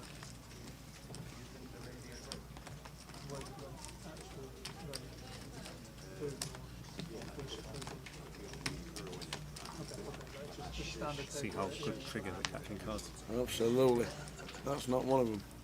No, that's a brick. I guess he will have been looking out for diamonds as an opportunity to rep something, or looking for the check mark to attack.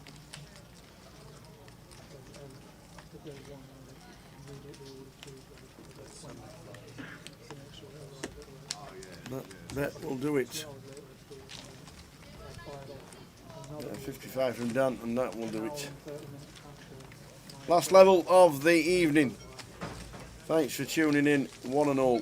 It has been another amazing day, and this fine feature table to end the day.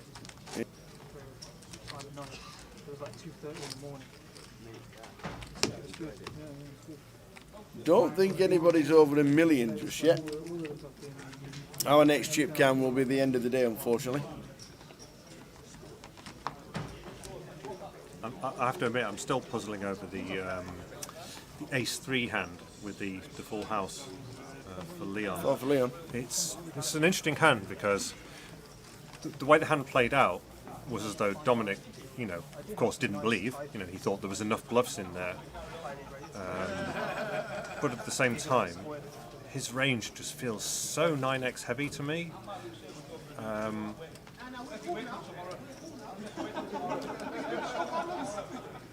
It doesn't feel like the normal assumptions about range advantage necessarily apply. With the open limp, he might take out some of his, quite a few of his better aces. And Leon, with the ominous tank pre-flop, might actually have some quite good aces, which are, you don't have to have a full house to keep putting chips in on that board. So I'm not totally convinced. I feel like the ranges are a little bit closer than you might think because of the position and pre-flop action. This is a chance for Jack to get a full double through Leon Campbell. Leon's asked for a count. Jack moves all in. This is the last level of the day. Round about 50 minutes to go tonight.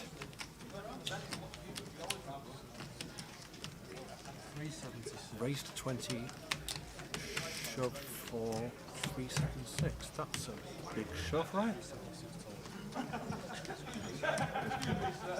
He makes the call. Jack Hardcastle is at risk, but he's in front. It's a 60-40.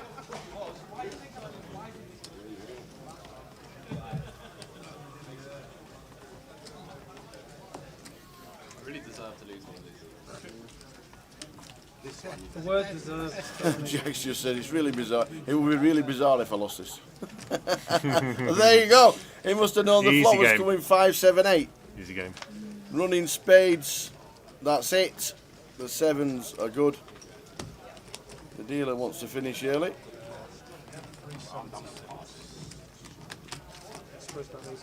We've got history, so I have ace queen. Yeah, ace queen is like the number one shove hand in that spot. Well, just heard on the outer tables that the chip leader at this moment in time is David Doherty. Is he over a mil? Just over a mil. I mean, he was the table chip lead was. at the end of the last Yeah, session, wasn't he? that's right. David Doherty, who we should have backed because we said he was going to get to the final table in Edinburgh, just pulled up short. He's been playing ever so well. He's had a good year, and now he's chip leader with 3 tables left. Has anyone ever won 2 GUKPTs in the same season? If anyone has, it's probably Ben, isn't it? Ben wins it. I know. Yeah, I know. I was wondering why you said nothing. Came close Great with. Maybe the stream's down. Maybe, Yeah, Priandamel won back-to-back legs, but that was November and January. Yeah, everyone might totally. You have to stay And totally also silent. nearly final table, the grand final. Don't let the secret out. 2 GUKPTs in the same season. I don't think it's ever been done.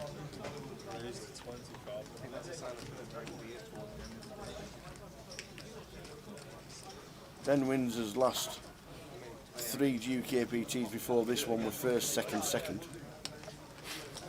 which is pretty sick.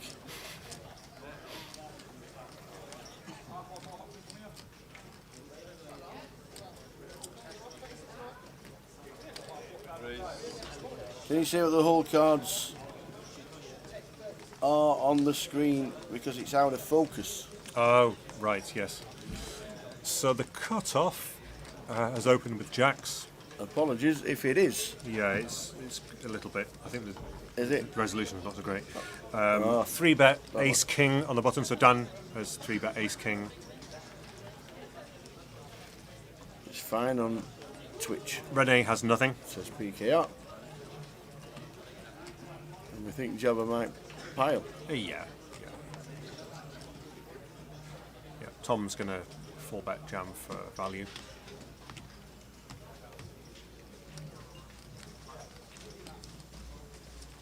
Actually, no, they're a little bit deeper than I thought.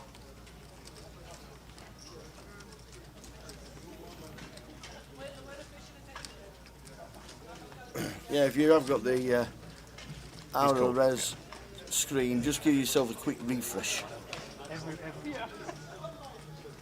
Because it's fine on Facebook and it's fine on Twitch. We did have a small outage about 15 minutes ago, but everything got back to normal.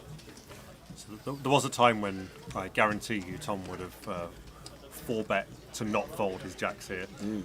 So he's decided to flat. The game has changed a little bit in this respect. There's a little bit more flatting of 3-bets and balancing of ranges and so on.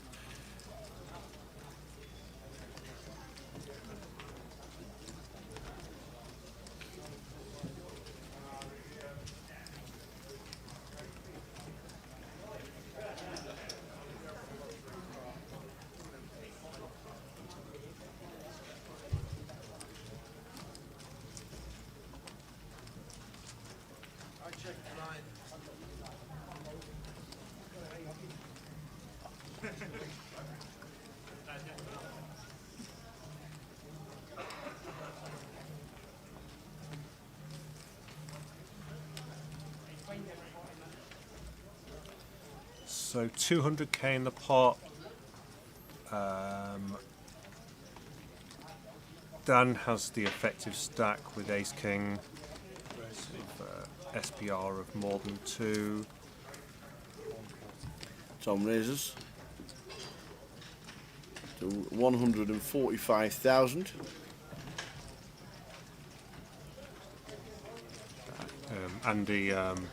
Andy Wilson is winning in the chat at the moment for predicting all the actions. Hat tips. Andy does know. He is a solver wizard. I don't always agree with doing the solver thing, but of course he's unexploitable to do the solver thing.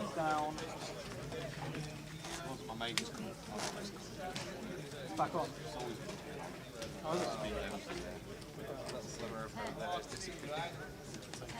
I'll tell you every hand in a bit. After Yeah, I don't know. They've just come on to the bit where the stream must have gone off for about 30 seconds because someone says, "Oh my God, my mate's watching his stream gone down." It comes back. Oh yeah, you follow us on Facebook, Twitter, YouTube, and Twitch. All action. You can watch it on Facebook, watch it on YouTube and Twitch. Rewatch it whenever at your leisure on YouTube from tomorrow. I'm saying you got the Mac. You got the Mac. Yeah. So what Andy's saying in the chat is that when you peel that 3-bet, you've got the right, in inverted commas, to check raise that flop with a lot of hands worse than Ace King. So Ace King can theoretically continue.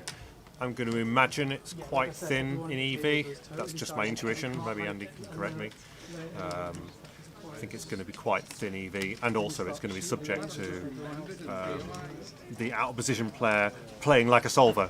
And if you're under check raising, then of course Ace King's going to be a fold. I would have loved for you to show up with like, I don't know, A7 off or something. I don't remember the flop, but because then it makes it really like awkward, the whole hand, when you have you're bluffing.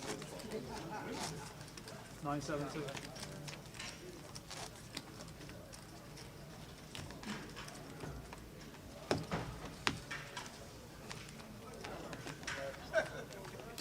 Dominic Niche.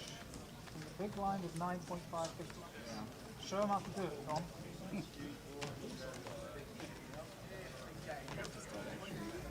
Sorry? I like this a lot. Like, I think people generally are pretty fucking terrible. So the last level of the day, blinds are 5,000, 10,000. We are down to 22. From 513 total, 148 started day 2.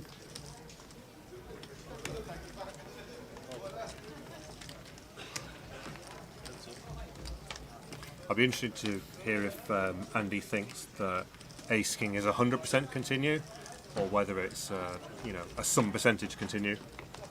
I'm learning from this. 7, King, Ace, 2 of hearts keeps Dom involved. Dan Stacey raised pre with the boots. Flopped a set, and Dominic could get out of it.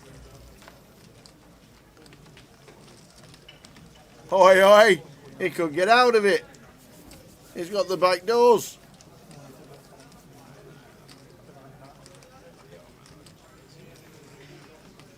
Look back down. They're in. He's going to get a complete double. 49. The best 49.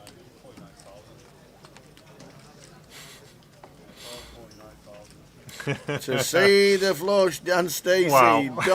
Dominic Nitsch has got himself up to 200,000 just like that. Can't help myself, I have to do it. Do what you must. So I have great respect for Andy Wilson's knowledge about effects. He's a well-respected solver nerd. I mean that in a good way, but it's all about hitting the backdoor flushes against the aces. You can't teach that. Absolutely not. Have you ever thought about doing a Champions League style GUKPT? Final table from each GUKPT leg, invited for the game, for example. It would be a good watch. That's an interesting thought, actually. I like that, Nick. I'll put my name to that idea. That's a good shout. I like that idea. We will put that in the chat and see what the guy. I like that's a good one for next year's grand final. Do all the legs and all the winners come back for some kind of trophy. That would be good. I like that. I like it a lot. Be good to stream.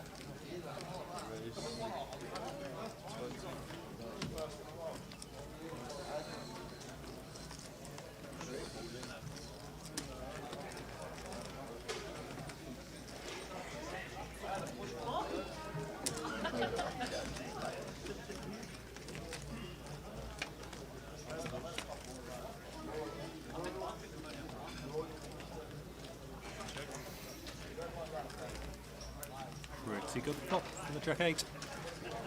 So against a hijack open, there's I can see again, without being a solver expert, I can see him going either way with this. I can see a check raise or a call here.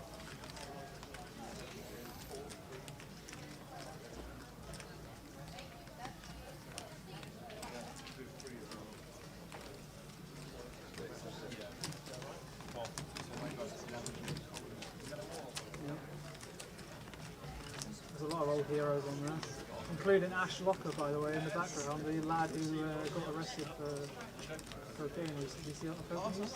He was just in the background, just the guy who looks like Staples, you know what I mean?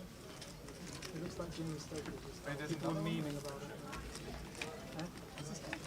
So this does hit Trig's range when he check calls the flop. There is a load of 9x in his range. So Jeff Timber, disgrace. that might hit it 7 million for it. This is very much a big one. Remember that guy? Poker player at an airport. Oh, Salva? Yeah. Salva. Did you see the list of it? It just got I know. There was so many like wild drugs I've never heard of, honestly. It just got weirder and weirder. Has he got a trial yet? I don't know. He's probably too rich.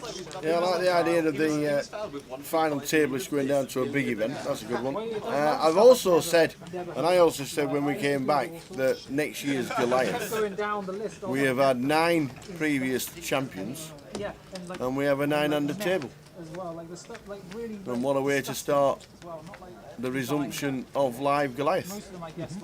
Would be a champion of champions for Goliath X. You're a connoisseur as such. No, I'm just That was me. Me. I said that. Came up with that. I think that'd be a great idea.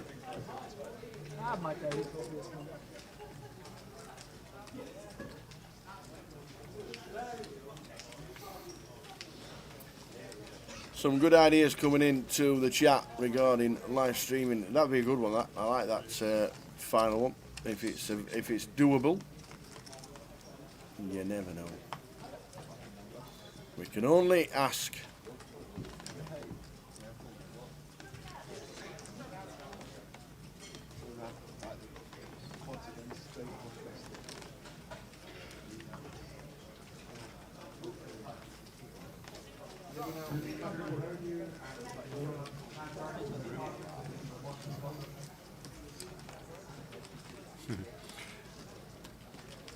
Leon could see the hands here.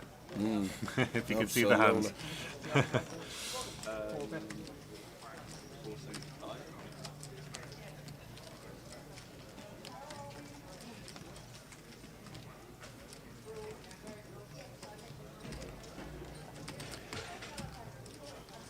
This is the some of the key principles of poker you're seeing in this hand. You know, with the when you bluff.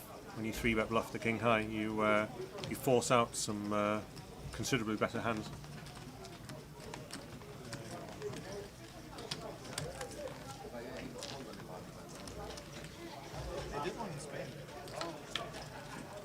This might just be the time where the action tracker was catching up regarding the little short outage we had for 30 seconds, because obviously the graphics are not moving at the minute. Not a lot we can do about it. I know Simon did come in and say lost connection, which is when we all had to refresh, which is probably why we don't have any action on the tablets. Apologies for that. Jack flopped it. Such a disappointment for Jack. Yeah. Flops the stones and can't get any action. I had a 4-bet candidate, but I didn't roll it. Didn't score clubs. I think it's a 4-bet candidate.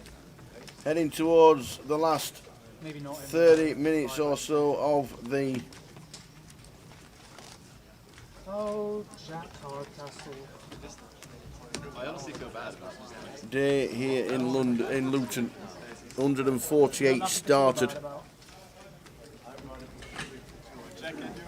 And we are on 22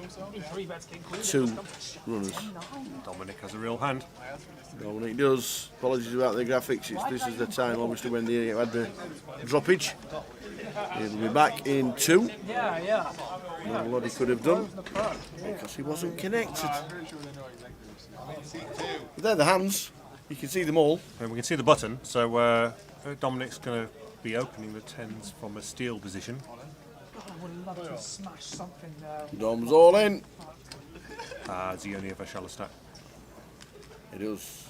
Got about 100,000. I'm going to guess there was a raise in front of him and he's just jammed the 10s over the raise. He has. David Laurent has raised it up with ace 7 suited. All going to fall down back round to David Laurent in seat number 9, and we'll have a decision. Probably not a decision unless Dominic was short of the stack than I thought. I wouldn't think there's much of a decision for David apart from fold.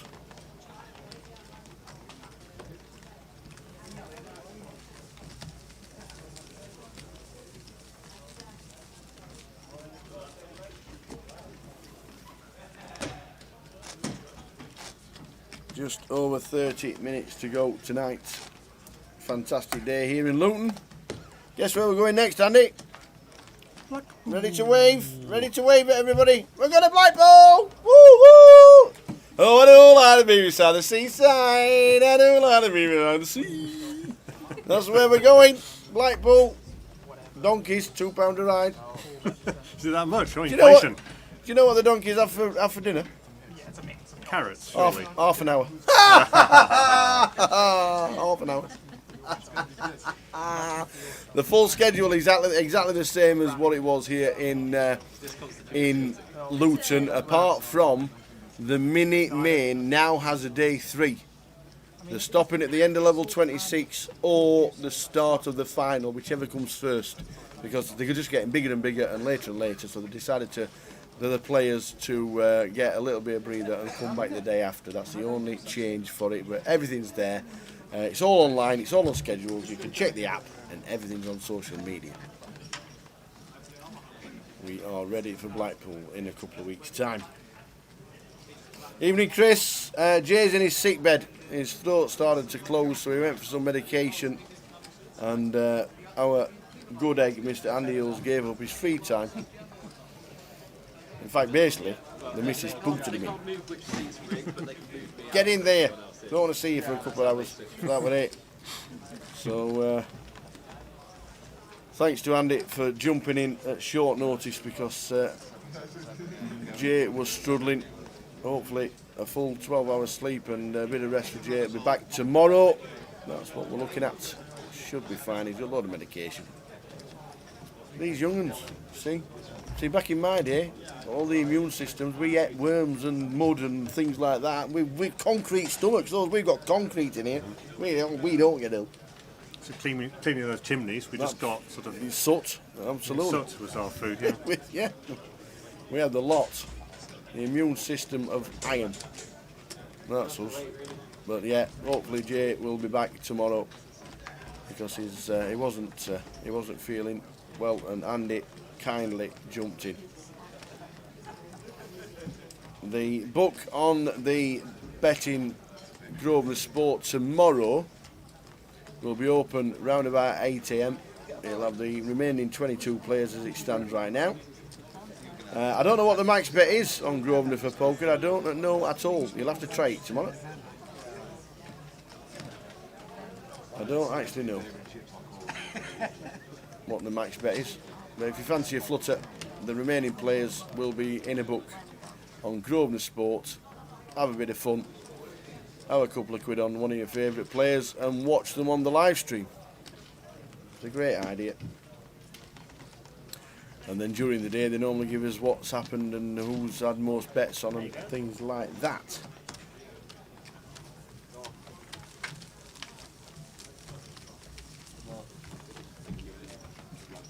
Good luck, Tom. Specifically, Tom.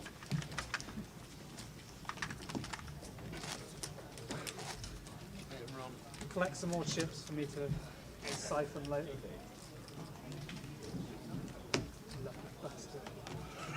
Actually, It's unreal, never ends. Literally never ends. The young ones today are too reliant on central heating. When they go outside, they freeze to death.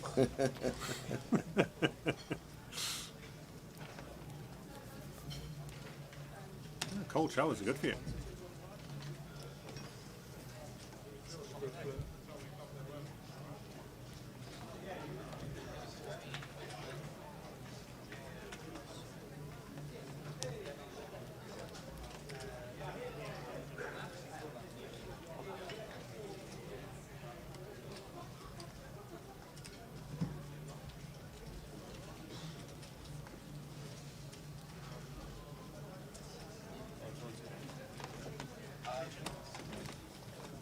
Just get loads of waters.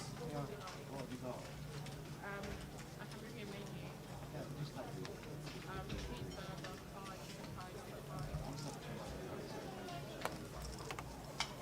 Hurricane Higgins, he showers cold every day, hasn't had a cold in 2 years.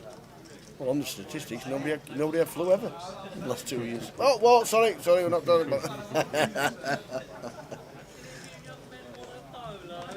Ooh, a cold shower. To be fair, the only place I ever had a cold shower was in Darwin, Australia, when it was 38 degrees and the humidity was 99%. You know when you have to have a cold shower to cool down? That's the kind of thing. Trig's flopped the best of it. He has indeed. Reverse flop for Trig. Ace of spades on the turn as it's checked. Going to be checking again. Yeah, he's just got a lot of it. Excuse me. Can I start a problem as well? Obviously, he has a load of ace-x in his range, but it's much better as a check call. I've got an excellent bluff catcher. Coming towards the end of the night as all the beers start to get ordered now. I'll just have one to celebrate making day 3. That's what they're thinking. Now just going to value bet. Yeah. And Tom won't be calling. Absolutely. Quick question for Mick the Mod. Is a cold shower after a sauna good for your body? Because I'm sure a sauna is the best thing, and then jumping in a cold shower is the silliest thing to do. Cold then hot, hot then cold. Hot then cold. Is yeah, it? It's good. It's good. Hot then cold. She's the expert. I like a sauna. I just never think about jumping into a cold shower after it. Why would you want to roll in the snow? Like ever? And who has a sauna outside to do that? Eastern Europe. Well, yes, that's true. Yeah, you see the Russian saunas, don't you, where they're all sweating and then they go outside and roll in the snow. What is that about? Jeez.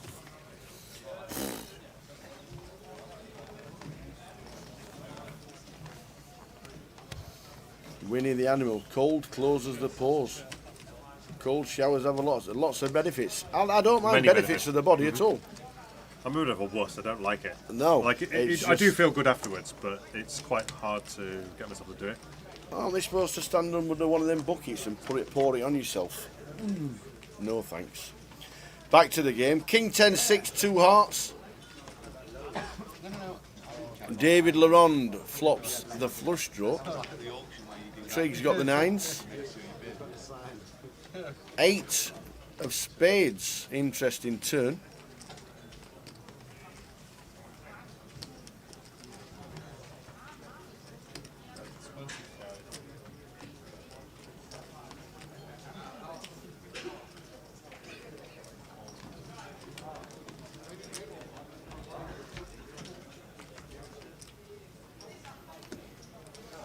Well,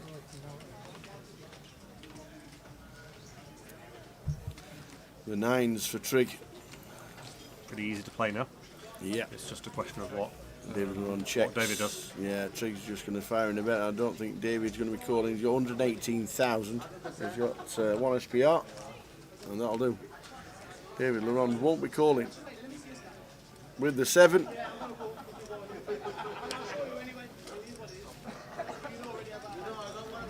Kobe Greatest, can you jump into the box tomorrow? Next week, you have some great poker. Are you in Dublin next week? If you're in Dublin next week, by all means, because the team from Cardroom Direct are heading over on the ferry with the trailer and the kit and we're going to find out if anybody wants a live stream. We're off to the IPO in the Bonington next week. In 2 weeks' time, we're in Blackpool, and in 4 weeks' time, we're in London. In 5 weeks' time, we're in London, and in 6 weeks' time, we're in London. Round about 30 minutes left. Round about 30 minutes left.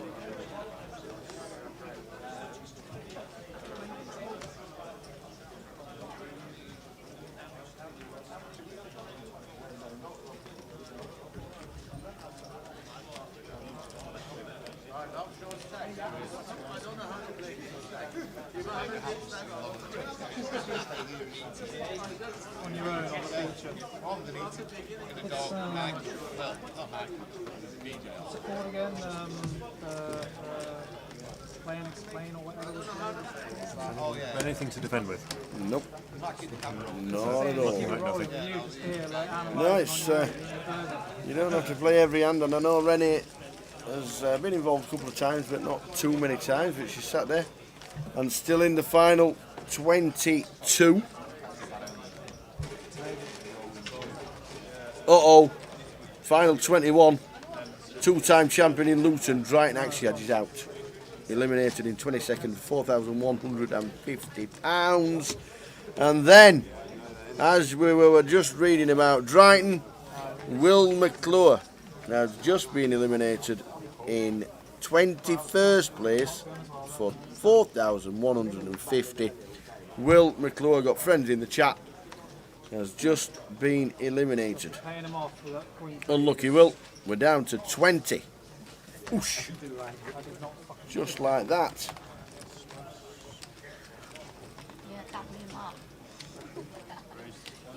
I don't actually blame. I don't blame Renee for playing pretty tight in this lineup. No, not at all. Not at all. If you get sloppy and you look at a hand and go, "Well, I haven't played a hand for a while," there's some pretty smart people here. They know all the spots where you can put another stack under pressure with the great 3-bet spots. Yeah. We'll send out the links next week, John, for the IPO. Just keep it on your eye on social media. And Paul Collins says, "Where is this?" We're in Luton, in the south of England. Junction 10 of the M1, if you know your motorways. And Luton is called.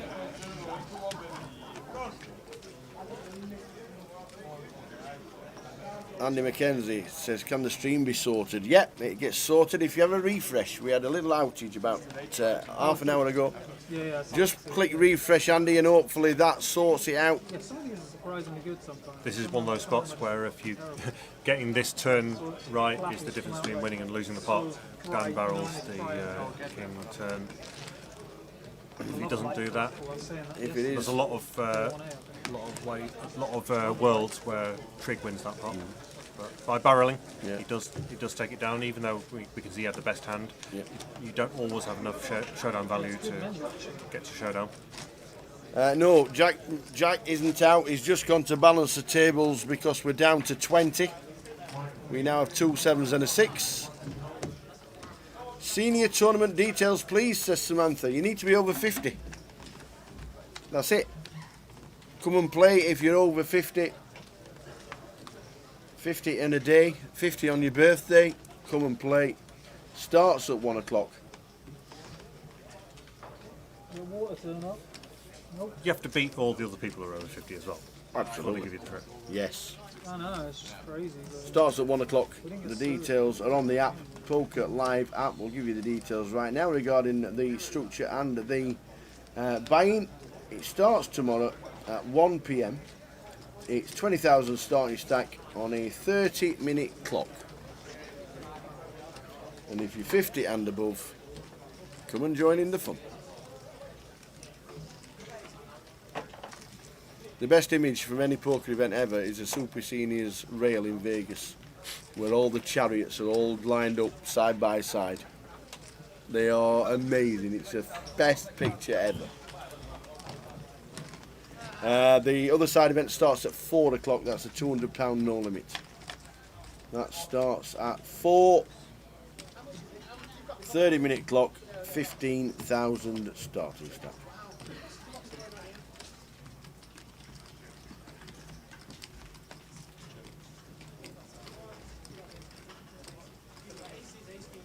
Renee's timing's a little unlucky. This is the closest she's come to a hand that's worth playing, and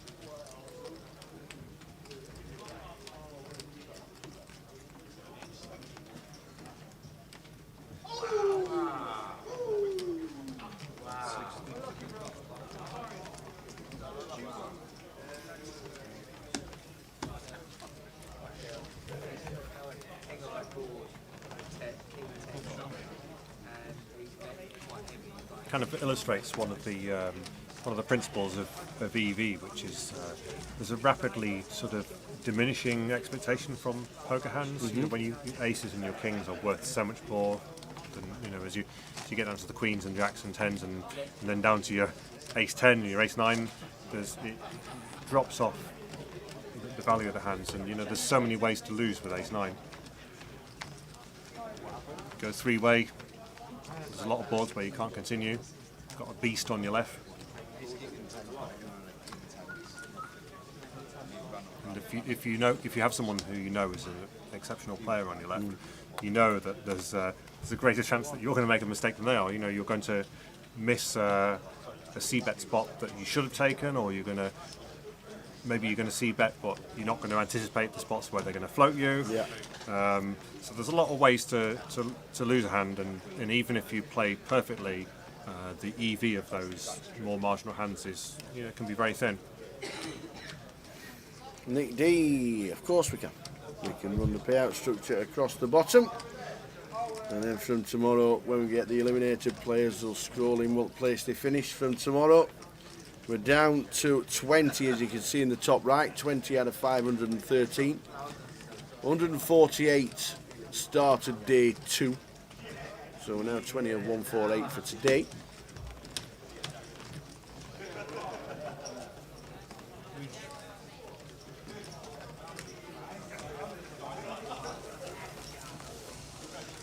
I'll show you how we're going to be done in a minute.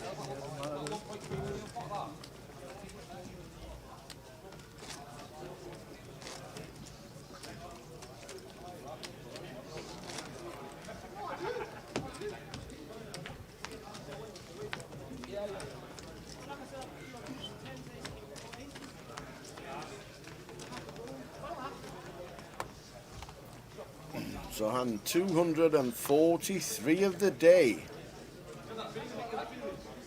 Not that anybody's counting. Ever.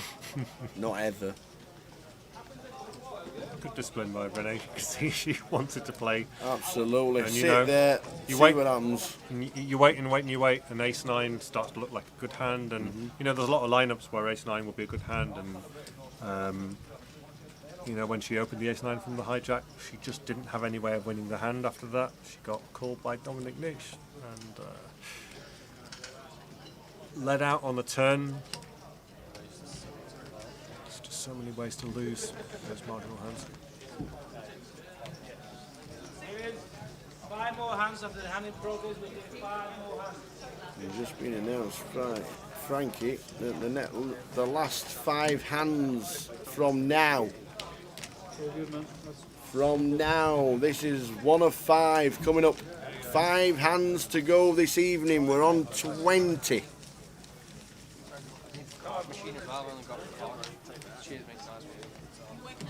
The beers are out, celebrating making day 3 unless something terrible happens in the last 5. Nice one, Andy.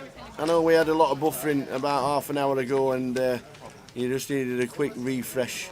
We've had a few internet problems today here in Luton, and unfortunately over the years we always have. But hopefully it's not spoilt the viewing. Perfectly presented. Well done, Dan. I'll have some of that. There we go. His Dan going to be like 6 pint Kev from Edinburgh. They moved his chair and found 6-star Perlman glasses from the feature table. It was great watching.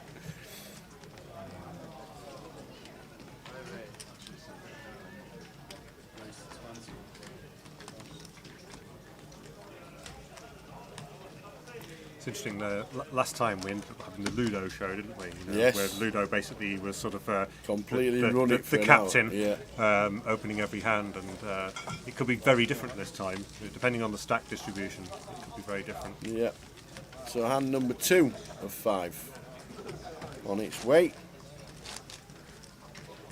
Which has got the flat tits. You ever seen Charm? Oh yeah, I have actually. Our last our little ones once. Yeah.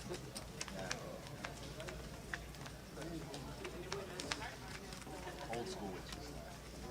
Whiskey Witches of the West.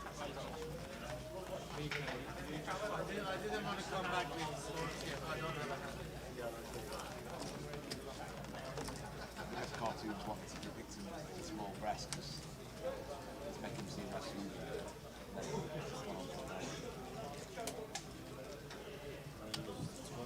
Leon comes in for a raise with ace 10.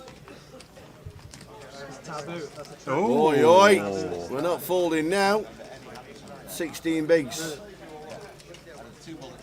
Should be a rip. I know some people don't, but 16 bigs. Yeah. Does it show more strength if you only 3-bet? Which is what she's done. Oh no, she just calls. Yeah, I think your only options here are call and shove. We don't like anything else. And, you know, this is actually, as it happens when we see the cards, this is probably optimal because, you know, given that Leon does have ace-10, he seems like a very good player. I think he'll find the fold. You know, there's some players where if you open ace-10 and a 16 big blind stack puts it in, you are going to call with ace-10, but I don't think you would against Renee. I don't, you know, you have to believe that they're pushing it in with ace-7 off and stuff. So I don't think, you know, I think she's done the right thing here. She knows her image. She knows she looks nitty. She could conceivably be flatting some queen-jack suited and stuff here. I do think it's fine for her to shove, by the way, like pre-flop. It's absolutely fine because some percentage Leon is going to have, you know, 9s and you know, and you can. It is possible when you have 2 aces for someone else to have an ace. So you know, you could get snapped off by the ace queen and the ace king. So it's, you could go either way with Renee in Renee's spot pre-flop, but as played, given the hands, she happens to have done the optimal thing, I think. I don't think ace-10 calls it. Not quite. It's just on the cusp, just below the cusp, I think. I know if it was a bet, it'd have to stand. Check is maybe. So she decides to check. We'll go check, check. 7 of hearts on the turn. Ready to act.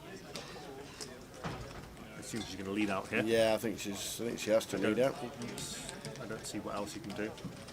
You know, hand's not good enough to check raise. No. 15,000. She's played it right. Yeah, absolutely. And Juice and Leon to call in. We know he can hit a queen or a 9. He can be winning with ace high here.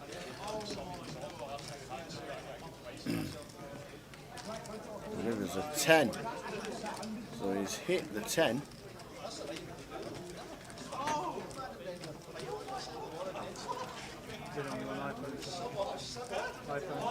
Keeping it small ball. It's not desperate, it's just I don't want it to die when I put the all two. Doesn't have many bluffs here, really. 19,000. Yeah, the blocker bet is the only bet that could even conceivably get paid here, but I think Leon's really smart. I can see him folding it. Okay. I was going to get a cab anyway. I think the pizza's going to fucking arrive before I get back. Calling off 16 big blinds, she has just loads of queen jack and so on, and loads of those hands have enough showdown value to check. Yeah, it's out of the way. Nice fold. Nice fold. We have just lost one, and we will not be having a father-son 1-2 because Ali Sarkisic has been eliminated in 20th place for 4,150, so it's all down to the son now. Aria is still in the mix.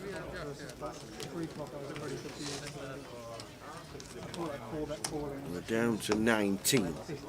So that's one of those spots where I think the optimal play is going to deviate from solver play. There's some pairs of players where you could see, lead jamming the river and getting called by worse. But I just don't think that Rene will be perceived to have enough bluffs there. So I think I agree with the blocker bet. This is third of 5. You have to play your own image. Absolutely. Absolutely. Played it well.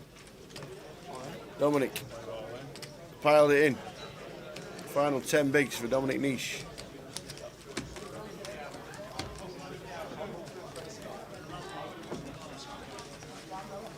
Down to 2 of 5. No, we can't see the other table, unfortunately. We only have one featured table, and every session we change the players on it. This is the final 2 hours of play. We're down to the final 2 hands of the night, but we only have one featured table.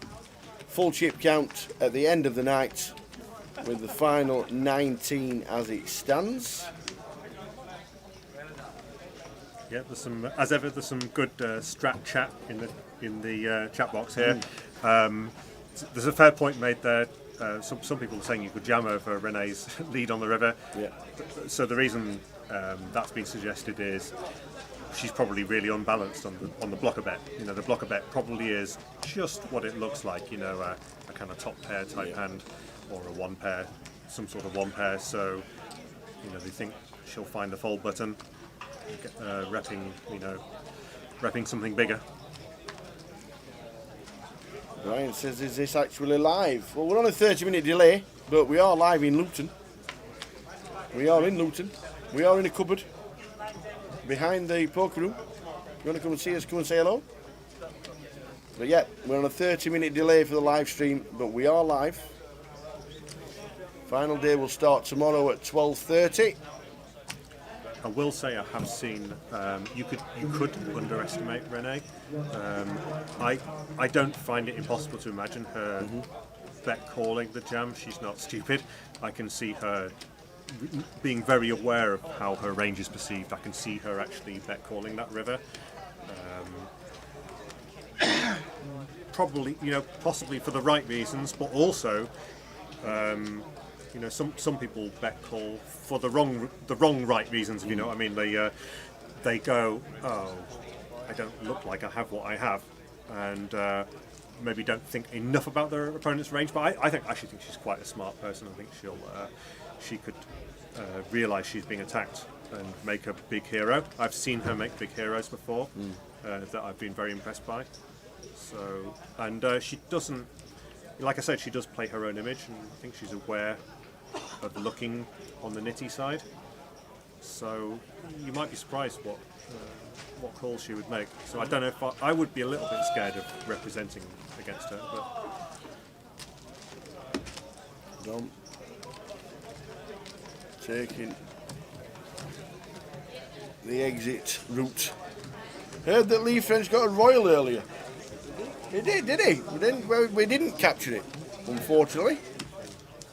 There is a picture on social, but it wasn't on the live stream, and it wasn't being filmed in the Hour Tables, but he got a royal.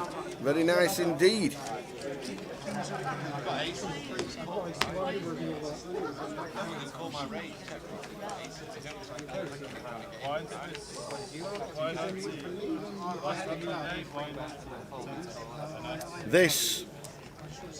think this is the final hand.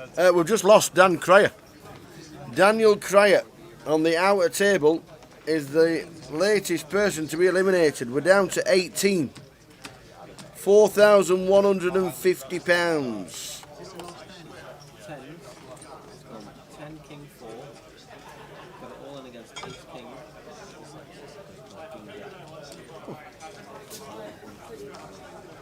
Wow. 10s against ace, king. Flop to set and lost. Is that Ravon in the comms? Ravon! Let's dance. If you... the faster you go, the louder you scream. I've never seen Phoenix 9. What? You what? Just remember, kids, you might die. Ravon's the best. Oh my days. Shabba.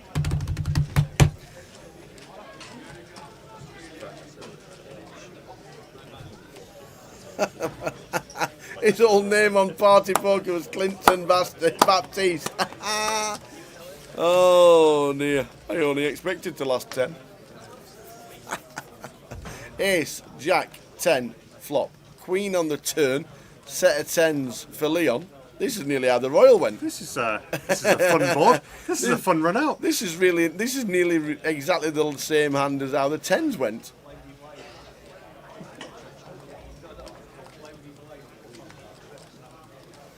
Oh, the Jack of Diamonds on the river! Oh, anybody want the Jack of Diamonds river? Wow. Wow. That is a river. That is a river. Full. Oh. Leon just bets 75,000. Tom in seat number 4 is doing chips. Surely can only call though. Surely you can only call.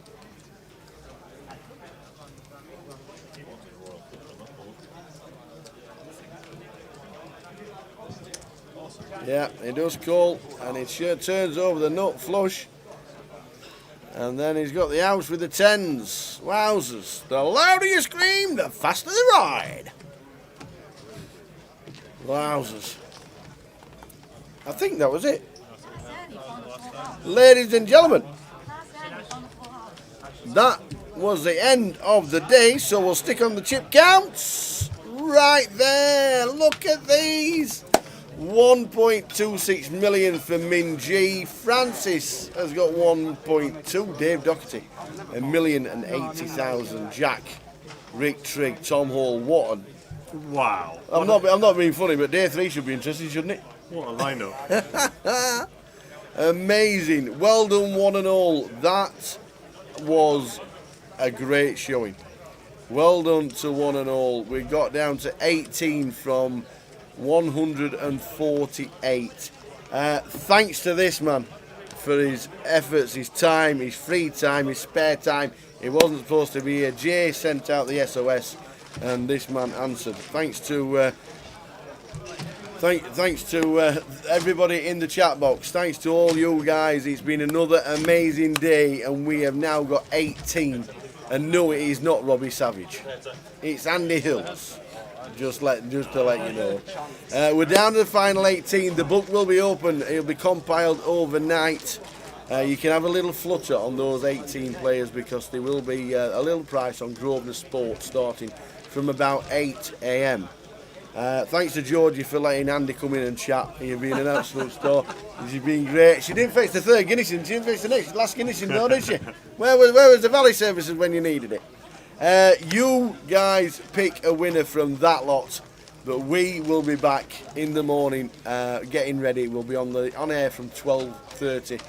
We're on 18. We are going to crown a champion tomorrow from Luton. Thanks to everybody for contributing to a fantastic, it's not Robbie Savage, it's Jimmy Bullard. There you go, this guy, I tell you what, you need to Google these players because you've no idea what you've no idea. You've no idea what we're talking about at this moment in time. If you Google Jimmy Bullard, they sound like footballers. They are indeed, both of them. So, no, thanks very much. Brilliant from Andy. Absolutely fantastic from you guys out there. We will see you tomorrow from 12:30. I'm not changing my hairstyle for tomorrow. This guy might do, but I am not.